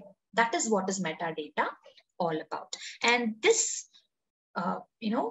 pop-up box over here, or this particular arrow mark, which is opening up the metadata box information, is telling you these are the columns that you have. All these columns belong to this particular table, right? And these are the data types of each and every column that is being reflected from Sample Superstore, because that's the second limitation that we have in Tableau Public. It is always an extract mode of connection when it comes to Tableau Public. We do not have options to toggle between live and extract when it comes to Tableau Public. Okay, so yes, that is definitely a limitation in Tableau Public, right? So we have the column header. Going back to our view area, we have the column header. On top of it, we have the table name. And right on top of it, we have a small symbol, which is telling you the data type of this particular column, right? So when you click on the data type symbol, it will give you a list. We have number. So we have 6 to 7 data types, okay? Number, which is split into number decimal, number whole, date and time, date, string, Boolean, and geographic role. Okay, so this hash symbol tells you row ID column is of a number, whole, data type. Now, how did Tableau identify the data type of our column? Did we go assign manually that each and every column contains this particular type of data? So please assign it with this particular data type. No, we did not do that. Tableau does it automatically. Now, row ID is a column having integer numbers or whole numbers. It has no decimal values or float numbers. So that's the reason Tableau has identified and assigned row ID as a number, whole, data type. Then comes order ID, which is alphanumeric in nature. So it becomes a field, which is of a string data type. Now, order date, ship date, both are of date data type. Okay. And then as you move on, you have a globe symbol over here. Okay. So this tells you that these columns over here, country, city, state, postal code, all these fields, they are of geographic data type, right? When you click, get into geographic role, you'll be able to see it's a country or region. This column is containing names of different countries of the world. This particular column called city is having the names of cities. Right? Now you might have a query. Okay, country, city, state, postal code. Yes, they are of geographic data type, but why not region? Why isn't region of, a geographic data type? Why isn't it a field which is of a geographic data type? Why is Tableau assigning region as a string data type? When you look into the values of these columns, right, from country to region, now, when I say United States, so now it's like a proper noun, okay? You have United States, which is unique in nature, okay? Or let's say we have a city, a state called California. So California is a name given to a particular state in United States. So it's like a proper noun. It's like a name which is unique in nature given to a particular state. Right? Similarly, postal codes are unique in nature, right? So when you look into this particular field called region, south, west, east, north, now they are just generalized regional terms. Now it might be the southern part of any country. It might be the southern part of any continent, right? So they aren't unique names, or they are common nouns, if I should say in simple, in even more simple terms. That's the reason Tableau will not be able to find a latitude and longitude values for such values. Okay, latitude and longitudes are identified by Tableau automatically for country names, city names, and state names, which are, and definitely postal codes, which are unique in nature, right? But when it comes to regional names, they are common. Now, will Tableau be able to find a latitude and longitude for such common terms called south, east, west? Definitely not. That's the reason it's assigned as a string data type. You know, different backgrounds for your map. You have satellite backgrounds. You have, let's say, satellite view. You have streets view. You have multiple layouts or styles that can be used for a map, based on which, or using which, you can visualize your data. That will make your visualization even more interesting, right? So we'll get into all those points, but this is the basic difference of what happens when a field is assigned with a geographic role. Tableau will automatically generate the respective latitude and longitude values for all the fields, for all the values under this particular field. Okay, so these are the different data types. And apart from that, we have Boolean, which is nothing but true or false. Okay, so if I have a column which is based on a specific condition, then you will have true or false values. So that particular field will be assigned as a Boolean data type. So when we create calculations, you'll be able to see based on the condition, the result will either be true or false. Such columns, such calculations will be assigned as a Boolean data type. Okay, so this is the complete list. You also have the same information present in the slides. Okay, you can just go through them. Okay, change the data type in Tableau. Now, that's actually very simple. Now, changing the data type, all you have to do is click on the data type symbol, okay? And you can just go say number decimal, okay? That would change the data type. So normally Tableau itself will identify the right data type for your column. But in case if you're planning to change it, just click on the symbol and choose the respective one that you're planning to change, okay? Now, how did we get into the metadata? Right, now moving on to this point from the metadata space, what's the difference between field name and remote field name? Okay, they look absolutely the same. So what is the actual difference between them? Now, as I told you, Tableau is just reflecting your data. You cannot make changes to your data. Okay, no editing work is possible in Tableau because it's just a view area, which is letting you view the data and work on the data.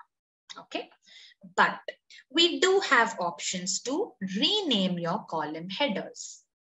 Okay, right? So suppose, let's say this column header is row ID. I would like to change it to RID for my convenience while working in Tableau. Yes, so again, the same concept of mirror. And, let's say we have a kid standing right in front of the mirror. The kid takes a sketch pen and, let's say, draws a cat on the mirror.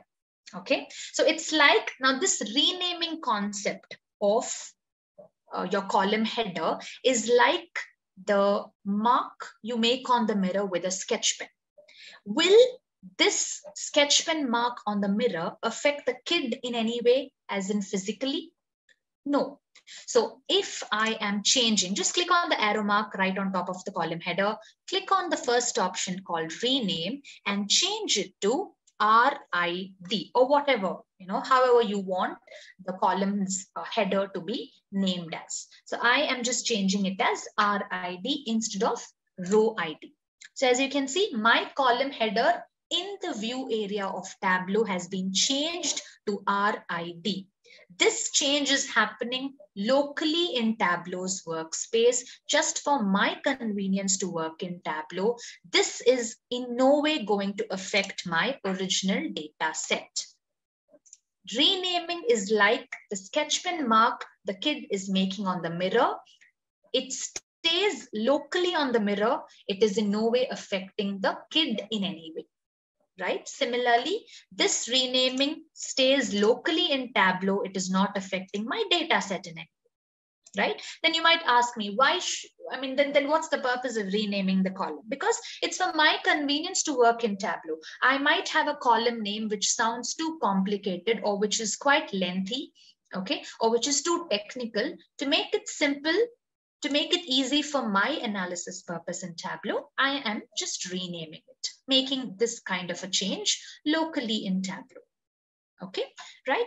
So you can always click on the arrow mark right on top of your column header and reset the name, bring back the column's name as it is from the original data set. You always have that option, right? But now when I get into the metadata information, as you can see, this is where the difference between field name and remote field name comes into act.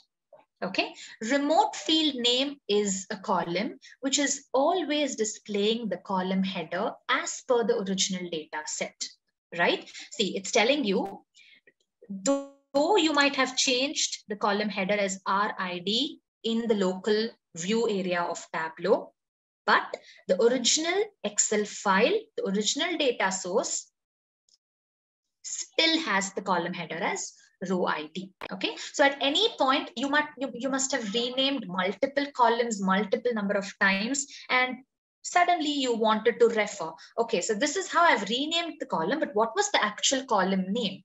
All you have to do is just get into the metadata structure space. Okay, you can just refer. Okay, so RID is how I've renamed it, but this is how the original column header looks like. So basically, it's just for your reference purpose. Okay, I hope you're getting the difference between field name and remote field name. Field name will always display the column headers as per the Tableau environment. If you've made any changes, then those changes will be present in the field name column. But your remote field name column is always going to display the column headers according to the original data set. Okay, that's the simple difference between the two. So again, click on the arrow mark, reset name. So you'll get back the original column header name over here. Okay, so when you click on the arrow mark, see on top of every column header, you have an arrow mark present, right? So the second option over here says copy values. Very simple, just like the Control-C, Control-V, right? Copy paste values. Let's say I would like to copy all the values in this particular column, go into a Word file or a notepad, or let's say directly I'm trying to paste the values in an email and send it to my higher official. You can very well do that. So it's the simple copy paste option that you have right here. Okay, then comes hide. Now, okay, let's say I'm planning to analyze the data. I'm planning to analyze customer related information. So all I need is customer ID, customer name, and the product they've purchased. Okay, you will have the product ID or the product name that they've purchased. So I do not require columns like row ID, order ID, and order date. Okay, so such a long list of columns is confusing my analysis work. So let's hide all the unnecessary ones and focus only on what we are in need of. Okay, we have a few questions. Let me just go through it quickly. Okay. Okay, if field name, yes, field name is and column name is absolutely the same thing. Okay, column name, field name, both are the same, no difference at all, right? Okay, you're not able to see the metadata. You will definitely have it even in 2021. Okay, let me just check and I'll get back to you. Okay. Yes. Okay. Okay. Can we copy multiple columns at one time? Definitely yes. Just select one column, press Control in your keyboard, select another column, click on the drop down arrow mark of any one column, any one selected column, and copy values. Yes, you can do that. And okay, after renaming, can I save this Tableau file as a .trex, and will it remain the same while I open this file without changing in the source? You can definitely now see calculations that I create locally in Tableau's environment. All the columns that I rename in Tableau's environment, you can save all these changes. Yes, but a small point that I would like to mention is it's not using the file extension .trex, but you have to make use of the file extension called .tds. This is how you save all the modifications that you've done to the data locally in Tableau's environment. A couple of slides away, okay, we'll definitely look into all these file types. I'll tell you how to save them, what's the difference between them, when to use which particular file type according to your requirement. Okay, we'll go through all that. But as of now, I'm just trying to make this data source environment a little familiar, okay, so that you can just give it a try. Get familiar with the environment. That is very, very important. Okay, yes. So that's about copy values. Now going back to hide. As I told you, let me hide the row ID column. You can also hide multiple columns. Just press Control in your keyboard, keep selecting multiple columns, click on the arrow mark of any one selected column, and then say hide. So row ID, order ID, all the 4 columns are hidden from your view area. Okay, so now you can focus only on the columns that you're planning to work with. You can hide all the unnecessary columns. How do we unhide these columns now? Again, you have now, see, the upper part is known as the canvas area. This space where all the columns and rows are displayed is known as the view area. So there's a small tab which is separating the canvas area and the view area. Okay, so on the rightmost corner of this tab, you have, I'm sorry, not the rightmost is the collapse option, but just before that you have a settings like icon. Click on it, and there you have an option called show hidden fields, right? So when you click on show hidden fields, all the fields which are currently hidden is displayed in the view area. See, you have to make a note, they're still hidden, okay? Just that for your reference, for you to see which are the columns that are hidden or which are the fields that are hidden, Tableau is showing the hidden fields. So it's up to you if you're planning to unhide them. Get back to the same drop-down menu, click on unhide, and that's it. Okay, so if you're planning to unhide multiple columns, select all the columns that are hidden by pressing Control in your keyboard. Click on any one of the selected columns drop down arrow mark, and then unhide them. So that's how you hide and unhide the columns. Okay, right. The next option is creating aliases. Okay, now all these options are quite easy and simple to explain as well as simple to understand. So I'm quickly going through them. Okay, you can just, after the session during the weekdays time, you can just slowly, look into all these options, get familiar with them. Getting familiarity with the environment is very, very important. Okay, that's how you get comfortable with the environment, and that's how you start generating the interest to work with the software as well. Okay, so that's the reason I'm trying to going through every small icon available, every drop down option available, so that you'll have an idea of what each and every option actually lets you do in Tableau. Okay, creating an aliases. So again, Tableau is acting as a mirror. You cannot edit your data in Tableau, but what is aliases all about? Now, aliases is like, now you might have a professional name, but your friends and your close family members will call you with a pet name or with an with an alias name. That's the same concept which works over here as well. Okay, now let's say we have a column called ship mode. So what are the values under this column? We have second class, we have standard class of shipping, we have first class of shipping, we have first class of shipping. Okay, so we have different modes of shipping the products. But what I feel is, I would like to create short forms or abbreviations or simple terms for these ship modes for my ease of analysis in Tableau. Okay, right? Now, let me give you an example. Just click on the drop-down arrow above ship mode and then say aliases. Just click on aliases, okay? The dialog box would appear and it is telling you, see, these are the members of your column called ship mode. Now, how did we open this dialog box? I clicked on the arrow mark right above ship mode. Yes, so, and then clicked on aliases. So it's telling me you had clicked on a column called ship mode. These are the members of your column: first class, same day, second class, and standard class. And if you want, you can create aliases for them. Now, let's say for first class, I would like to create an alias called FC. I'm just creating a short form of it. Okay. For second class, let's have it as SC.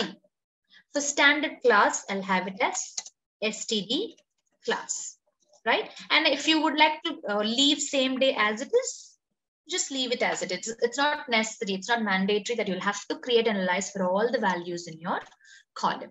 Yes. Now see, creating aliases, hiding columns, renaming columns, all these are performed for your convenience to work in Tableau. Yes, it is how you make the environment as simple, easy as possible, as comfortable as possible, because for your analysis purpose in Tableau. Okay, you are not making any changes to the data over here. You are just making slight modifications for your convenience to work in Tableau. So I am creating my aliases. Yes, so as you can see, instead of second class, we have SC instead of standard class. Just a quick info, guys. Intellipaat provides PG certification in Business Analysis and Product Management by IIBA Academy, MNIT Jaipur. The course link of which is given in the description below. Now, let's continue with the session.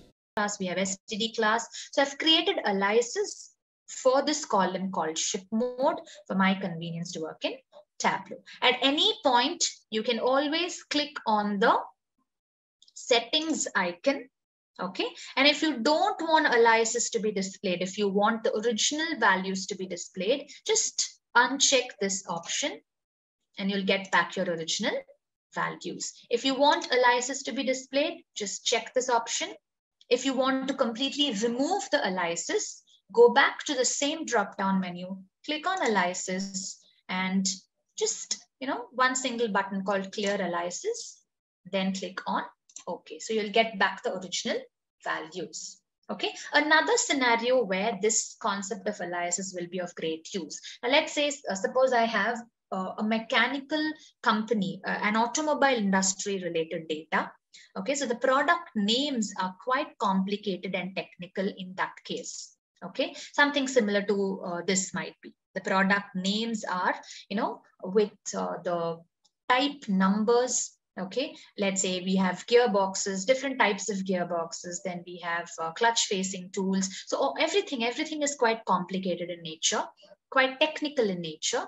So it's difficult for me to analyze with such technical names. So instead of having such technical names, I'm renaming them, renaming in the sense I'm creating aliases to them, which makes my analysis work easier.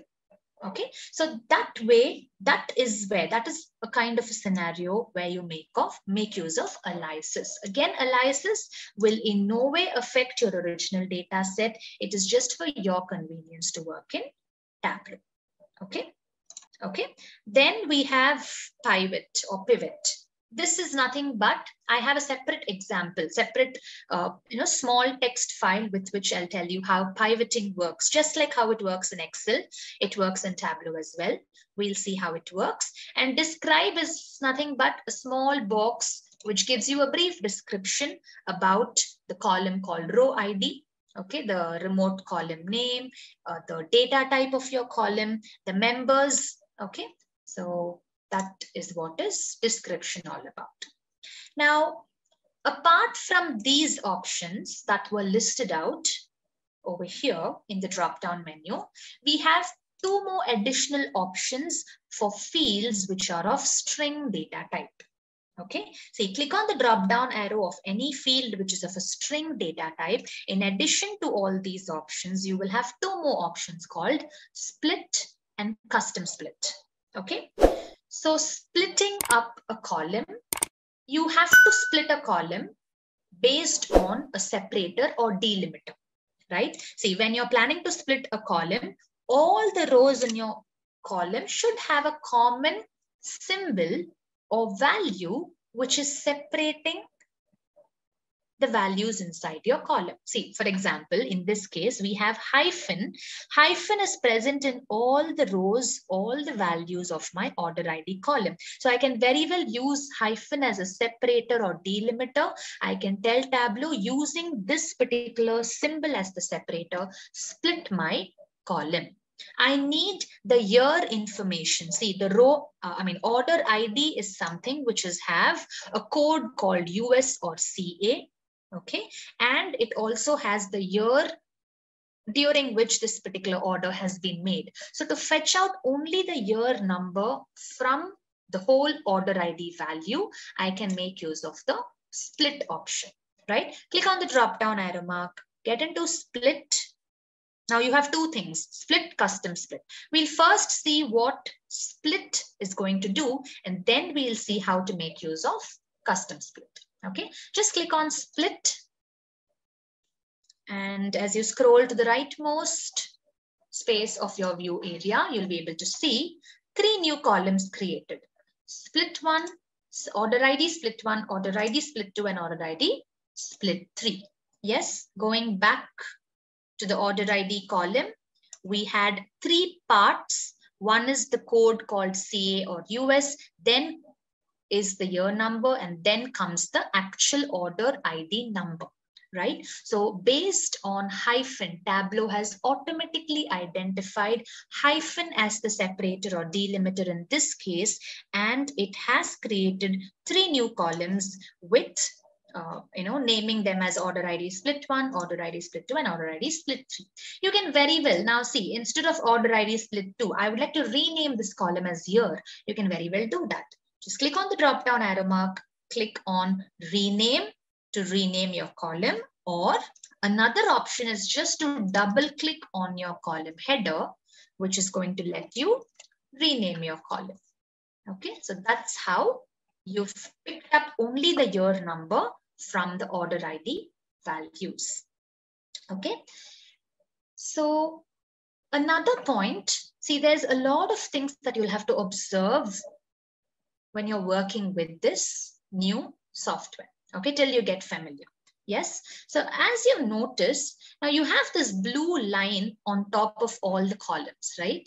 I hope you're able to see that. There's a blue line which appears on top of all the columns, right from row ID till profit. But we don't have that blue line continued for columns that were created in Tableau, split 1, split 2, and split 3. Right? There's no blue line on top of these columns. Why is that so? What is Tableau trying to tell us by not having this blue line on top of these 3 columns? Okay, that's just a very small point over here to make a note of. If a column is having a blue line on top, it means that the column is directly being reflected from the original data source. Yes, sales, quantity, discount, profit, everything right from row ID is being reflected from sample superstore. Yes, that's the reason it has a blue line on top. But order IDs now is split 1, split 2, split 3 present in my sample superstore? No. Right? For our convenience to work in Tableau, just because I wanted to fetch the year number from order ID, I used the split option that's locally available in Tableau. Using this split option, Tableau has created these 3 columns locally for your convenience to work in Tableau. So it is trying to tell you, see, these columns are created locally in Tableau. It's not coming from the original data set, and that's why it has no blue line on top. Okay, that's the minute difference between them. The same point, okay, Tableau is trying to tell you the same thing using another way. See, the data type symbol. Normally we have either hash or ABC or the globe symbol, which is telling you the data type of the respective column. But when you look into the data type symbols of the split columns, you have a small equal to sign right in front of it.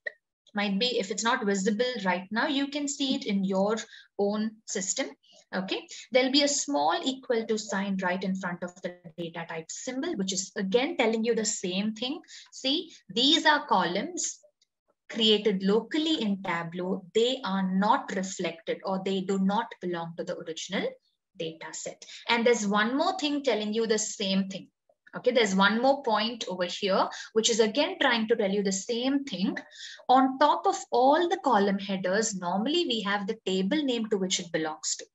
But on top of the 3 columns that we just now created, split 1, split 2, split 3, we do not have the table name, but we have something known as calculation. So this is again trying to tell you, it's a calculation. It's a modification that you've made locally in Tableau.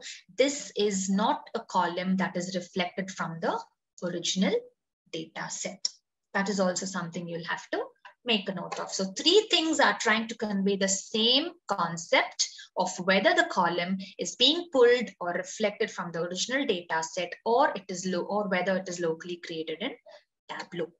Okay, I hope you're clear with that. Some minute things to note, but they'll definitely play an important role if you're not sure about why there's no blue line on top, or why there's an equal to symbol right in front of the data type symbol. If you're not clear about it, then it'll always keep, you'll keep getting this confusion of why Tableau is behaving weirdly in this particular case.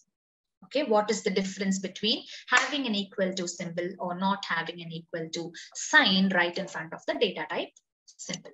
Okay, right. So now, see, when you click on the drop-down arrow mark of on top of any column header, do we have an option called delete? No, definitely not. Tableau is not going to let you delete any column that is being reflected from the original data set, because it is acting as a mirror. You cannot change your data. You cannot edit your data. You cannot add, delete anything from your data, because Tableau is just a reflection. You're working on the reflection. Yes, but when you click on the drop-down arrow of your split 1, split 2, split 3, you do have an option called delete. Why? Because something that is locally created in Tableau can definitely be locally deleted. Yes, that's the reason you have a delete option for split 1, split 2, and split 3. If you only need the year column, just retain it and delete the other 2. Okay, so that's how Tableau lets you delete columns or delete these split columns that were anyways locally created in Tableau's workspace. Okay, that was about split. Now, what is custom split all about? Let's get into custom split. You'll have a small dialog box. Now, Tableau picked up hyphen as the default separator or delimiter. Okay, when you clicked on the split option, but when you click on custom split, Tableau is asking you what separator. See, let's say in my case, in one of my columns, I would have had values like ABC hyphen 001 slash 2018. So in this case, I have 2 different separators or delimiters. Right? So in such a case, you can go into custom split and tell Tableau which separator you are planning to use based on which a split is supposed to happen. Right? So that's the space provided over here. Use the separator. You can decide the separator that you're planning to use. Okay. In our case, we only have hyphen. So I'll just mention hyphen as the separator. Then we have something called split off from the first or last or all. 3 different options. Now, when I say start splitting off from the first, it means starting from the left-hand side, start splitting off my values based on hyphen as the separator. Yes, yes. Now, let's say as a result, I want 2 columns to be created. Now, let's see what happens with these set of options. So hyphen is the separator. Splitting off is going to start from the left side, from the first. And as a result, I need only 2 columns. So what will happen is when I click on OK, starting from the left, using hyphen as the separator, 2 new columns are going to be created. The third part of my order ID, the number that we had, that is not being created as a separate column because I had customized my split. I wanted only 2 columns as a result. And that's how we've come up with this. Okay. Now let's use a different option. I'll delete these 2. I'll go back, get into custom split. I'll use hyphen as the separator. And I'll say split off from the last, create only 1 column as a result. So now what will happen is split off will begin from the right side part of your order ID. Okay. And as a result, only 1 column will be created. So now in the sense, starting from the right side, 1 column will be created based on hyphen as your separator. Okay. So just a small way of how you can customize how any column is being split. That's the difference between the normal split and the custom split, right? So these are the different options, data types available when you look into the view area of Tableau. A few more icons are yet to be discussed. Okay. So, but before that, we have a few queries. Yes, renaming, aliases is just like a temporary name that you've given for the values in your data. Okay.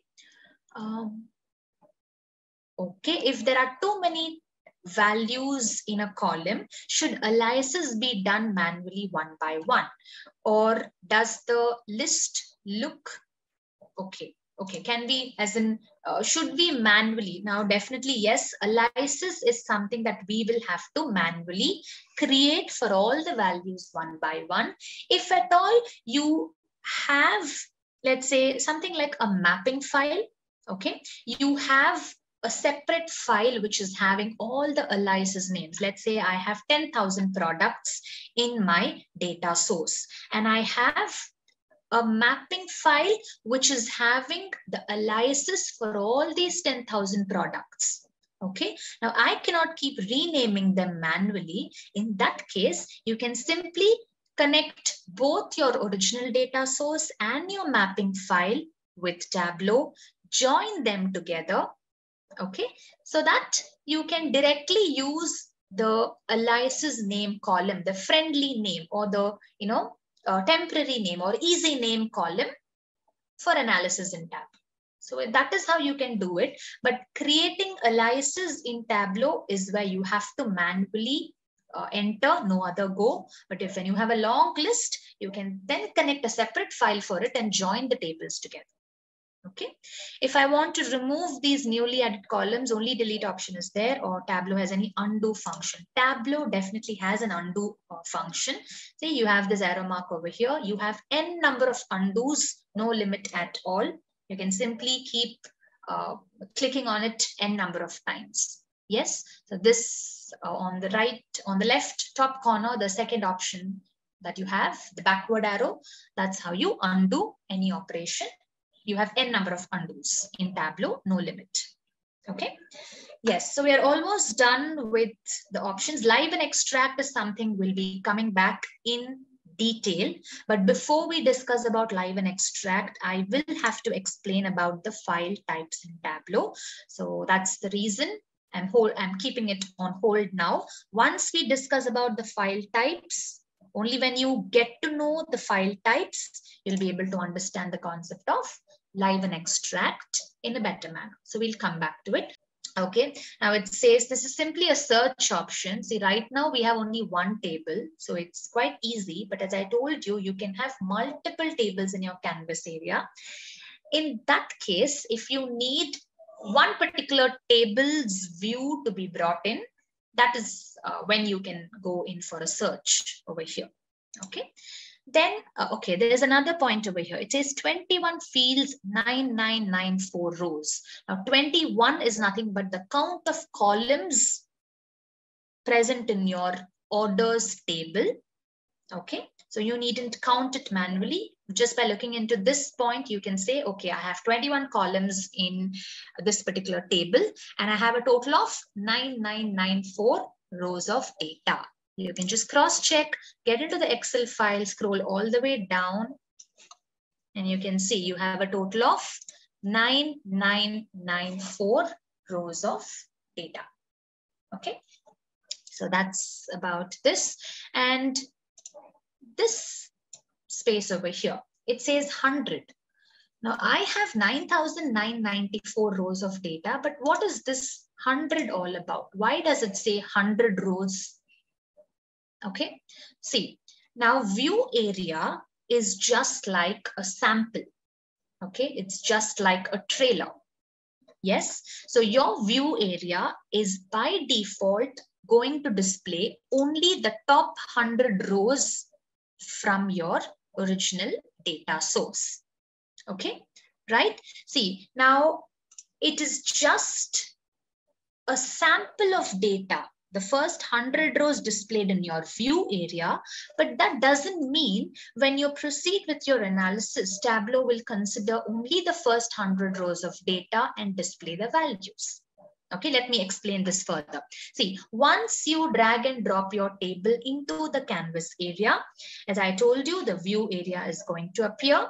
What's the next step all about? Next step is click on sheet number 1. In your left-hand bottom corner, the first tab says data source. The second tab says sheet 1. Just click on sheet number 1, and this is the workspace where you will be converting your data into graphical representations. Okay, this is your worksheet space. This is where we'll be creating all our charts and graphs using the drag and drop technology. Okay, so once you get into the worksheet space, when you drag and drop, let's say, see, this is the complete list of columns. I have all my columns arranged in an alphabetical order based on their column headers. Okay, see, category, city, all these columns are arranged in an alphabetical order. When I drag and drop row ID into my worksheet space, I'm just telling add all the members. Okay, see, you have a total of 9,994 rows of data. Okay, see, when you go back to the data source page, when you scroll down over here, Let me just get into row ID. Okay, when you scroll all the way down, you'll have only 100 row IDs because your view area is just displaying the first 100 rows of data for your reference purpose, because you have to, you'll just have to go through, okay, so these are the columns I have in my data set. You have to prepare yourself, get familiar with the data before analyzing the data, right? So for that reason, the view area is simply giving you the first 100 rows, okay, as a sample for you to get familiar with the data. And then when you go inside your worksheet, it will let you work with the complete set of data and not only just 100 rows. Yes. Now I'll tell you another example. See, suppose if I say I need only the first 5 rows to be displayed in my view area. Yes, you only have the first 5 rows in your view area, but that doesn't mean when you go inside your worksheet, you'll be able to work only on the first 5 rows. That is definitely not the case. Okay, no matter how many rows are displayed in the view area, when you go back to your sheet, when you go into your worksheet, you will always be able to work with the complete set of data. Okay, right? So that's about this number of rows present in the tab in between your canvas area and your view area, right? So we are already into the worksheet space. Now you might have a lot of queries about what is columns, what is rows, which field or column should be placed into the column space, what is supposed to be placed into the row space. We do have blue colored columns. We do have green colored columns. What is the difference between them? So there's so much to discuss about the worksheet space, right? We've just discussed all about the data source page. We do have 1 or 2 options left out, like union, table extension, live extract. I think we've basically covered the others. Okay. I hope that's visible. Okay, yes, thank you. Thanks for confirming. Okay, so we did go through all the options available in the drop-down menu. We also discussed about the different data types that we have in Tableau. Okay, and about the splits, I'll just go through the splits once again. Okay, what is split, what is custom split, and then we'll go into the next topics that we have in store. Okay, yes, so when you click on, as in we have 2 options, split and custom split. So split is where Tableau is taking the delimiter or the separator. It is identifying the delimiter or separator automatically, based on which it is creating multiple columns. So in our case, we have 3 new columns created where hyphen has been identified as the delimiter or separator. Okay, and things to observe over here. Okay, there's no blue line on top of split 1, split 2, split 3, because Tableau is telling you these columns are not coming from the sample superstore, right? These columns are not coming from sample superstore. They are locally created columns for your convenience that is being highlighted, okay, by having no blue line on top. Right? Similarly, the same thing is conveyed in a different manner. There's a small equal to symbol right in front of the data type for the locally created columns, right? That's also a point which is trying to indicate, or which is trying to tell you the same thing. These columns with a equal to sign right in front of the data type symbols, these columns are being locally created. They are not coming from Superstore data set. And you always have the table name right on top of the column header. Yes, but for these 3 columns, you have something known as calculation. This is also trying to tell you that these 3 columns are calculations created locally in Tableau. They are not being reflected, or they are not coming from the original data source. Okay, so 3 different points, which is trying to convey the same thing. And yeah, just like the scribbling that we make on the mirror, I hope you remember that point.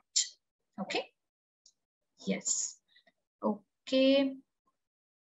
About split, 1, 2, 3, you can always rename. Suppose you would like to rename it, you can just double click on the column header and start renaming your column to make it meaningful. Okay. Now, custom split is nothing but you just have to specify the separator instead of Tableau identifying the separator or delimiter by itself automatically. When it comes to custom split, you will have to specify, okay, hyphen is my separator, start splitting off from the first or from the last. You can decide all that. How many columns should be created as a result of your custom split? All these points can be decided by the user. Customize the split as of how Tableau is going to split your columns. That is what is custom split about. Okay, so these are the different options that we have in the data source page, in the drop-down menu, right on top of your column headers. Now, when you look into the drop-down menu of the columns that were newly created, you will have an option called delete. But the other columns, suppose if I get into, let's say, row ID, there's no option called delete over here. Or order ID, there's no option called delete over here because you cannot touch your data in Tableau. You cannot add or delete rows or columns in Tableau.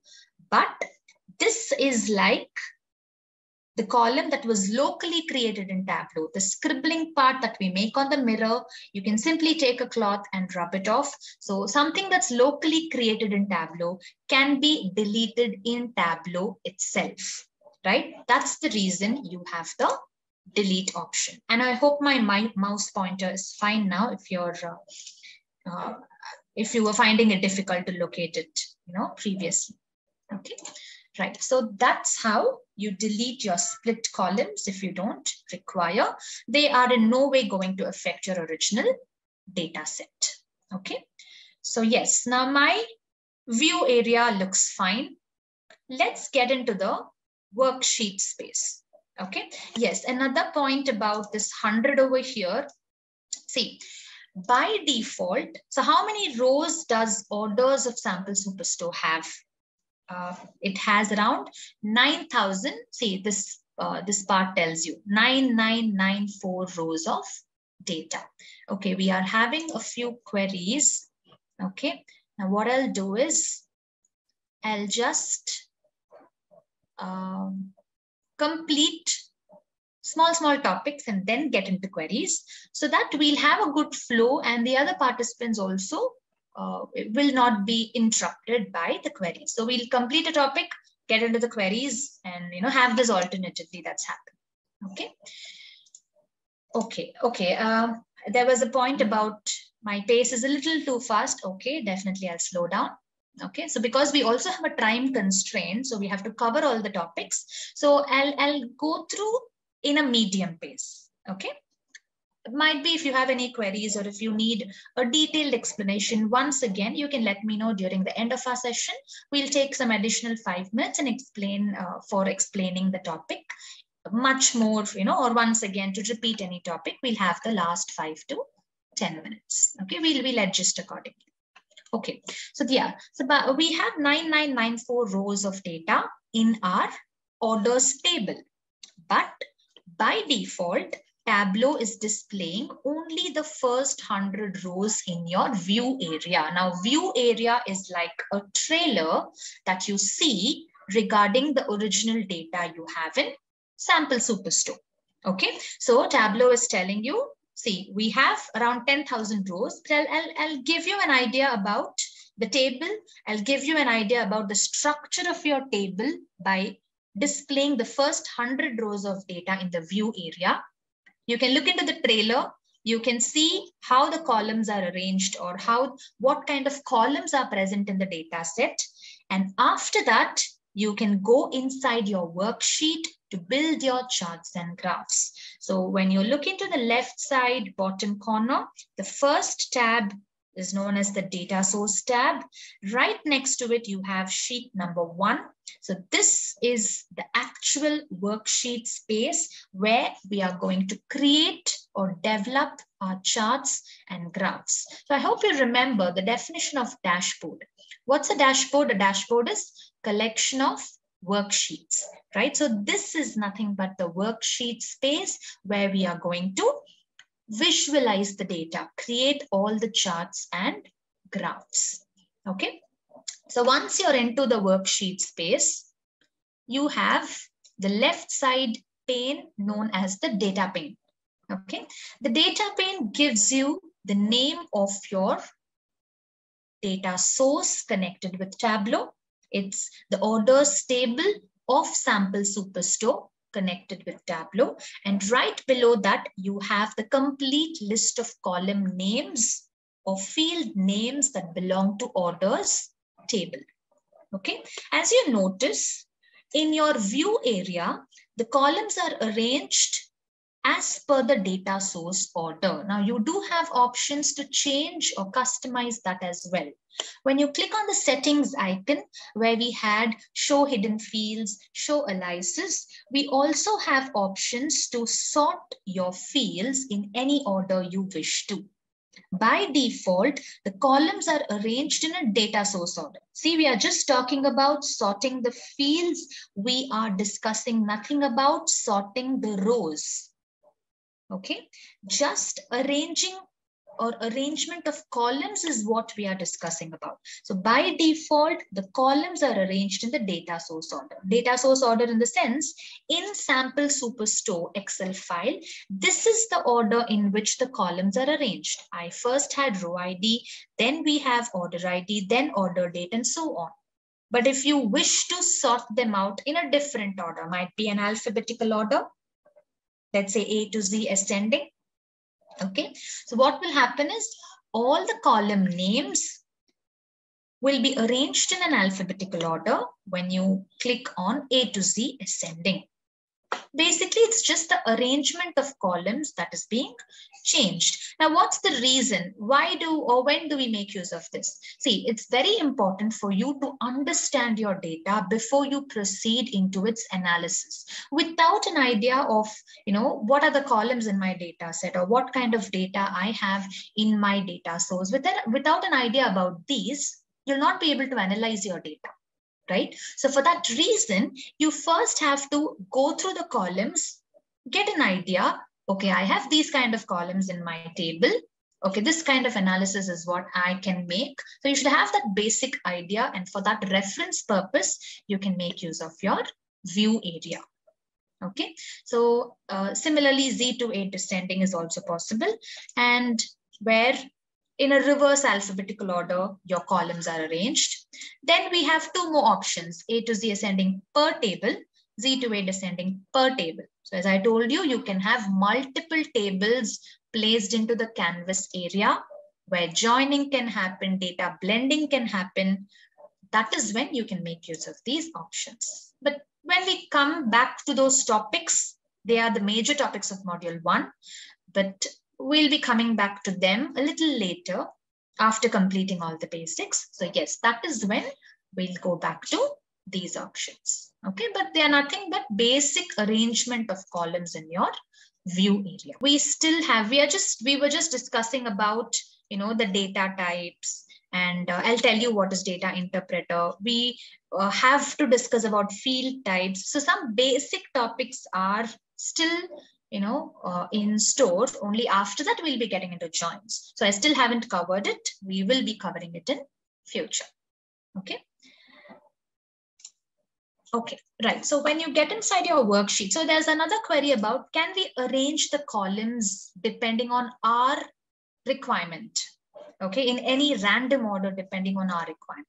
See, what I would tell you is that is actually not possible. Okay, but see, you have the small view data icon right next to orders, people, and returns. Yes. This is also another way through which you can view the data that's present in the orders table.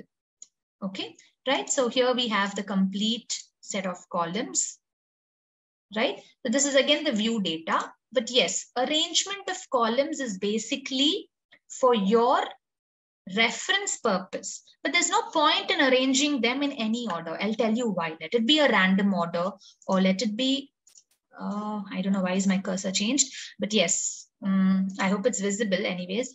Okay, right. So actually there's no point in arranging them in ascending order, descending order, random order, data source order, because anyways, after you go inside your worksheet, for sure, by default, all the column names are going to be arranged in an alphabetical order only. You cannot change that. Okay, so the view area arrangement is just temporarily for your reference purpose. Yes, but anyways, when you go inside your worksheet, irrespective of what order you had arranged them in your view area, you will always have the column names being arranged in an alphabetical order in the data pane of your worksheet. Right? Now, when you look into the data pane of your worksheet, you have the column names arranged in an alphabetical order. Okay. But there's something that you'll have to make a note. You have a few columns of field names which are blue in color, few which are green in color, and you also have few which are, whose text is italic in nature. The column, the field name itself is in an italic text. Okay, so I'll tell you the differences between them. The ones which are blue in color, all the columns which are blue in color, they are known as the discrete columns. Okay, they are known as the discrete columns, or we have a specific term for them. They are known as dimensions or dimensions in Tableau. Okay, whereas the green fields, they are continuous in nature and they are known as measures in Tableau. Okay, so what are the differences between dimensions and measures? So point one is they are discrete in nature. Yes, I'll tell you what does this mean. But yes, dimensions in Tableau are discrete in nature, whereas measures are continuous in nature. What do we mean by discrete in nature? See, when you pick any column that is blue in color, suppose region, you will have a countable number of values under them. You have a discrete, or let's say independent variables are what dimensions all about. Okay, now let me give you an example. See, now I have, let's say we have a store that is newly set up in our neighborhood. Okay, now it's a store which is, let's say it's a furniture store. Can you go ask for groceries or vegetables in that store? That's not possible, right? Because it's a store which is meant for selling furniture or wooden related, basically cot, cupboards, sofas and all that. All the furniture related items will be sold in that store. So it's fixed. Yes, I cannot go ask for, might be dress materials or groceries or anything else apart from furniture in that store, because it's a store which is meant or fixed for selling furnitures. Such kind of columns such kind of fields are said to be dimensions or discrete in nature. See, in sample superstore, you have a column called category. Now, sample superstore, this superstore data is having data related to 3 different kinds of categories: furniture, office supplies, technology, and this is fixed. Okay, at any time it will be discrete in nature. Okay, now I will have data related only to these 3 categories in sample superstore. So it's fixed in nature. That's why we call it as that's why we call them as discrete variables or independent variables. Okay, they are independent variables. Yes. Now, when you look into fields which are green in color, okay, so green in color, all these fields are known as measures. They are continuous in nature. Why do we say they are continuous in nature and they are also dependent in nature? They are not only continuous in nature, they are dependent variables. Why do we say so? Because, see, suppose I'm pulling sales into my worksheet space, or might be I'll go into the data source page and I'll show how the sales column looks like. See, when you look into the sales column, now when I look into my category column, I can for sure say every row in my data set will either belong to furniture or office supplies or technology, because these are the three different categories of data I have in my data set. So I can, for sure say that. But can we do so when it comes to sales? Can I tell this data set will have sales of value 1,000 or 2,000 or 3,000? These three are the only value for which sales will happen in my store. Can we say that? Can we have a fixed set of values for columns called sales or quantity, discount or profit? That's not possible, because it completely depends on the user. Now, I cannot tell my customer, see, you either have to buy for 1,000 rupees or 2,000 rupees or 3,000 rupees. You cannot buy for amount which is lesser than or greater than that. That's definitely not possible, because sales or column like sales are completely dependent on your dimensions. So there might be a customer who's purchasing 10 products which belongs to a particular category, and 5 products which belong to a different category. So the total sales amount will be, let's say, for example, 10,000. There might be another customer buying a different set of products, different quantities at a different discount price. So sales is a column which is completely dependent on the customer's requirement. I cannot go tell my customer, you cannot purchase these many quantities, or you cannot purchase these 2 products at the same time. It is dependent on their requirement. So that's why for fields which are green in color, we say they are continuous in nature, because they might fall under a range. I can tell I have products ranging from 20 rupees to 20,000 rupees in my store. Or I can say normally in my shop, sales happen minimum 200 rupees to a maximum of 1 lakh rupees. I might specify such a continuous range, but I cannot fix values for columns which are green in color, or for columns which are known as measures. We cannot have a fixed set of values. That's why they are categorized as measures by Tableau. Okay, right? So, yeah, I hope you're clear with that point. Blue columns are dimensions. They are discrete, or they have a fixed number of values under them. Okay, they are independent variables, whereas green columns are continuous in nature. They are known as measures. They are dependent variables. Okay, and they do not have a fixed count of values under them. They have an infinite set of values under them. So when you look into the sales column, you have so many values, okay, ranging, might be you can tell a range ranging from 10 rupees or might be 5 rupees to 20,000 rupees. You can might be set a range or define the column with a range, but you cannot say I have a fixed set of values or a countable number of values under them. Okay, that is why such columns are identified as measures by Tableau. That's the difference between blue colored, and we also call them as pills. Okay, as you look into the shape of it, P-I-L-L-S, pills. The shape looks like a pill. Okay, so we normally refer to them as pills. So blue pills and green pills. Blue pills are dimensions, green pills are measures. Okay, and you might have another query. Is it so that all the columns which are of number data type are placed under measures? See, as of now, sales, quantity, profit, discount, all are of number data type.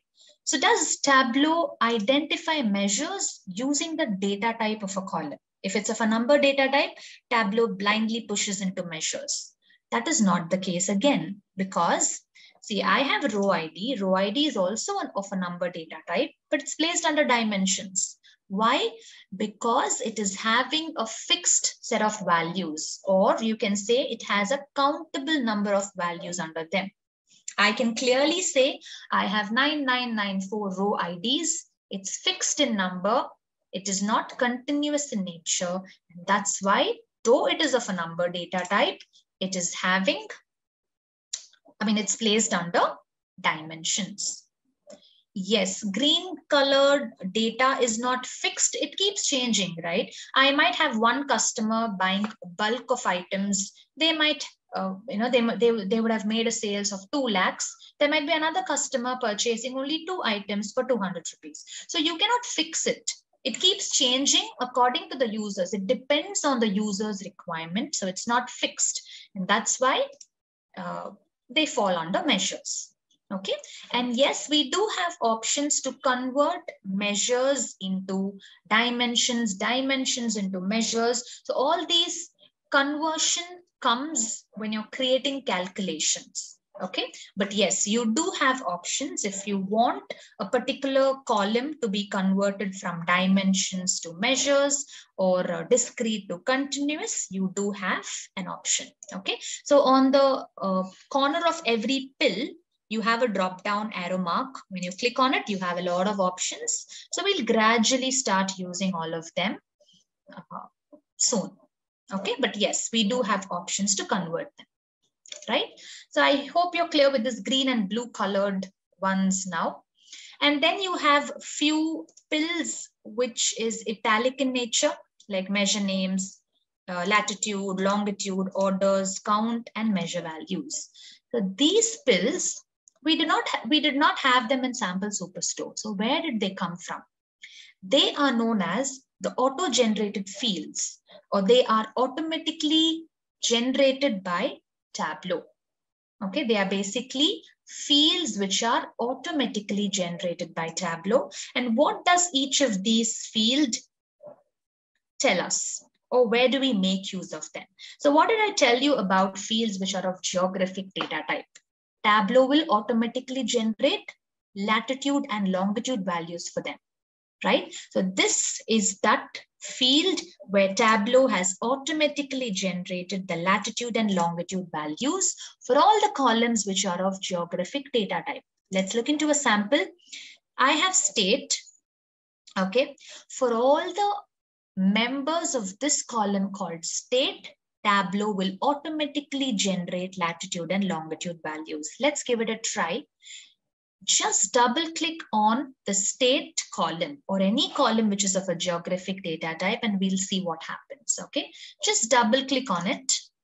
And within a few seconds, the latitude and longitude generated values will be used and you will have a perfect map plotting out all the values that you have in your state column. See, California, Florida, Texas, all the states are being properly plotted out with their respective longitude and latitude values in the United States map.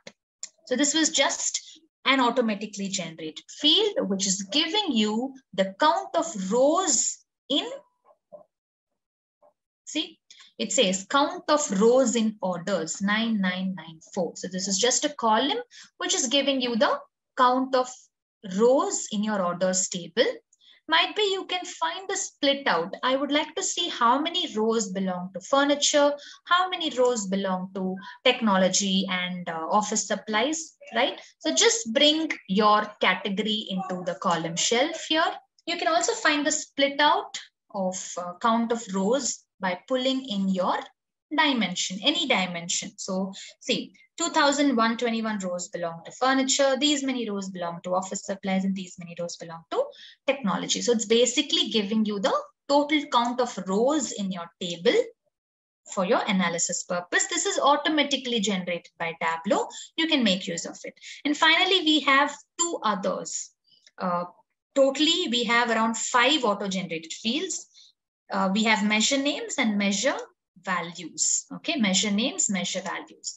Measure names, it's nothing but an auto-generated field used for storing all the names of your fields under measures. Yes. See, what are the fields available under measures? Discount, profit, quantity, sales. The names of these fields are stored under measure names, whereas the values of these fields are stored under measure values. Might be if I give you an example, when we get into a point where we'll be using these auto-generated fields, you'll get a broader idea. Okay, but this is what they basically contain. That's what I'm trying to tell you. Okay, getting into the queries. You're confused about discrete and dimension. Okay, I'll differentiate those terms. Yes.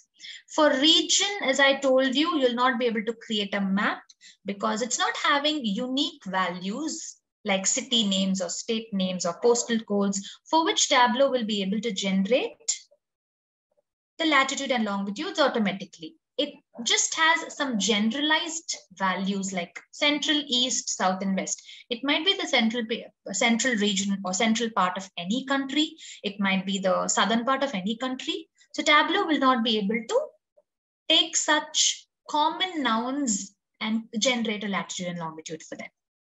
Okay.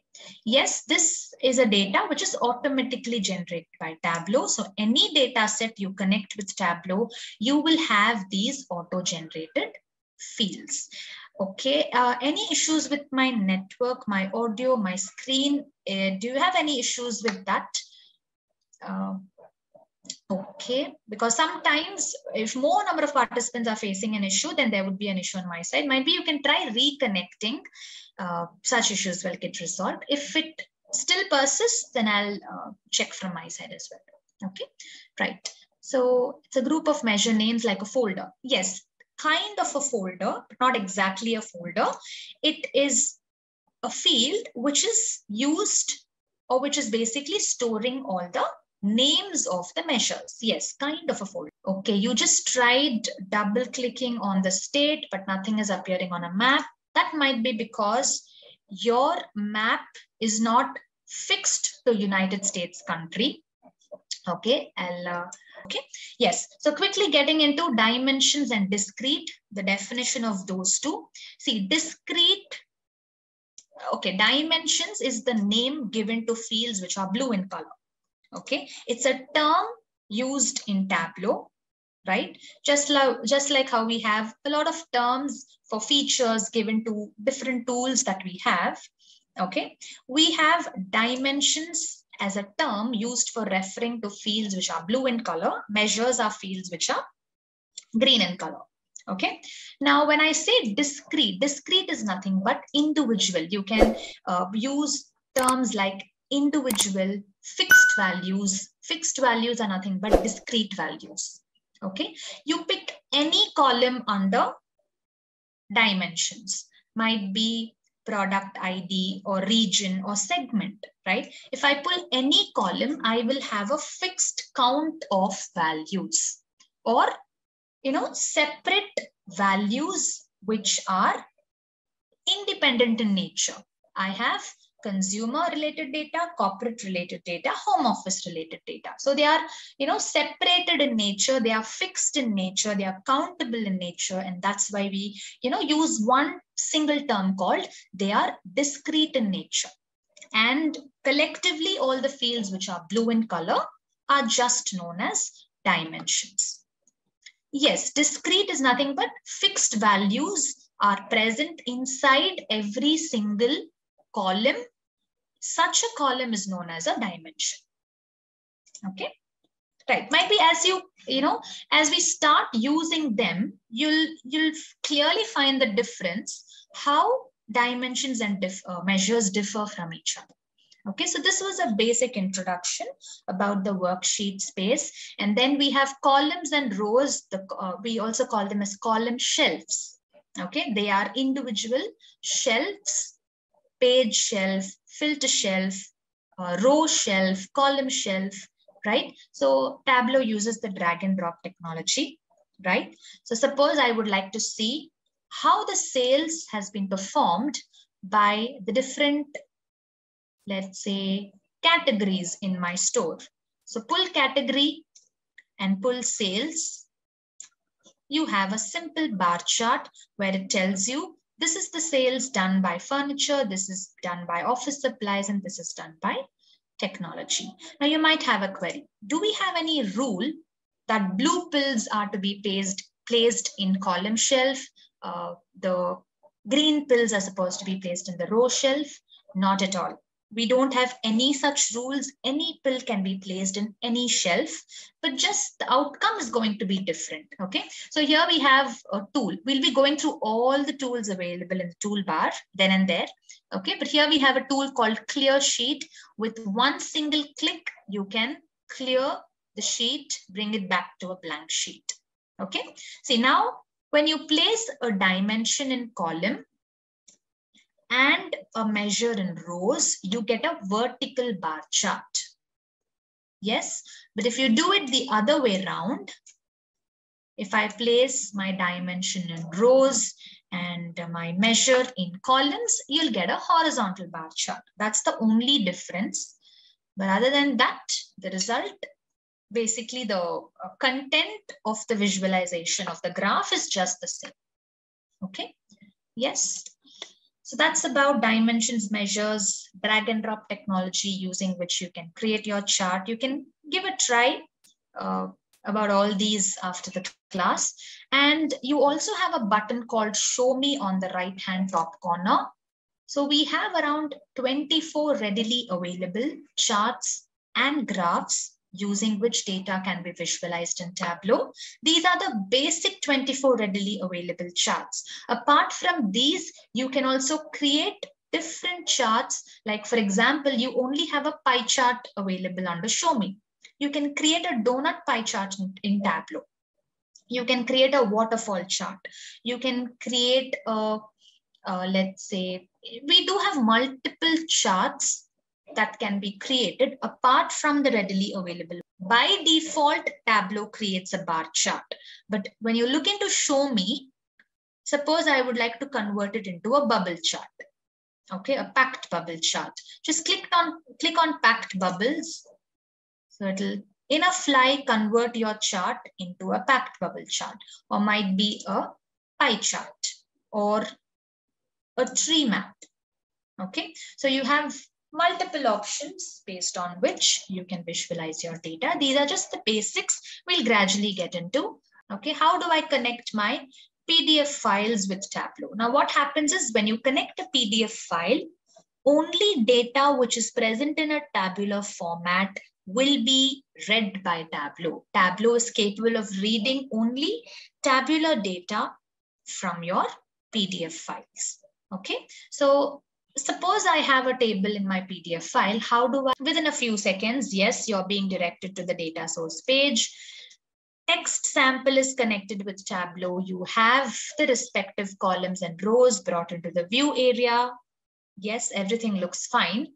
But when you look into the left side space, we only wanted text sample to be connected. I had only clicked on text sample to be connected with Tableau, right? But where did LOD sample and this, pivot sample come?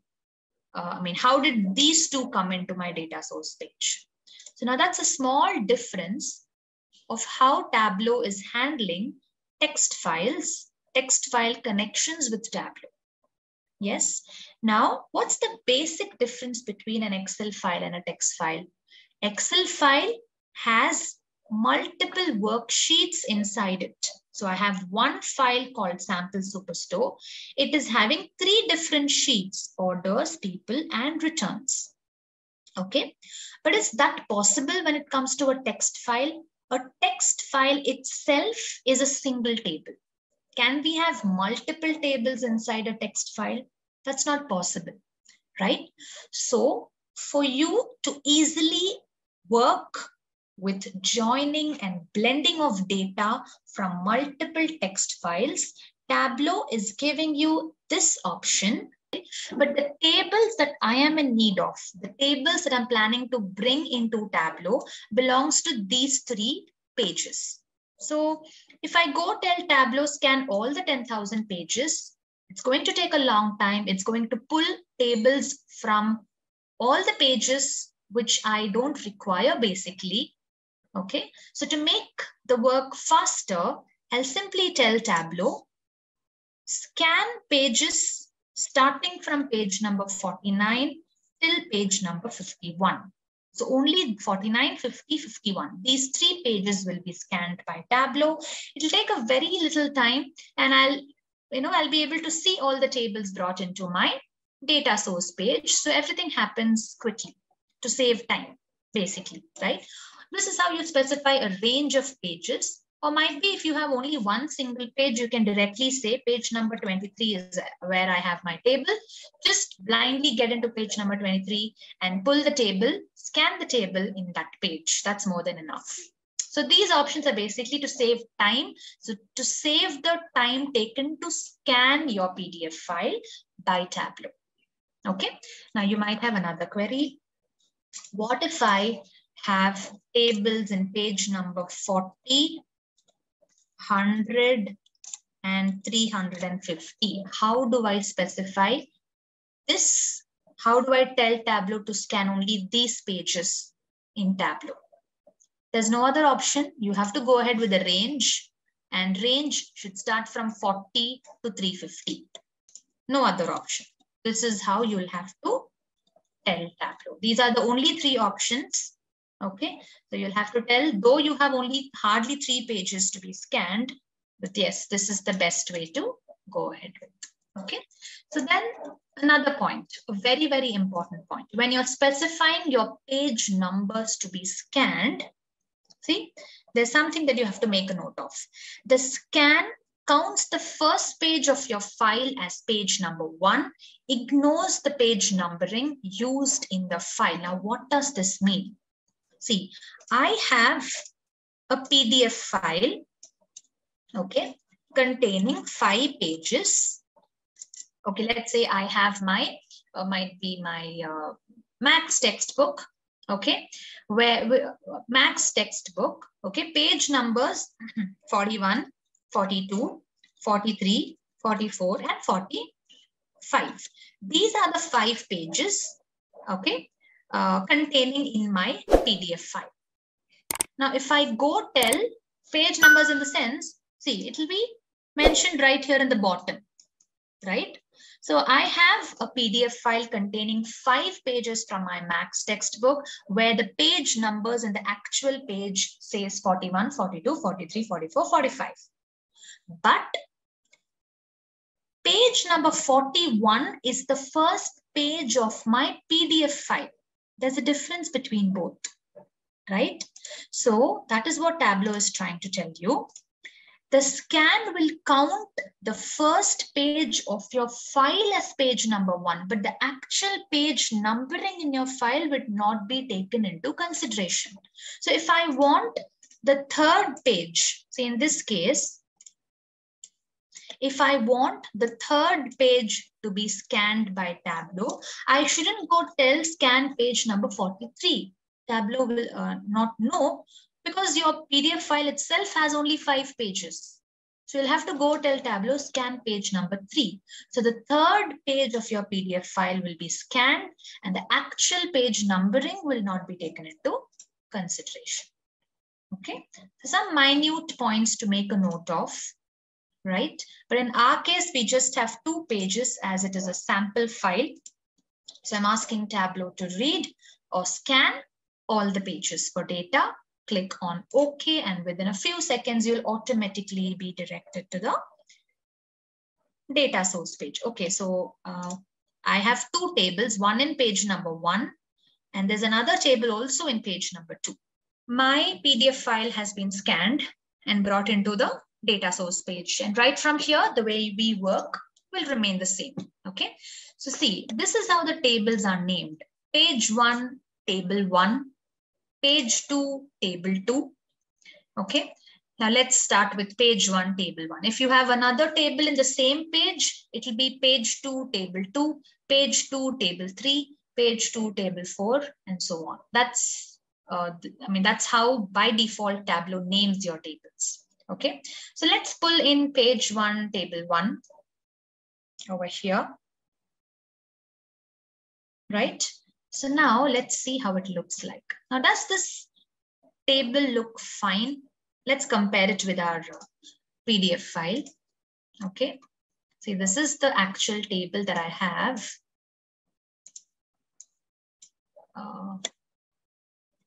Just give me a minute. Okay, to download Tableau link. Okay, I'll definitely share it. Yes. So when you look into the table, let's compare these two.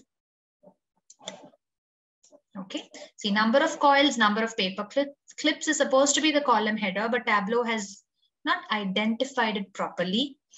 Then short circuits is the column header. Now, where did short circuits come from? It's a text right above my table. Okay, so a lot of confusion. This is just a small table, but still there's so much of confusion in how Tableau has scanned this table.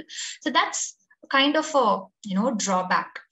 Scanning PDF files are not up to the expectation. They're not up to the mark. You have a lot of issues in it.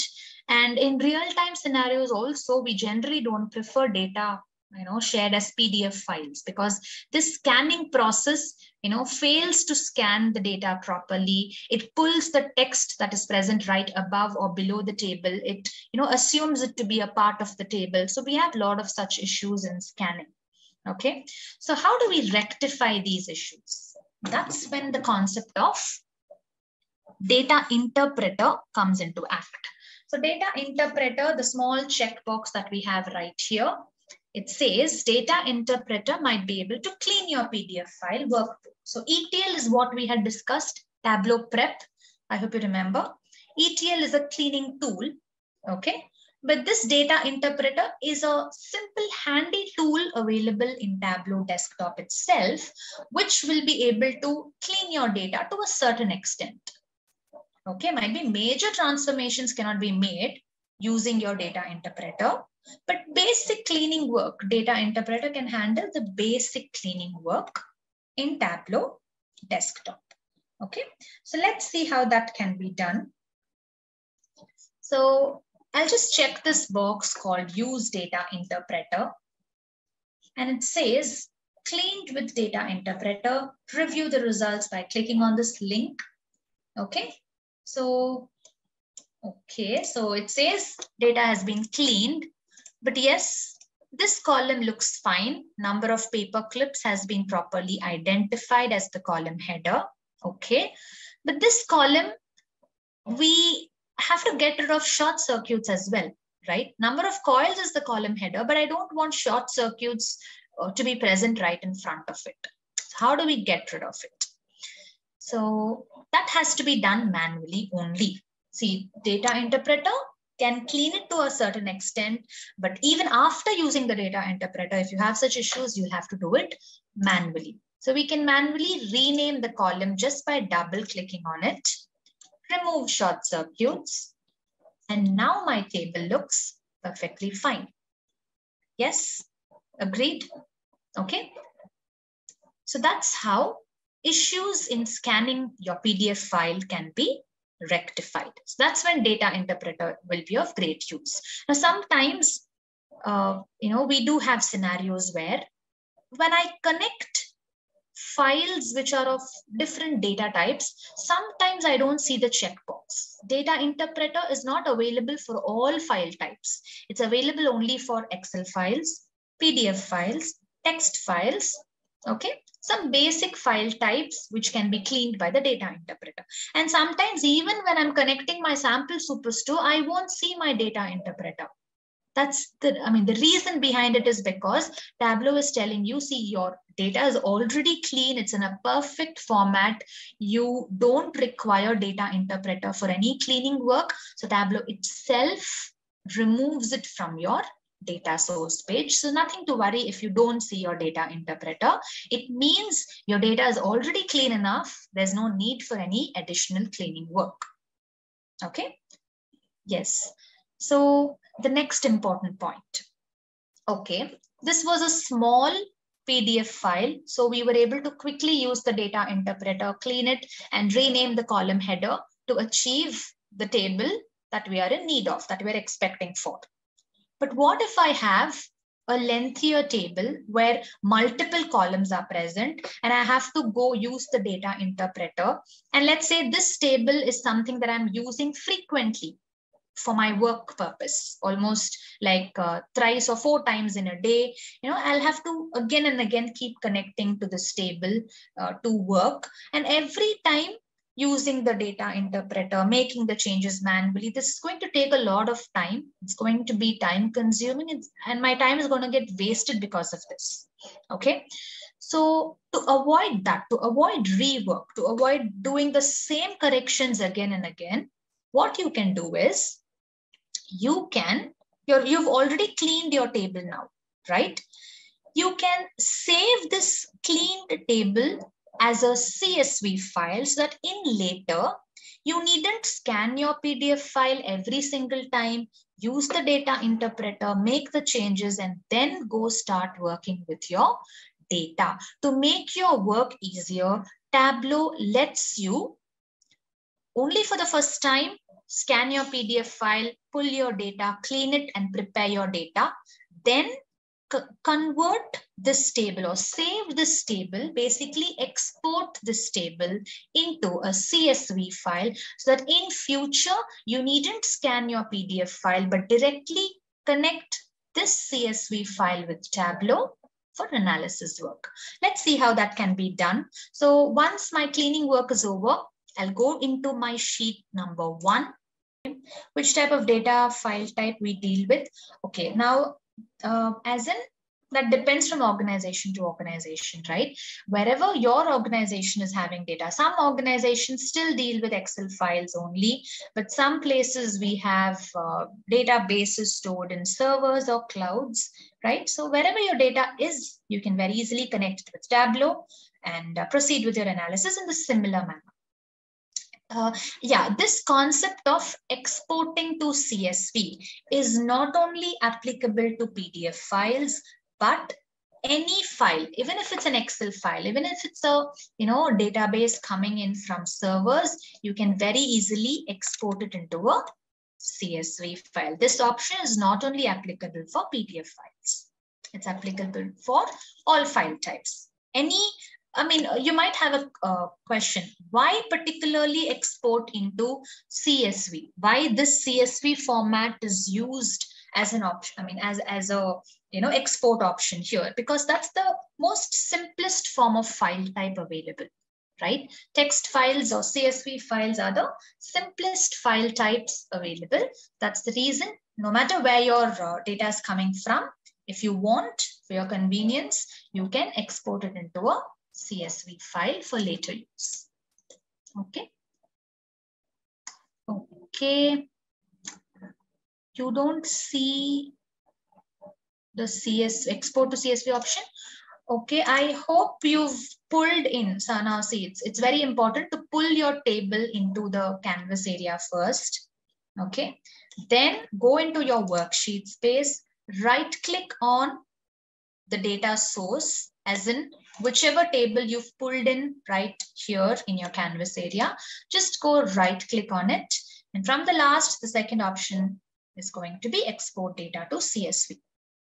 Might be if you're using Tableau Public, I'm not sure if you have it, if you have it over there, I'll just check with it. But yes, you'll definitely have export data to CSV. Otherwise, you can share your screen during the last 5 minutes of our class and we'll see why isn't it. Okay, you're able to see it. Great. Okay, how do we import data from SQL? Get into the start page. Go into the more option, the button called more right here. So not only SQL, whichever server, whichever cloud you have your data in, just click on, now suppose if it's SQL Server, just click on Microsoft SQL Server. Now I don't have any sample servers with which I can clearly display it during our class. But yes, if you do have your real-time organizational data, you can give it a try. Just mention the server name. Okay, it might be your QA or prod server or whichever server, wherever you have your data. Then you will have a set of username and password, access credentials to get into the server.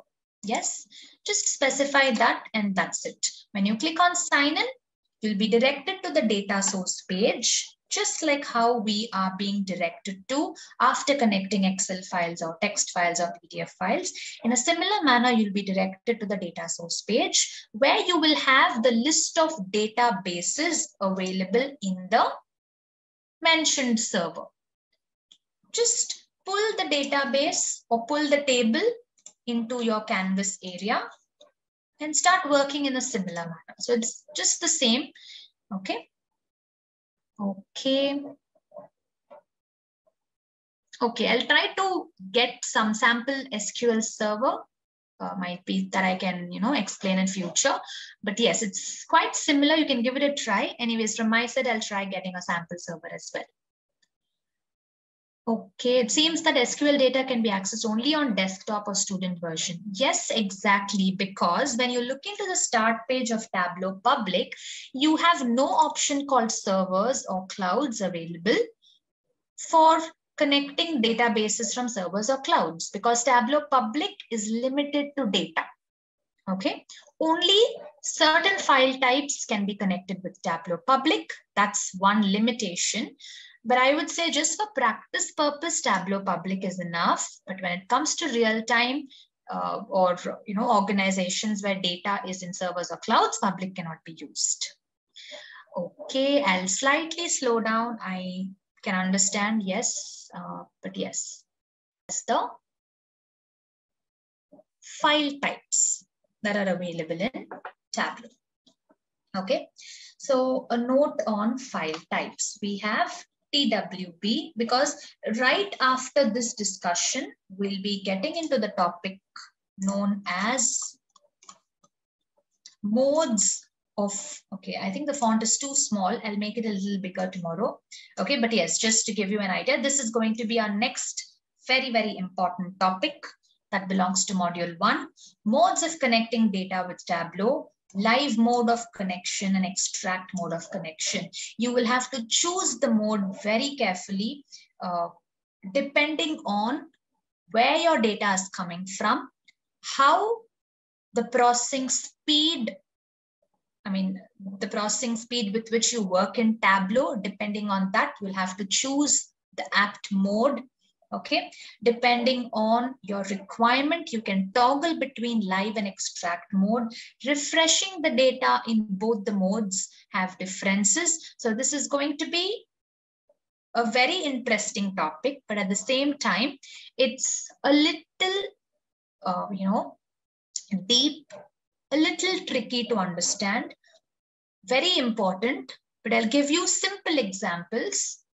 Okay, and I'm sure that will help you in understanding the concept behind it, which can then be applied on larger data sets, right? So this is our next topic, as I told you, the next most important topic. But before we discuss this, you should have an idea about the file types, because this is going to act as the base for our next topic. The reason why I'm trying to tell you is you have to try to understand the file types clearly. Only then you'll be able to understand. The first file type, known as TWB, Tableau Workbook. That's what TWB stands for, right? Tableau Workbook. Now, TWB is a file type which is holding your worksheets, dashboards, and stories. So it's the whole workbook that can be saved as a TWB file. Now, before I tell you how to save your workbook, or where, which menu you have to get into to save your TWB file, there's also the third point over here, the third file type over here, known as TWBX. Okay, so TWBX is nothing but it's a Tableau packaged workbook. It is kind of a packaged file or a zip file, I would say, which is not only containing a workbook, but it also has all the data sources based on which the workbook has been created. Okay, that's the difference between TWB and TWBX, right? So TWB, now what do we know about Tableau? Tableau cannot survive just by itself. It depends on data connectivity. Okay, suppose I have a workbook with multiple sheets and dashboards. In order to open that workbook, I have to have a data connectivity that is being established.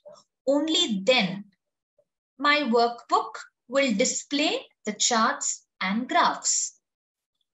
Correct? Without data connectivity, there's nothing I can do just having the workbook in hand. Right? So it's very important for you to decide whether you're saving your workbook as a TWB file or a TWBX file, depending on to whom you're planning to share it. Okay. See, suppose I have my colleague, we have created a workbook. I mean, we have, let's say, a data. Let's use the same sample superstore example. Okay. Now let's say I'm creating a workbook with sample superstore and I'm saving it as a TWB file and I'm sharing it with all the participants in the course. I mean, in our class. Okay. So will you be able to open up the TWB file? For that, first of all, you should have the Tableau software in hand. Okay, let's say you have the Tableau software, Tableau desktop, okay? Next, when you try to open the TWB file, there'll be a dialog box which is telling you the required data file is, the corresponding data file is required.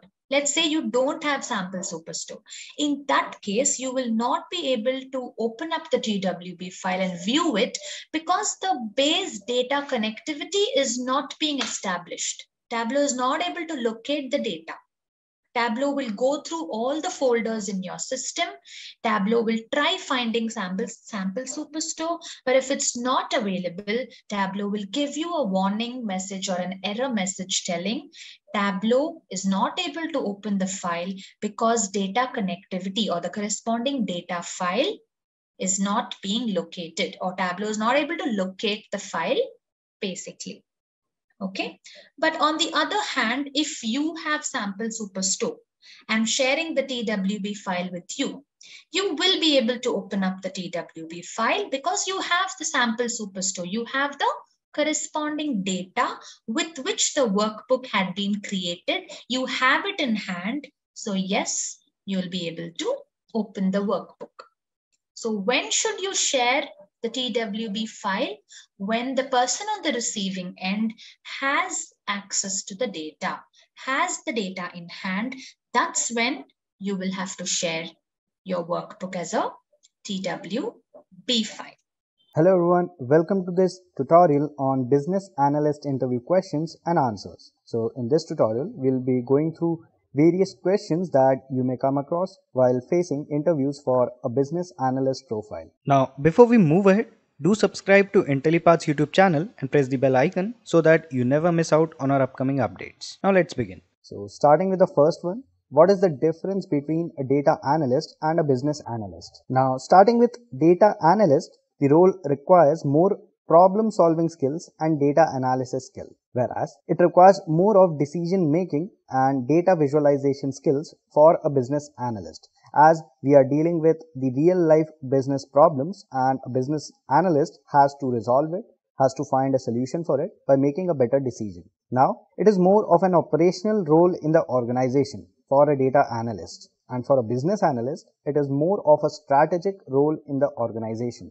Then, data analyst profile requires knowledge of statistics, SQL, data mining, and many more. Whereas, the business analyst profile requires the knowledge of business intelligence. There are various tools for business intelligence, then data warehousing, analytics, and many more. Now, let us move on to the next question. List the core competencies of a business analyst. So, a business analyst should have a strong analytical thinking, and they should have proper knowledge so that they can make decisions, or rather you can say proper decisions for any business. They should have business and industry knowledge, so they should have experience of working for a business organization, as well as they should have proper industry knowledge so that they can deal with the problems that a business faces. Then comes business process management, which includes various tasks and strategies that a business possesses for improving its strategies. Then comes technical and soft skills.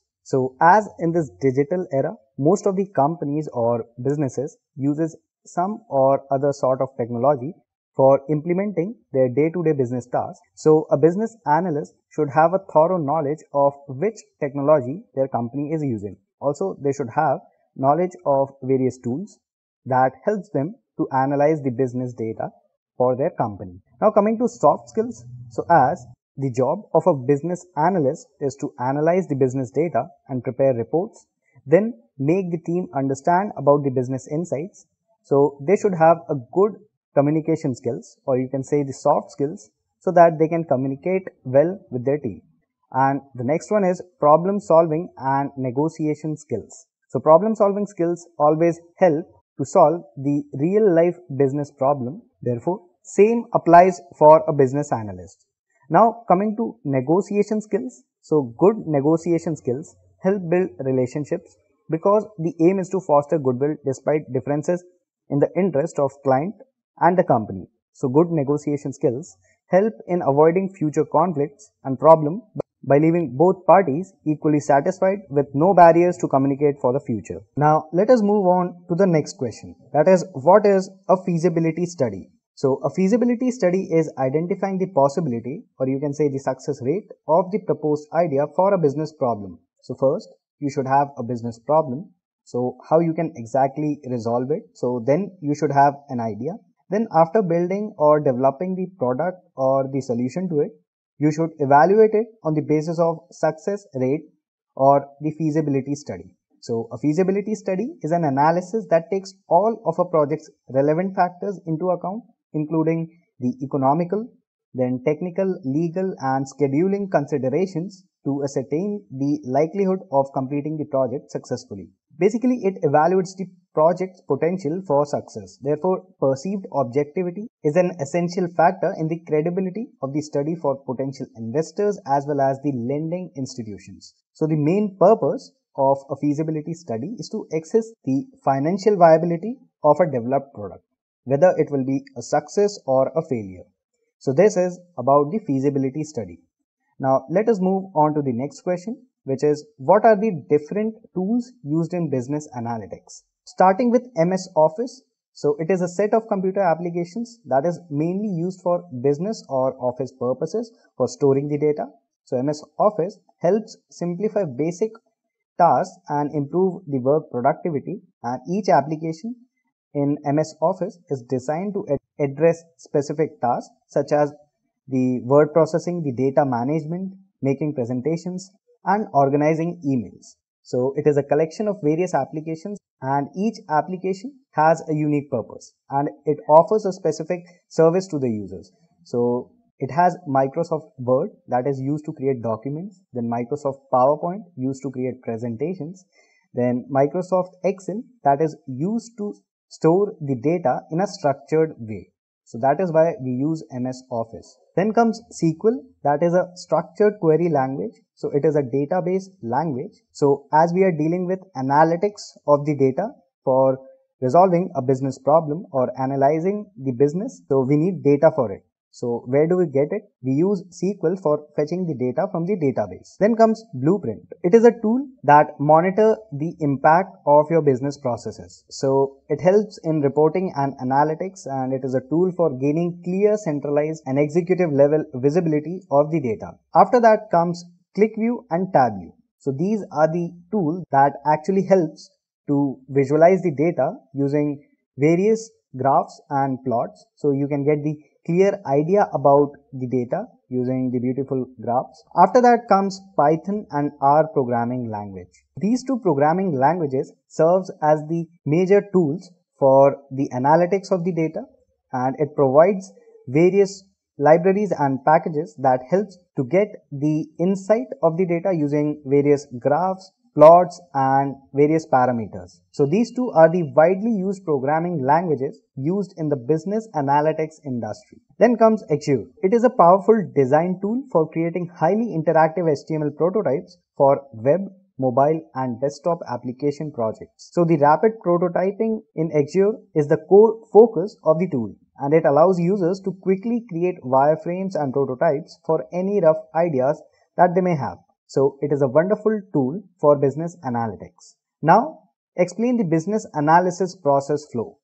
So these 8 are the core processes of business analysis, starting from information gathering. The very first thing is you have to gather the information or the data related to your business, to analyze it and to perform the analytics on it. Then identify the key stakeholders that are an important asset for the business and who actually affect your business. Then identify the business objective that you have. So there are a list of objectives for your business that you must know about. So identify them and then determine the available options that you have for resolving the problem. Then define the scope of the project. After that, define the delivery plan, which includes how you represent the execution of your project plan. Then comes defining the requirements for a project, which includes gathering the resources that are needed for implementing a project. And finally, you have to implement your project plan and then evaluate and test for knowing how well it is built. Now let us move on to the next question. How do you perform risk management in your project?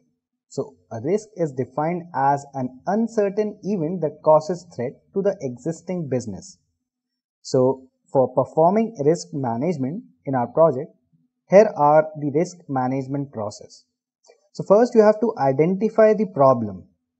After that, you have to analyze the problem by using the data that is available related to your business. So you have to understand and analyze the problem from the data.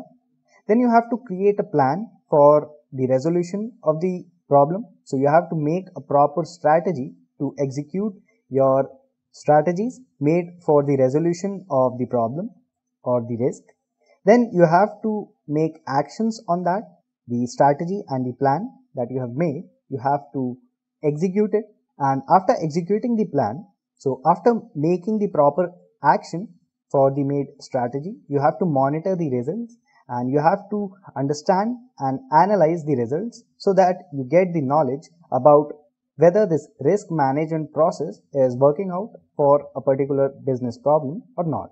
And if the process is not working out, then again you have to analyze the shortcomings, then you have to make changes to the plan and then again act or implement according to the changes you have made in your plan. Then again monitor and control. So this is actually the risk management process that every company follow. Now let's go to the next question.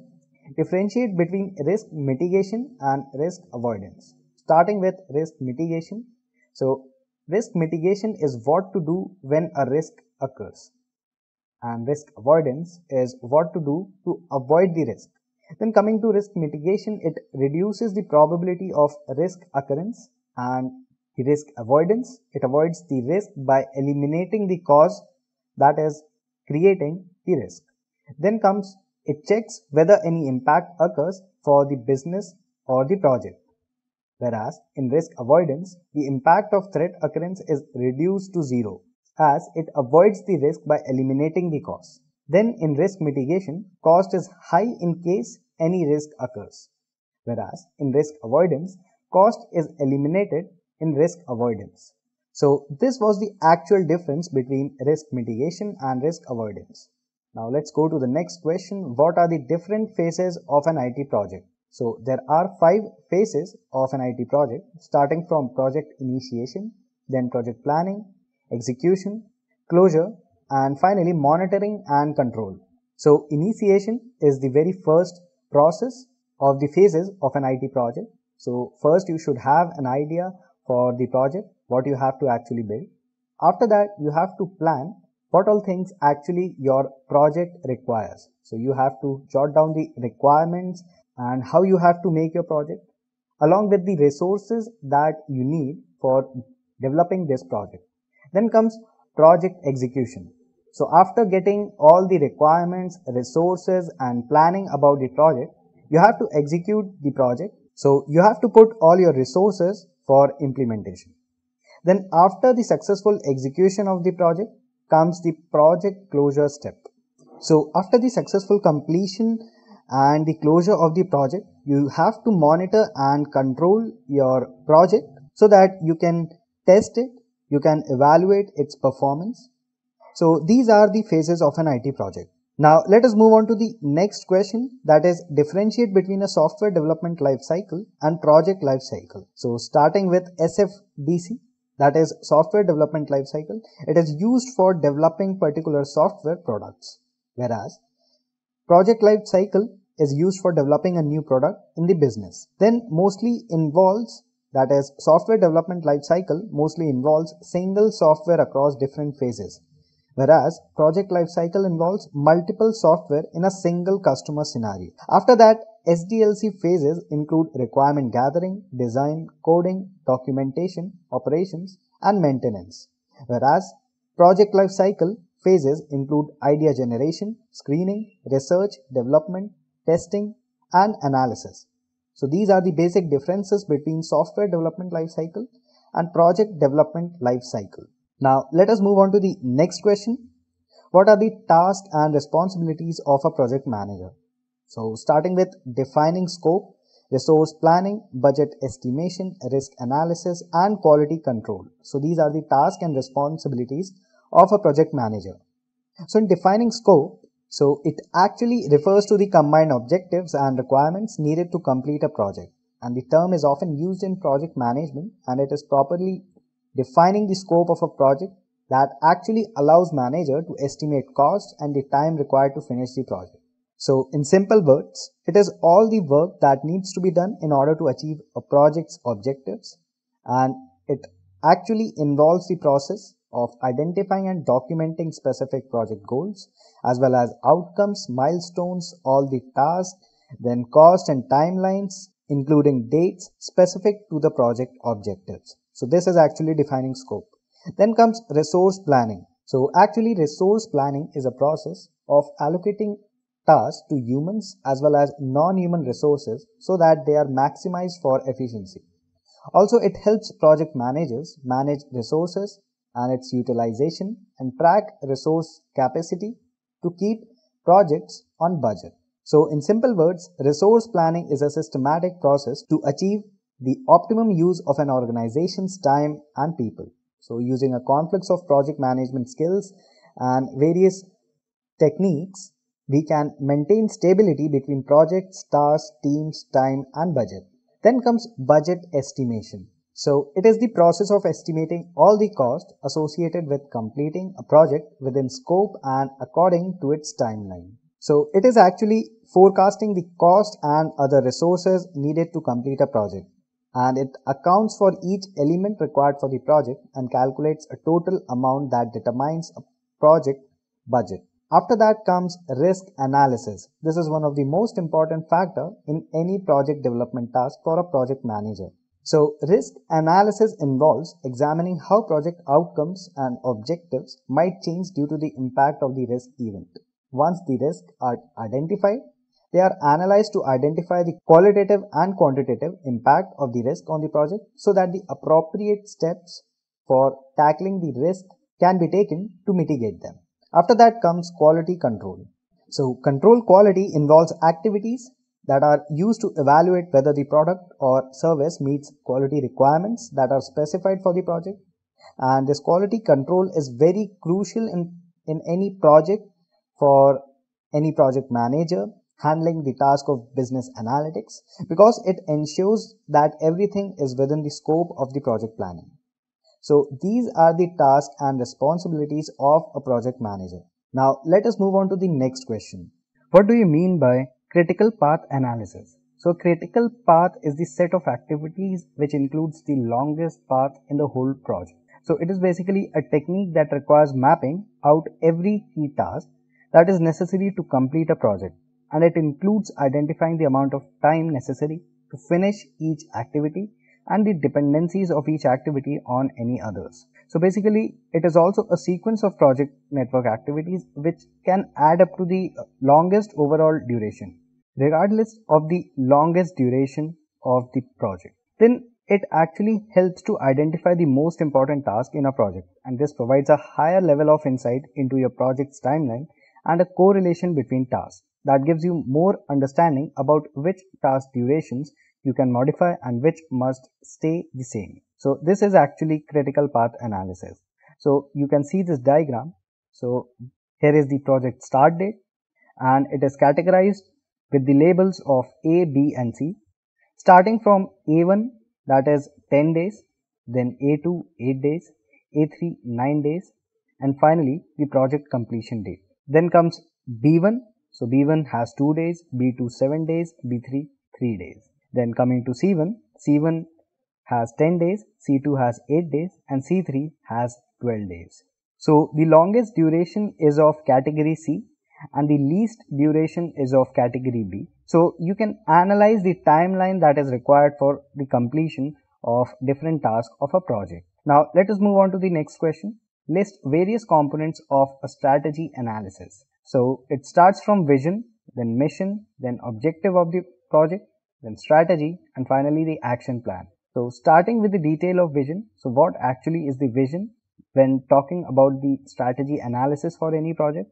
So a vision is a description of the desired state or ultimate condition that should exist after the project has been completed, and then it is typically expressed in a vision statement, which is a clear and brief summary of what the project team members and their stakeholders expect to achieve.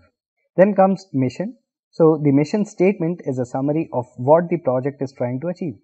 However, if you ask many people involved in a project what is the mission statement, most of them will not know. So a team lead should remind the project members of the mission statement at regular intervals so that they can know in which direction they are heading towards. Now we'll talk about the objective.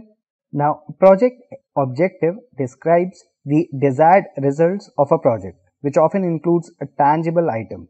So an objective is specific and measurable and must meet time, budget as well as quality constraints. So project may have one objective, many parallel objectives, or several objectives that must be achieved sequentially. Now coming to strategy for any project. So basically it identifies and implements the organization's long-term goals as well as the objectives of the project. So the project strategy is actually a direction in a project that contributes to the success of the project in its environment.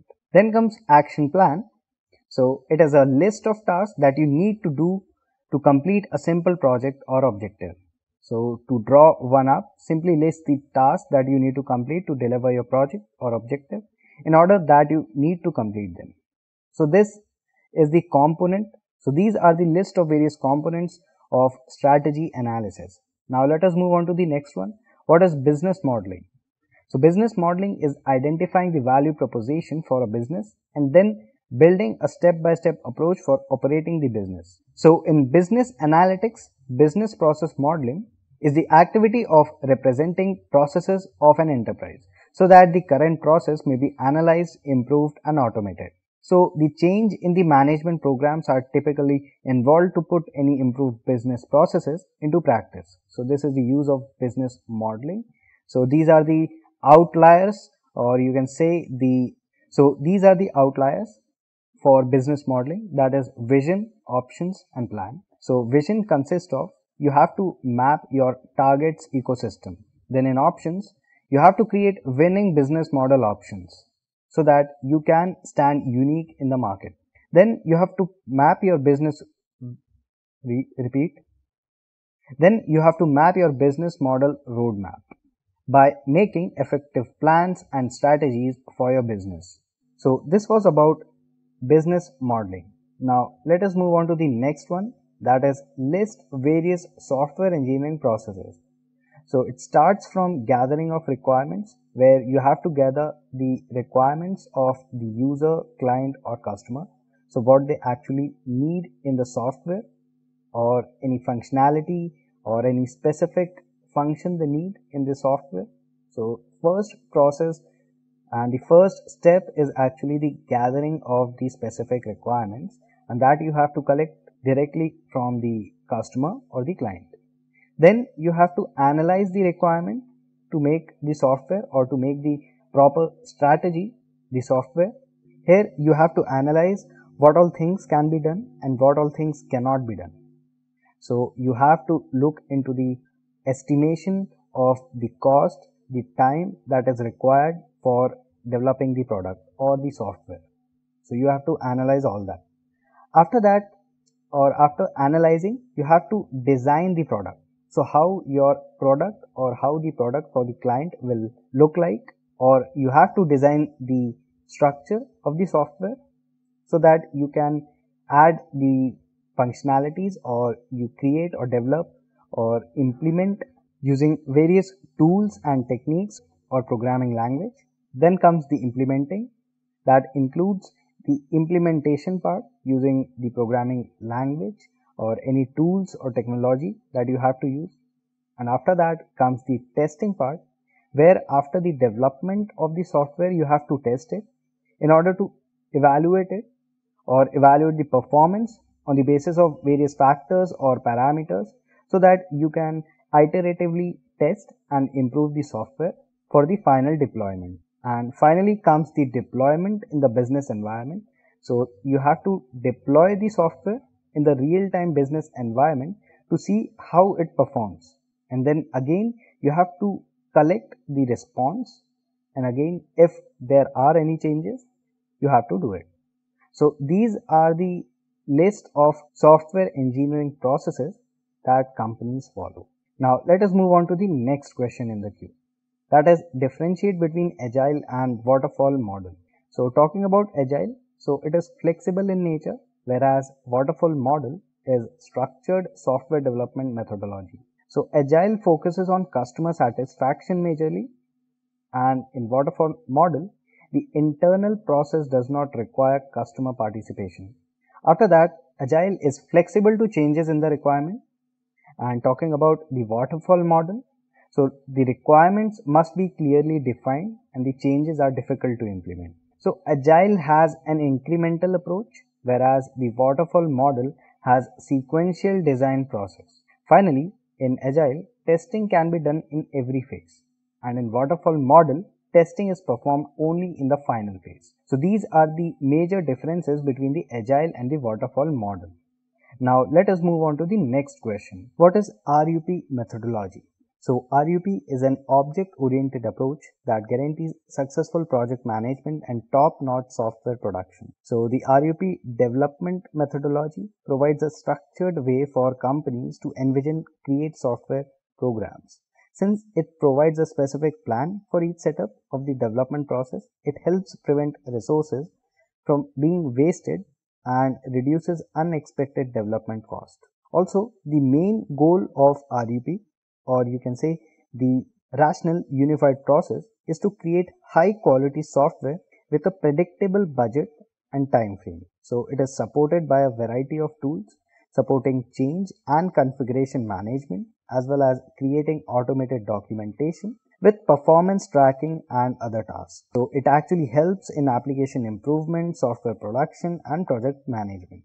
Now let us move on to the next question, that is what is RAD methodology? So RAD stands for Rapid Application Development, and it is a form of agile software development methodology that prioritizes rapid prototype releases and iterations and user feedback over strict planning and requirement recording. So you can see the diagram. So first is the requirement planning, then comes the design where it collects or designs the prototype, then it tests the software, and after that improve over iterations by testing and finding the errors or bugs or any shortcomings in the software. After creating a successful prototype, it goes for the development, and finally it is delivered to the customer. So basically it is an iterative model, and in general RAD approach for the software development means putting lesser emphasis on planning tasks and more emphasis on the development and coming up with a prototype. So this is about the RAD methodology. Now let us move on to the next question in the queue. What are project deliverables? So project deliverables are a set of measurable goods and services that are delivered to the end customers at the completion of a project. So the term deliverables over here is a project management term that's traditionally used to describe the quantifiable goods or services that must be provided upon the completion of a project. So deliverables can be tangible or intangible in nature. So some of the examples of process deliverables can be statement of work, work breakdown structure, project scope statement, project governance plan, and there are the key deliverables of a project. There can be key deliverables of a project. So a project is only complete when the deliverable is accepted or signed off. So the key deliverables are the main goal, tangible or intangible, that has been accomplished, or the many key deliverables set in the timeline along the way. Now a question may arise, how do I find project deliverables? So there are certain steps or methods that you can follow to find the project deliverables. So here are few of the steps that I would discuss. So you should have a detailed and clear description for all team members involved in the project. Then specify the operations and functionalities that will be performed by the software. Also, you can ensure the alignment with all the requirements provided by the customers and clearly establish the client's expectations and secure the client's consent and acceptance. So these are few of the steps that you can follow to meet IT project deliverables. Now let us move on to the next question. List the components of requirements work plan. So these are the list of the components of the requirements work plan, that is project description, key issues, deliverables, goals and objectives, strategy, resources, budget and time. So in project description, you should have knowledge of what actually you are developing. So here you need to describe the details of the project, the features, the functionalities that are to be added in the project. After that comes the key issues. So you should be aware of the key issues you might face during the development or the planning of the project. So there can be various issues related to the resources or the technology that you have to use for developing the project. You need to create the prototype of your project in such a way that you may face during the development of the project. Then comes the deliverables. So you need to focus on the key deliverables. You should know about that. So we already discussed about the deliverables, what they are. So I'll move on to the next one, that is goals and objectives. So what is the goal and what is the objective of creating this project or developing this project? So you need to be clear about that. Then comes the strategy. So you have to make a proper strategy for creating the project. So proper strategy and planning is must for developing any project. Then comes resources. So you have to plan and you have to decide about the resources according to the requirement of the project or the requirement of the client or the customer. So you have to focus on the resources also, so that you have proper resources for developing the project. And then comes the budget and the time. After the proper analysis of the project, then key issues, goals and objectives, then strategy, then resources that are needed for developing the project, you can estimate about the budget and the time. So how much exact time is required for creating that project and what is the budget of the project. So these are the list of the components for the requirements work plan. Now let us move on to the next question, that is, what is the purpose of the requirement traceability matrix? So RTM, that is requirement traceability matrix, is used to record all the requirements given by a client. So the purpose of RTM is to ensure that all of the mentioned requirements are met. So it is actually a document that demonstrates the relationship between requirements and other artifacts. So it is used to prove that the requirements have been fulfilled, and it is typically documented that consists of the requirements, the test results and the issues. So this is the use of the requirement traceability matrix. So it is usually prepared by business analyst or the project architect depending upon the organization or the type of business or the project structure. So they actually define the goal, gather the artifacts, create a traceability matrix, and then copy and paste the requirements from the requirement document and tells about the actual project requirements and represents and present it in front of the project team. So this is the requirement traceability matrix. Now let us move on to the next question. What is business process modeling? So it is the representation of organization's business process. So basically it is a part of business process management which is used to improve the business processes. So it is the analytical representation, or putting it simply, it is an illustration of an organization's business process which is a critical component for any effective business process management. Also,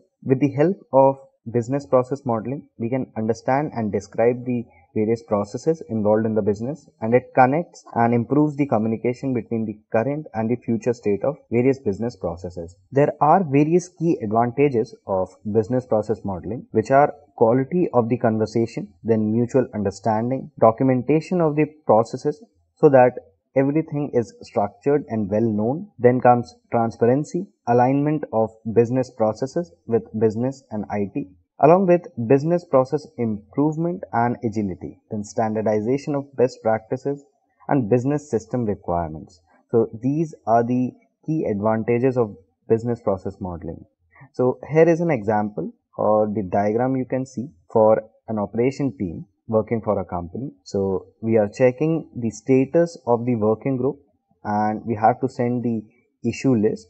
So what should be the process? So first we have to check the status. Then we have to check, is the working group active or not? If it is not, then we have to terminate the process. Otherwise, we have to send the current issue list to the working group. So this is a basic representation of the organization's business process related with the operations team that helps companies to systematically perform their day-to-day activities. Now let me go to the next question, which is list the benefits of business process modeling. So few of the benefits of business process modeling are: it is used to picture a clear understanding of the business processes. Then it provides consistency and control over the processes of the object.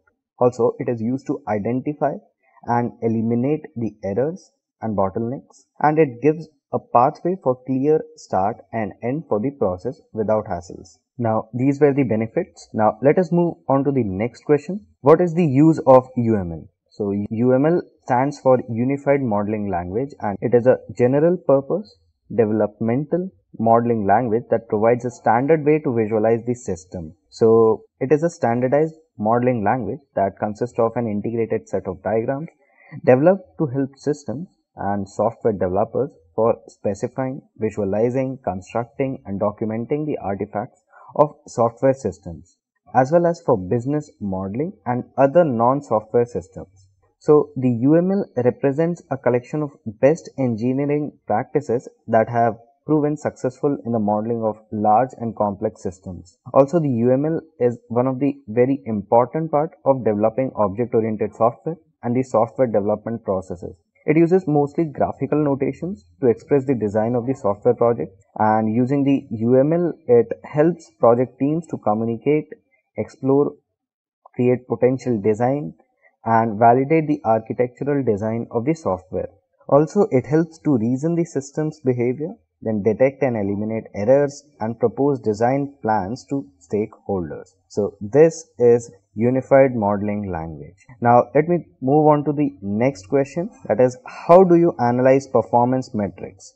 So there are three key points for analyzing the performance metrics. So first one is make sure that your key deliverables are met.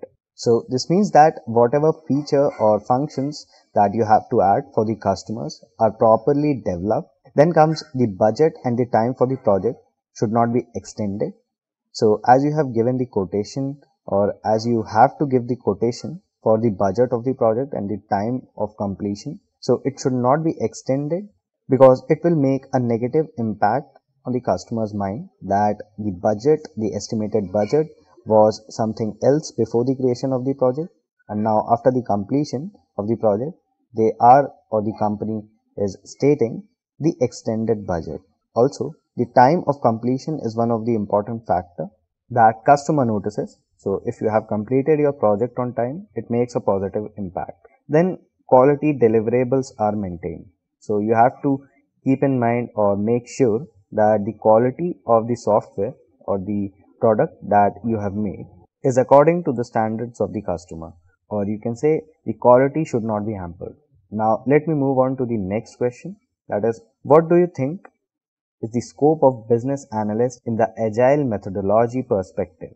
So with agile methodology, business analysts act as a bridge between the development team and the stakeholders. So they act on the key deliverables to prioritize and deliver the project in the stipulated time and budget.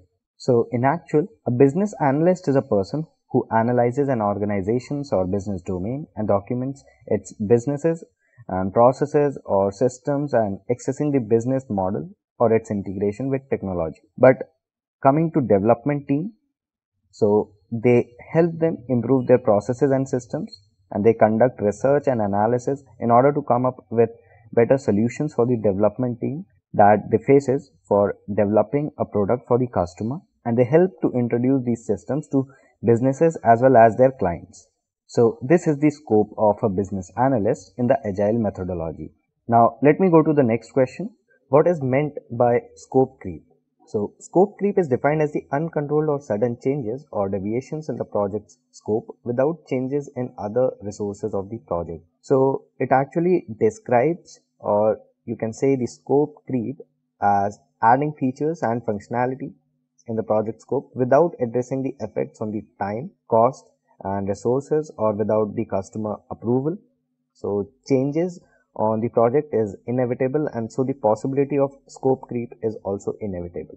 Now the primary cause of scope creep is poor requirement analysis, not involving users early enough and underestimating the complexity of the project. Also, one of the leading reasons for scope creep is client and stakeholders' recommendations. Often what happens is a client disrupts your progress when they make additional requests or change orders midway through a project. Also, you can prevent this by including them in your planning process so that they can tell the actual plan, the features, functions that they want in their or the project. So how do you identify scope creep? So in its simplest forms, scope creep occurs when a project's requirements, goals or vision changes beyond what was originally agreed upon. So when this happens, the project is no longer clearly defined and the borders of the responsibility, and ultimately the completion becomes very complex. So there comes scope creep. Now let me go to the next question. List the elicitation techniques in business analytics. So elicitation is a practice of collecting requirements from end customers and stakeholders. So it includes brainstorming, document analysis, focus group, interface analysis, interview, observation, prototyping, requirements workshop, reverse engineering and survey. So you need to perform brainstorming for solving the business problem. So you need to find the proper solution with the help of brainstorming. Then you need to analyze the document that you are having. Then you have to find the key factors of the business with the help of the analysis. Then you need to observe what all changes you need to make in your prototype, and after that you have to recheck the requirements, perform reverse engineering, and then the survey of the product, whether it is properly built or not. Now let me go to the next question. What are the initial steps involved in the product development? It includes market analysis, SWOT analysis, personas, competitor analysis, then identifying the strategic vision. So in market analysis, you need to analyze the market trends, what all products are trending in the market, and who all are the companies or the people who are developing the product, who are actually your competitors, including the cost of the product for which they provide the product to the customers. Then comes SWOT analysis. So it stands for strengths, weaknesses, opportunities and threats. And so a SWOT analysis is a technique for assessing these four aspects of your business. So you can use SWOT analysis to make the most of what you have got to your organization's best advantage. So example of this can be, it includes who is on your team, your patents and intellectual property, then your location, your assets, your resources, and the shortcomings of your business. So it is basically a planning framework that a business can use to identify a strategic endeavors, including the strength, weakness, opportunities, and threats. So how do we actually perform SWOT analysis? So first we have to determine the objective, decide on a key project or strategy, to analyze and place it at the top of the page, then create a grid, draw a large square and then divide it into 4 smaller squares, then label each box. Then we have to add strength, weaknesses, opportunities, and threats. Then we have to draw conclusion on the basis of various parameters, factors, and the data available. And in this way, we perform SWOT analysis. A persona in user-centered design and marketing is a fictional character created to represent a user type that might use a site, brand, or product in a similar way. So it is like a dummy product. So marketers may use personas together with market segmentation, where the qualitative personas are constructed to be representative of specific segments. So the actual purpose of personas is to create a reliable and realistic representations of your key audience segment for reference. So these representations should be based on qualitative and some quantitative user research and web analytics. Then comes competitor analysis, which is one of the most important factor for any business. So you should know what your competitor is developing or their product, and this helps to understand that to which audience your competitor is targeting and what is the response for their product. Then identifying the strategic vision. So you should identify the vision for your product or for your business. So these are the initial steps involved in product development. Now let us look into the next question, that is, what is BPMN gateway and what are its elements? So BPMN gateway is used for controlling the sequence of processes and flow of interaction, which is in a way a processing modeling component. So you can see in this diagram there is a task, then there are certain conditions and there are corresponding tasks for the condition, and after that, according to the fulfillment of the condition, the output is generated. So it is actually controlling the sequence of processes and the flow of interaction. So that is why we use BPMN gateway. So it actually structures the flow of execution of various processes that we involve in our business activities. Now let us look into its elements. So here are the elements of the BPMN gateway, that is flow objects, data connection objects, swim lanes, and artifacts. Now finally we'll move on to the last question of this business analyst interview questions tutorial, that is, what is requirement prioritization in business analysis? So it is a structured process that is used to allocate the requirements based on the urgency. So there are scenarios where customer demands or requests for some other